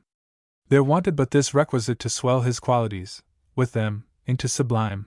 Lady Fitzfrisky, and Miss Mayvia Manish, both longed extremely to be sung in Spanish. However, he did pretty well, and was admitted as an aspirant to all the coteries, and, as in Banquo's glass, at great assemblies or in parties small, he saw 10,000 living authors pass, that being about their average numeral, also the 80 greatest living poets, as every paltry magazine can show its. In twice 5 years the greatest living poet, like to the champion in the fisty ring, is called on to support his claim, or show it, although 'tis an imaginary thing. Even I, albeit I'm sure I did not know it, nor sought of fool's cap subjects to be king, was reckoned a considerable time, the grand Napoleon of the realms of rhyme. But Juan was my Moscow, and Faliero my Leipzig, and my Mount St. Jean seems Cain, la belle alliance of dunces down at zero, now that the lion s fallen, may rise again, but I will fall at least as fell my hero, nor reign at all, or as a monarch reign, or to some lonely isle of jailers go, with turncoats Southey for my turnkey low. Sir Walter reigned before me, Moore and Campbell before and after, but now grown more holy, the muses upon Shounds Hill must ramble with poets almost clergymen, or holy, and Pegasus hath a psalmodic amble beneath the very Reverend Rowley Powley, who shoes the glorious animal with stilts, a modern ancient pistol, by the hilts. Then there's my gentle Euphuse, who, they say, sets up for being a sort of moral me. He'll find it rather difficult some day to turn out both, or either, it may be. Some persons think that Coleridge hath the sway, and Wordsworth has supporters, 2 or 3, and that deep-mouthed Boeotian savage Landor has taken for a swan rogue Southey's gander. John Keats, who was killed off by one critique, just as he really promised something great, if not intelligible, without Greek contrived to talk about the gods of late, much as they might have been supposed to speak. Poor fellow! His was an untoward fate. 'Tis strange the mind, that very fiery particle, should let itself be snuffed out by an article. The list grows long of live and dead pretenders to that which none will gain, or none will know the conqueror at least, who, ere time renders his last award, will have the long grass grow above his burn-out brain, and sapless cinders. If I might augur, I should rate but low their chances. They're too numerous, like the 30 mock tyrants, when Rome's annals waxed but dirty.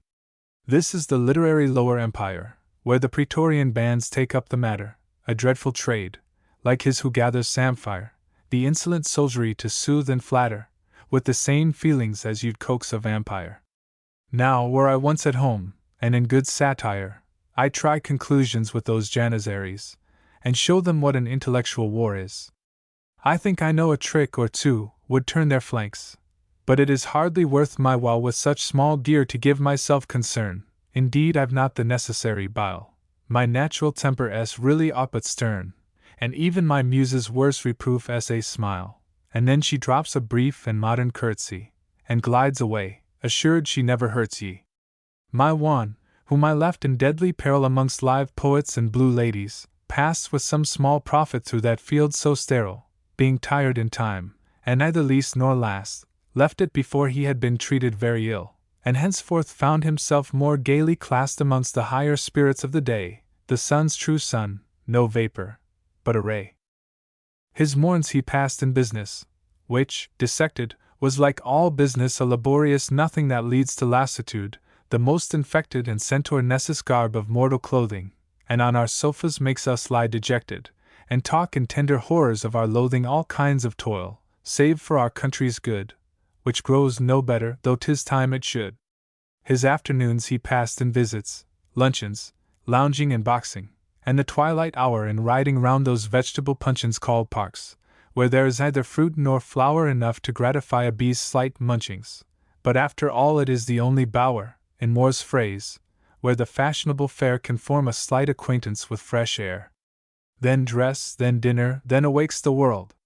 Then glare the lamps, then whirl the wheels, then roar through street and square fast flashing chariots hurled like harnessed meteors. Then along the floor chalk mimics painting, then festoons are twirled, then roll the brazen thunders of the door, which opens to the thousand happy few an earthly paradise of Ormola. There stands the noble hostess, nor shall sink with the 3000th curtsy. There the waltz, the only dance which teaches girls to think, makes one in love even with its very faults. Saloon, room, hall overflow beyond their brink, and long the latest of arrivals halts, midst royal dukes and dames condemned to climb, and gain an inch of staircase at a time. Thrice happy he who, after a survey of the good company, can win a corner, a door that's in or boudoir out of the way, where he may fix himself like small Jack Horner, and let the babble round run as it may, and look on as a mourner, or a scorner, or an approver, or a mere spectator, yawning a little as the night grows later.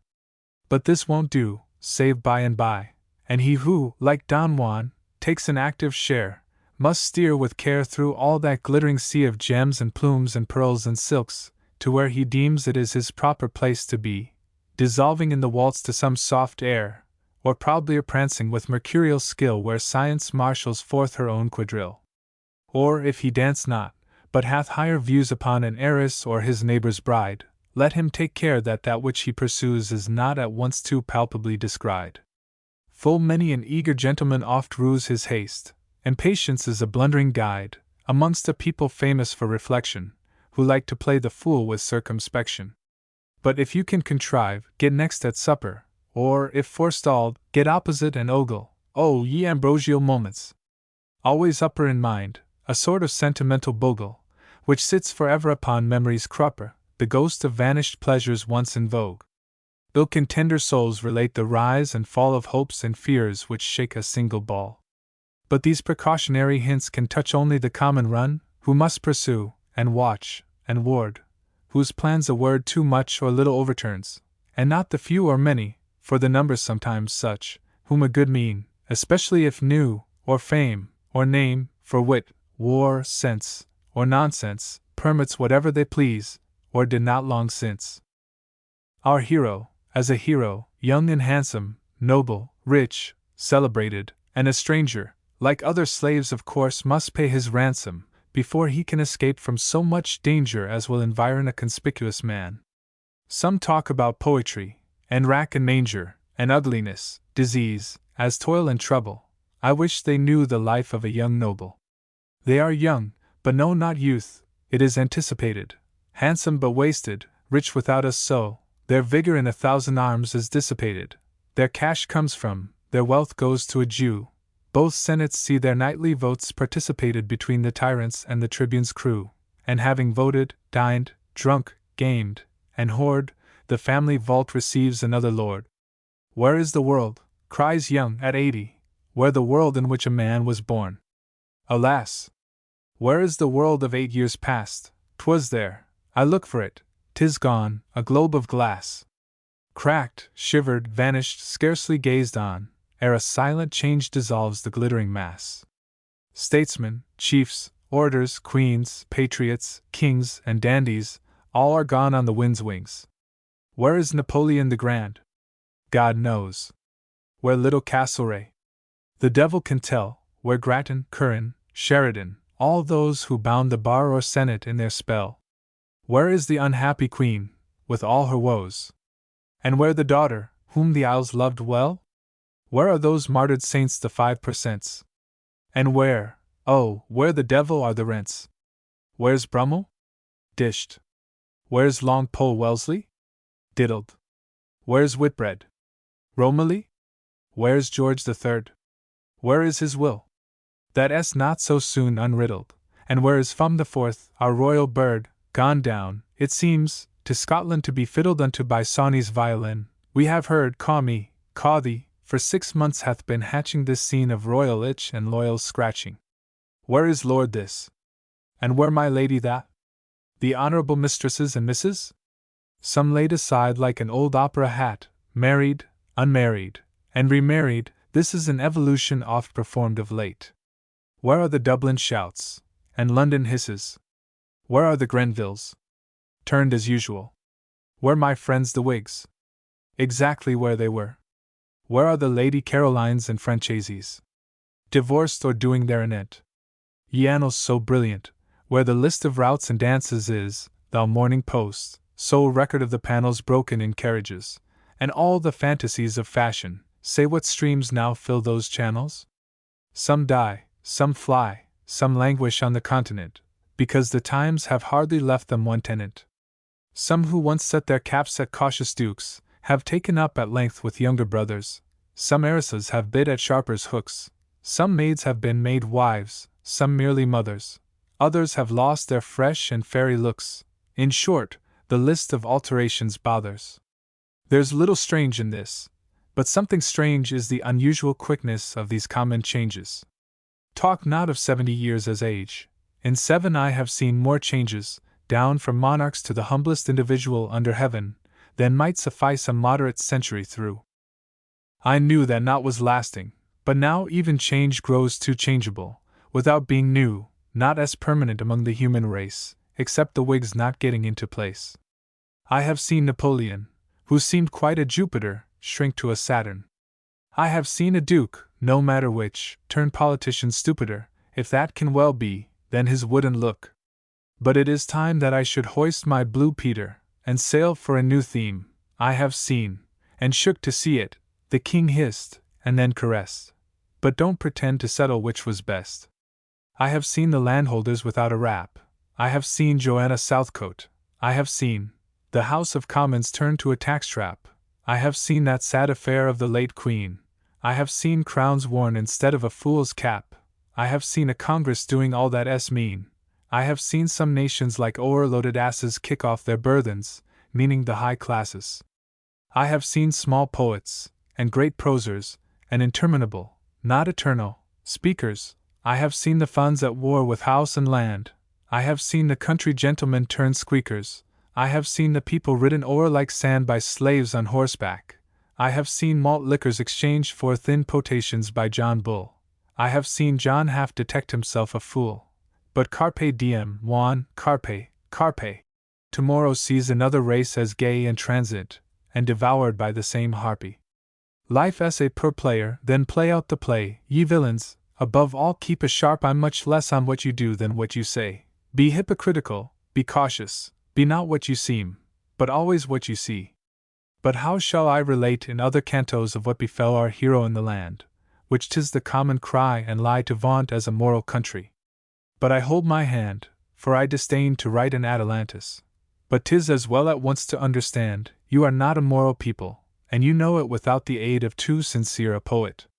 What Juan saw and underwent shall be my topic, with of course the due restriction which is required by proper courtesy, and recollect the work is only fiction, and that I sing of either mine nor me, though every scribe, in some slight turn of diction, will hint allusions never meant. Ne'er doubt this, when I speak, I don't hint, but speak out. Whether he married with the 3rd or 4th offspring of some sage husband-hunting countess, or whether with some virgin of more worth, I mean in fortune's matrimonial bounties, he took to regularly peopling earth, of which your lawful awful wedlock fount is, or whether he was taken in for damages, for being too excursive in his homages, is yet within the unread events of time. Thus far, go forth, thou lay, which I will back against the same given quantity of rhyme, for being as much the subject of attack as ever yet was any work sublime, by those who love to say that white is black. So much the better, I may stand alone, but would not change my free thoughts for a throne. Canto the 12th. Of all the barbarous Middle Ages, that which is most barbarous is the middle age of man. It is, I really scarce know what, but when we hover between fool and sage, and don't know justly what we would be at, a period something like a printed page, black letter upon foolscap, while our hair grows grizzled, and we are not what we were, too old for youth, too young, at 35, to herd with boys, or hoard with good 60. I wonder people should be left alive, but since they are that epoch is a bore, love lingers still, although 'twere late to wive, and as for other love, the illusion is o'er, and money, that most pure imagination, gleams only through the dawn of its creation. O gold! Why call we misers miserable? Theirs is the pleasure that can never pall, theirs is the best bower anchor, the chain cable which holds fast other pleasures great and small. Ye who but see the saving man at table, and scorn his temperate board, as none at all, and wonder how the wealthy can be sparing, know not what visions spring from each cheese paring. Love or lust makes man sick, and wine much sicker, ambition rends, and gaming gains a loss, but making money, slowly first, then quicker, and adding still a little through each cross, which will come over things, beats love or liquor, the gamester's counter, or the statesman's dross. O gold! I still prefer the unto paper, which makes bank credit like a bank of vapor. Who hold the balance of the world? Who reign o'er Congress, whether royalist or liberal? Who rouse the shirtless patriots of Spain? That make old Europe's journals squeak and gibber all? Who keep the world, both old and new, in pain or pleasure? Who make politics run glibber all?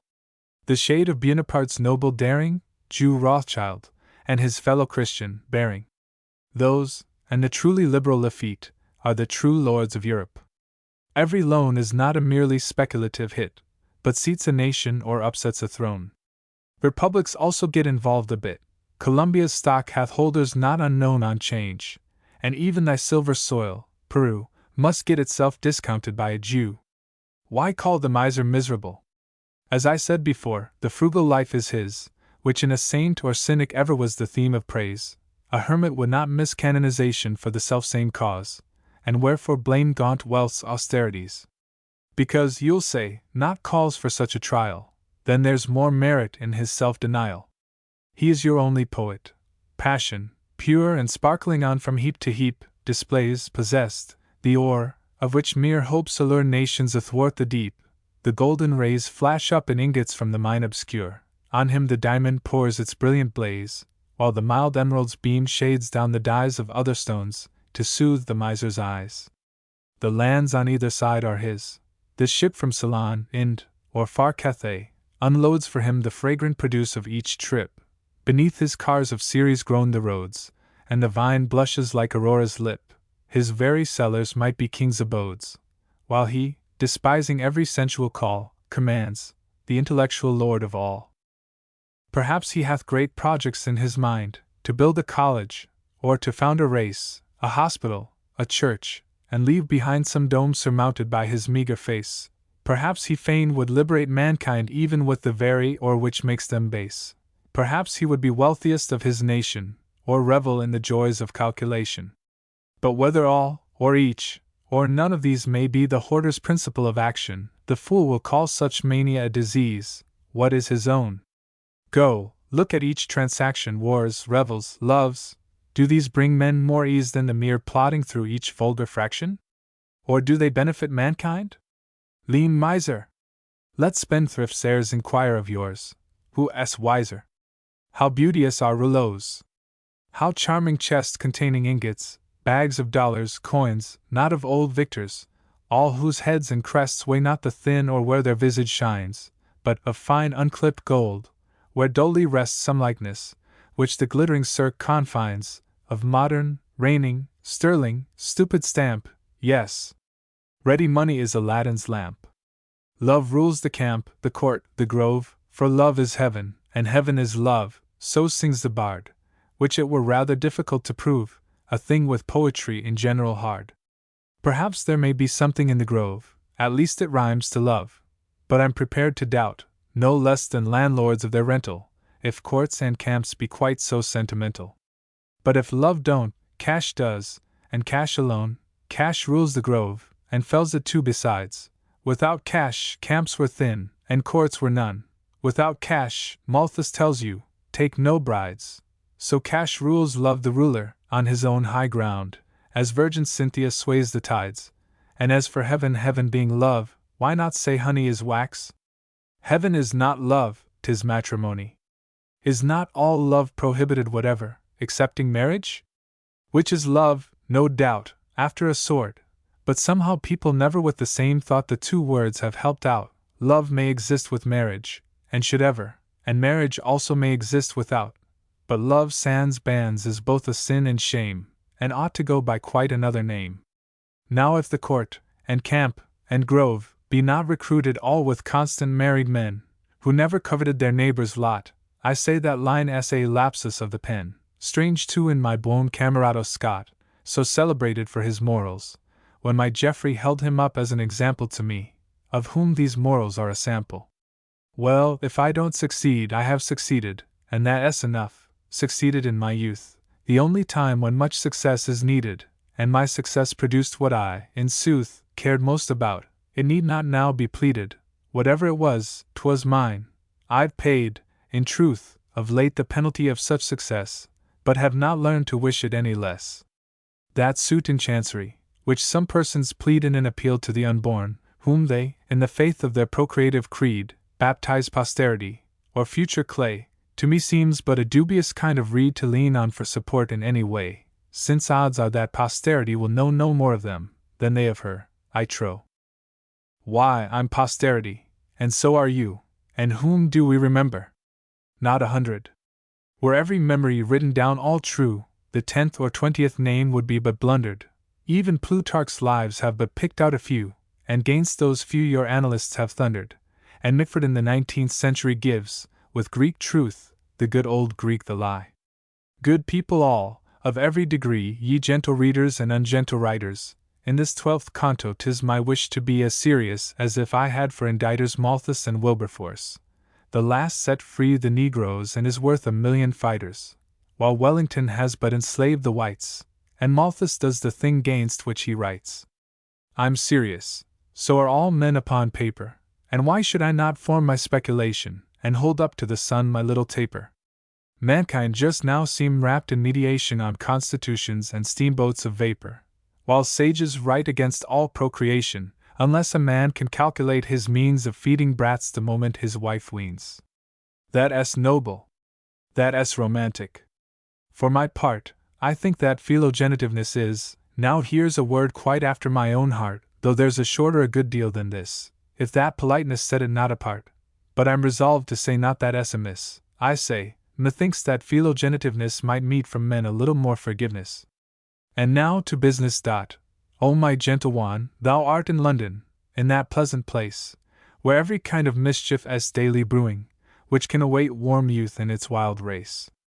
'Tis true, that thy career is not a new one, thou art no novice in the headlong chase of early life, but this is a new land, which foreigners can never understand.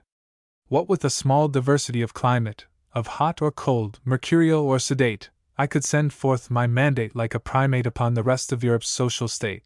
But thou art the most difficult to rhyme at, Great Britain, which the muse may penetrate. All countries have their lions, but in there is but one superb menagerie. But I am sick of politics. Begin, Paulo Majora.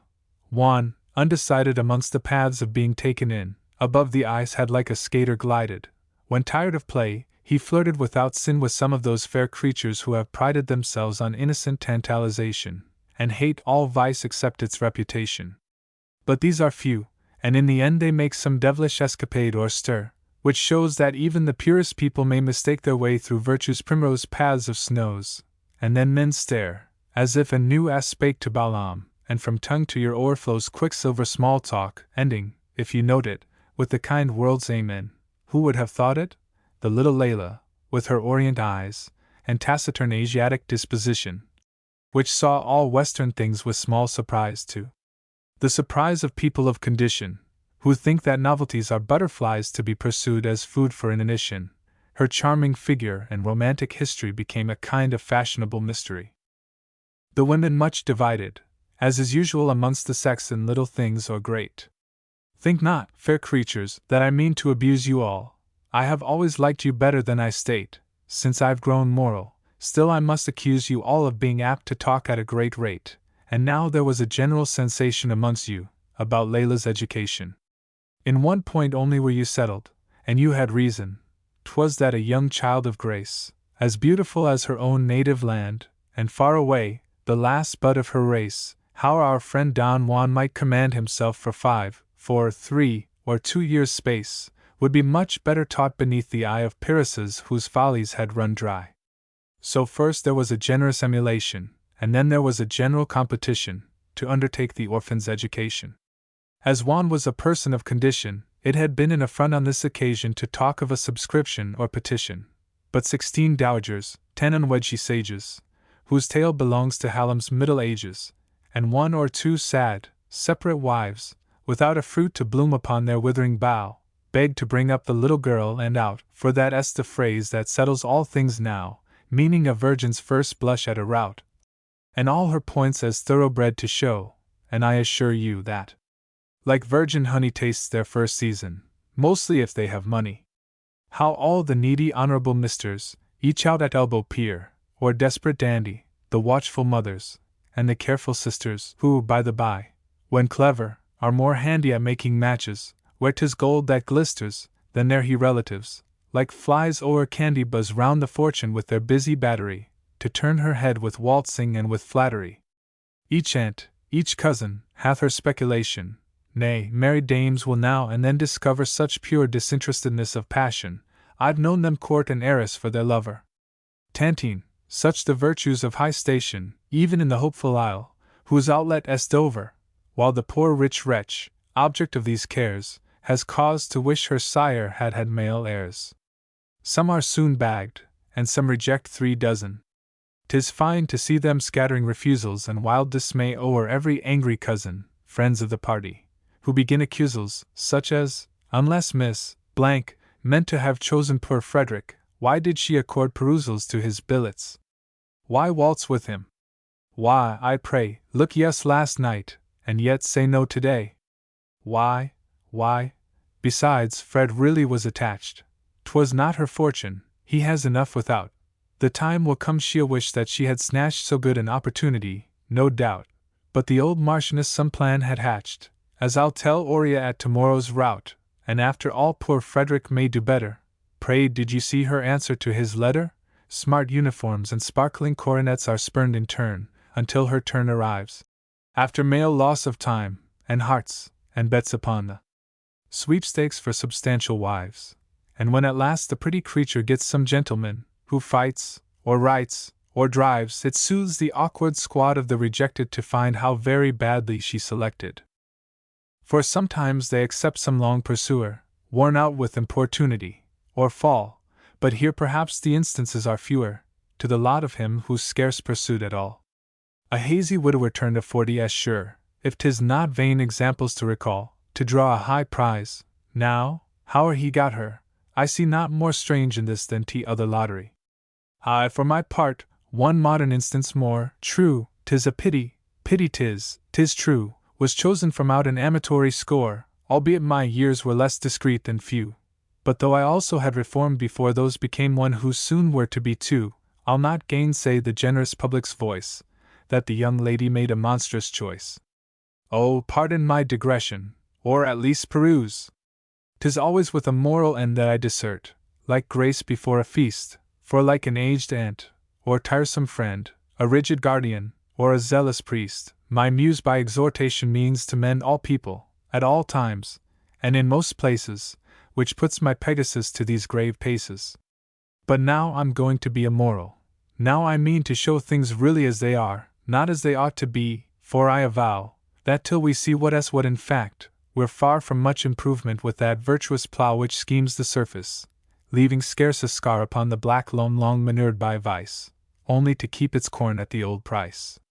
But first of little Layla we'll dispose, for like a day dawn she was young and pure, or like the old comparison of snows, which are more pure than pleasant to be sure. Like many people everybody knows, Don Juan was delighted to secure a goodly guardian for his infant charge, who might not profit much by being at large. Besides, he had found out he was no tutor. I wished that others would find out the same, and rather wished in such things to stand neuter, for silly wards will bring their guardians blame. So when he saw each ancient dame a suitor to make his little wild Asiatic tame, consulting the Society for Vice Suppression, Lady Pinchbeck was his choice. Olden she was, but had been very young. Virtuous she was, and had been, I believe, although the world has such an evil tongue that, but my chaste ear will not receive an echo of a syllable that's wrong. In fact, there's nothing makes me so much grieve, as that abominable tittle-tattle, which is the cut eschewed by human cattle. Moreover I've remarked, and I was once a slight observer in a modest way, and so may every one except a dunce, that ladies in their youth a little gay, besides their knowledge of the world, and sense of the sad consequence of going astray, are wiser in their warnings gainst the woe which the mere passionless can never know. While the harsh prude indemnifies her virtue by railing at the unknown and envied passion, seeking far less to save you than to hurt you, or, what is still worse, to put you out of fashion, the kinder veteran with calm words will court you, entreating you to pause before you dash on, expounding and illustrating the riddle of epic love's beginning, end, and middle. Now whether it be thus, or that they are stricter, as better knowing why they should be so, I think you'll find from many a family picture that daughters of such mothers as may know the world by experience rather than by lecture, turn out much better for the Smithfield show of vestals brought into the marriage mart, than those bred up by prudes without a heart. I said that Lady Pinchbeck had been talked about, as who has not, a female, young and pretty? But now no more the ghost of scandal stalked about. She merely was deemed amiable and witty, and several of her best bon mots were hawked about. Then she was given to charity and pity, and passed, at least the latter years of life, for being the most exemplary wife. High in high circles, gentle in her own, she was the mild reprover of the young, whenever, which means every day, they'd shown an awkward inclination to go wrong. The quantity of good she did is unknown, or at the least would lengthen out my song. In brief, the little orphan of the East had raised an interest in her, which increased. Juan, too, was a sort of favorite with her, because she thought him a good heart at bottom, a little spoiled, but not so altogether, which was a wonder, if you think who got him, and how he had been tossed, he scarce knew whither. Though this might ruin others, it did not him, at least entirely, for he had seen too many changes in youth, to be surprised at any. And these vicissitudes tell best in youth, for when they happen at a riper age, people are apt to blame the fates, forsooth, and wonder Providence is not more sage. Adversity is the first path to truth. He who hath proved war, storm, or woman's rage, whether his winters be 18 or 80, hath won the experience which is deemed so weighty. How far it profits is another matter. Our hero gladly saw his little charge safe with a lady, whose last grown-up daughter being long married, and thus set at large, had left all the accomplishments she taught her to be transmitted, like the Lord Mayor's barge, to the next comer, or, as it will tell more muse-like, like to Cytherea's shell. I call such things transmission, for there is a floating balance of accomplishment which forms a pedigree from miss to miss, according as their minds or backs are bent. Some waltz, some draw, some fathom the abyss of metaphysics, others are content with music, the most moderate shine as wits, while others have a genius turned for fits. But whether fits, or wits, or harpsichords, theology, fine arts, or finer stays may be the baits for gentlemen or lords with regular descent, in these our days, the last year to the new transfers its hordes.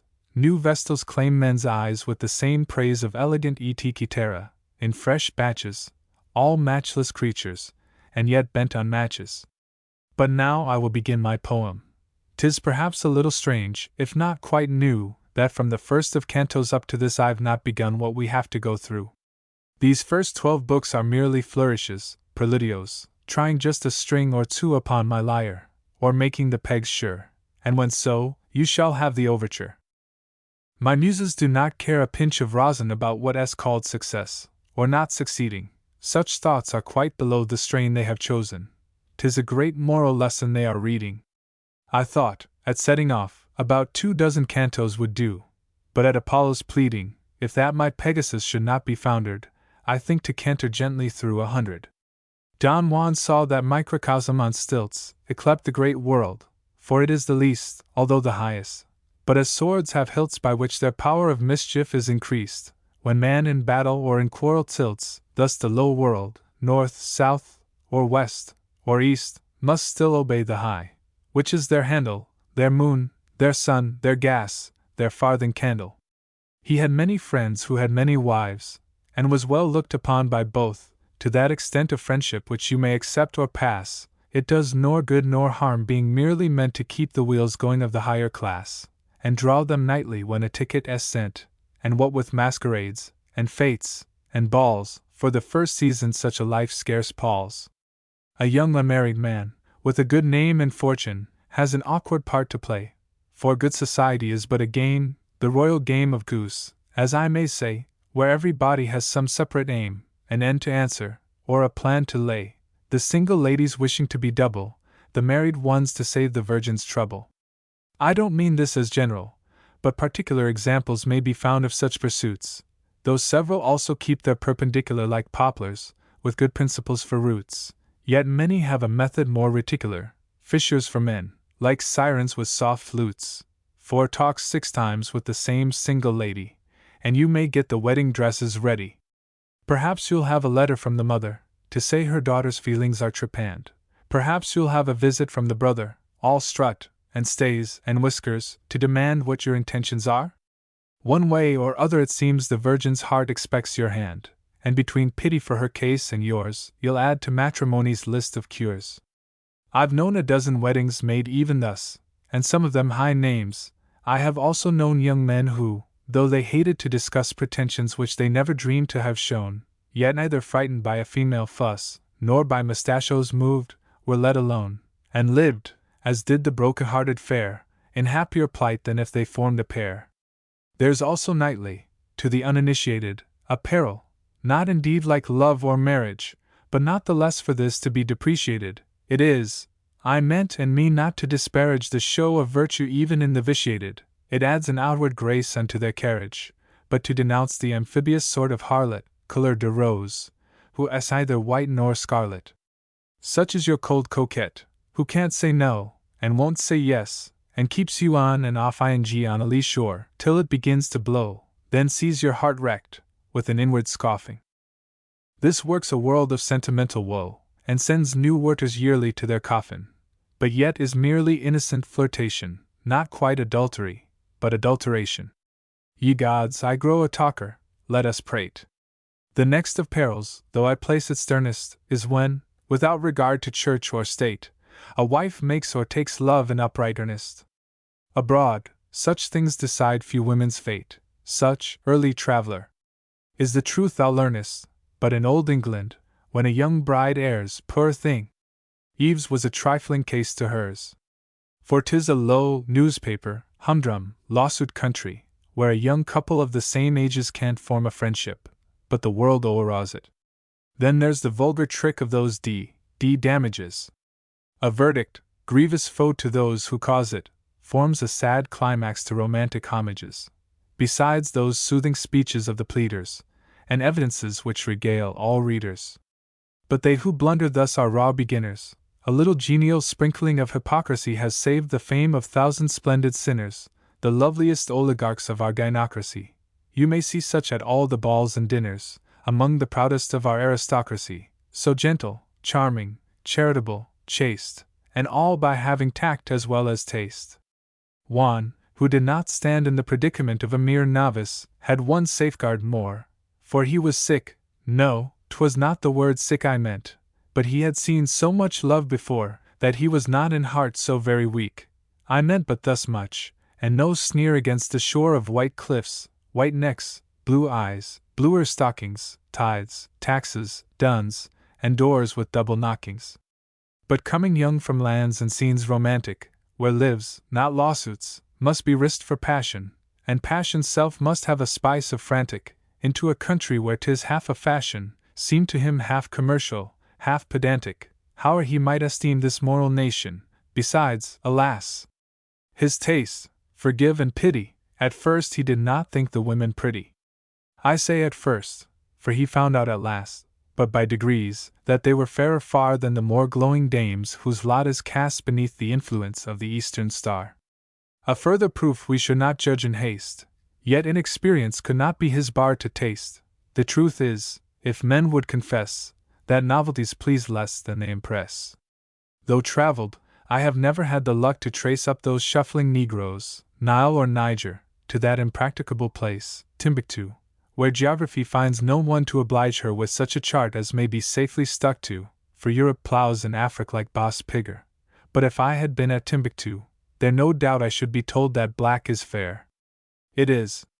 I will not swear that black is white, but I suspect in fact that white is black, and the whole matter rests upon eyesight.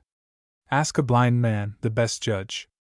You'll attack perhaps this new position, but I'm right, or if I'm wrong, I'll not be ta'en aback. He hath no more nor night, but all is dark within. And what sayest thou? A dubious spark. But I'm relapsing into metaphysics, that labyrinth, whose clue is of the same construction as your cures for hectic tisics, those bright moths fluttering round a dying flame, and this reflection brings me to plain physics, and to the beauties of a foreign dame, compared with those of our pure pearls of price, those polar summers, all sun, and some ice.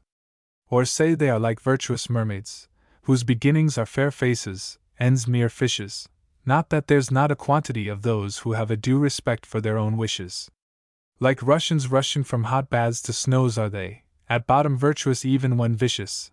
They warm into a scrape, but keep of course, as a reserve, a plunge into remorse. But this has not to do with their outsides.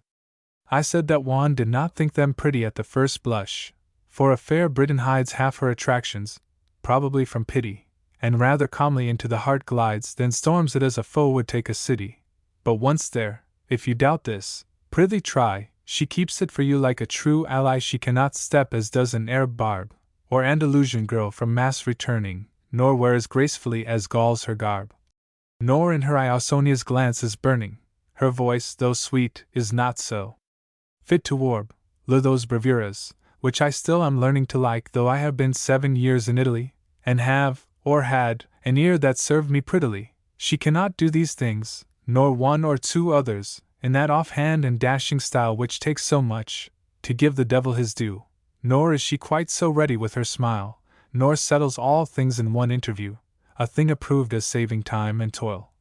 But though the soil may give you time and trouble, well cultivated, it will render double. And if in fact she takes to a grande passion, it is a very serious thing indeed. 9 times in 10 'tis but caprice or fashion, coquetry, or a wish to take the lead, the pride of a mere child with a new sash on, or wish to make a rival's bosom bleed. But the 10th instance will be a tornado, for there's no saying what they will or may do. The reason is obvious. If there's an éclat, they lose their caste at once, as do the parias. And when the delicacies of the law have filled their papers with their comments various, society, that China without flaw, the hypocrite, will banish them like Marius, to sit amidst the ruins of their guilt, for fame as a Carthage not so soon rebuilt. Perhaps this is as it should be, it is a comment on the gospel sin no more, and be thy sins forgiven, but upon this I leave the saints to settle their own score. Abroad, though doubtless they do much amiss, an erring woman finds an opener door for her return to virtue, as they call that lady, who should be at home to all. For me, I leave the matter where I find it, knowing that such uneasy virtue leads people some 10 times less in fact to mind it, and care but for discoveries and not deeds. And as for chastity, you'll never bind it by all the laws the strictest lawyer pleads, but aggravate the crime you have not prevented, by rendering desperate those who had else repented. But Juan was no casuist, nor had pondered upon the moral lessons of mankind. Besides, he had not seen of several hundred a lady altogether to his mind. A little blasé, 'tis not to be wondered at, that his heart had got a tougher rind, and though not vainer from his past success, no doubt his sensibilities were less. He also had been busy seeing sights, the Parliament, and all the other houses, had sat beneath the gallery at nights, to hear debates whose thunder roused, not rouses, the world to gaze upon those northern lights which flashed as far as where the musk-bull browses. He had also stood at times behind the throne, but Grey was not arrived, and Chatham gone. He saw, however, at the closing session, that noble sight, when really free the nation, a king in constitutional possession of such a throne as is the proudest station, though despots know it not, till the progression of freedom shall complete their education. 'Tis not mere splendor makes the show august to eye or heart, it is the people's trust. There, too, he saw, whatever he may be now, a prince, the prince of princes at the time, with fascination in his very bow, and full of promise, as the spring of prime. Though royalty was written on his brow, he had then the grace, too, rare in every clime, of being, without alloy of fop or bow, a finished gentleman from top to toe.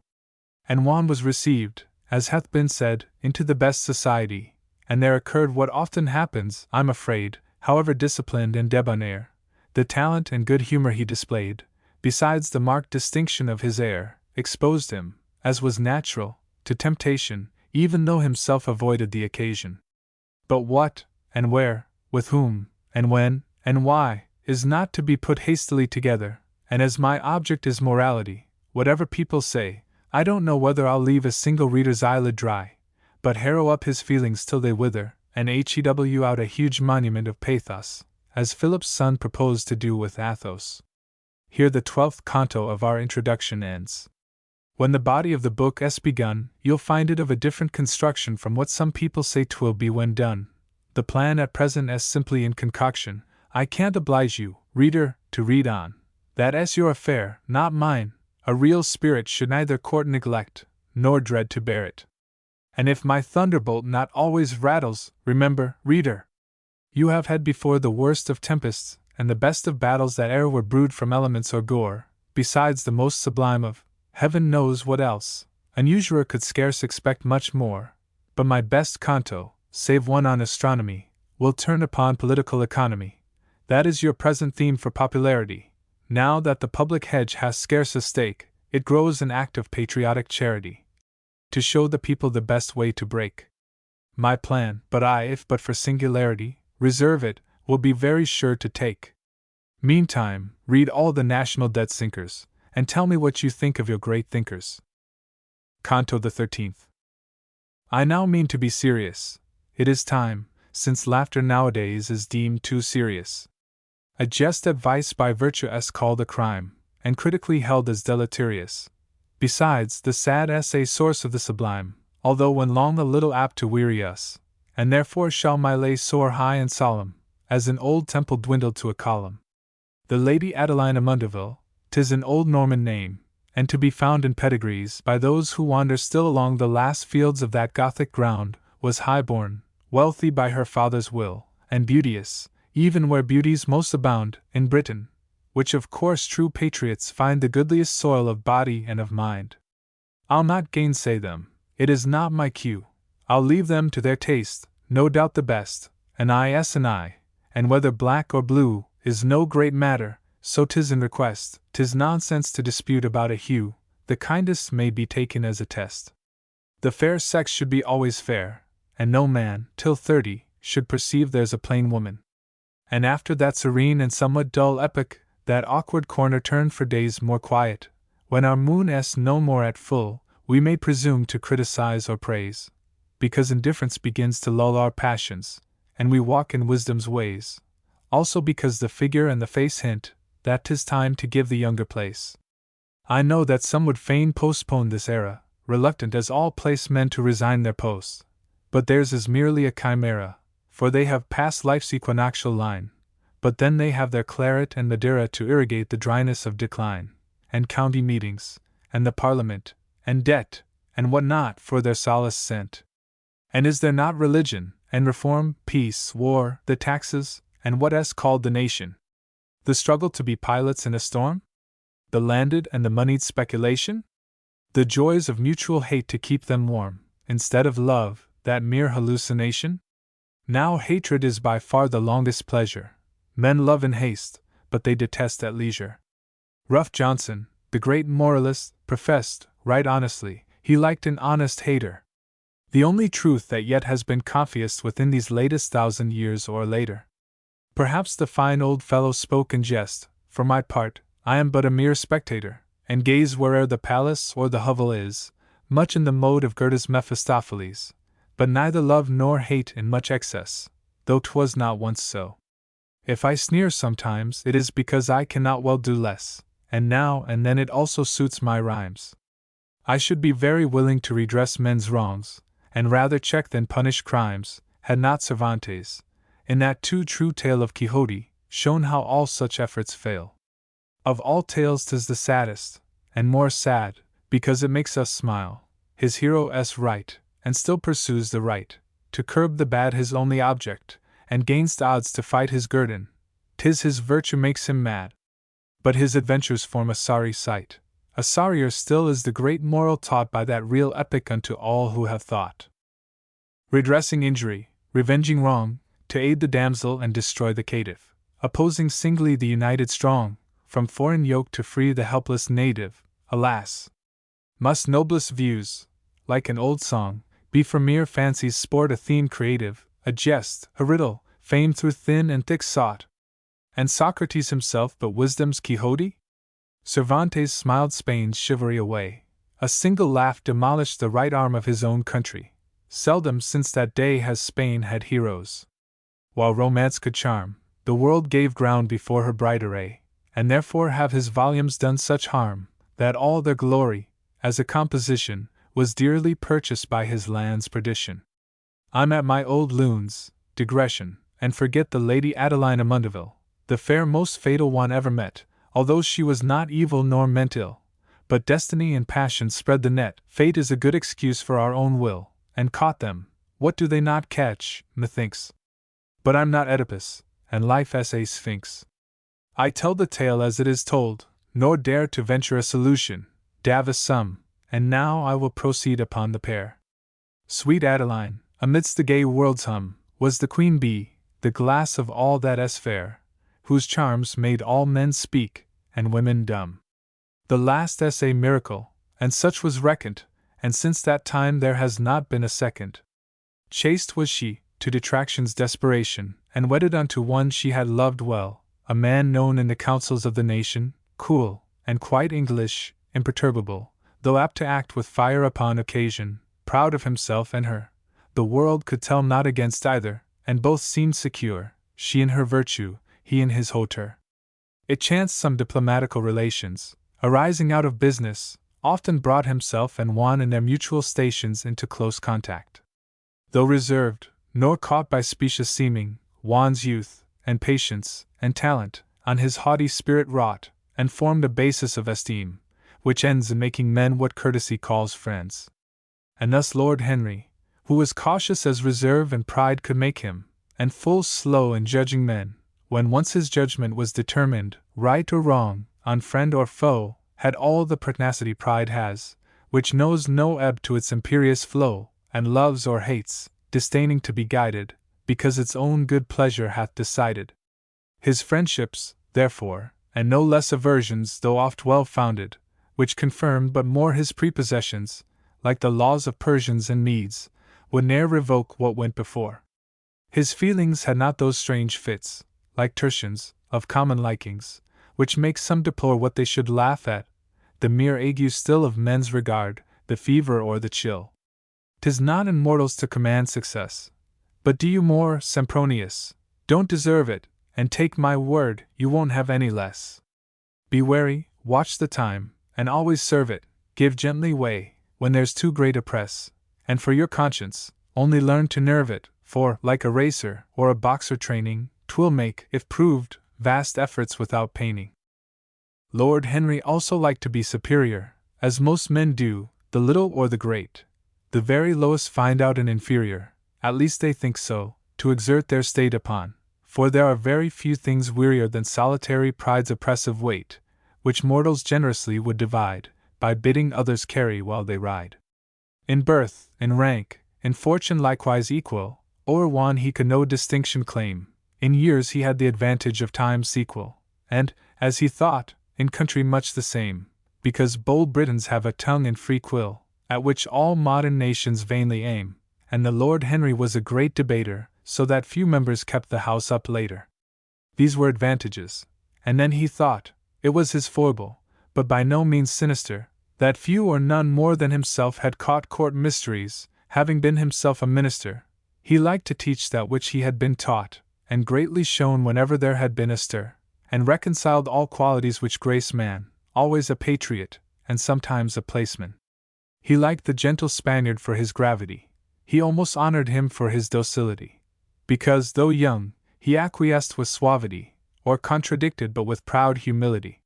He knew the world, and would not see depravity in faults which sometimes show the soil's fertility, if that the weeds o'erlive not the first crop, for then they are very difficult to stop. And then he talked with him about Madrid, Constantinople, and such distant places, where people always did as they were bid, or did what they should not with foreign graces. Of coursers also spake they. Henry rid well, like most Englishmen, and loved the races, and Juan, like a true-born Andalusian, could back a horse, as despots ride a Russian.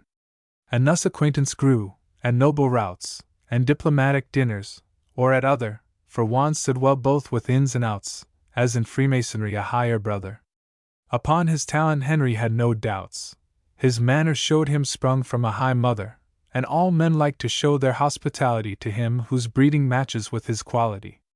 At Square, for we will break no squares by naming streets, since men are so censorious, and apt to sow an author's wheat with tares, reaping illusions private and inglorious, where none were dreamt of, unto love's affairs, which were, or are to be notorious, that therefore do I previously declare, Lord Henry's mansion was in Square. Also there been another pious reason for making squares and streets anonymous, which is, that there is scarce a single season which doth not shake some very splendid house with some slight heartquake of domestic treason, a topic scandal doth delight to rouse, such I might stumble over unawares, unless I knew the very chastest squares. 'Tis true, I might have chosen Piccadilly, a place where peccadilloes are unknown, but I have motives, whether wise or silly, for letting that pure sanctuary alone. Therefore I name not square, street, place, until I find one where nothing naughty can be shown, a vestal shrine of innocence of heart. Such are, but I have lost the London chart. At Henry's mansion then, in Square, was Juan a recherche, welcome guest, as many other noble scions were, and some who had but talent for their crest, or wealth, which is a passport everywhere, or even mere fashion, which indeed is the best recommendation, and to be well dressed will very often supersede the rest. And since there's safety in a multitude of counselors, as Solomon has said, or someone for him, in some sage, grave mood, indeed we see the daily proof displayed in senates, at the bar, in wordy feud, where'er collective wisdom can parade, which is the only cause that we can guess of Britain's present wealth and happiness, but as there's safety grafted in the number of counselors for men.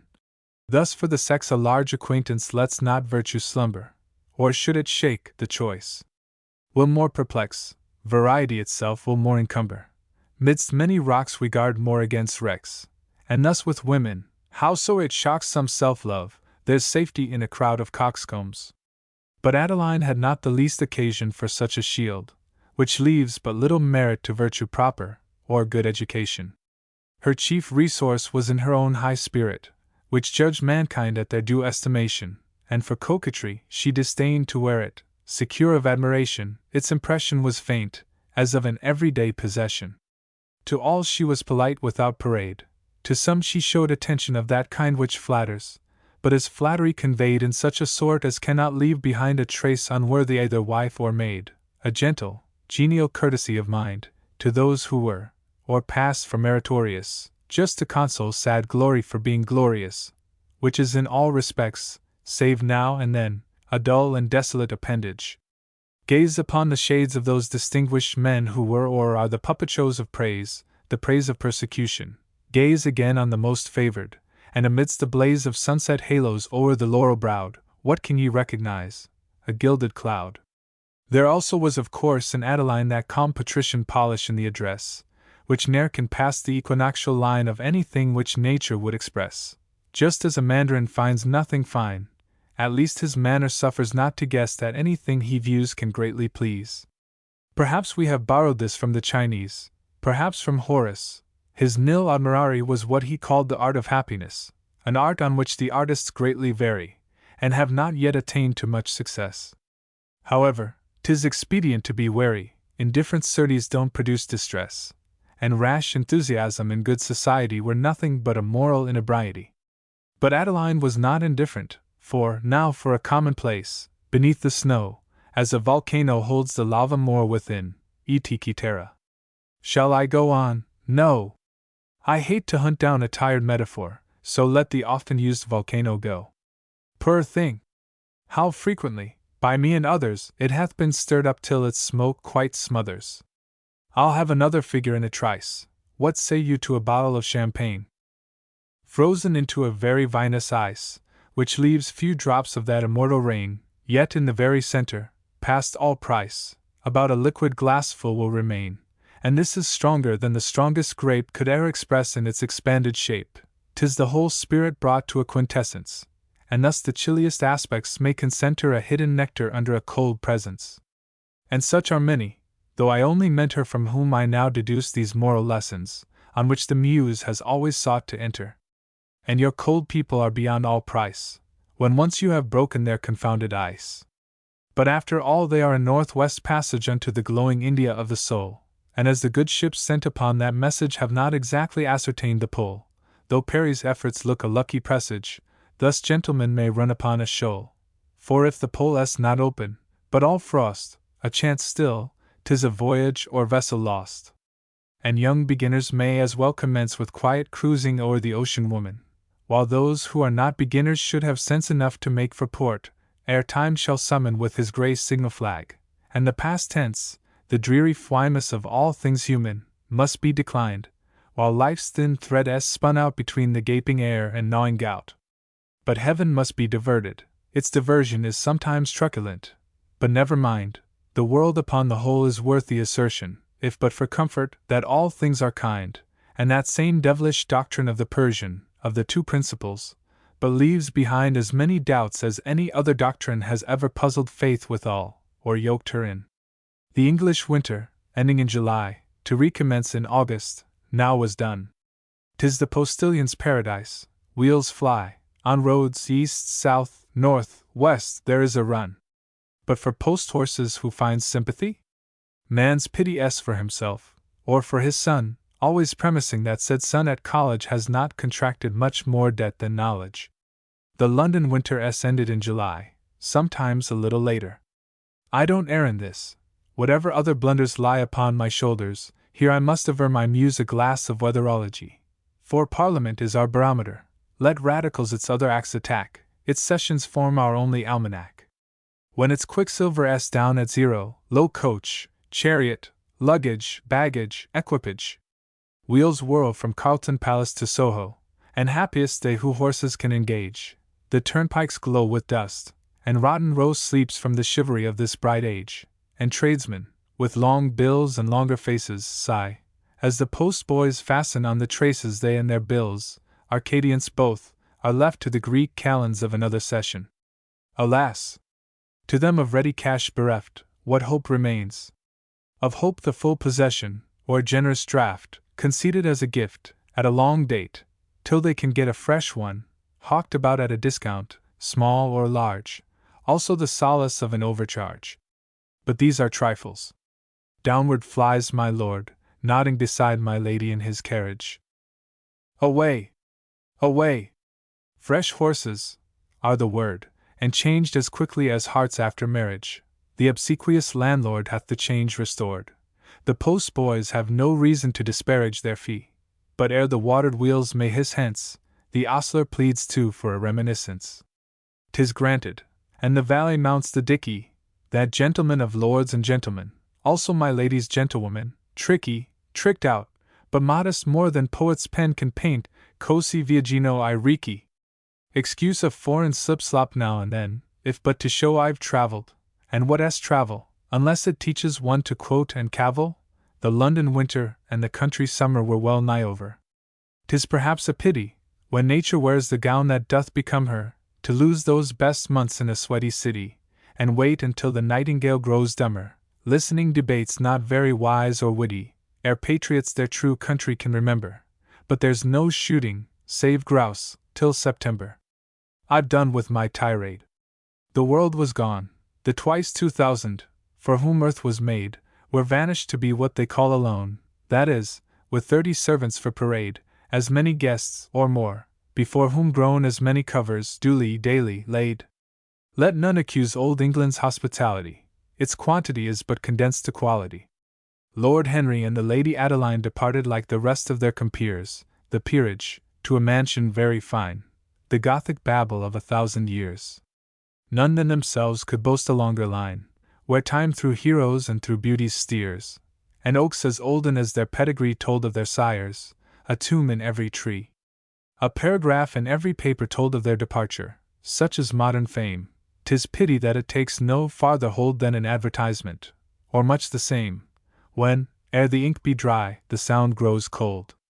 The Morning Post was foremost to proclaim departure, for his country seat, today, Lord H. Amundeville and Lady A. We understand the splendid host intends to entertain, this autumn, a select and numerous party of his noble friends, midst whom we have heard, from sources quite correct, with many more by rank and fashion decked, also a foreigner of high condition, the envoy of the secret Russian mission, and thus we see. Who doubts the Morning Post? Whose articles are like the 39, which those most swear to who believe them most. Our gay Russ Spaniard was ordained to shine, decked by the rays reflected from his hosts, with those who, Pope says, greatly daring dine. 'Tis odd but true, last war the news abounded more with these dinners than the killed or wounded, as thus, on Thursday there was a grand dinner, present, Lords A, B, C, Earls, Dukes, by name announced with no less pomp than victory's winner, then underneath, and in the very same column, date Falmouth. There has lately been here the Slapdash Regiment, so well known to fame, whose loss in the late action we regret. The vacancies are filled up, see Gazette. To Norman Abbey whirled the noble pair, an old monastery once, and now still older mansion, of a rich and rare mixed Gothic, such as artists all allow few specimens yet left us can compare withal. It lies perhaps a little low, because the monks preferred a hill behind, to shelter their devotion from the wind. It stood embosomed in a happy valley, crowned by high woodlands, where the druid oak stood like Caractacus in act to rally his hosts, with broad arms gainst the thunderstroke, and from beneath his boughs were seen to sally the dappled foresters. As they awoke, the branching stag swept down with all his herd, to quaff a brook which murmured like a bird. Before the mansion lay a lucid lake, broad as transparent, deep, and freshly fed by a river, which its softened way did take in currents through the calmer water spread around. The wild fowl nestled in the brake and sedges, brooding in their liquid bed. The woods sloped downwards to its brink, and stood with their green faces fixed upon the flood. Its outlet dashed into a deep cascade, sparkling with foam, until again subsiding, its shriller echoes, like an infant made quiet, sank into softer ripples, gliding into a rivulet, and thus allayed, pursued its course, now gleaming, and now hiding its windings through the woods, now clear, now blue, according as the skies their shadows threw. A glorious remnant of the Gothic pile, while yet the church was Rome's, stood half apart in a grand arch, which once screened many an aisle. These last had disappeared, a loss to art. The first yet frowned superbly o'er the soil, and kindled feelings in the roughest heart, which mourned the power of times or tempest's march. In gazing on that venerable arch within a niche, nigh to its pinnacle, 12 saints had once stood sanctified in stone. But these had fallen, not when the friars fell, but in the war which struck Charles from his throne, when each house was a fortalice. As tell the annals of full many a line undone, the gallant cavaliers, who fought in vain for those who knew not to resign or reign. But in a higher niche, alone, but crowned, the Virgin Mother of the God-born Child, with her Son in her blessed arms, looked round, spared by some chance when all beside was spoiled, she made the earth below seem holy ground. This may be superstition, weak or wild, but even the faintest relics of a shrine of any worship wake some thoughts divine. A mighty window, hollow in the center, shorn of its glass of thousand colorings, through which the deepened glories once could enter, streaming from off the sun like seraphs' wings, now yawns all desolate, now loud, now fainter, the gale sweeps through its fretwork, and oft sings the owl his anthem, where the silenced choir lie with their hallelujahs quenched like fire. But in the noontide of the moon, and when the wind is winged from one point of heaven, there moans a strange unearthly sound, which then is musical, a dying accent driven through the huge arch, which soars and sinks again. Some deem it but the distant echo given back to the night wind by the waterfall, and harmonized by the old choral wall. Others, that some original shape, or form shaped by decay perchance, hath given the power, though less than that of Memnon's statue, warm in Egypt's rays, to harp at a fixed hour, to this grey ruin, with a voice to charm. Sad but serene, it sweeps o'er tree or tower, the cause I know not, nor can solve, but such the fact, I've heard it, once perhaps too much. Amidst the court a Gothic fountain played, symmetrical, but decked with carvings quaint, strange faces, like to men in masquerade, and here perhaps a monster, there a saint. The spring gushed through grim mouths of granite made, and sparkled into basins, where it spent its little torrent in a thousand bubbles, like man's vain glory, and his vainer troubles. The mansion's self was vast and venerable, with more of the monastic than has been elsewhere preserved. The cloisters still were stable, the cells, too, and refectory. I ween, an exquisite small chapel had been able, still unimpaired, to decorate the scene. The rest had been reformed, replaced, or sunk, and spoke more of the baron than the monk. Huge halls, long galleries, spacious chambers, joined by no quite lawful marriage of the arts, might shock a connoisseur, but when combined, formed a whole which, irregular in parts, yet left a grand impression on the mind, at least of those whose eyes are in their hearts. We gaze upon a giant for his stature, nor judge at first if all be true to nature. Steel barons, molten the next generation to silken rows of gay and gartered earls, glance from the walls in goodly preservation, and Lady Marys blooming into girls, with fair long locks, had also kept their station, and countesses mature in robes and pearls, also some beauties of Sir Peter Lely, whose drapery hints we may admire them freely. Judges in very formidable ermine were there, with brows that did not much invite the accused to think their lordships would determine his cause by leaning much from might to right, bishops, who had not left a single sermon, attorneys general, awful to the sight, as hinting more, unless our judgments warp us, of the Star Chamber than of habeas corpus. Generals, some all in armor, of the old and iron time, ere lead had ta'en the lead. Others in wigs of Marlborough's martial fold, huger than 12 of our degenerate breed, lordlings, with staves of white or keys of gold, Nimrods, whose canvas scarce contained the steed, and here and there some stern high patriot stood, who could not get the place for which he sued. But ever and anon, to soothe your vision, fatigued with these hereditary glories, there rose a Carlo Dolce or a Titian, or wilder group of savage Salvatores.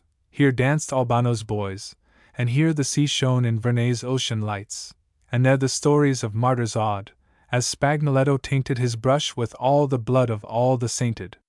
Here sweetly spread a landscape of Lorraine, there Rembrandt made his darkness equal light, or gloomy Caravaggio's gloomier stain bronzed o'er some lean and stoic anchorite. But, lo! a Teniers woos, and not in vain, your eyes to revel in a livelier sight. His bell-mouthed goblet makes me feel quite Danish or Dutch with thirst. What, ho!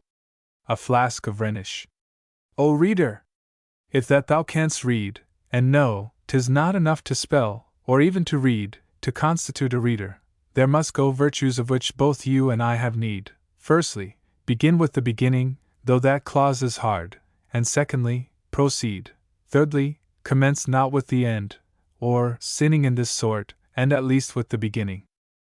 But, reader, thou hast patient been of late, while I, without remorse of rhyme, or fear, have built and laid out ground at such a rate, Dan Phoebus takes me for an auctioneer.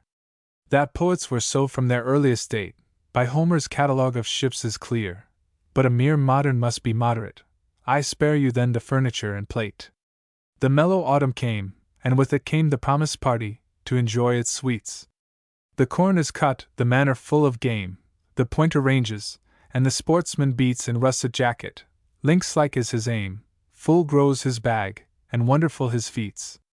Ah, nut-brown partridges! Ah, brilliant pheasants! And ah, ye poachers! 'Tis no sport for peasants.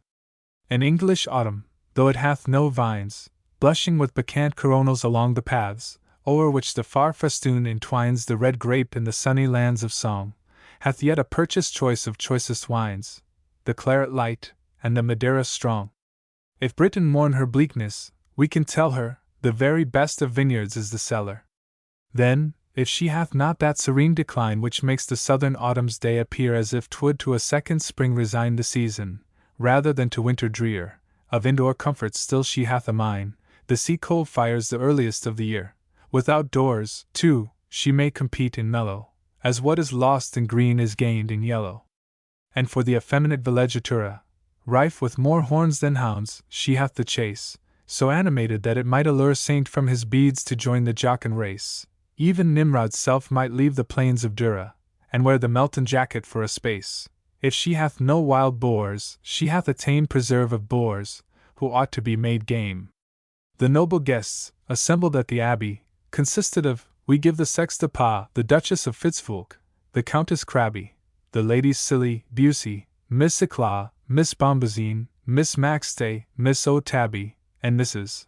Rabbi, the rich banker's squaw, also the Honourable Mrs. Sleep, who looked a white lamb, yet was a black sheep, with other countesses of blank, but rank, at once the lie and the elite of crowds, who pass like water filtered in a tank, all purged and pious from their native clouds, or paper turned to money by the bank, no matter how or why. The passport shrouds the passé and the past, for good society is no less famed for tolerance than piety, that is, up to a certain point, which point forms the most difficult in punctuation. Appearances appear to form the joint on which it hinges in a higher station, and so that no explosion cry arointhe, which, or each Medea has her Jason, or, to the point with Horace and with Pulci, omni tulit punctum, quae miscut udil dulci. I can't exactly trace their rule of right, which hath a little leaning to a lottery. I've seen a virtuous woman put down quite by the mere combination of a coterie, also a SOSO matron boldly fight her way back to the world by dint of plottery, and shine the very Syria of the spheres, escaping with a few slight scarless sneers. I have seen more than I'll say, but we will see how our villeggiatura will get on. The party might consist of 33 of highest caste, the Brahmins of the ton. I have named a few, not foremost in degree, but ta'en at hazard as the rhyme may run. By way of sprinkling, scattered amongst these, there also were some Irish absentees. There was Paroles, too, the legal bully, who limits all his battles to the bar and senate. When invited elsewhere, truly, he shows more appetite for words than war. There was the young bard Rackrhyme, who had newly come out and glimmered as a 6-week star. There was Lord Pyro, too, the great freethinker, and Sir John Pottledeep, the mighty drinker. There was the Duke of Dash, who was a duke, aye, every inch a duke. There were 12 peers like Charlemagne's, and all such peers in look and intellect, that neither eyes nor ears for commoners had ever them mistook. There were the 6 Miss Rawbolds, pretty dears, all song and sentiment, whose hearts were set less on a convent than a coronet. There were 4 honourable misters, whose honour was more before their names than after. There was the Per Chevalier de la Ruse, whom France and fortune lately deigned to waft here, whose chiefly harmless talent was to amuse, but the clubs found it rather serious laughter, because, such was his magic power to please, the dice seemed charmed, too, with his repartees. There was Dick Dubious, the metaphysician, who loved philosophy and a good dinner, Engel, the soi-disant mathematician, Sir Henry Silvercup, the great race winner. There was the Reverend Rhodomond Precision, who did not hate so much the sin as sinner, and Lord Augustus Fitzplantagenet, good at all things, but better at a bet. There was Jack Jargon, the gigantic guardsman, and General Fireface, famous in the field, a great tactician, and no less a swordsman, who ate, last war, more Yankees than he killed. There was the waggish Welsh judge, Jeffreys Hardsman, in his grave office so completely skilled, that when a culprit came far condemnation, he had his judge's joke for consolation. Good company S.A. chessboard, there are kings, queens, bishops, knights, rooks, pawns, the world S.A. game, save that the puppets pull at their own strings. Methinks gay punch hath something of the same. My muse, the butterfly hath but her wings, not stings, and flits through ether without aim, alighting rarely. Were she but a hornet, perhaps there might be vices which would mourn it. I had forgotten, but must not forget, an orator, the latest of the session, who had delivered well a very set smooth speech, his first and maidenly transgression upon debate. The papers echoed yet with his debut, which made a strong impression, and ranked with what is every day displayed, the best first speech that ever yet was made. Proud of his hear-hims, proud, too, of his vote and lost virginity of oratory. Proud of his learning, just enough to quote, he revelled in his Ciceronian glory. With memory excellent to get by rote, with wit to hatch a pun or tell a story, graced with some merit, and with more effrontery, his country's pride, he came down to the country.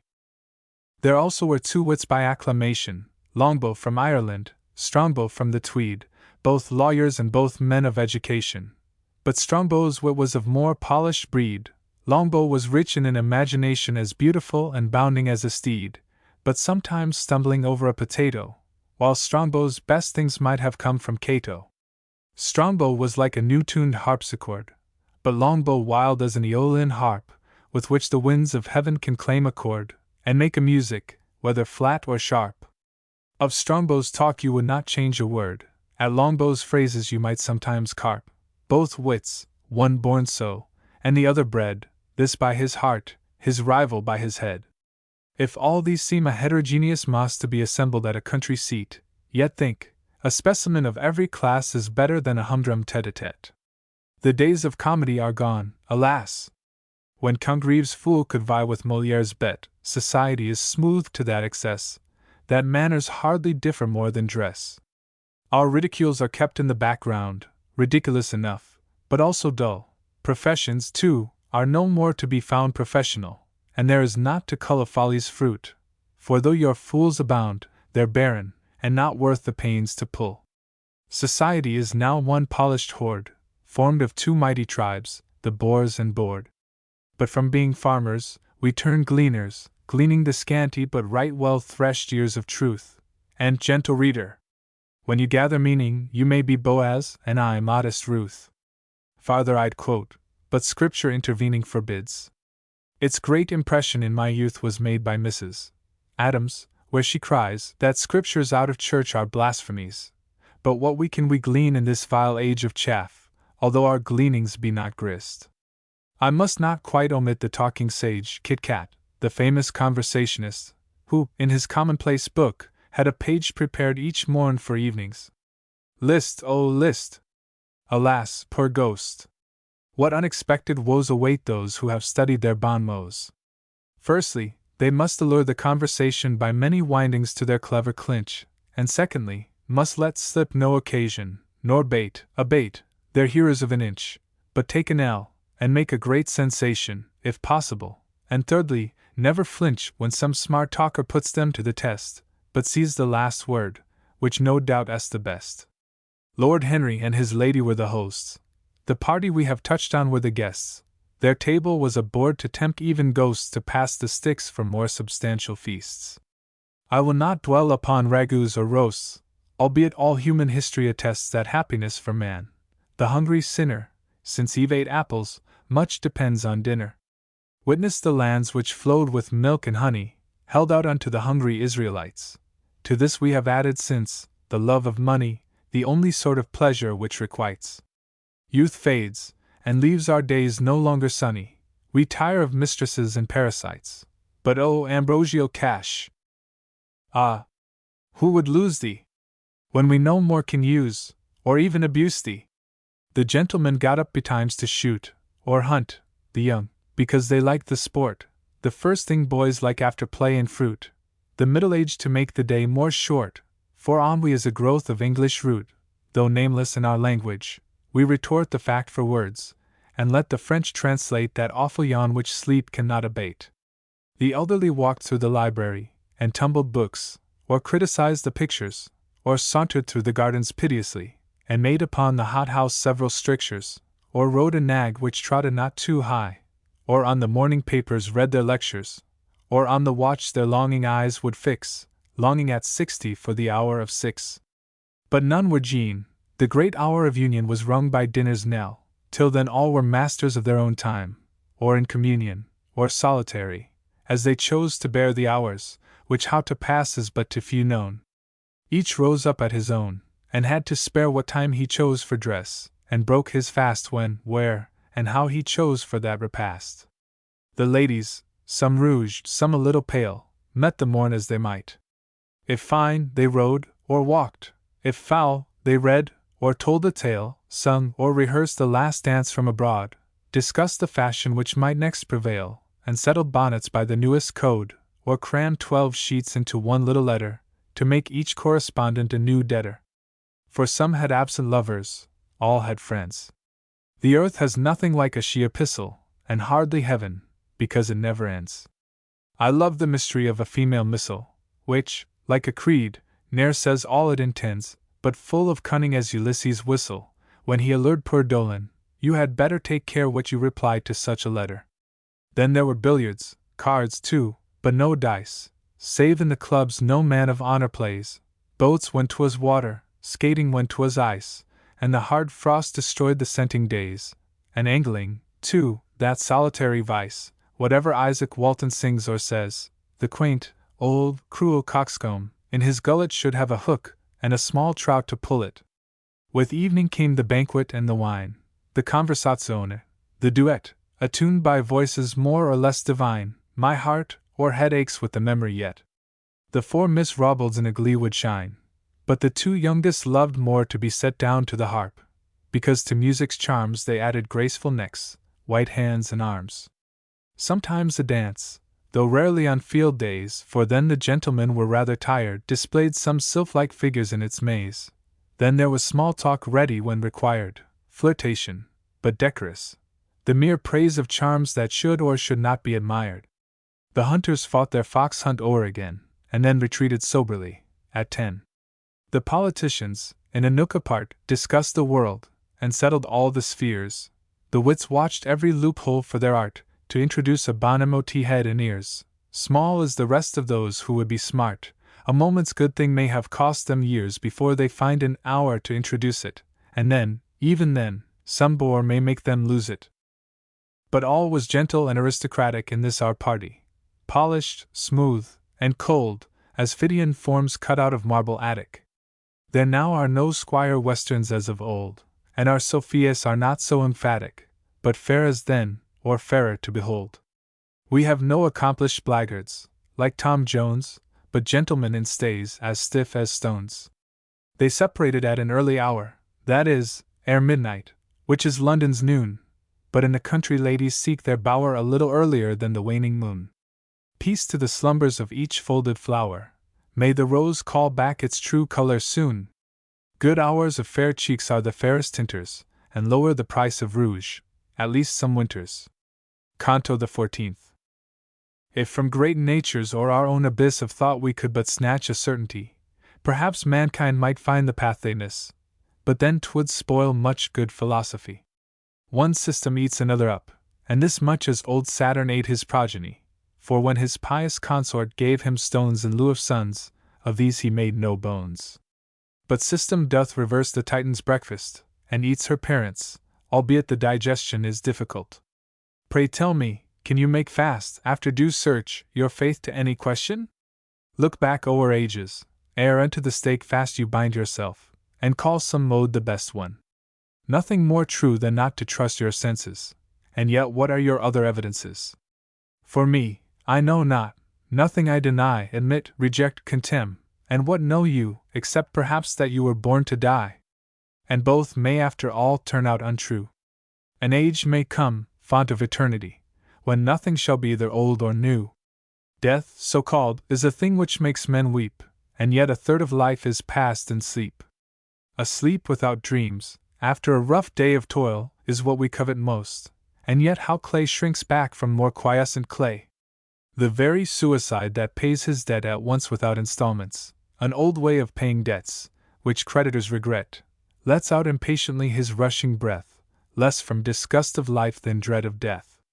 'Tis round him, near him, here, there, everywhere, and there's a courage which grows out of fear, perhaps of all most desperate, which will dare the worst to know it, when the mountains rear their peaks beneath your human foot, and there you look down o'er the precipice, and drear the gulf of rock yawns, you can't gaze a minute without an awful wish to plunge within it. 'Tis true you don't, but pale and struck with terror, retire, but look into your past impression, and you will find, though shuddering at the mirror of your own thoughts, in all their self-confession, the lurking bias, be it truth or error, to the unknown, a secret prepossession, to plunge with all your fears, but where? You know not, and that's the reason why you do, or do not. But what is this to the purpose? You will say. Gent. Reader, nothing, a mere speculation, for which my sole excuse is, 'tis my way, sometimes with and sometimes without occasion I write what is uppermost, without delay. This narrative is not meant for narration, but a mere airy and fantastic basis, to build up common things with common places. You know, or don't know, that great Bacon saith, fling up a straw, 'twill show the way the wind blows, and such a straw, borne on by human breath, is poesy, according as the mind glows, a paper kite which flies twixt life and death, a shadow which the onward soul behind throws, and mine as a bubble, not blown up for praise, but just to play with, as an infant plays. The world is all before me, or behind, for I have seen a portion of that same, and quite enough for me to keep in mind. Of passions, too, I have proved enough to blame, to the great pleasure of our friends, mankind, who like to mix some slight alloy with fame, for I was rather famous in my time, until I fairly knocked it up with rhyme. I have brought this world about my ears, and eke the other, that is to say, the clergy, who upon my head have bid their thunders break in pious libels by no means a few. And yet I can't help scribbling once a week, tiring old readers, nor discovering new. In youth I wrote because my mind was full, and now because I feel it growing dull. But why then publish? There are no rewards of fame or profit when the world grows weary. I ask in turn, why do you play at cards? Why drink? Why read, to make some hour less dreary? It occupies me to turn back regards on what I've seen or pondered, sad or cheery, and what I write I cast upon the stream, to swim or sink, I have had at least my dream.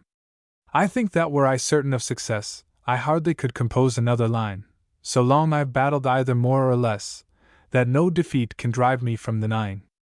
This feeling 'tis not easy to express, and yet 'tis not affected, I opine. In play, there are two pleasures for your choosing, the one is winning, and the other losing. Besides, my muse by no means deals in fiction, she gathers a repertory of facts, of course with some reserve and slight restriction, but mostly sings of human things and acts, and that's one cause she meets with contradiction, for too much truth, at first sight, ne'er attracts, and were her object only what is called glory, with more ease too she'd tell a different story. Love, war, a tempest, surely there's variety, also a seasoning slight of lucubration, a bird's eye view, too, of that wild society, a slight glance thrown on men of every station. If you have naught else, here's at least satiety both in performance and in preparation, and though these lines should only line portmanteaus, trade will be all the better for these cantos.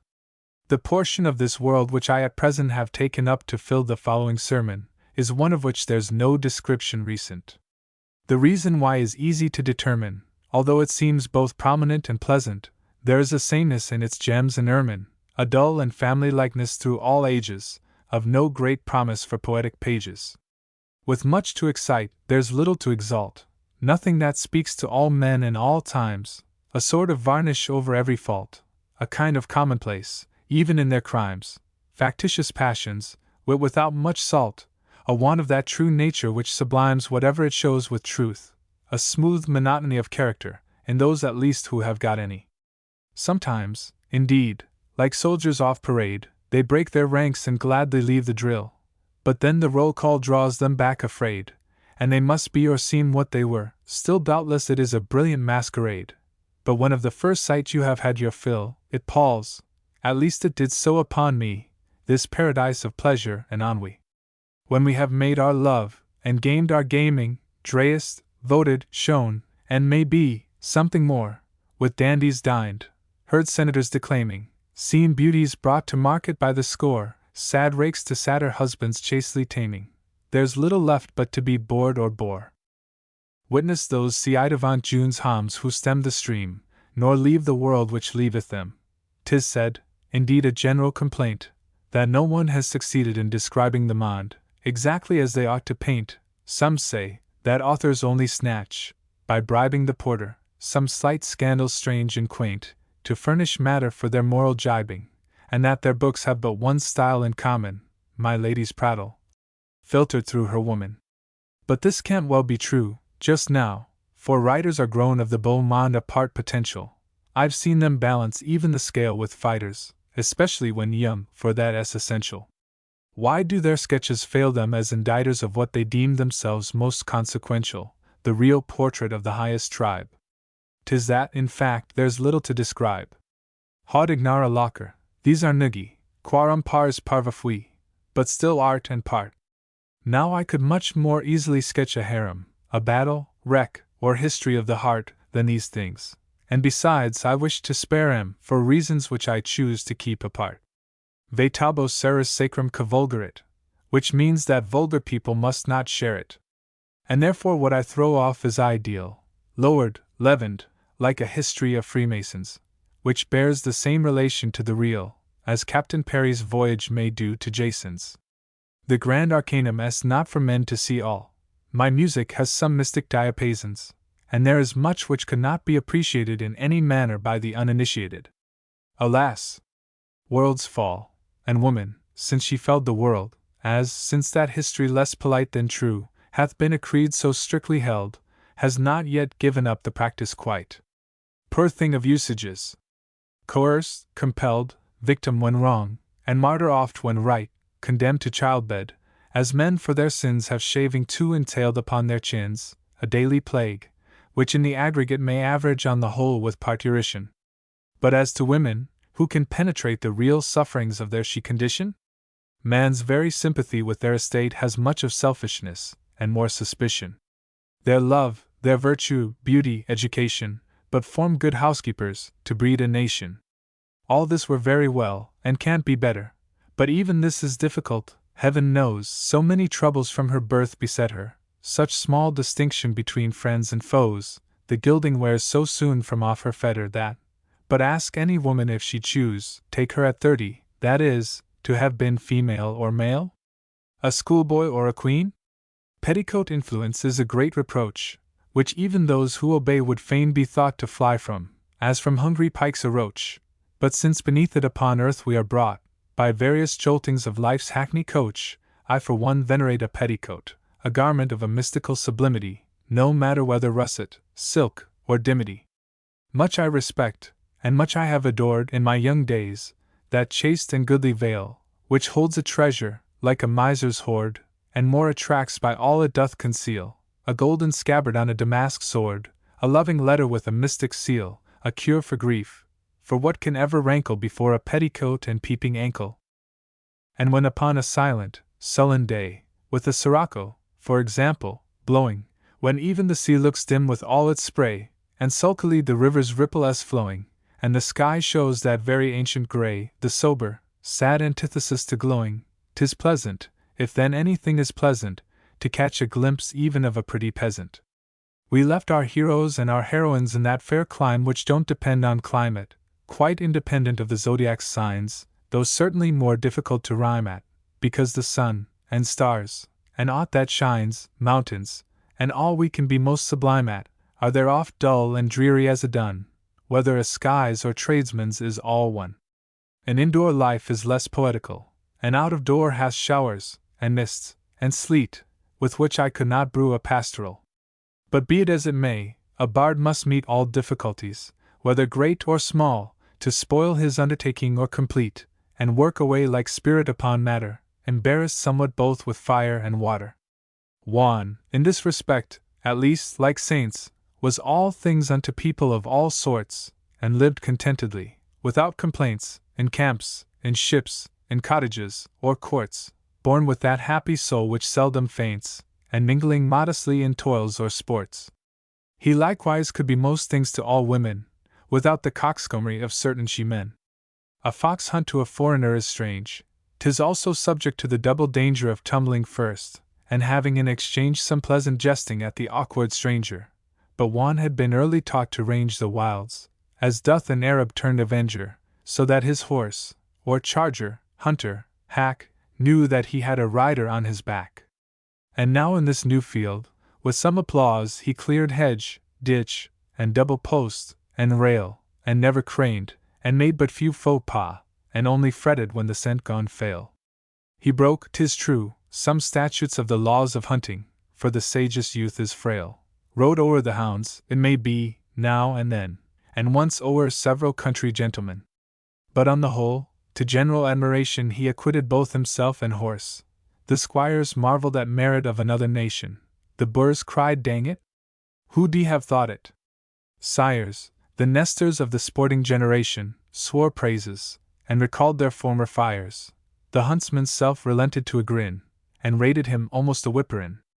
Such were his trophies, not of spear and shield, but leaps and bursts, and sometimes fox's brushes. Yet I must own, although in this I yield to patriot sympathy a Briton's blushes, he thought at heart like courtly Chesterfield, who, after a long chase o'er hills, dales, bushes, and what not, though he rode beyond all price, asked next day, if men ever hunted twice. He also had a quality uncommon to early risers after a long chase, who wake in winter ere the cock can summon December's drowsy day to his dull race, a quality agreeable to woman, when her soft, liquid words run on apace, who likes a listener, whether saint or sinner. He did not fall asleep just after dinner, but light and airy, stood on the alert, and shone in the best part of dialogue, by humoring always what they might assert, and listening to the topics most in vogue, now grave, now gay, but never dull or pert, and smiling but in secret. Cunning rogue! He ne'er presumed to make an error clearer. In short, there never was a better hearer. And then he danced. All foreigners excelled the serious angles in the eloquence of pantomime. He danced, I say, right well, with emphasis, and also with good sense, a thing in footing indispensable. He danced without theatrical pretense, not like a ballet master in the van of his drilled nymphs, but like a gentleman. Chaste were his steps, each kept within due bound, and elegance was sprinkled o'er his figure. Like swift Camilla, he scarce schemed the ground, and rather held and then put forth his vigor, and then he had an ear for music's sound, which might defy a crotchet critic's rigor. Such classic pas, sans flaws, set off our hero. He glanced like a personified bolero, or, like a flying hour before Aurora, in Guido's famous fresco, which alone is worth a tour to Rome, although no more a remnant were there of the old world's sole throne. The tout ensemble of his movements wore a grace of the soft ideal, seldom shown, and ne'er to be described, for to the dolour of bards and prosers, words are void of colour. No marvel then he was a favourite, a full-grown Cupid, very much admired, a little spoilt, but by no means so quite. At least he kept his vanity retired. Such was his tact, he could alike delight the chaste, and those who are not so much inspired. The Duchess of Fitzfulke, who loved tracasserie, began to treat him with some small agacery. She was a fine and somewhat full-blown blonde, desirable, distinguished, celebrated for several winters in the grand monde. I'd rather not say what might be related of her exploits, for this were ticklish ground. Besides, there might be falsehood in what S stated. Her late performance had been a dead set at Lord Augustus Fitzplantagenet. This noble personage began to look a little black upon this new flirtation. But such small licenses must lovers brook, mere freedoms of the female corporation. Woe to the man who ventures a rebuke! 'Twill but precipitate a situation extremely disagreeable, but common to calculators when they count on woman. The circle smiled, then whispered, and then sneered. The misses bridled, and the matrons frowned. Some hoped things might not turn out as they feared. some would not deem such women could be found, some ne'er believed one half of what they heard, some looked perplexed, and others looked profound, and several pitied with sincere regret poor Lord Augustus Fitzplantagenet. But what is odd, none ever named the Duke, who, one might think, was something in the affair. True, he was absent, and 'twas rumored took but small concern about the when, or where, or what his consort did. If he could brook her gaieties, none had a right to stare. Theirs was that best of unions, past all doubt, which never meets, and therefore can't fall out. But oh, that I should ever pen so sad a line!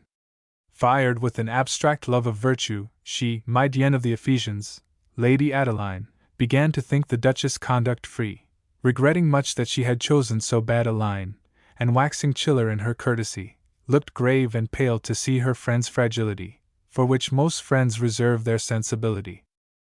There's not in this bad world like sympathy, 'tis so becoming to the soul and face, sets to soft music the harmonious sigh, and robes sweet friendship in a Brussels lace.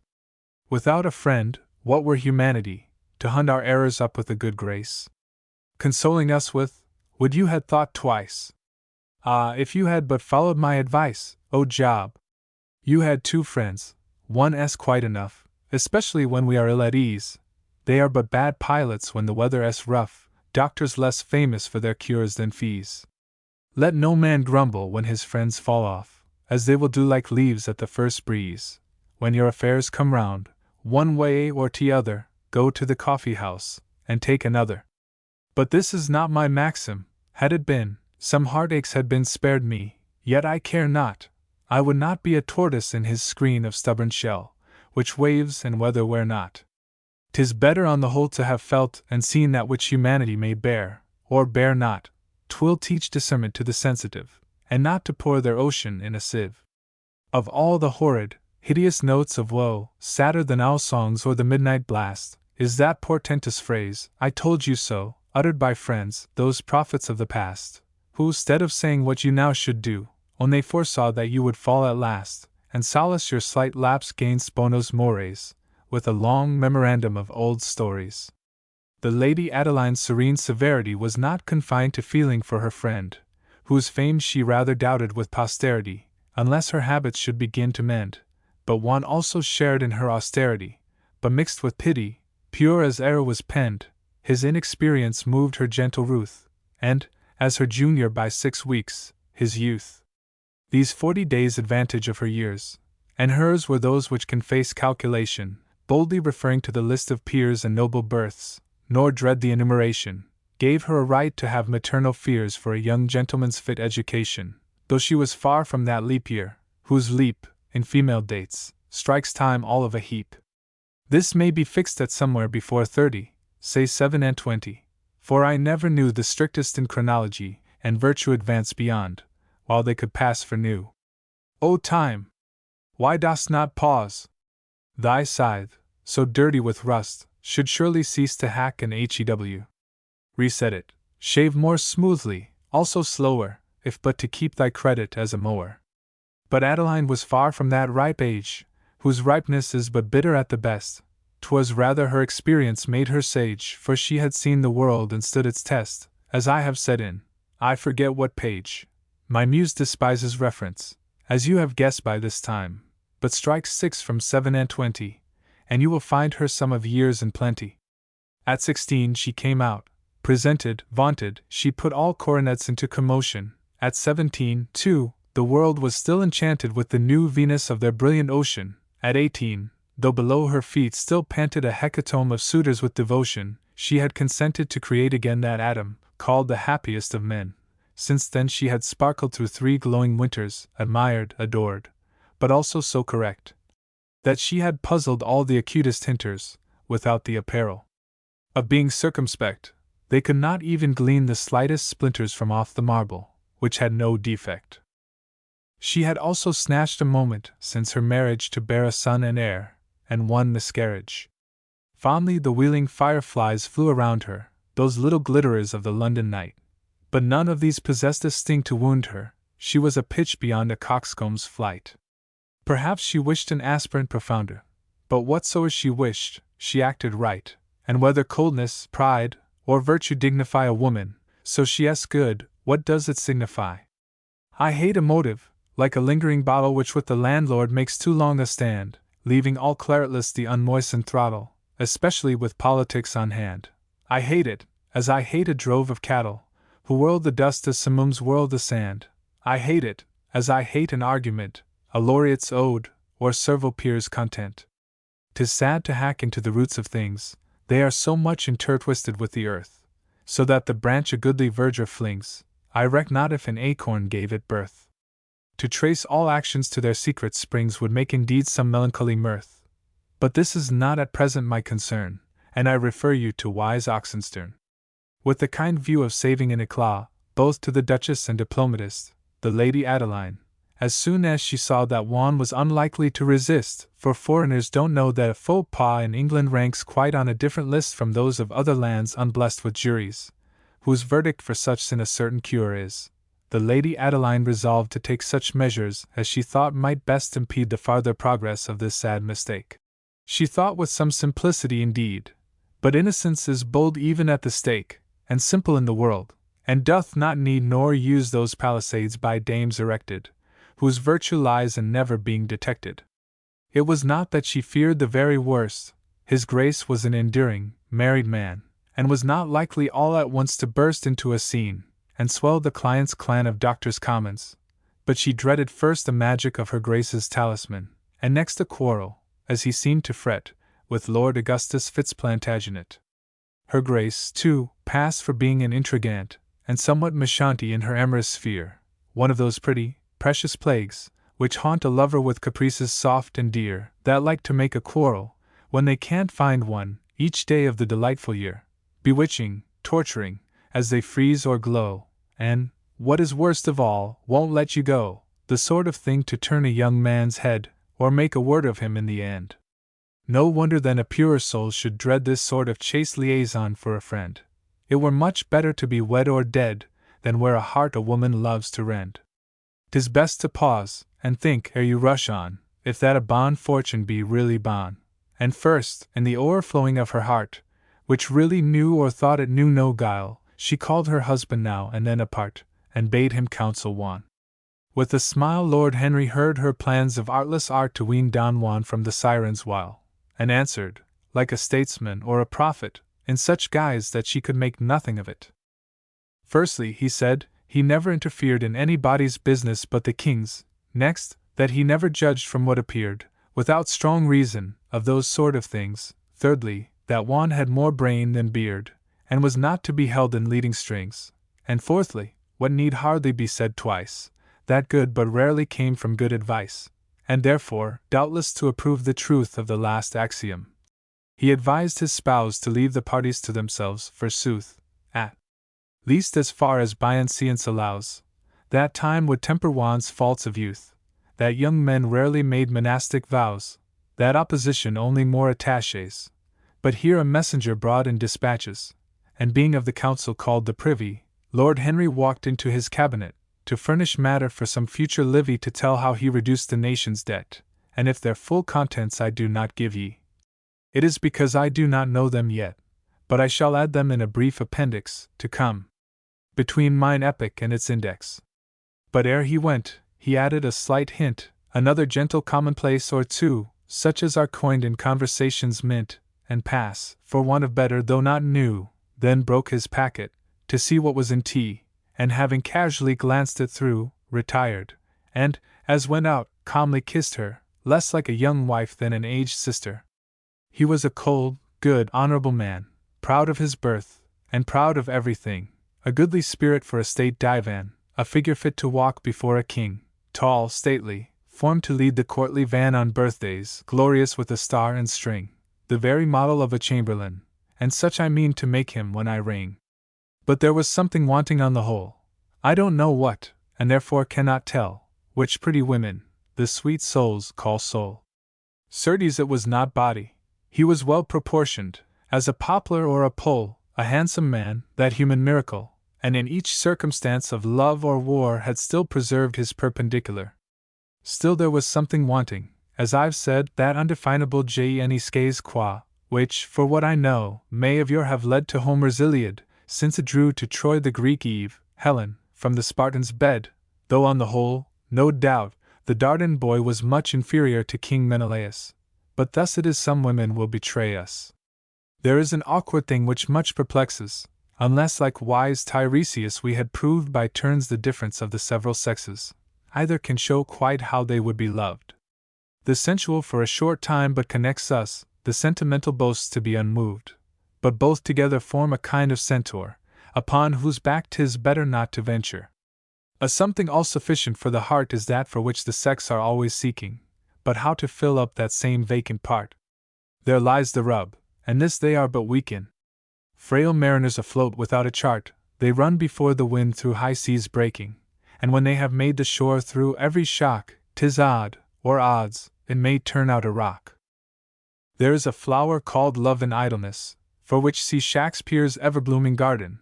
I will not make his great description less, and beg his British godship's humble pardon, if in my extremity of rhyme's distress, I touch a single leaf where he is warden. But though the flower is different, with the French or Swiss Rousseau, cry voilà la pervenche, Eureka! I have found it. What I mean to say is, not that love is idleness, but that in love such idleness has been an accessory, as I have cause to guess. Hard labor's an indifferent go-between. Your men of business are not apt to express much passion, since the merchant ship, the Argo, conveyed Medea as her supercargo. Beatus al Procul, from Negotius, saith Horace, the great little poet is wrong. His other maxim, Nascitur associes, is much more to the purpose of his song, though even that were sometimes too ferocious, unless good company be kept too long. But in his teeth, whatever their state or station, thrice happy they who have an occupation. Adam exchanged his paradise for plowing, Eve made up millinery with fig leaves. The earliest knowledge from the tree so knowing, as far as I know, that the church receives, and since that time it need not cost much showing, that many of the ills o'er which man grieves, and still more women, spring from not employing some hours to make the remnant worth enjoying. And hence high life is oft a dreary void, a rack of pleasures, where we must invent a something wherewithal to be annoyed. Bards may sing what they please about content, contented, when translated, means but cloyed, and hence arise the woes of sentiment, blue devils, and blue stockings, and romances reduced to practice, and performed like dances. I do declare, upon an affidavit, romances I ne'er read like those I have seen, nor, if unto the world I ever gave it, would some believe that such a tale had been, but such intent I never had, nor have it. Some truths are better kept behind a screen, especially when they would look like lies. I therefore deal in generalities. An oyster may be crossed in love, and why? Because he mopeth idly in his shell, and heaves a lonely subterraqueous sigh, much as a monk may do within his cell. And a propos of monks, their piety with sloth hath found it difficult to dwell. Those vegetables of the Catholic creed are apt exceedingly to run to seed. O Wilberforce! Thou man of black renown, whose merit none enough can sing or say, thou hast struck one immense colossus down, thou moral Washington of Africa. But there's another little thing, I own, which you should perpetrate some summer's day, and set the other halt of earth to rights. You have freed the blacks, now pray shut up the whites. Shut up the bald coot bully Alexander. Ship off the holy three to Senegal. Teach them that sauce for goose is sauce for gander, and ask them how they like to be in thrall? Shut up each high heroic salamander, who eats fire gratis, since the pay is but small. Shut up, no, not the king, but the pavilion, or else 'twill cost us all another million. Shut up the world at large, let Bedlam out, and you will be perhaps surprised to find all things pursue exactly the same route, as now with those of soi-disant sound mind. This I could prove beyond a single doubt, were there a jot of sense among mankind. But till that point d'appui is found, alas! Like Archimedes, I leave earth as 'twas. Our gentle Adeline had one defect. Her heart was vacant, though a splendid mansion. Her conduct had been perfectly correct, as she had seen not claiming its expansion. A wavering spirit may be easier wrecked, because 'tis frilier, doubtless, than a stanch one. But when the latter works its own undoing, its inner crash is like an earthquake's ruin. She loved her lord, or thought so, But that love cost her an effort, which is a sad toil, the stone of Sisyphus, if once we move our feelings gainst the nature of the soil. She had nothing to complain of, or reprove, no bickerings, no connubial turmoil.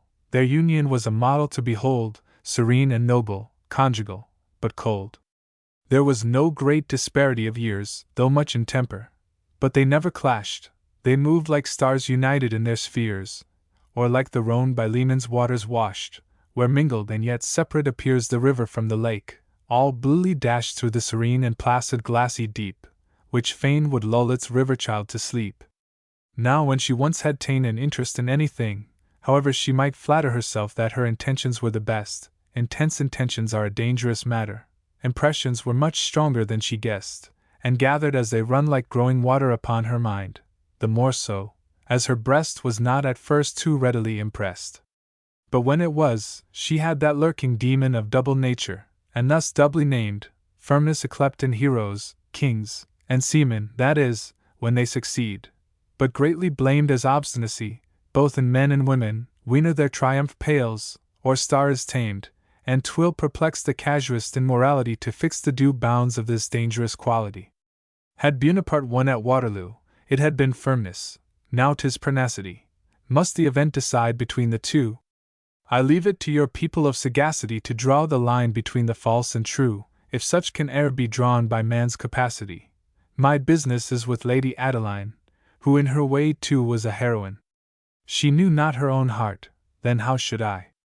I think not she was then in love with Juan. If so, she would have had the strength to fly the wild sensation, unto her a new one. She merely felt a common sympathy, I will not say it was a false or true one, in him, because she thought he was in danger, her husband's friend, her own, young, and a stranger. She was, or thought she was, his friend, and this without the farce of friendship, or romance of platonism, which leads so oft to miss ladies who have studied friendship but in France, or Germany, where people purely kiss. To thus much Adeline would not advance, but of such friendship as man's may to man be she was as capable as woman can be. No doubt the secret influence of the sex will there, as also in the ties of blood, an innocent predominance annex, and tune the concord to a finer mood. If free from passion, which all friendship checks, and your true feelings fully understood, no friend like to a woman earth discovers, so that you have not been nor will be lovers. Love bears within its breast the very germ of change, and how should this be otherwise? That violent things more quickly find a term is shown through nature's whole analogies, and how should the most fierce of all be firm? Would you have endless lightning in the skies? Methinks love's very title says enough, how should the tender passion e'er be tough? Alas! By all experience, seldom yet, I merely quote what I have heard from many, had lovers not some reason to regret the passion which made Solomon a zany. I've also seen some wives, not to forget the marriage state, the best or worst of any, who were the very paragons of wives, yet made the misery of at least 2 lives. I've also seen some female friends, 'tis odd, but true, as, if expedient, I could prove, that faithful were through thick and thin, abroad, at home, far more than ever yet was love, who did not quit me when oppression trod upon me, whom no scandal could remove, who fought, and fight, in absence, too, my battles, despite the snake society's loud rattles. Whether Don Juan and chaste Adeline grew friends in this or any other sense, will be discussed hereafter, I opine. At present I am glad of a pretense to leave them hovering, as the effect is fine, and keeps the atrocious reader in suspense. The surest way for ladies and for books to bait their tender, or their tenter, hooks. Whether they rode, or walked, or studied Spanish to read Don Quixote in the original, a pleasure before which all others vanish, whether their talk was of the kind called small, or serious, are the topics I must banish to the next canto, where perhaps I shall say something to the purpose, and display considerable talent in my way. Above all, I beg all men to forbear anticipating aught about the matter. They'll only make mistakes about the fair, and Juan too, especially the latter. And I shall take a much more serious air than I have yet done, in this epic satire. It is not clear that Adeline and Juan will fall, but if they do, 'twill be their ruin. But great things spring from little. Would you think, that in our youth, as dangerous a passion as e'er brought man and woman to the brink of ruin, rose from such a slight occasion, as few would ever dream could form the link of such a sentimental situation? You'll never guess, I'll bet you millions, milliards, it all sprung from a harmless game at billiards. 'Tis strange, but true, for truth is always strange, stranger than fiction. If it could be told, how much would novels gain by the exchange? How differently the world would men behold! How oft would vice and virtue places change! The new world would be nothing to the old, if some Columbus of the moral seas would show mankind their souls' antipodes. What enters vast and deserts idle then would be discovered in the human soul. What icebergs in the hearts of mighty men, with self-love in the center as their pole. What anthropophagi are 9 of 10 of those who hold the kingdoms and control were things but only called by their right name. Caesar himself would be ashamed of fame. Canto the 15th. Ah, what should follow slips from my reflection. Whatever follows any earthless may be as a propos of hope or retrospection, as though the lurking thought had followed free. All present life is but an interjection, an oh, or ah, of joy or misery, or a ha, ha or bah, a yawn or pooh, of which perhaps the latter is most true. But more or less, the whole essay syncope or a singletus, emblems of emotion, the grand antithesis to great ennui, wherewith we break our bubbles on the ocean, that watery outline of eternity, or miniature at least, as is my notion, which ministers unto the soul's delight, in seeing matters which are out of sight. But all are better than the sigh suppressed, corroding in the cavern of the heart, making the countenance a mask of rest, and turning human nature to an art. Few men dare show their thoughts of worst or best. Dissimulation always sets apart a corner for herself, and therefore fiction is that which passes with least contradiction. Ah! Who can tell? Or rather, who cannot remember, without telling, passion's errors? The drainer of oblivion, even the sot, hath got blue devils for his morning mirrors. What though on Lethe's stream he seem to float, he cannot sink his tremors or his terrors. The ruby glass that shakes within his hand leaves a sad sediment of time's worst sand. And as for love, oh love, we will proceed. The Lady Adeline Amundeville, a pretty name as one would wish to read, must perch harmonious on my tuneful quill.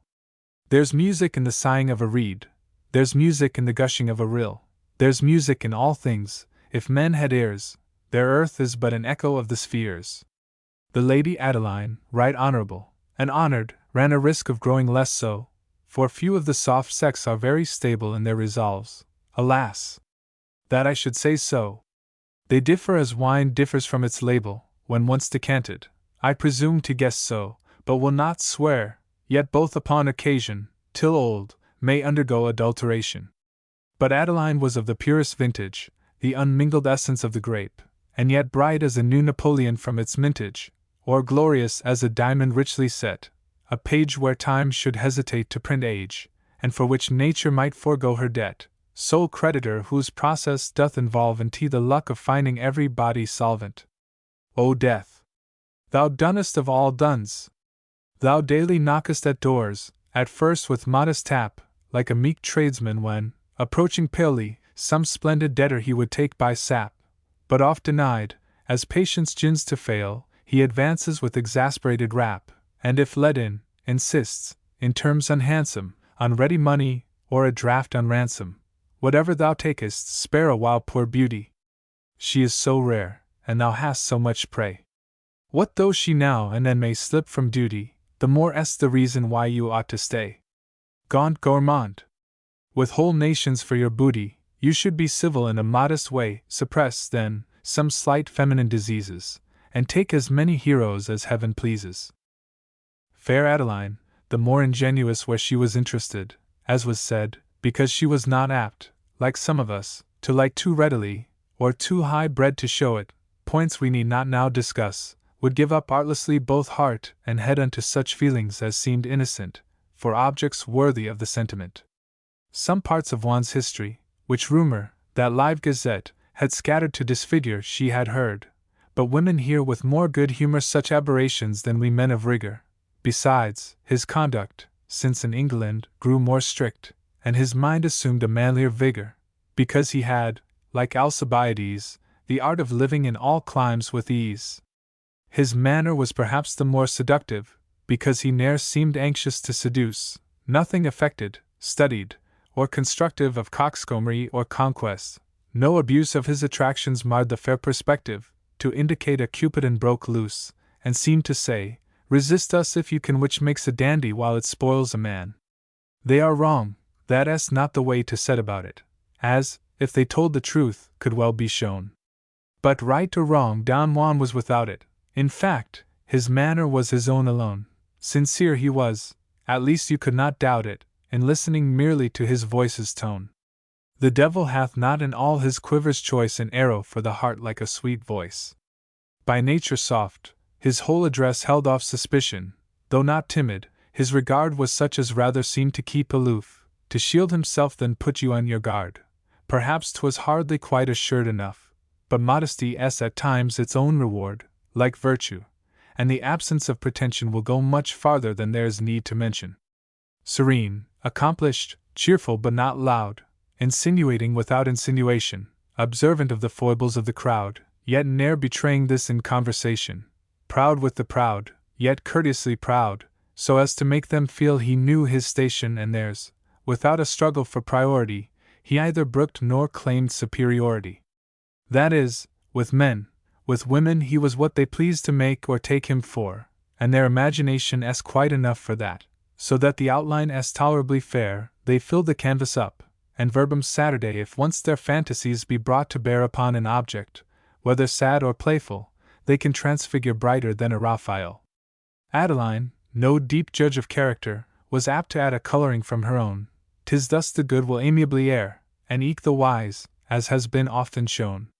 Experience is the chief philosopher, but saddest when his science is well known, and persecuted sages teach the schools their folly in forgetting there are fools. Was it not so, great Locke? And greater Bacon? Great Socrates? And now, diviner still, whose lot it is by man to be mistaken, and thy pure creed made sanction of all ill? Redeeming worlds to be by bigots shaken, how was thy toil rewarded?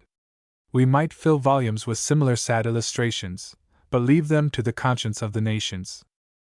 I perch upon an humbler promontory, amidst life's infinite variety, with no great care for what is nicknamed glory, but speculating as I cast mine eye on what may suit or may not suit my story, and never straining hard to versify, I rattle on exactly as I'd talk with anybody in a ride or walk. I don't know that there may be much ability shown in this sort of desultory rhyme, but there's a conversational facility which may round off an hour upon a time.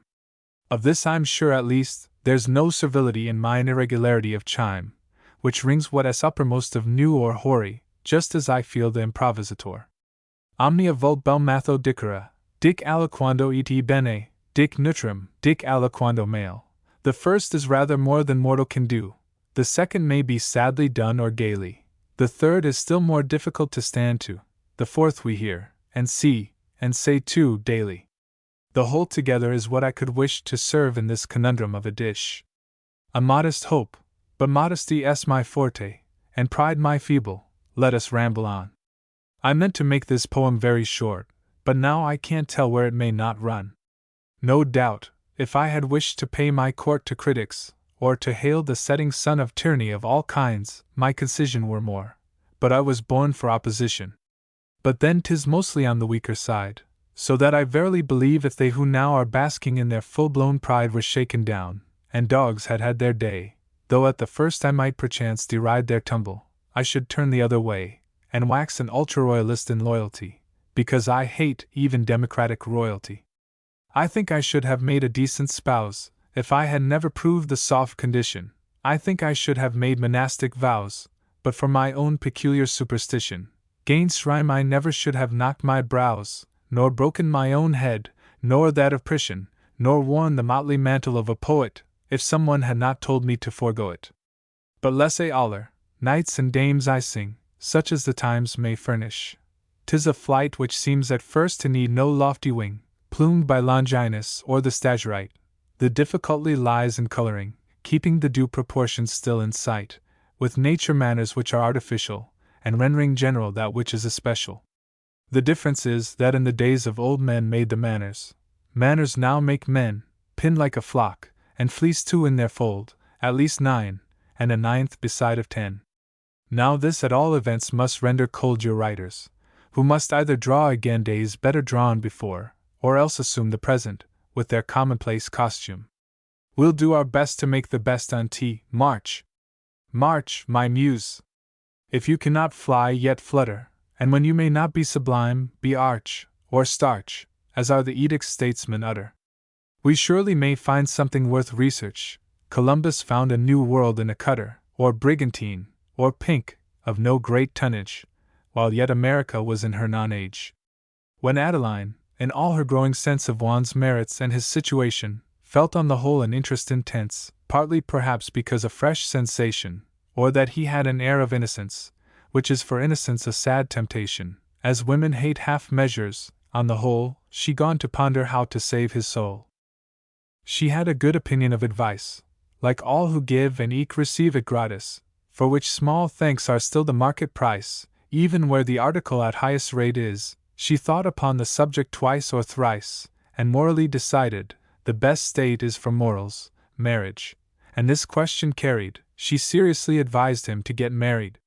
Juan replied, with all becoming deference, he had a predilection for that tie, but that, at present, with immediate reference to his own circumstances, there might lie some difficulties, as in his own preference, or that of her to whom he might apply, that still he'd wed with such or such a lady, if that they were not married all already. Next to the making matches for herself, and daughters, brothers, sisters, kith or kin, arranging them like books on the same shelf, there's nothing women love to dabble in more, like a stockholder in growing pelf, than matchmaking in general. 'Tis no sin certes, but a preventative, and therefore that is, no doubt, the only reason wherefore. But never yet, except of course a miss unwed, or mistress never to be wed, or wed already, who object to this, was there chaste dame who had not in her head some drama of the marriage unities, observed as strictly both at board and bed as those of Aristotle, though sometimes they turn out melodrames or pantomimes. They generally have some only son, some heir to a large property, some friend of an old family, some gay Sir John, or grave Lord George, with whom perhaps might end a line, and leave posterity undone, unless a marriage was applied to mend the prospect and their morals. And besides, they have at hand a blooming glut of brides. From these they will be careful to select, for this an heiress, and for that a beauty, for one a songstress who hath no defect, for other one who promises much duty, for this a lady no one can reject, whose sole accomplishments were quite a booty, a second for her excellent connections, a third, because there can be no objections.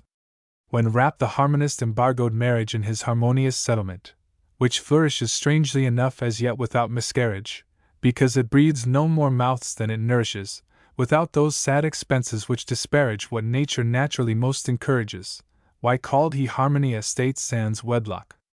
Now here I've got the preacher at a deadlock. Because he either meant to sneer at harmony or marriage, by divorcing them thus oddly. But whether Reverend Rapp learned this in Germany or no, 'tis said his sect is rich and godly, pious and pure, beyond what I can term any of ours, although they propagate more broadly. My objection as to his title, not his ritual, although I wonder how it grew habitual.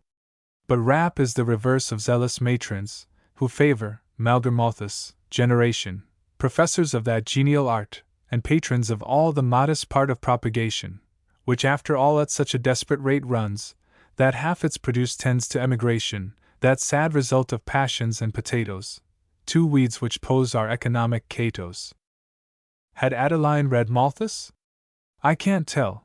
I wish she had. His book as the 11th Commandment, which says, "Thou shalt not marry, unless well," this he, as far as I can understand, meant. 'Tis not my purpose on his views to dwell nor canvass what so eminent a hand meant, but certes it conducts to lives ascetic, or turning marriage into arithmetic. But Adeline, who probably presumed that Juan had enough of maintenance, or separate maintenance, in case 'twas doomed, as on the whole it is an even chance that bridegrooms, after they are fairly groomed, may retrograde a little in the dance of marriage, which might form a painter's fame, like Holbein's dance of death, but 'tis the same. But Adeline determined Juan's wedding in her own mind, and that 's enough for woman. But then, with whom? There was the sage Miss Reading, Miss Raw, Miss Flaw, Miss Showman, and Miss No Man. And the two fair coeresses gilt bedding. She deemed his merits something more than common. All these were unobjectionable matches, and might go on, if well wound up, like watches. There was Miss Millpond, smooth as summer's sea, that usual paragon, and only daughter, who seemed the cream of equanimity till schemed, and then there was some milk and water, with a slight shade of blue too, it might be, beneath the surface. But what did it matter? Love is riotous, but marriage should have quiet, and being consumptive, live on a milk diet. And then there was the Miss Audacious Shoestring, a dashing demoiselle of good estate, whose heart was fixed upon a star or blue string, but whether English dukes grew rare of late, or that she had not harped upon the true string, by which such sirens can attract our great, she took up with some foreign younger brother, a Russ or Turk, the one as good as t'other.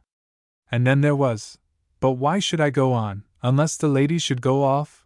There was indeed a certain fair and fairy one, of the best class, and better than her class, Aurora Raby, a young star who shone o'er life, too sweet an image for such glass, a lovely being, scarcely formed or moulded, a rose with all its sweetest leaves yet folded, rich, noble, but an orphan, left an only child to the care of guardians good and kind.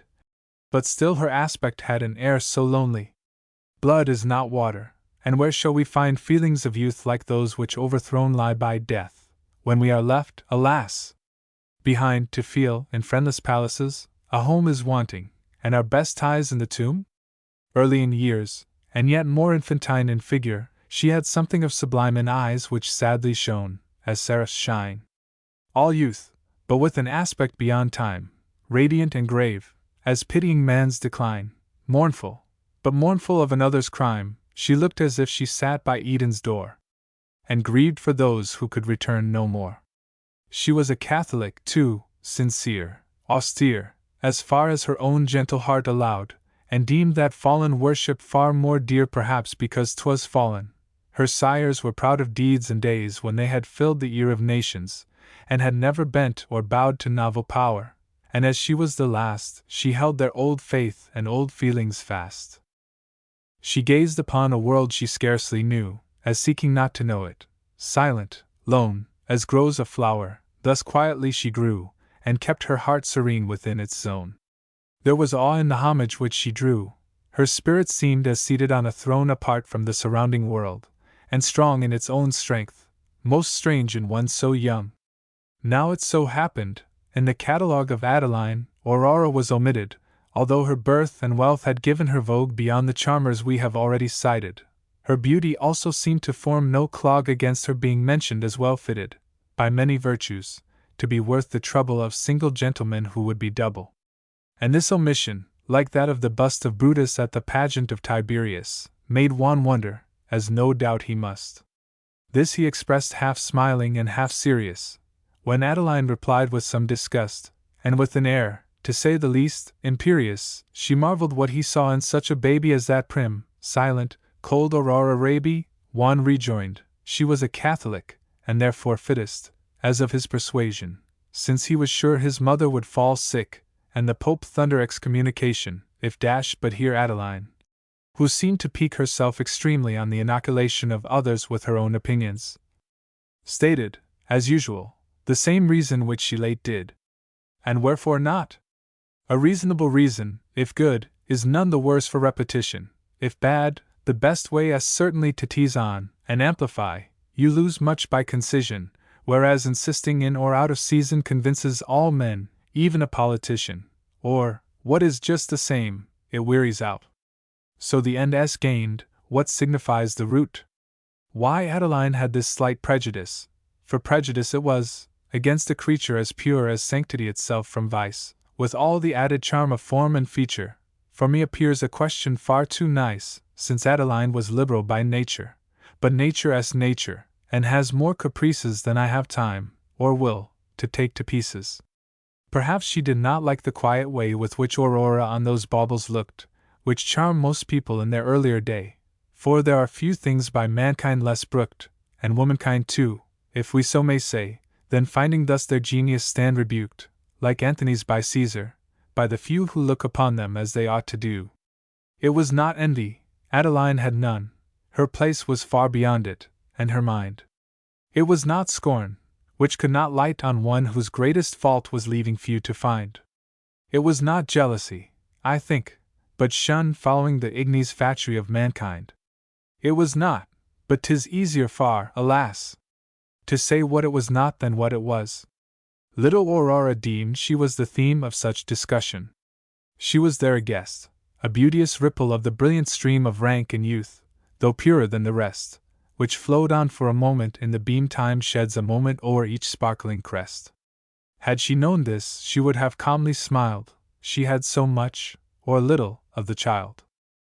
The dashing and proud air of Adeline imposed not upon her. She saw her blaze much as she would have seen a glowworm shine, then turned unto the stars for loftier rays. Juan was something she could not divine, being no Sibyl in the new world's ways, yet she was nothing dazzled by the meteor, because she did not pin her faith on feature. His fame too, for he had that kind of fame which sometimes plays the deuce with womankind, a heterogeneous mass of glorious blame, half virtues and whole vices being combined, faults which attract because they are not tame, follies tricked out so brightly that they blind. These seals upon her wax made no impression, such was her coldness or her self-possession.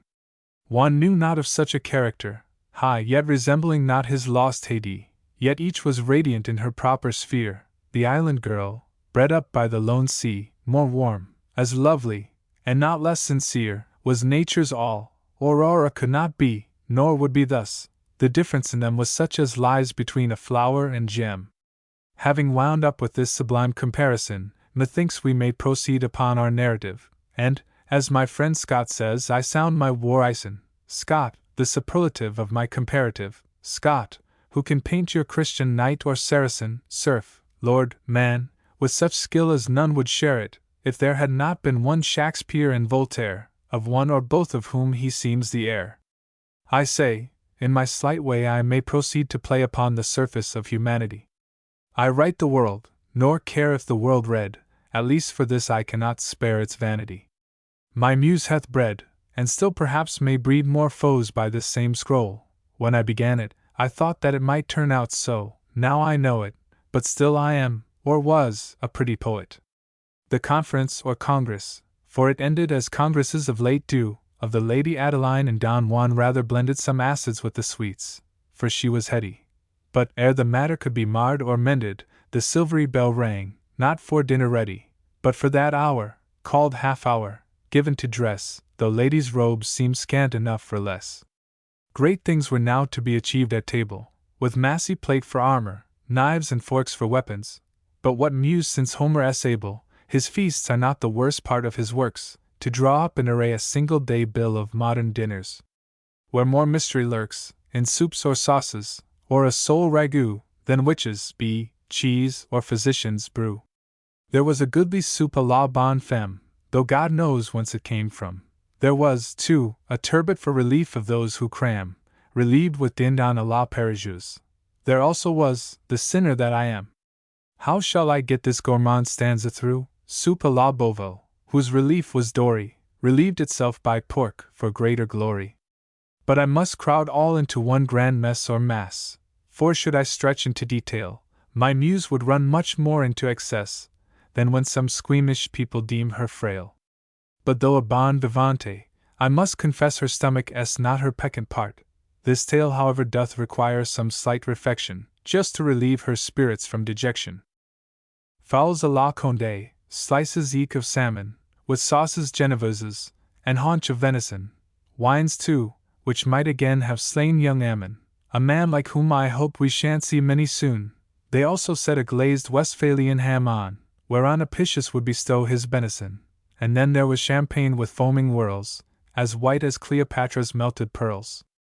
Then there was God knows what a l'Allemande, a l'Espagnole, timbale, and salpicon with things I can't withstand or understand, though swallowed with much zest upon the whole, an entremet to piddle with at hand, gently to lull down the subsiding soul, while great Lucullus robed triumphal muffles, there's fame, young partridge fillets decked with truffles. What are the fillets on the victor's brow to these? They are rags or dust. Where is the arch which nodded to the nation's spoils below? Where the triumphal chariot's haughty march? Gone to where victories must like dinners go. Farther I shall not follow the research, but oh, ye modern heroes with your cartridges, when will your names lend lustre e'en to partridges? Those truffles too are no bad accessories, followed by petit putes d'amour, a dish of which perhaps the cookery rather varies, so every one may dress it to his wish, according to the best of dictionaries, which encyclopedize both flesh and fish. But even sans confitures, it no less true is, there's pretty picking in those petit putes. The mind is lost in mighty contemplation of intellect expanded on two courses. And indigestion's grand multiplication requires arithmetic beyond my forces. Who would suppose, from Adam's simple ration, that cookery could have called forth such resources, as form a science and a nomenclature from out the commonest demands of nature? The glasses jingled, and the palates tingled. The diners of celebrity dined well. The ladies with more moderation mingled in the feast, pecking less than I can tell. Also the younger men too, for a sprinkled can't, like ripe age, in gourmandize excel, but thinks less of good eating than the whisper, when seated next him, of some pretty lisper. Alas! I must leave undescribed the gibier, the salmi, the consommé, the purée, all which I used to make my rhymes run glibber than could roast beef in our rough John Bull way. I must not introduce even a spare rib here. Bubble and squeak would spoil my liquid lay. But I have dined, and must forego, alas! the chaste description even of a becasse, and fruits, and ice, and all that art refines from nature for the service of the gout. Taste or the gout, pronounce it as inclines your stomach. Ere you dine, the French will do, but after, there are sometimes certain signs which prove plain English truer of the two. Hast ever had the gout? I have not had it, but I may have, and you too, reader, dread it. The simple olives, best allies of wine, must I pass over in my bill of fare? I must, although a favorite plot of mine in Spain, and Lucca, Athens, everywhere, on them and bread 'twas oft my luck to dine, begrass my tablecloth, in open air, on Sunium or Hymettus, like Diogenes, of whom half my philosophy the progeny is. Amidst this tumult of fish, flesh, and fowl, and vegetables, all in masquerade, the guests were placed according to their role, but various as the various meats displayed. Don Juan sat next in El Español, no damsel, but a dish, as hath been said, but so far like a lady, that 'twas dressed superbly, and contained a world of zest. By some odd chance, too, he was placed between Aurora and the Lady Adeline, a situation difficult, I ween, for man therein, with eyes and heart, to dine. Also the conference which we have seen was not such as to encourage him to shine, for Adeline, addressing few words to him, with two transcendent eyes seemed to look through him. I sometimes almost think that eyes have ears. This much is sure, that, out of earshot, things are somehow echoed to the pretty dears, of which I can't tell whence their knowledge springs. Like that same mystic music of the spheres, which no one bears, so loudly though it rings, 'tis wonderful how oft the sex have heard long dialogues, which passed without a word. Aurora sat with that indifference which piques a purse chevalier, as it ought, of all offences that is the worst offence, which seems to hint you are not worth a thought. Now Juan, though no coxcomb in pretence, was not exactly pleased to be so caught, like a good ship entangled among ice, and after so much excellent advice. To his gay nothings, nothing was replied, or something which was nothing, as urbanity required. Aurora scarcely looked aside, nor even smiled enough for any vanity. The devil was in the girl. Could it be pride? Or modesty, or absence, or inanity? Heaven knows? But Adeline's malicious eyes sparkled with her successful prophecies, and looked as much as if to say, I said it, a kind of triumph I'll not recommend, because it sometimes, as I have seen or read it, both in the case of lover and of friend, will pique a gentleman, for his own credit, to bring what was a jest to a serious end, for all men prophesy what is or was, and hate those who won't let them come to pass. Juan was drawn thus into some attentions, slight but select, and just enough to express, to females of perspicuous comprehensions, that he would rather make them more than less. Aurora at the last, so history mentions, though probably much less a fact than guess, so far relaxed her thoughts from their sweet prison, as once or twice to smile, if not to listen. From answering she began to question. This with her was rare, and Adeline, who as yet thought her predictions went not much amiss, began to dread she'd thought to a coquette. So very difficult, they say, it is to keep extremes from meeting, when once set in motion. But she here too much refined, Aurora's spirit was not of that kind. But Juan had a sort of winning way, a proud humility, if such there be, which showed such deference to what females say, as if each charming word were a decree. His tact, too, tempered him from grave to gay, and taught him when to be reserved or free. He had the art of drawing people out, without their seeing what he was about.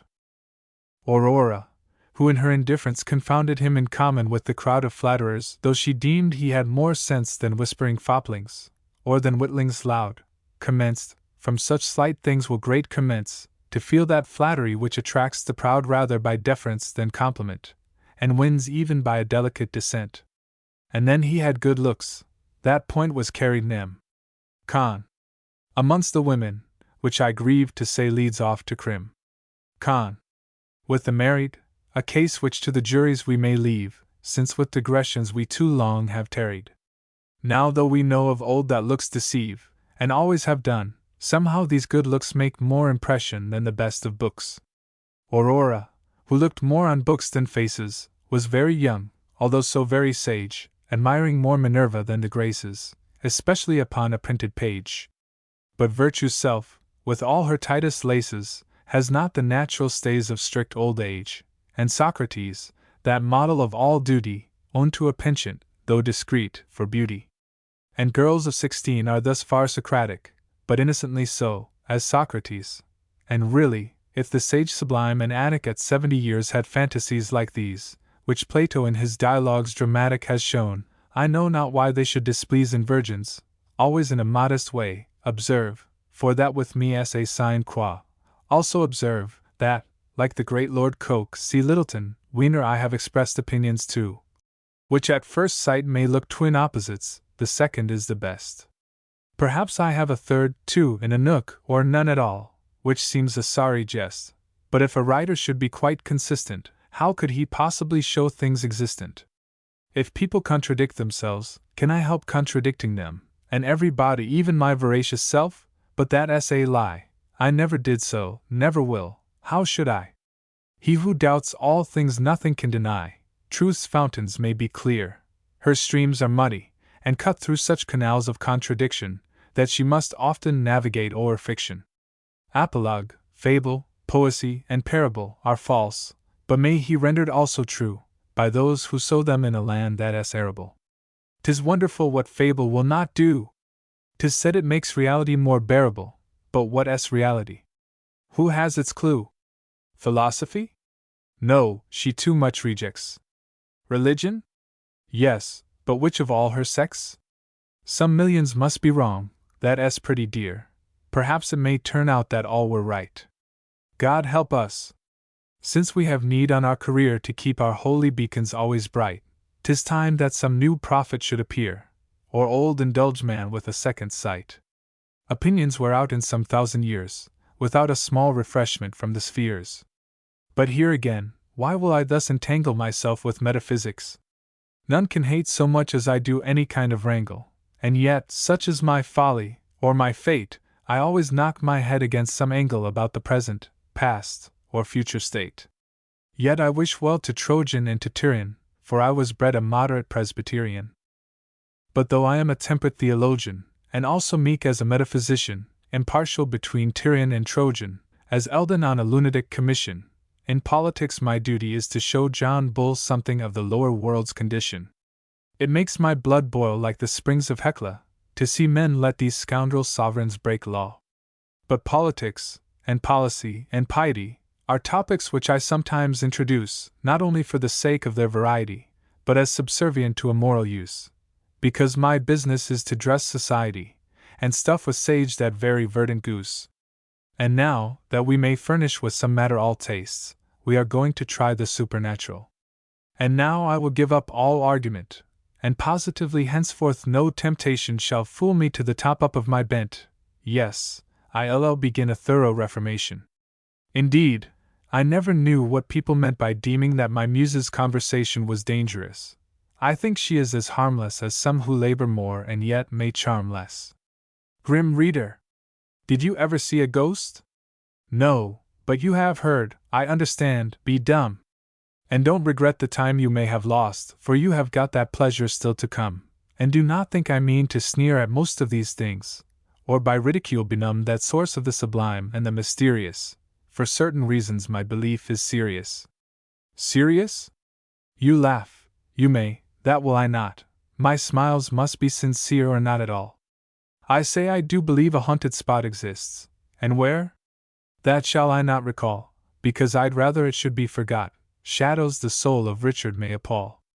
In short, upon that subject I've some qualms very like those of the philosopher of Malmesbury.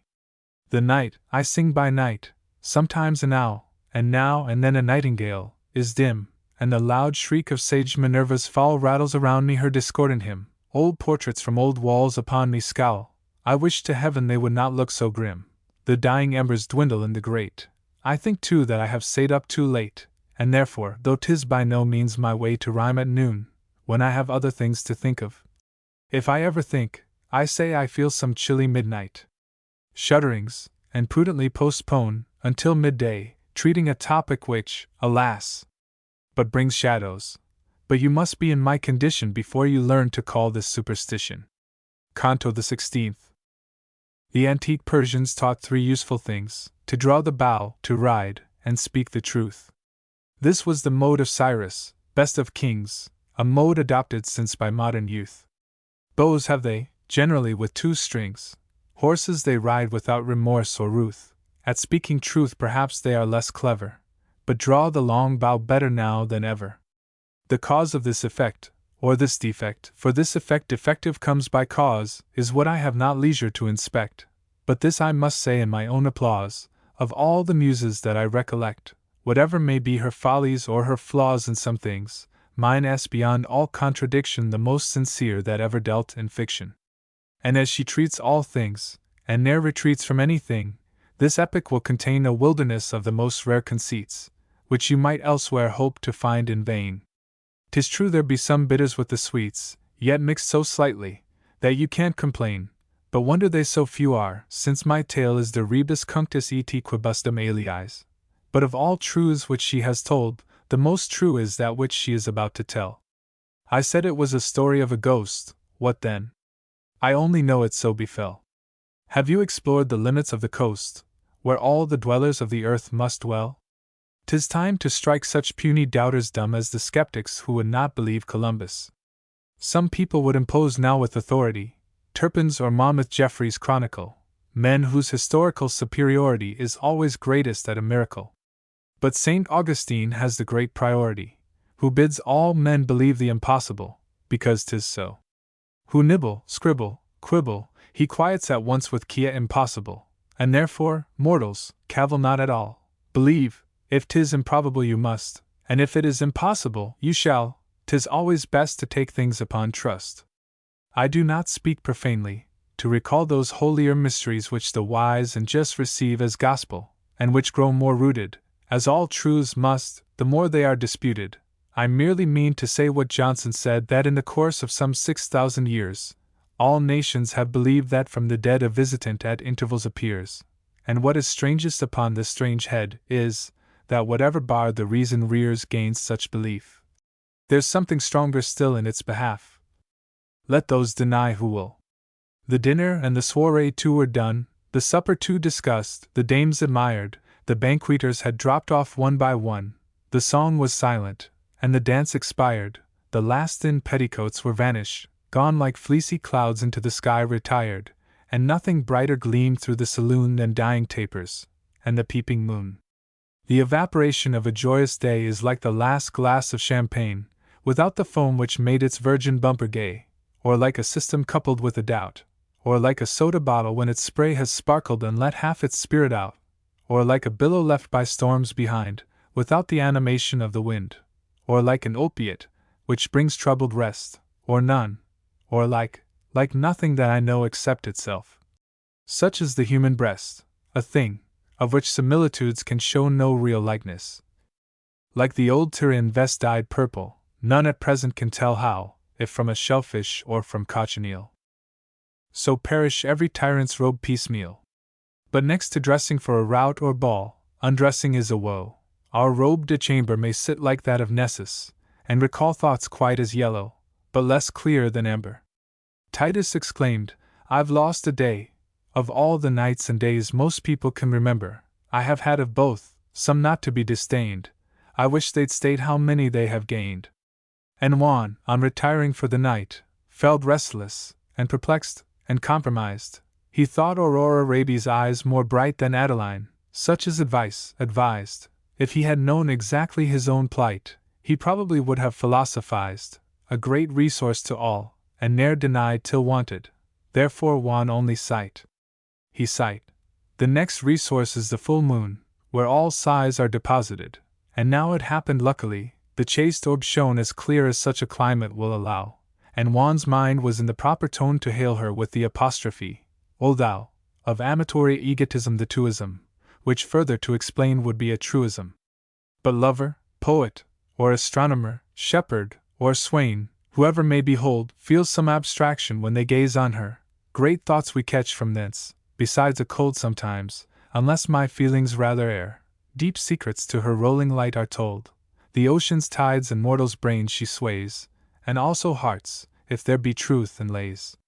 One felt somewhat pensive, and disposed for contemplation rather than his pillow. The Gothic chamber, where he was enclosed, let in the rippling sound of the lake's billow, with all the mystery by midnight caused.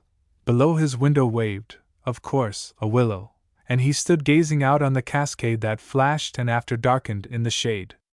Upon his table or his toilet, which of these is not exactly ascertained, I state this, for I am cautious to a pitch of nicety, where a fact is to be gained, a lamp burned high, while he leant from a niche, where many a Gothic ornament remained, in chiseled stone and painted glass, and all that time has left our fathers of their hall. Then, as the night was clear though cold, he threw his chamber door wide open, and went forth into a gallery, of a sombre hue, long, furnished with old pictures of great worth, of knights and dames heroic and chaste too, as doubtless should be people of high birth.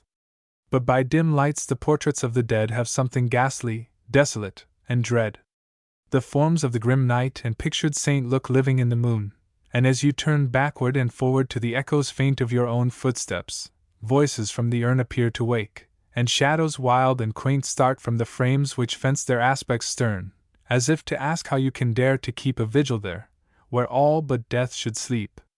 And the pale smile of beauties in the grave, the charms of other days, in starlight gleams, glimmer on high, their buried locks still wave along the canvas, their eyes glance like dreams on ours, or spars within some dusky cave, but death is imaged in their shadowy beams. A picture is the past, even ere its frame be gilt, whose sate hath ceased to be the same. As Juan mused on mutability, or on his mistress, terms synonymous, no sound except the echo of his sigh or step ran sadly through that antique house, when suddenly he heard, or thought so, nigh, a supernatural agent, or a mouse, whose little nibbling rustle will embarrass most people as it plays along the arras. It was no mouse, but lo! A monk, arrayed in cowl and beads and dusky garb, appeared, now in the moonlight, and now lapsed in shade, with steps that trod as heavy yet unheard, his garments only a slight murmur made. He moved as shadowy as the sisters weird, but slowly, and as he passed Juan by, glanced, without pausing, on him a bright eye. Juan was petrified. He had heard a hint of such a spirit in these halls of old, but thought, like most men, there was nothing in tea beyond the rumor which such spots unfold, coined from surviving superstition's mint, which passes ghosts in currency like gold, but rarely seen, like gold compared with paper. And did he see this? Or was it a vapor? Once, twice, thrice passed, repassed, the thing of air, or earth beneath, or heaven, or t other place, and Juan gazed upon it with a stare, yet could not speak or move. But, on its base as stands a statue, stood. He felt his hair twine like a knot of snakes around his face. He taxed his tongue for words, which were not granted, to ask the reverend person what he wanted. The third time, after a still longer pause, the shadow passed away. But where? The hall was long, and thus far there was no great cause to think his vanishing unnatural. Doors there were many, through which, by the laws of physics, bodies whether short or tall might come or go, but Juan could not state through which the spectre seemed to evaporate. He stood, how long he knew not, but it seemed an age, expectant, powerless, with his eyes strained on the spot where first the figure gleamed, then by degrees recalled his energies, and would have passed the whole off as a dream, but could not wake. He was, he did surmise, waking already, and returned at length back to his chamber, shorn of half his strength. All there was as he left it, still his taper burnt, and not blew, as modest tapers use, receiving sprites with sympathetic vapor. He rubbed his eyes, and they did not refuse their office. He took up an old newspaper. The paper was right easy to peruse. He read an article the king attacking, and a long eulogy of patent blacking. This savored of this world.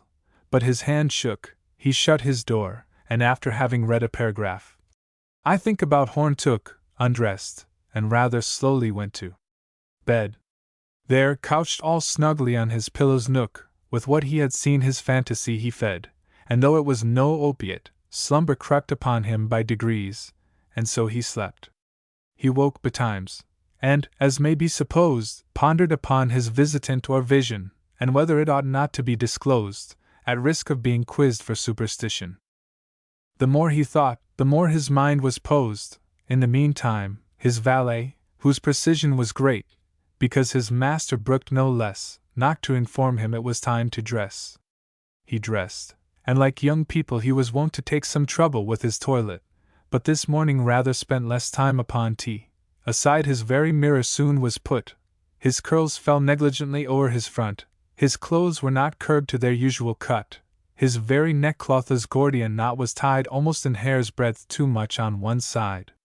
And when he walked down into the saloon, he sate him pensive o'er a dish of tea, which he perhaps had not discovered soon, had it not happened scalding hot to be, which made him have recourse unto his spoon.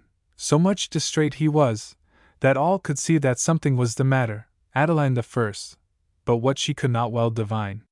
She looked, and saw him pale, and turned as pale herself, then hastily looked down, and muttered something, but what is not stated in my tale. Lord Henry said his muffin was eel buttered. The Duchess of Fitzfulke played with her veil, and looked at Juan hard, but nothing uttered. Aurora Raby with her large dark eyes surveyed him with a kind of calm surprise. But seeing him all cold and silent still, and everybody wondering more or less, fair Adeline inquired if he were ill. He started, and said yes, no, rather, yes. The family physician had great skill, and being present, now began to express his readiness to feel his pulse and tell the cause, but Juan said he was quite well. Quite well, yes, no. These answers were mysterious, and yet his looks appeared to sanction both, however they might savor of delirious. Something like illness of a sudden growth weighed on his spirit, though by no means serious. But for the rest, as he himself seemed loath to state the case, it might be ta'en for granted it was not the physician that he wanted. Lord Henry, who had now discussed his chocolate, also the muffin whereof he complained, said Juan had not got his usual look elate, at which he marvelled, since it had not rained, then asked her Grace what news were of the Duke of late. Her Grace replied, his Grace was rather pained with some light, hereditary twinges of gout, which rusts aristocratic hinges. Then Henry turned to Juan, and addressed a few words of condolence on his state. You look, quoth he, as if you had had your rest broken upon by the Black Friar of late. What friar? Said Juan, and he did his best to put the question with an air sedate, or careless, but the effort was not valid to hinder him from growing still more pallid. Oh! Have you never heard of the Black Friar? The spirit of these walls? In truth not I. Why fame, but fame you know as sometimes a liar, tells an odd story, of which by and by, whether with time the spectre has grown shyer, or that our sires had a more gifted eye for such sights, though the tale is half believed, the friar of late has not been oft perceived. The last time was, I pray, said Adeline, who watched the changes of Don Juan's brow, and from its context thought she could divine connections stronger than he chose to avow with this same legend. If you but design to jest, you'll choose some other theme just now, because the present tale has oft been told, and is not much improved by growing old. Jest, quoth milor, why, Adeline, you know that we ourselves, 'twas in the honeymoon, saw, well, no matter, 'twas so long ago. But come, I'll set your story to a tune, graceful as Diane. When she draws her bow, she seized her harp, whose strings were kindled soon as touched, and plaintively began to play the air of 'Twas a Friar of Orders Grey. But add the words, cried Henry, which you made, for Adeline is half a poetess. Turning round to the rest, he smiling said. Of course the others could not but express in courtesy their wish to see displayed by one 3 talents, for there were no less. The voice, the words, the harper's skill, at once could hardly be united by a dunce. After some fascinating hesitation, the charming of these charmers, who seem bound, I can't tell why, to this dissimulation, fair Adeline, with eyes fixed on the ground at first, then kindling into animation, added her sweet voice to the lyric sound, and sang with much simplicity, a merit not the less precious, that we seldom hear it. Beware! Beware! Of the Black Friar, who sitteth by Norman Stone, for he mutters his prayer in the midnight air, and his mass of the days that are gone. When the Lord of the Hill, Amundeville, made Norman Church his prey, and expelled the friars, one friar still would not be driven away. Though he came in his might, with King Henry's right, to turn church lands to lay, with sword in hand, and torch to light their walls, if they said nay, a monk remained, unchaste, unchained, and he did not seem formed of clay, for he is seen in the porch, and he is seen in the church, though he is not seen by day. And whether for good, or whether for ill, it is not mine to say, but still with the house of Amundeville he abideth night and day. By the marriage bed of their lords 'tis said, he flits on the bridal eve, and 'tis held as faith, to their bed of death he comes, but not to grieve. When an heir is born, he has heard to mourn, and when aught is to befall that ancient line, in the wee moonshine he walks from hall to hall. His form you may trace, but not his face, 'tis shadowed by his cowl, but his eyes may be seen from the folds between, and they seem of a parted soul. But beware! Beware! Of the Black Friar, he still retains his sway, for he is yet the church's heir whoever may be the lay. Amundeville is lord by day, but the monk is lord by night, nor wine nor wassail could raise a vassal to question that friar's right. Say not to him as he walks the hall, and he'll say not to you, he sweeps along in his dusky pall, as o'er the grass the dew. Then gramercy. For the Black Friar, heaven sain him, fair or foul, and whatsoe'er may be his prayer, let ours be for his soul. The lady's voice ceased, and the thrilling wires died from the touch that kindled them to sound, and the pause followed, which when song expires pervades a moment those who listen round, and then of course the circle much admires, nor less applauds, as in politeness bound, the tones, the feeling, and the execution, to the performer's diffident confusion. Fair Adeline, though in a careless way, as if she rated such accomplishment as the mere pastime of an idle day, pursued an instant for her own content, would now and then as 'twere without display, yet with display in fact, at times relent to such performances with haughty smile, to show she could, if it were worth her while. Now this, but we will whisper it aside, was, pardon the pedantic illustration, trampling on Plato's pride with greater pride, as did the cynic on some like occasion, deeming the sage would be much mortified, or thrown into a philosophic passion, for a spoiled carpet, but the Attic bee was much consoled by his own repartee. Thus Adeline would throw into the shade, by doing easily, ween as she chose, what dilettanti do with vast parade, their sort of half-profession, for it grows to something like this when too oft displayed, and that it is so everybody knows who have heard Miss that or this, or Lady t'other, show off, to please their company or mother. Oh! The long evenings of duets and trios! The admirations and the speculations, the mamma mias, and the amor mios, the tanti palpites on such occasions, the la Siamese, and quavering adios, amongst our own most musical of nations, with 2 me chamazes from Portingale, to soothe our ears, lest Italy should fail. In Babylon's bravuras, as the home-hard ballads of Green Erin or Grey Highlands, that bring Lochaber back to eyes that roam o'er far Atlantic continents or islands, the calentures of music which o'ercome all mountaineers with dreams that they are nigh lands, no more to be beheld but in such visions, was Adeline well versed, as compositions. She also had a twilight tinge of blue, could write rhymes, and composed more than she wrote, made epigrams occasionally too upon her friends, as everybody ought. But still from that sublimer azure hue, so much the present dye, she was remote, was weak enough to deem Pope a great poet, and what was worse, was not ashamed to show it. Aurora, since we are touching upon taste, which nowadays is the thermometer by whose degrees all characters are classed, was more Shakespearean, if I do not err. The worlds beyond this world's perplexing waste had more of her existence, for in her there was a depth of feeling to embrace thoughts, boundless, deep, but silent too as space. Not so her gracious, graceful, graceless grace, the full-grown Hebe of Fitzfulke, whose mind, if she had any, was upon her face, and that was of a fascinating kind. A little turn for mischief you might trace also thereon, but that asks not much. We find few females without some such gentle leaven, for fear we should suppose us quite in heaven. I have not heard she was at all poetic, though once she was seen reading the Bath Guide, and Halley's Triumphs, which she deemed pathetic, because she said her temper had been tried so much. The bard had really been prophetic of what she had gone through with, since a bride. But of all verse, what most ensured her praise were sonnets to herself, or bouts rhymes. 'Twere difficult to say what was the object of Adeline, in bringing this same lay to bear on what appeared to her the subject of Juan's nervous feelings on that day. Perhaps she merely had the simple project to laugh him out of his supposed dismay. Perhaps she might wish to confirm him in it, though why I cannot say, at least this minute.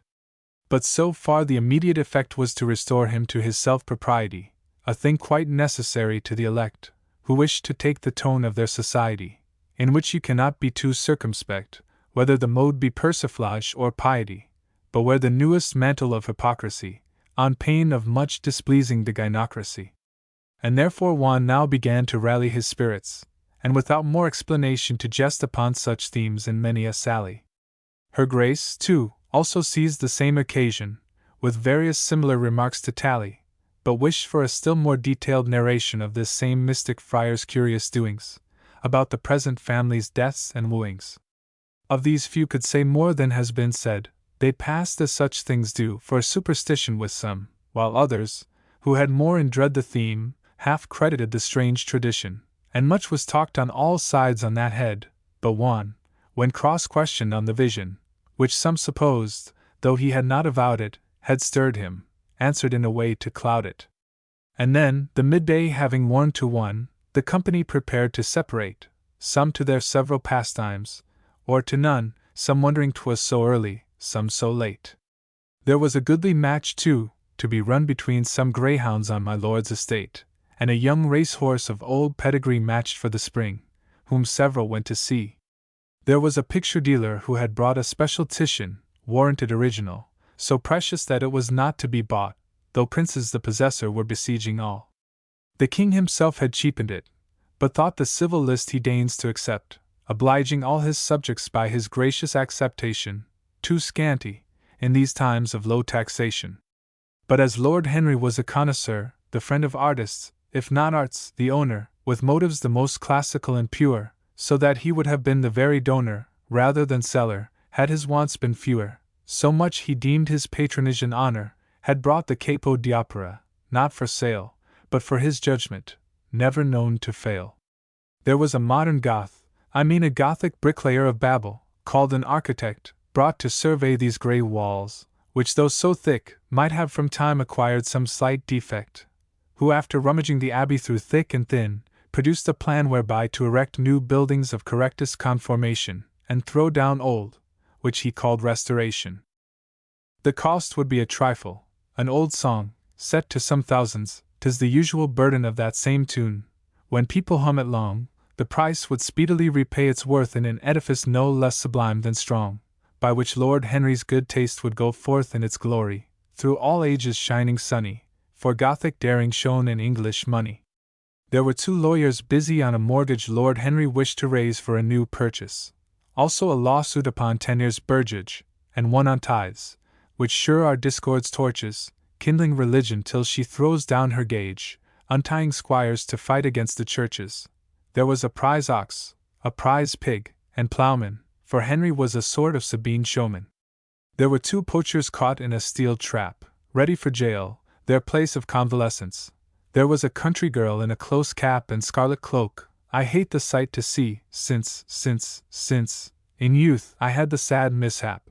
But luckily I have paid few parish fees since that scarlet cloak, alas! Unclosed with rigor, presents the problem of a double figure. A reel within a bottle is a mystery, one can't tell how it e'er got in or out. Therefore the present piece of natural history I leave to those who are fond of solving doubt, and merely state, though not for the consistory, Lord Henry was a justice, and Nat Scout the constable, beneath a warrant's banner, had bagged this poacher upon nature's manor. Now justices of peace must judge all pieces of mischief of all kinds, and keep the game and morals of the country from caprices of those who have not a license for the same, and of all things, excepting tithes and leases, perhaps these are most difficult to tame. Preserving partridges and pretty wenches are puzzles to the most precautious benches.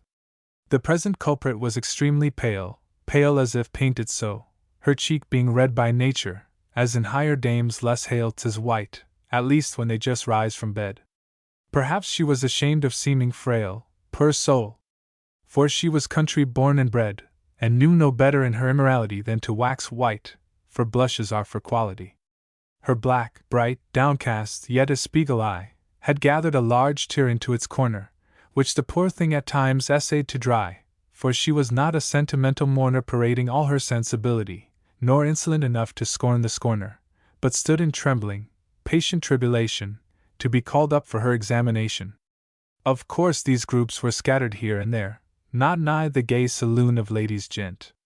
The lawyers in the study, and in air the prize pig, plowmen, poachers, the men sent from town, viz., architect and dealer, were both busy, as a general and his 10 writing dispatches, in their several stations, exulting in their brilliant lucubrations. But this poor girl was left in the great hall, while Scout, the parish guardian of the frail, discussed, he hated beer yclept the small, a mighty mug of moral double ale. She waited until justice could recall its kind attentions to their proper pail, to name a thing in nomenclature rather perplexing for most virgins, a child's father. You see, here was enough of occupation for the Lord Henry, linked with dogs and horses. There was much bustle too, and preparation below stairs on the score of second courses, because, as suits their rank and situation, those who in counties have great land resources have public days, when all men may carouse, though not exactly what is called open house, but once a week or fortnight, uninvited. Thus we translate a general invitation. All country gentlemen, esquired or knighted, may drop in without cards, and take their station at the full board, and sit alike delighted with fashionable wines and conversation, and, as the isthmus of the grand connection, talk o'er themselves the past and next election. Lord Henry was a great electioneer, burrowing for boroughs like a rat or rabbit, but county contests cost him rather dearer, because the neighbouring Scotch Earl of Gifgabbet had English influence in the self-same sphere here. His son, the Honourable Dick Dyce-Strabbit, was member for the other interest, meaning the same self-interest, with a different leaning. Courteous and cautious therefore in his county, he was all things to all men, and dispensed to some civility, to others bounty, and promises to all, which last commenced to gather to a somewhat large amount, he not calculating how much they condensed, but what with keeping some, and breaking others, his word had the same value as another's. A friend to freedom and freeholders, yet no less a friend to government, he held, that he exactly the just medium hit twixt place and patriotism, albeit compelled, such was his sovereign's pleasure, though unfit, he added modestly, when rebels railed, to hold some sinecures he wished abolished, but that with them all law would be demolished. He was free to confess. Whence comes this phrase? Is 't English? No, 'tis only parliamentary. That innovation spirit nowadays had made more progress than for the last century. He would not tread a factious path to praise, though for the public weal disposed to venture high. As for his place, he could but say this of it, that the fatigue was greater than the profit. Heaven, and his friends, knew that a private life had ever been his sole and whole ambition, but could he quit his king in times of strife, which threatened the whole country with perdition? when demagogues would with a butcher's knife cut through and through, oh, damnable incision, the Gordian or the Geordian knot, whose strings have tied together commons, lords, and kings. Sooner come lace into the civil list and champion him to the utmost, he would keep it, till duly disappointed or dismissed. Profit he care not for, let others reap it. But should the day come when place cease to exist, the country would have far more cause to weep it, for how could it go on? Explain who can? He gloried in the name of Englishman. He was as independent, aye, much more, than those who were not paid for independence, as common soldiers, or a common, sure, have in their several arts or parts ascendance o'er the irregulars in lust or gore, who do not give professional attendance. Thus on the mob all statesmen are as eager to prove their pride, as footmen to a beggar. All this, save the last stanza, Henry said and thought. I say no more, I've said too much, for all of us have either heard or read off, or upon the hustings, some slight such hints from the independent heart or head of the official candidate. I'll touch no more on this. The dinner bell hath rung, and grace is said, the grace I should have sung, but I'm too late, and therefore must make play. 'Twas a great banquet, such as Albion old was wont to boast, as if a glutton's tray were something very glorious to behold. But 'twas a public feast and public day, quite full, right dull, guests hot, and dishes cold, great plenty, much formality, small cheer, and every body out of their own sphere. The squires familiarly formal, and my lords and ladies proudly condescending, the very servants puzzling how to hand their plates. Without it might be too much bending from their high places by the sideboard stand, yet, like their masters, fearful of offending. For any deviation from the graces might cost both man and master too, their places.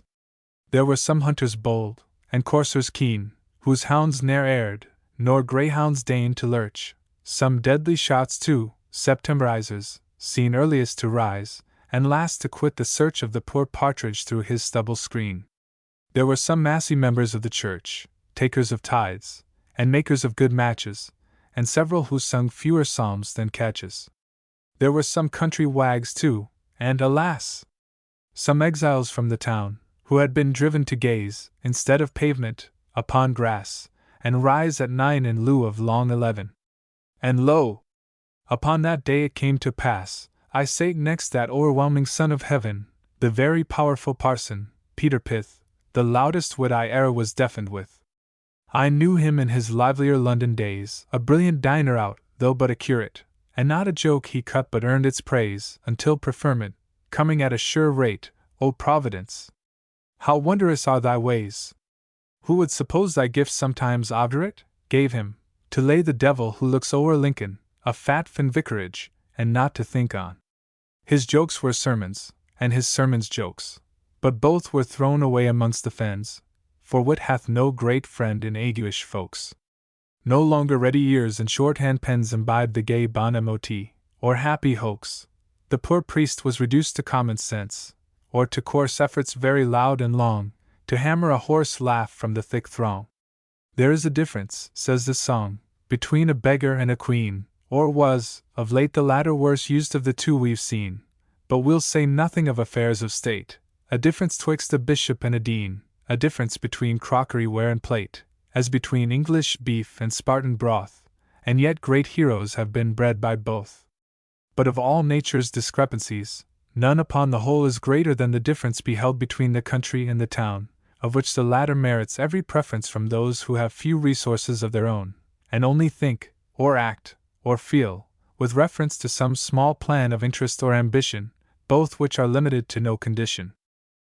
But en avant, the light loves languish o'er long banquets and too many guests, although a slight repast makes people love much more, Bacchus and Ceres being, as we know even from our grammar upwards, friends of yore with vivifying Venus, who doth owe to these the invention of champagne and truffles. Temperance delights her, but long fasting ruffles.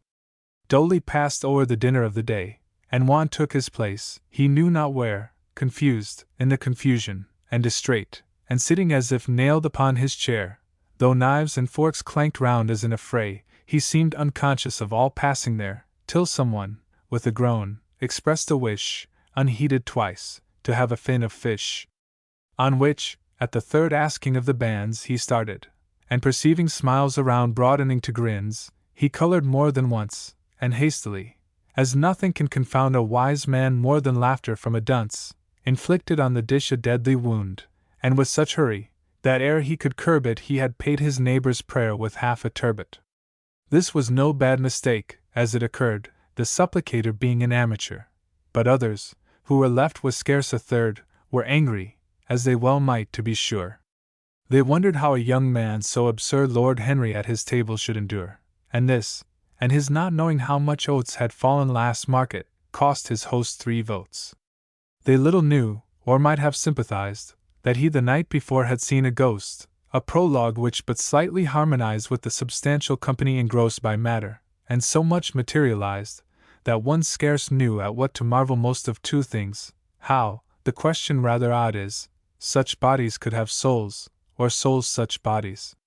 But what confused him more than smile or stare from all the squires and squiresses around, who wondered at the abstraction of his air, especially as he had been renowned for some vivacity among the fair, even in the country circles narrow bound, for little things upon my lord's estate were good small talk for others still less great, was, that he caught Aurora's eye on his, and something like a smile upon her cheek.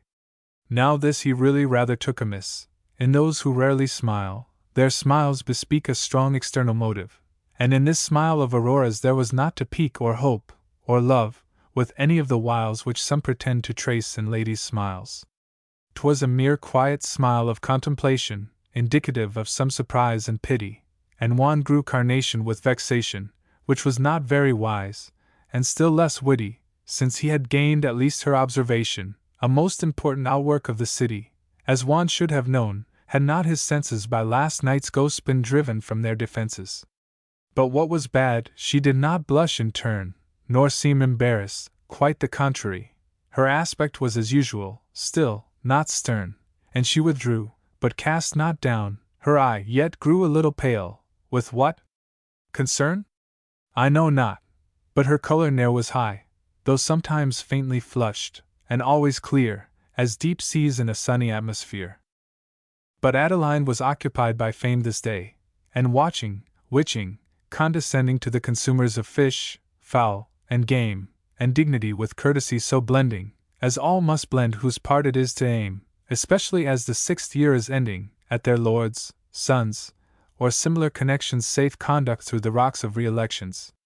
Though this was most expedient on the whole, and usual, Juan, when he cast a glance on Adeline while playing her grand role, which she went through as though it were a dance, betraying only now and then her soul by a look scarce perceptibly askance, of weariness or scorn, began to feel some doubt how much of Adeline was real, so well she acted all and every part by turns, with that vivacious versatility, which many people take for want of heart.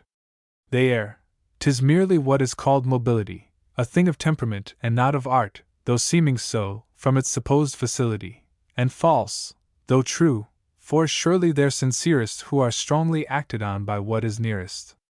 This makes your actors, artists, and romancers heroes sometimes, though seldom, sages never, but speakers, bards, diplomatists, and dancers, little that is great, but much of what is clever, most orators, but very few financiers, though all exchequer chancellors endeavor, of late years, to dispense with Cocker's rigors, and grow quite figurative with their figures. The poets of arithmetic are they who, though they prove not 2 and 2 to be 5, as they might do in a modest way, have plainly made it out that 4 are 3, judging by what they take, and what they pay. The sinking fund's unfathomable sea, that most unliquidating liquid, leaves the debt unsunk, yet sinks all it receives. While Adeline dispensed her airs and graces, the fair Fitzfulke seemed very much at ease, though too well bred to quiz men to their faces. Her laughing blue eyes with a glance could seize the ridicules of people in all places, that honey of your fashionable bees, and store it up for mischievous enjoyment, and this at present was her kind employment. However, the day closed, as days must close, the evening also waned, and coffee came. Each carriage was announced, and ladies rose, and curtsying off, as curtsies country dame, retired. With most unfashionable bows their docile esquires also did the same, delighted with their dinner and their host, but with the Lady Adeline the most. Some praised her beauty, others her great grace, the warmth of her politeness, whose sincerity was obvious in each feature of her face, whose traits were radiant with the rays of verity. Yes, she was truly worthy her high place. No one could envy her deserved prosperity. And then her dress, what beautiful simplicity draperied her form with curious felicity. Meanwhile sweet Adeline deserved their praises, by an impartial indemnification for all her past exertion and soft phrases, in a most edifying conversation, which turned upon their late guests' means and faces, and families, even to the last relation, their hideous wives, their horrid selves and dresses, and truculent distortion of their tresses. True, she said little, 'twas the rest that broke forth into universal epigram, but then 'twas to the purpose what she spoke, like Addison's faint praise, so wont to damn, her own but served to set off every joke, as music chimes in with a melodrame. How sweet the task to shield an absent friend! I ask but this of mine, to not defend.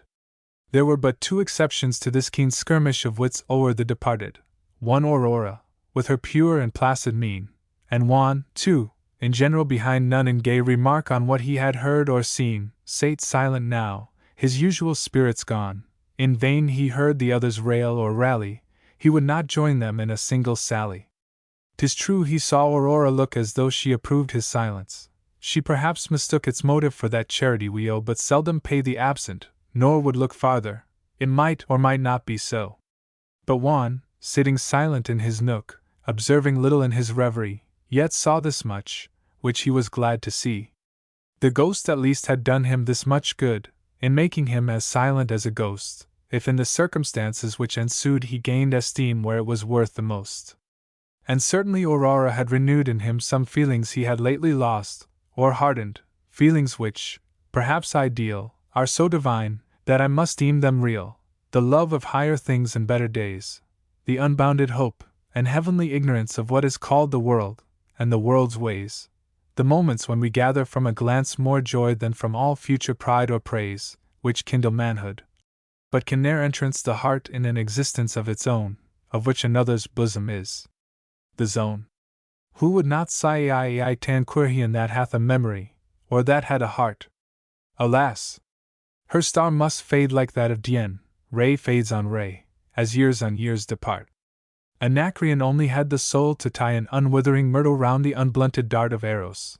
But though thou hast played us many tricks, still we respect thee, Alma Venus Genitrix, and full of sentiments, sublime as billows heaving between this world and worlds beyond. Don Juan, when the midnight hour of pillows arrived, retired to his, but to despond rather than rest. Instead of poppies, willows waved o'er his couch. He meditated, fond of those sweet bitter thoughts which banish sleep, and make the worldling sneer, the youngling weep. The night was as before. He was undressed, saving his nightgown, which is an undress, completely sans culotte, and without vest. In short, he hardly could be clothed with less. But apprehensive of his spectral guest, he sate with feelings awkward to express by those who have not had such visitations, expectant of the ghost's fresh operations. And not in vain he listened. Hush! What is that? I see, ah, no, 'tis not, yet 'tis, ye powers! It is the pooh! The cat! The devil may take that stealthy pace of his. So like a spiritual pit-a-pat, or tiptoe of an amatory miss, gliding the first time to a rendezvous, and dreading the chaste echoes of her shoe.